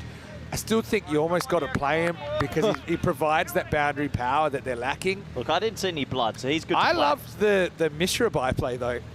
Is Liebenberg has come back from the other side of the fence, starts with a wide. So it is 5 overs down as we head into the 6th. But yeah, I love basically the mutiny. It's the captain's there, and it's probably his job to retire himself out if he wants. There was an uprising. He said, look, take off. And he said, look, give me one more. It's the classic Las Vegas 6 a.m. scenario. I'm saying, look, just give me one more hand. Do you know what he was on when he said, give me one more? Is that 5 off 11? 5 off 11. So he's going at, what, 40? Yeah, and it didn't get better. Give me one more. Give me one more. I'm due. Oh, he got snake eyes and had to tell his story walking. I love the opportunistic stumping as well from Marco Vike. Little stats patter. The bowler should get credit for retiring someone out. Yeah, I agree. Anyway, Liebenberg. That's good ball as well. Houghton hopes for a wide. Seeing the ball do more under lights again. Typical under lights at Cardamom, it does swing a little bit more. It just does. Yeah, it's something we have noticed a little bit. Seems to be doing a bit more off the pitch. I mean, I actually think it swung around quite a bit all day. Yeah, nice start here. But the pace, the tempo of the game, I'm really loving that from Isle of Man at the moment.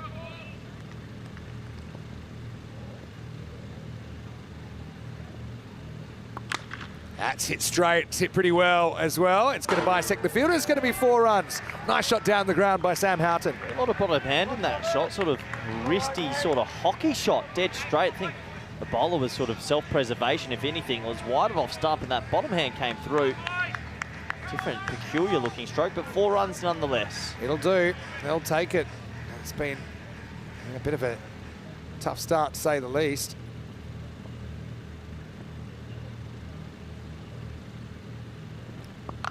Now knocked away. They got the fielder back there. Isle of Man last year, they were 2-2 through the group stage. They beat Czechia, they beat Greece, but they had losses to Spain and France. They ran into Greece in the eliminator. Isle of Man were ranked higher, 3 versus 4, but Isle of Man only able to score 90. Greece knocked them out of the tournament. So they've had a long time to think about it. I'm sure they're back and they're wanting to find some success at the business end this time.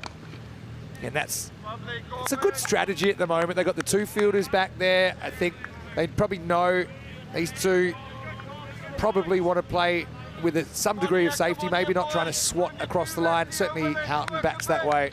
Yeah, they've just gotten ahead early, and it doesn't look like they want to give back that momentum. So clever bowling, keeping it wide of the off stump. The field's set for that and still getting that sort of sideways movement. Gets him reaching. It's hard to hit that for a boundary when you've got so much coverage and you're getting the ball swing and you're hitting it at such a good length. It's not a half volley length, it's quite full. They've thought through their plans. That's something very clear to me with Isle of Man, who, yeah, they've probably been brought up on a different kind of a game. But they come into this group with Estonia as one of the favourites. They really do. Agree. Last ball, the 6th. Slower ball, ties him up. Mansour gets wrapped on the pad. Houghton has to hustle, but gets there. Leg by to finish the over. Liebenberg, pretty good one from him. 10 in total come off that. And after 6, it's 41 for 3. 41 for 3. Struggling Croatia, trying to build something. What do you have for dinner tonight, Vinny? I know the new Tesla restaurant at the top there, Elon Musk. Maybe the old tuna salad, just trying to be healthy. Really? How long's that going to last, Vinny? Probably a day. Empanada store tomorrow? 100%. Don Mundo sends his regards. I think we might set an empanada record this trip. Some of those late finishes have that hunger up, Vinny. All right, here, Langy. Yeah, well, we do get... It's hungry work here, isn't it, sometimes? I like the pads with the Croatia logo as well. Nice little touch. Some motifs in world sport I love, and I've got to say the Croatia checkerboard might be one of my favourites. Here's Chris Langford to bowl for the first time. 4 overs remain. Croatia. Well, they've been struggling. They don't even get a run there, or do they? They don't. So Mansour couldn't quite get the hands free to flick that away over the leg side. Langford's a very good bowler as well. Left arm seam. A bit quicker than the rest, I'd say, in this lineup. And always good when you have a left armer. Just change the angles, sort of take it across the right hander. He has a good off cutter as well. Oh, even the cameraman agrees. Big nod of the head. Thick edge flying away, and that will run away for 4.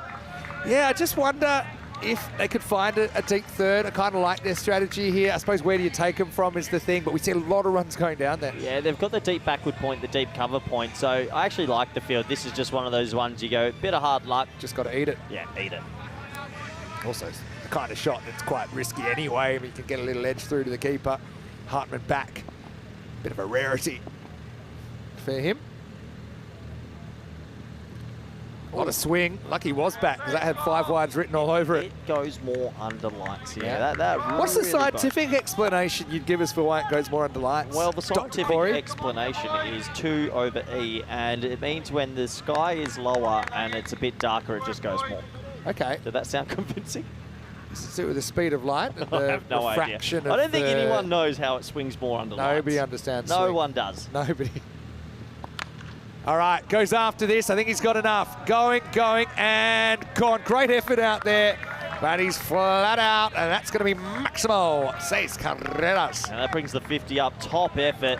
Sort of a reverse helicopter shot. Went miles in the air, but it's 6 runs. Yeah, I mean, he goes with it. Kind of chokes up the bat, says, all right, I'm going to put it into the universe and see what happens. Go into a time machine and show a cricketer that shot 40 years ago, and I think their brain will explode. I think so. I like the effort from Liebenberg as well to keep it in the field of play, but he wasn't able to. Mansour, bit of a lone hand at the moment, 31 off 17. Come on here, mate.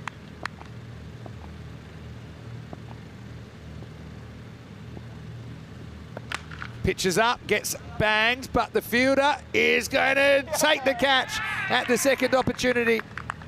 And, well, it's going to be 6 and out. Kieran caught. Oh, yeah, that just out in his mouth for a moment there, I think. But he did get the second chance. And Mansour is a big fish to fall. He goes for 31. And the score, 52 for 4. Yeah, good catch in the end. Kept his composure. It was right off the toe end. Mansour was desperately hoping it went another yard or 2. Pops it up, the old volleyball set, and holds on to it himself. Yeah, you can see a little bit of relief there for Kieran, but he'll take it. Mansour goes down the way he plays. 31 off 18. A couple of decent contributions for him on opening day, but he leaves his team well behind in the game, 52 for 4. How have you enjoyed the Challenger League so far, Vinny? I know it is day 1, but I love it. To open up a new... This is a new event. It's a new marquee event. It's new for us, but it's also new for the players in that they all go into this feeling every game is winnable if they play well. Yep. And realistically, when they're playing some of the real big boys, that's probably not the case.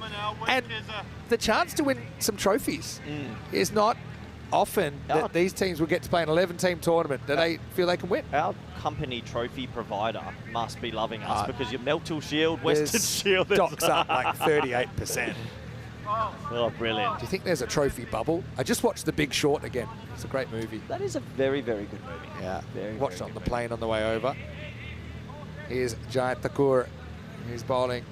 Okay. He's 2 overs normally. He's going to bat number 6. He's not bad with the bat either. Yeah, he's all right. We just need a bit of a cameo look. They're going to be under par no matter what, but Isle of Man haven't batted in T10 probably in a year. It's not like you wouldn't be practicing. Last time we saw him, Greece rolled him for 90. That was in the Eliminator. Could we ever do an ECS out there? In Isle of Man? Of course. Oh, yeah, I'd love to. Langford.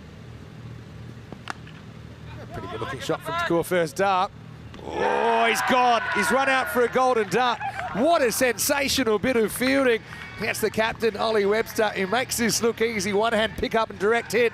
And Takua, he kind of stalled on the manual transmission.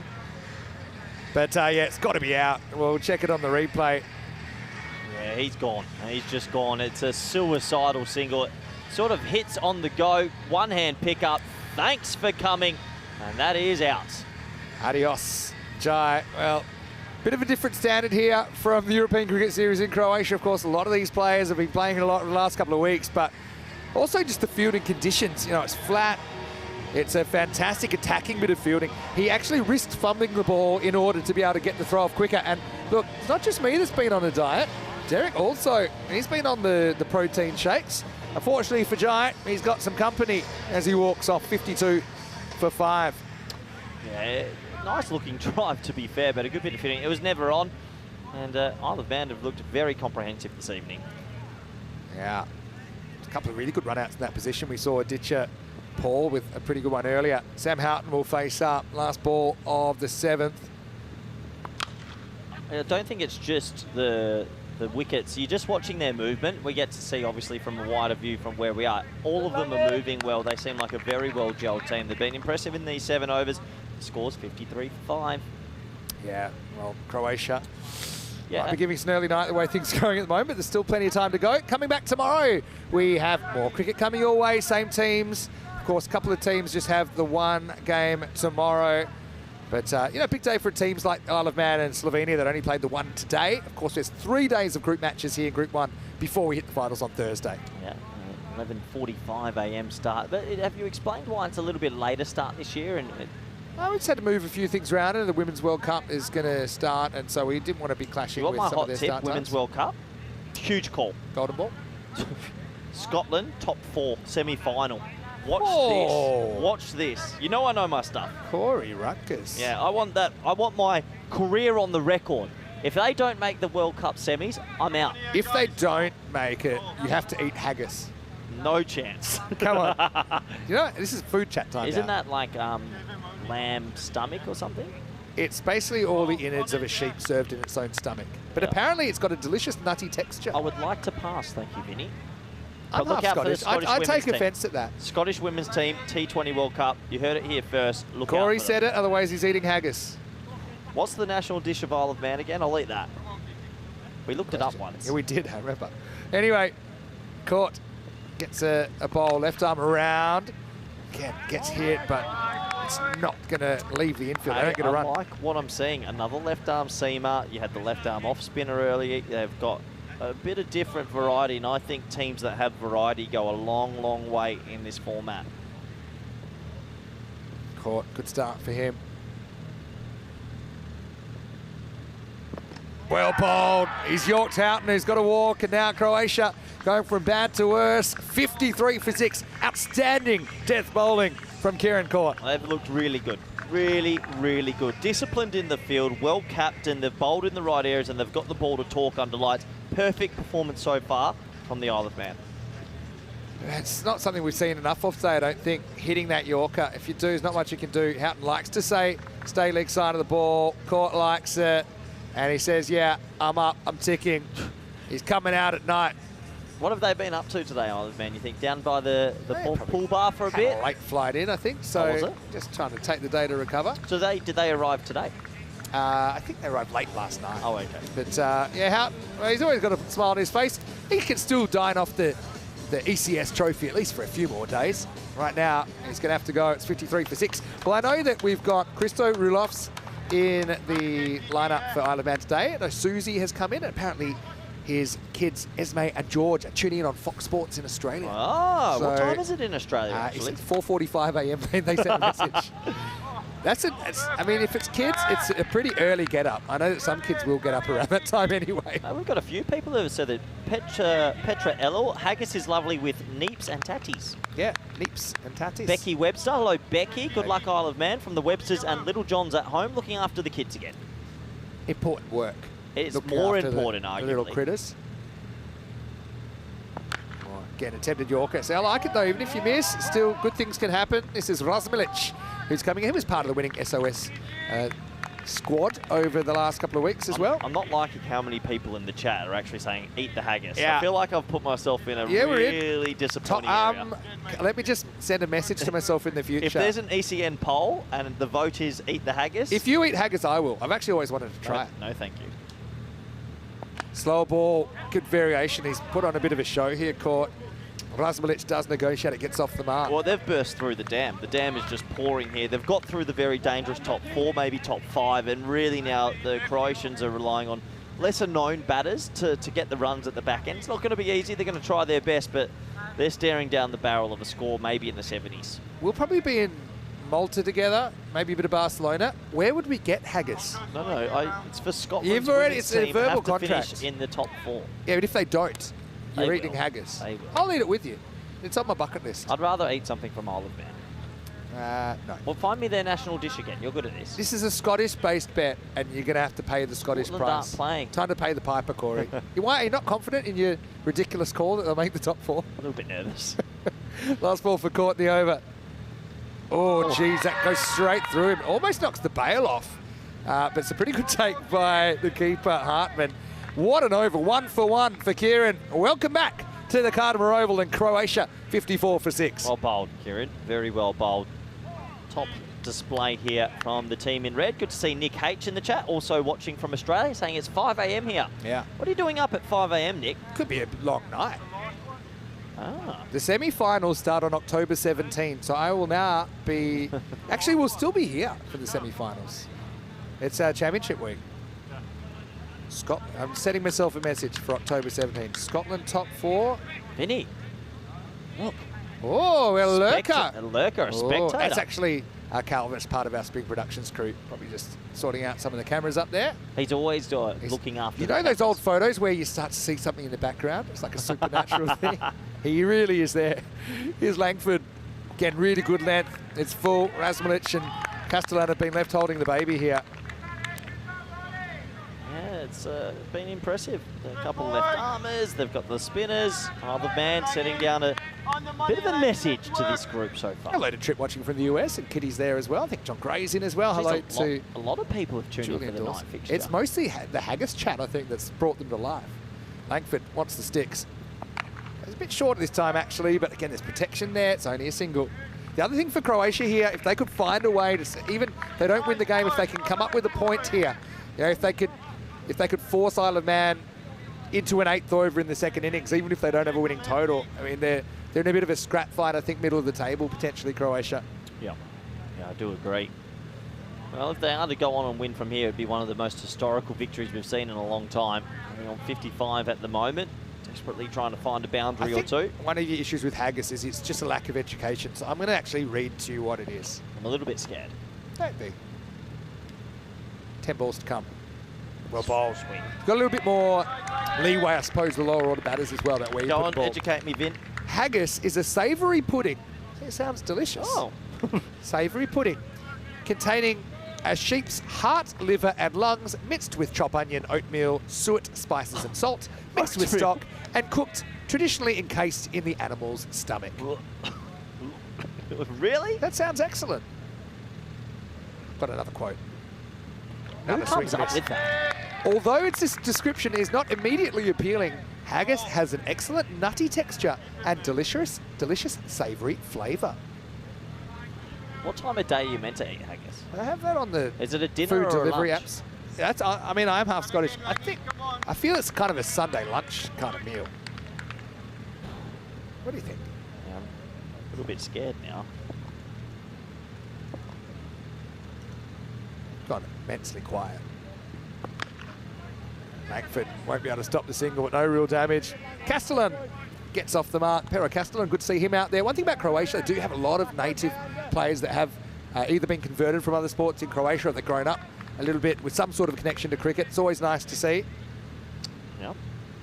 Always good to see the local-born talented players get their opportunity on the network. So historically in the Isle of Man, I found their national dish. Remind me. Last ball the over. And it's dot, end of 9. Great spell from Chris Langford, 1 for 14, and Croatia 56 for 6 after 9.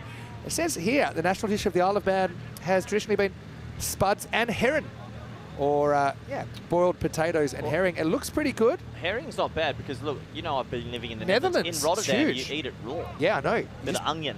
Yeah, I like that as well. Well, I don't. I don't mind it. You just got to open your taste buds, open How your did mind. you like the new food today at the ground? Obviously, the new restaurant. Yeah, I mean, it's nice. It's nice setting up there. I was watching a little bit of the Bulgaria match against Estonia. Have we been able to show the restaurant with the lights on now? I think we've got to show that. That's quite beautiful, isn't it? Yeah, maybe we'll be able to see that. The other thing in Isle of Man, they've got queenies, which are beautifully sweet scallops. You can enjoy it, yeah, from food vans, plenty of the seafood restaurants. I'd love to go to Isle of Man. And you know where it is, right? Yeah, I do. Look it up. No, north. It's north near Ireland. Yes, England. yeah, it's between the kind of main island of Guernsey Great and Britain Jersey are off the coast of France. Yeah. And Isle of Man's higher up. It's higher up. Yeah. It's kind of right in the middle of the British Isles. Yep. Court bowled really well. He's going to finish off. Nice shot by Castellan first up, but he's not going to get a run. In fact, almost causes a run out. A little bit of a run out. Good to see that he's okay. Dives back into the crease. Ground's looking beautiful, Vinny, under lights. It really is looking good. Yeah, it's just... I always thought every time we come back, it'll be something new here. And the Tesla Centre is pretty cool. Why is it called a Tesla Centre? Looks like a fat... I don't know. Probably tipped in $1 billion or $2 billion. But it reminds me of like a cool restaurant. You know, like a fancy restaurant up there. Well bowled. Yeah, I think it's going to be called a wide. You can see Court doesn't like the call. You get Tyrant saying, look, I'm not sure that's hit the line. You have a bit of a laugh about it. Remember, it's got to be completely outside. I actually think it was fine. Yeah, I think that one's okay. I think it's straight over the line, but the umpires do, if they're in doubt, they do call them wide. Technically, probably wasn't. Castellan, solid looking drive. I think now you've just got to take on the infield even. You're into the last over. You shouldn't get bowled out here. Why did we change it that the line goes to the bowler? Because we wanted to give something back. We wanted to have the umpire not moving the line because it causes a lot of inconsistencies.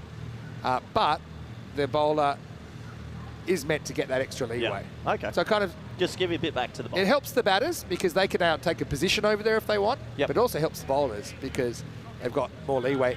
You've actually got 2 ball widths difference now because any part of the ball, even the outside of the line, you've got that extra leeway. You should anyway. Off the leg, and that's going to run away from Hartman. Even the octopus can't reel that one in. It's going to be 4 leg bias. Oh, you take them any way you can. Leg bias couldn't reel it in. Handy runs, takes them into the 60s, and yeah, Croatia hasn't been easy for them. Saeed Arif Hashimi has a question in the comment section. Is this real cricket or an e-game? This is a game, actually. I've got the controller out. I'm versing There's Vinny. a few places that people think look like a computer game because this field is just beautiful. The actual grass looks... I think our graphics also, like the score graphics, look like a video game graphics. Yeah. Were you ever much of a gamer, Vinny? I didn't mind some of the sports games. I haven't stolen any cars in a computer game or anything like that. But I used to like my FIFA back in the day. Okay. The old Shane Warne cricket or whatever it's called, Brian Lara cricket. Great game. There was a great one that had lots of cheats on the PC. You could turn gravity off, and every time you blocked the ball, it would fly for 6. Yeah, good. And then you could even make the stumps made of concrete so the bails would never fall off. We need an ECN Once made video. 1,000. ECN video game? I've talked about it before. 2 to come. Bowled him. Yes, good bowling Court. He's been a brilliant death bowler, and I think everyone's played their role really well for Isle of Man. We had... Ansel in particular, so good in the power play. I think Aki Vandenberg did a good job as well. Now Court is finishing things off, splays the stumps, and Croatia now with the ball remaining 62 for 7. Warm that van up because Isle of Man have been comprehensive tonight. Left arm around's not something you always see, but it's been effective. Skips down the wicket, and it is Tim Burr. That's the right idea though, and Well, Magdalenic is going to come out to bat at number 9. I think he's got the one ball. Oh, well, I think that that Pero Castellan thought that was it. So he walked halfway to the stairs. Magdalenic, great story. I mean, he's been working his cricket for a while. He's actually a high-level softball umpire, and he's a baseball convert. And Alan, he recently made his top score on the network of 30 playing for Zagreb Warriors. And shout out to all the Warriors fans. They had a record of 0-22 in ECN cricket before they finally won their first game, the most losses ever before a win. Yeah, brilliant. And right now he's got one shot at glory. And Alan, we hope you hit a 6. And I think he's hit his first 6 during that tournament as well. But there's a fair chance that the stumps are going to go for a walk here as well, because he's going to be swinging. Last ball coming up. And they do. So Magdalenic has the right idea. Caught on a hat-trick he'll never be able to take in Croatia after 10 overs, 62 for 8. Yeah, I think he's taken 3 for 3, so we've had a 2 for 2 off 2. We've had a 3 for 3 off 2. And Isle of Man have come down and laid a gauntlet to Group A. And not just that, 63 is the target. Only 9 and over required to take all 4 points out of the game, and that's what they'll have their eyes on here in Monday Night Cricket live from the Cartamar Oval. They would have spent more time on the bus today than they have on the field. That's how quickly they've wrapped this up, and they could chase this very quick, Vinny. You made a good point, though, that there was an urgency about their game. Yep. The opening with Ansel, maybe blink and you missed it, and suddenly, they're 4-5 overs in. It's not really the fault of Magdalenic there, who has to try and hit the last ball out of the ground, but he's not able to. Croatia 62 for 8. Again, top heavy. Dolly Parton kind of a batting order, really, for Croatia. If the top 3 fail, there's going to be problems. And Zach Vukusic and Oliver Tilley are out there, and it was a big responsibility on them. But Ansel, he was able to tilt back the off stump of Tilley in the first over.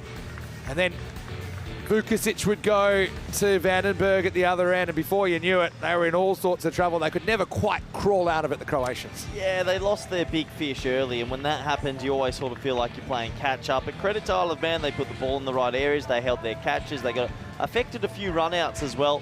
I was really impressed with the spin of Ansel, though. 2 for 2 off 2, it just set them up perfectly. Yeah, definitely. But here's the thing, it's such an unpredictable tournament. On another day, if Croatia's openers fire, then maybe they're whacking 150, 160 again, but just there's a large responsibility on them.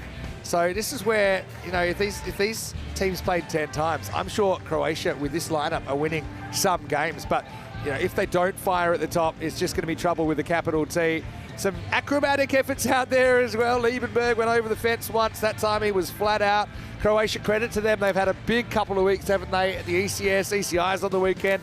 Court would come to the fore with the ball later, but before that, took a very good catch, slight juggle, but was able to do it. This was $1 million looking shot from Thakur, but his running wasn't quite as good.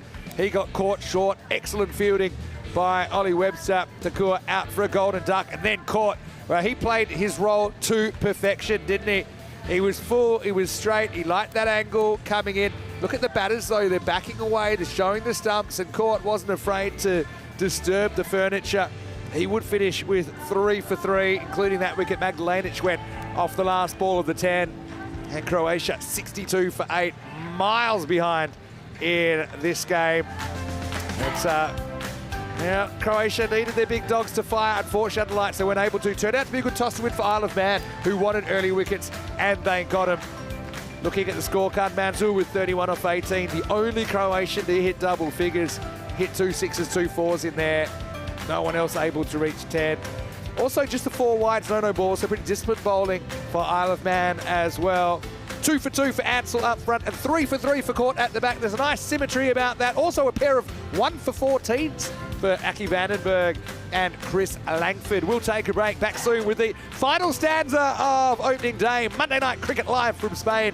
Isle of Man 63 for victory in match 5. Vinny Sandhu, Mr. Maximo with Corey Ruckers. We'll see you shortly for more Dream11 European Cricket Championship.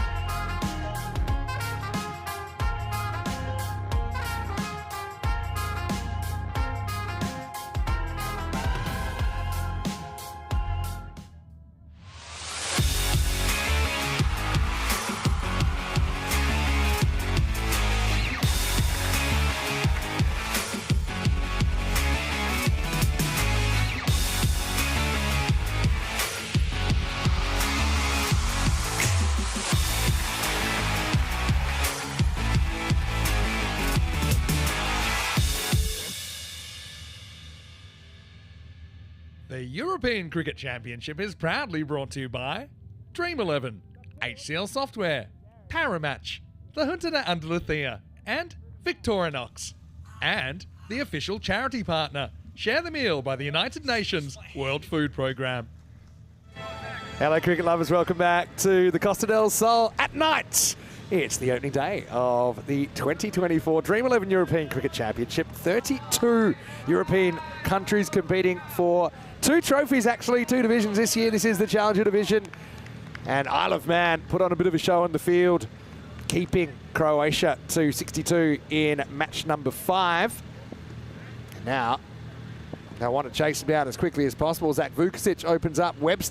Ollie Webster faces up, and first ball is just going to loop over Sam Houghton. It was almost a royal duck for Ollie.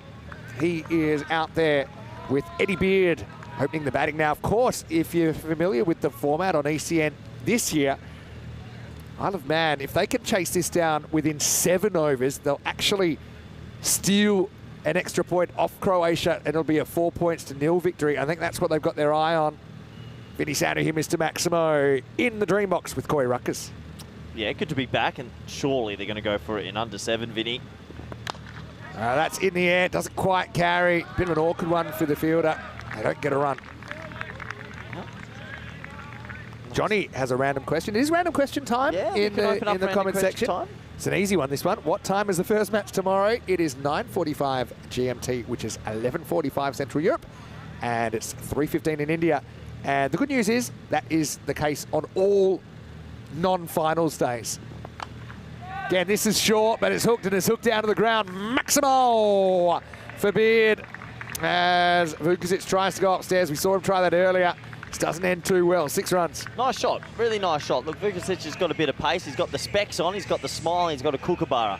And that combination means 6. Doesn't move around too much. Waits and sees what comes his way. So chooses the right shot. Again, you've got that extra insurance of the shorter boundaries here. No way he's 16. Maybe when he was born, he was 3 or 4. For 16, he's a very promising cricketer. Like a quarterback, doesn't he? Great action. Oh, there we go. Yeah. He says, you want to hook the last one?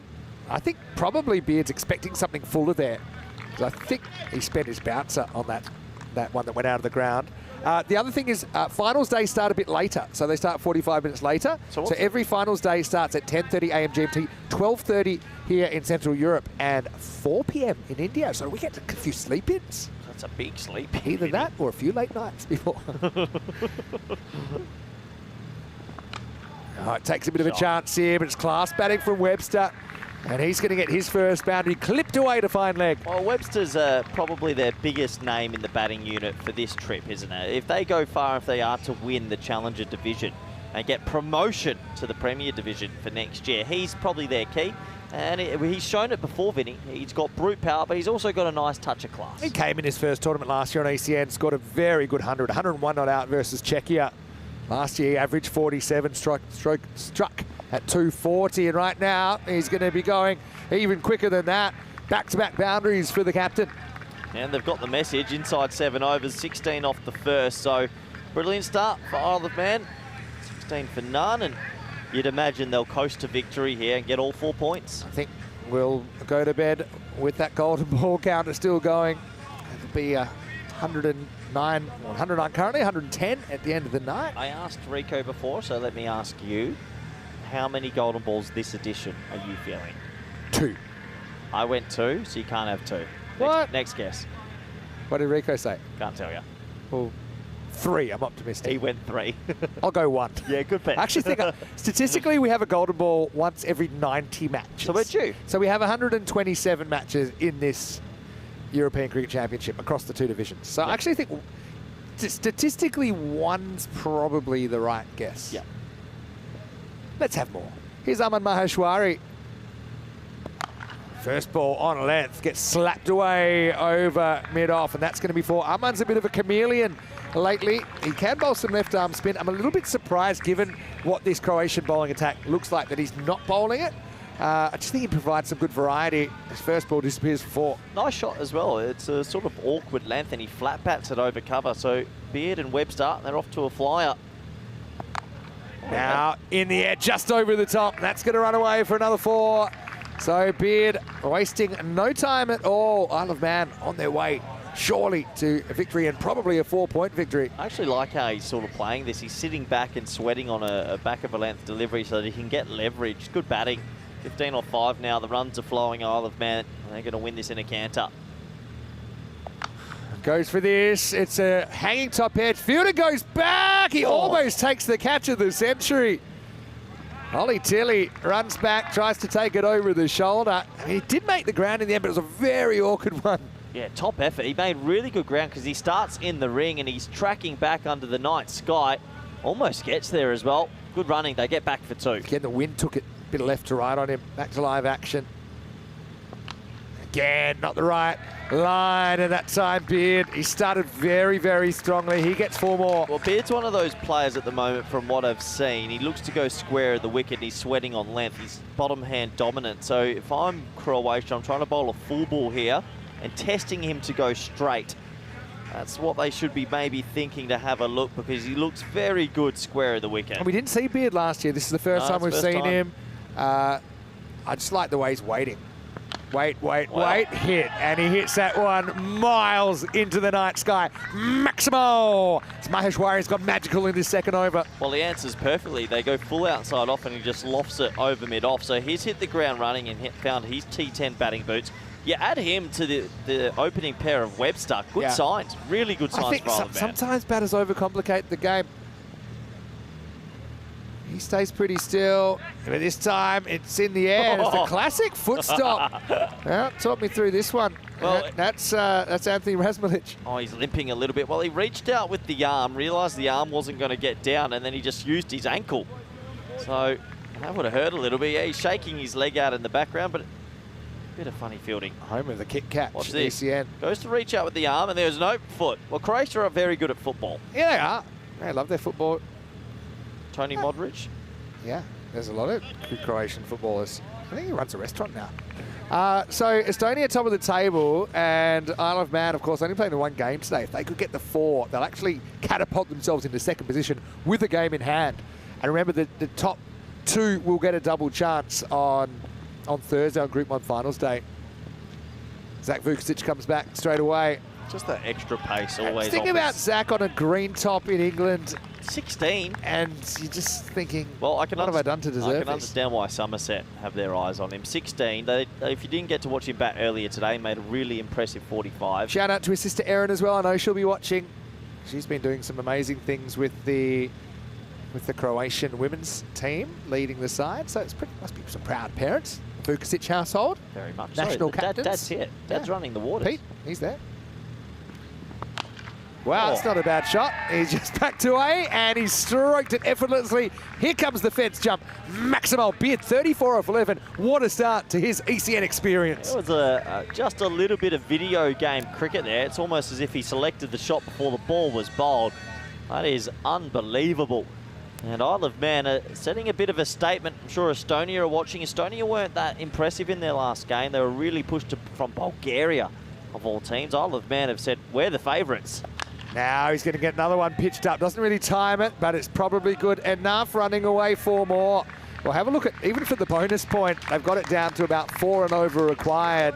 Isle of Man setting down a marker on a Monday night. Would Isle of Man feel a little bit aggrieved they're not in the Premier Division? Genuine question. Honestly, because it was based on an algorithm, if you like, or a kind of formula from last year.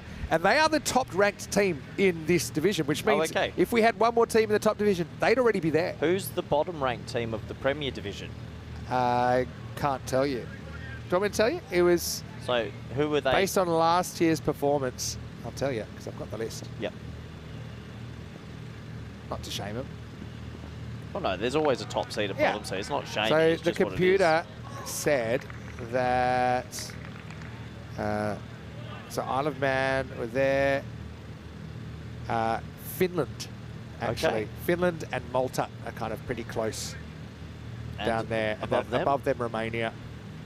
Above them, Austria. Yeah, okay. But I mean, there's not too much between them. It's really tight. Fine margins around that. Yep. Around the kind of middle of the table. Shot. Really good shot. I mean, Beard Oh, no. Well, you called it. You said we're going to have a camera operator endangered, and there it is. Wow. And, yeah, thumbs up. We're okay. I'm glad they're okay. That thumped into what a shot. A shot of the day. Well, I think we're going to see a shaky replay here. Watch this. Check drive. Thanks for coming. Yeah, he's put on a show. Look at this. It's a level up. It's an upper decker. 50's up. You know what I said before? Tony Modric, the football player, the AFL football player. It's Luka Modric, the football. Oh, you said Tony. Oh, you think Tony Modra. Tony What a Modric. delayed reaction. Wasn't Tony Modric? Yeah, Luka Modric. Yeah, you're right. But wasn't Tony Modric an AFL footballer? Yeah, He was, wasn't he? I think you've had a long day. Oh, man. End of the third over. It's 53 without loss. Just 10 required now.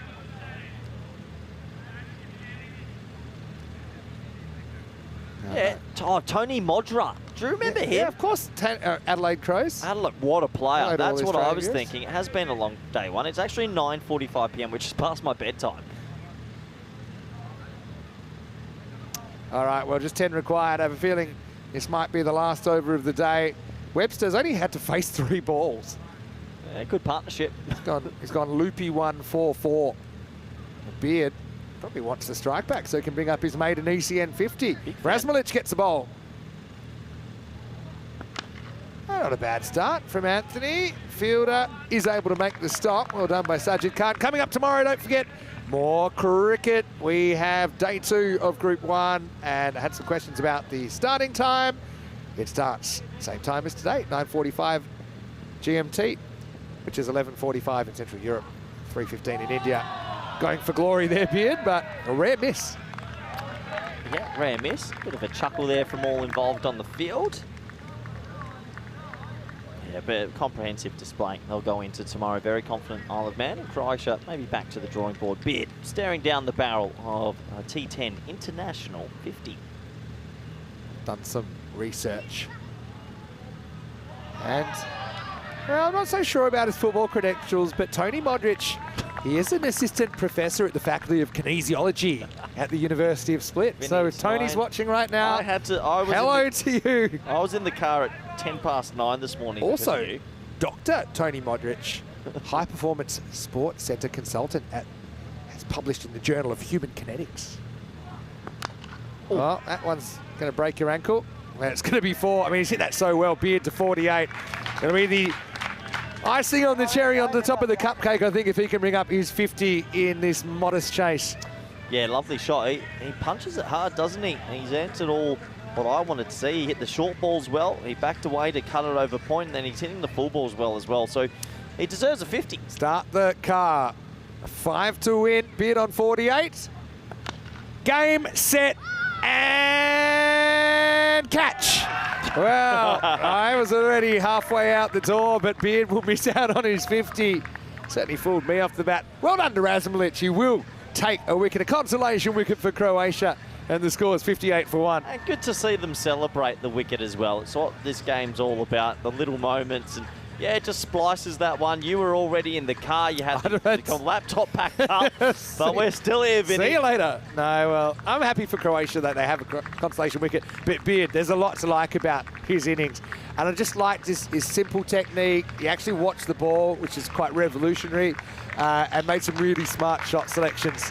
So he has a brilliant innings there. He has to go for 48. Didn't know there was a sneaky Nathan Bracken headband underneath. Okay. Psychomancer with the catch. Holds his nerve. So a bit of an anticlimax for Beard, but hey, keeps him hungry. Hey, good day. Have you ever tried to grow a beard? Because it probably looks like you can't. No, I actually can. Carl Hartman, the octopus, comes out. Andrew Rhino's got a great comment in the chat. I'll let you read it out after this ball. Well, I'm glad the game's going to keep going. End of 4 overs, 59 for 1. Read it out, read it out. I mentioned... read it out, Luke, Vinny. he said, hello to Rhino. He says, I reckon you've also managed to mix Tony Modra and Luka Modric with Mark Viduka, who now operates a cafe, not a restaurant in Zagreb. Look, it's alternative facts. Look, it's 9:40 p.m. We left in the car this morning at 9 a.m. It's a long one. I'm just interested in enrolling in kinesiology.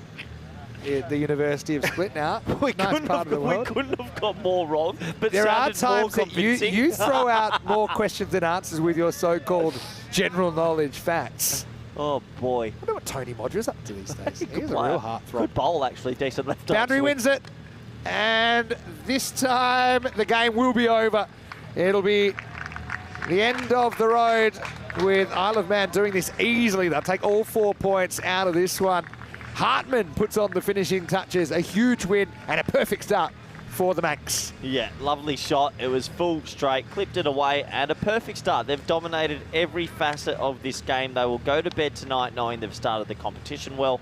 And look out for them. They were the top seed in the Challenger League for a reason, and they have laid down the gauntlet. Yeah, well, Croatia, I mean, they do walk away with that win. They had to work pretty hard for it. They won by 7 runs against Bulgaria earlier in the day, and that was a game that, another day, maybe they would have blown it. But in the end, yeah, just a bit outclassed there. Top heavy, the Croatian lineup. It's no disrespect to the other guys, but I think you've got such a quality opening pair, and Manza at 3 has been in good form. But yeah, Maheshwari, probably in another team, he'd be batting 7 or 8, be playing more as a bowler. In the end, look, I think something to take away from the day. Croatia, they walk away with 3 points out of a possible 8.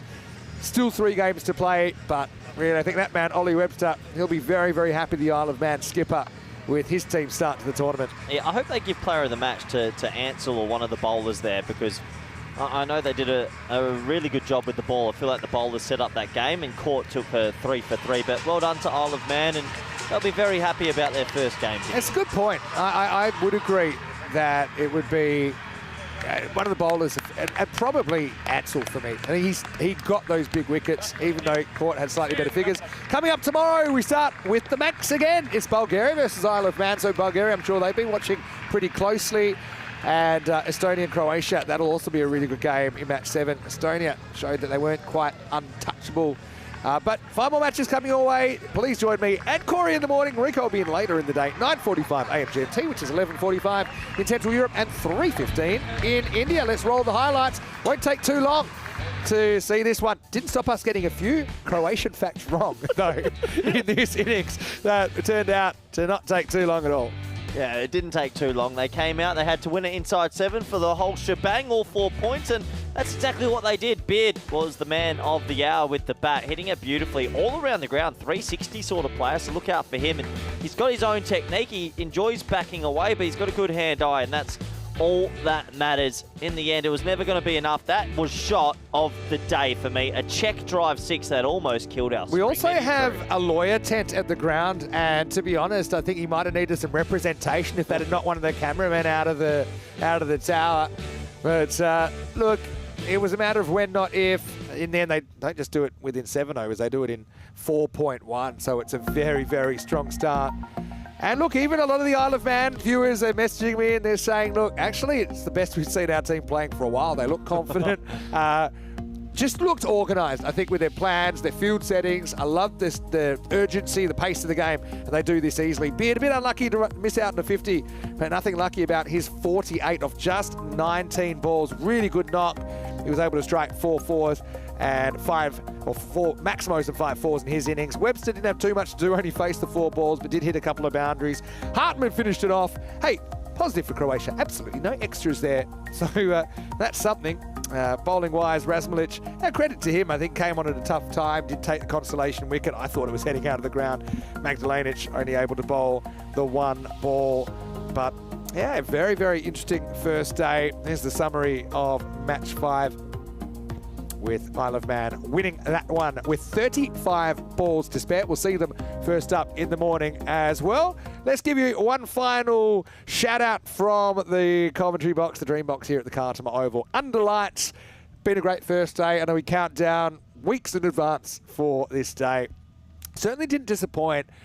I almost feel like I have more questions than answers after the first day as well. And can't wait for some of the teams that have had success, like Estonia, like Isle of Man, to kind of lock horns and really see who can nail this group down. And I still think with these other teams that maybe didn't have a perfect day, they've got the players to win matches. And if they can get on a run, they've still got that chance, I think, to progress. Yeah, I think Bulgaria is a good example. If you had asked me from what I know about the T10 ECN universe, I didn't give them much of a chance. And they lost 2 games by a shot.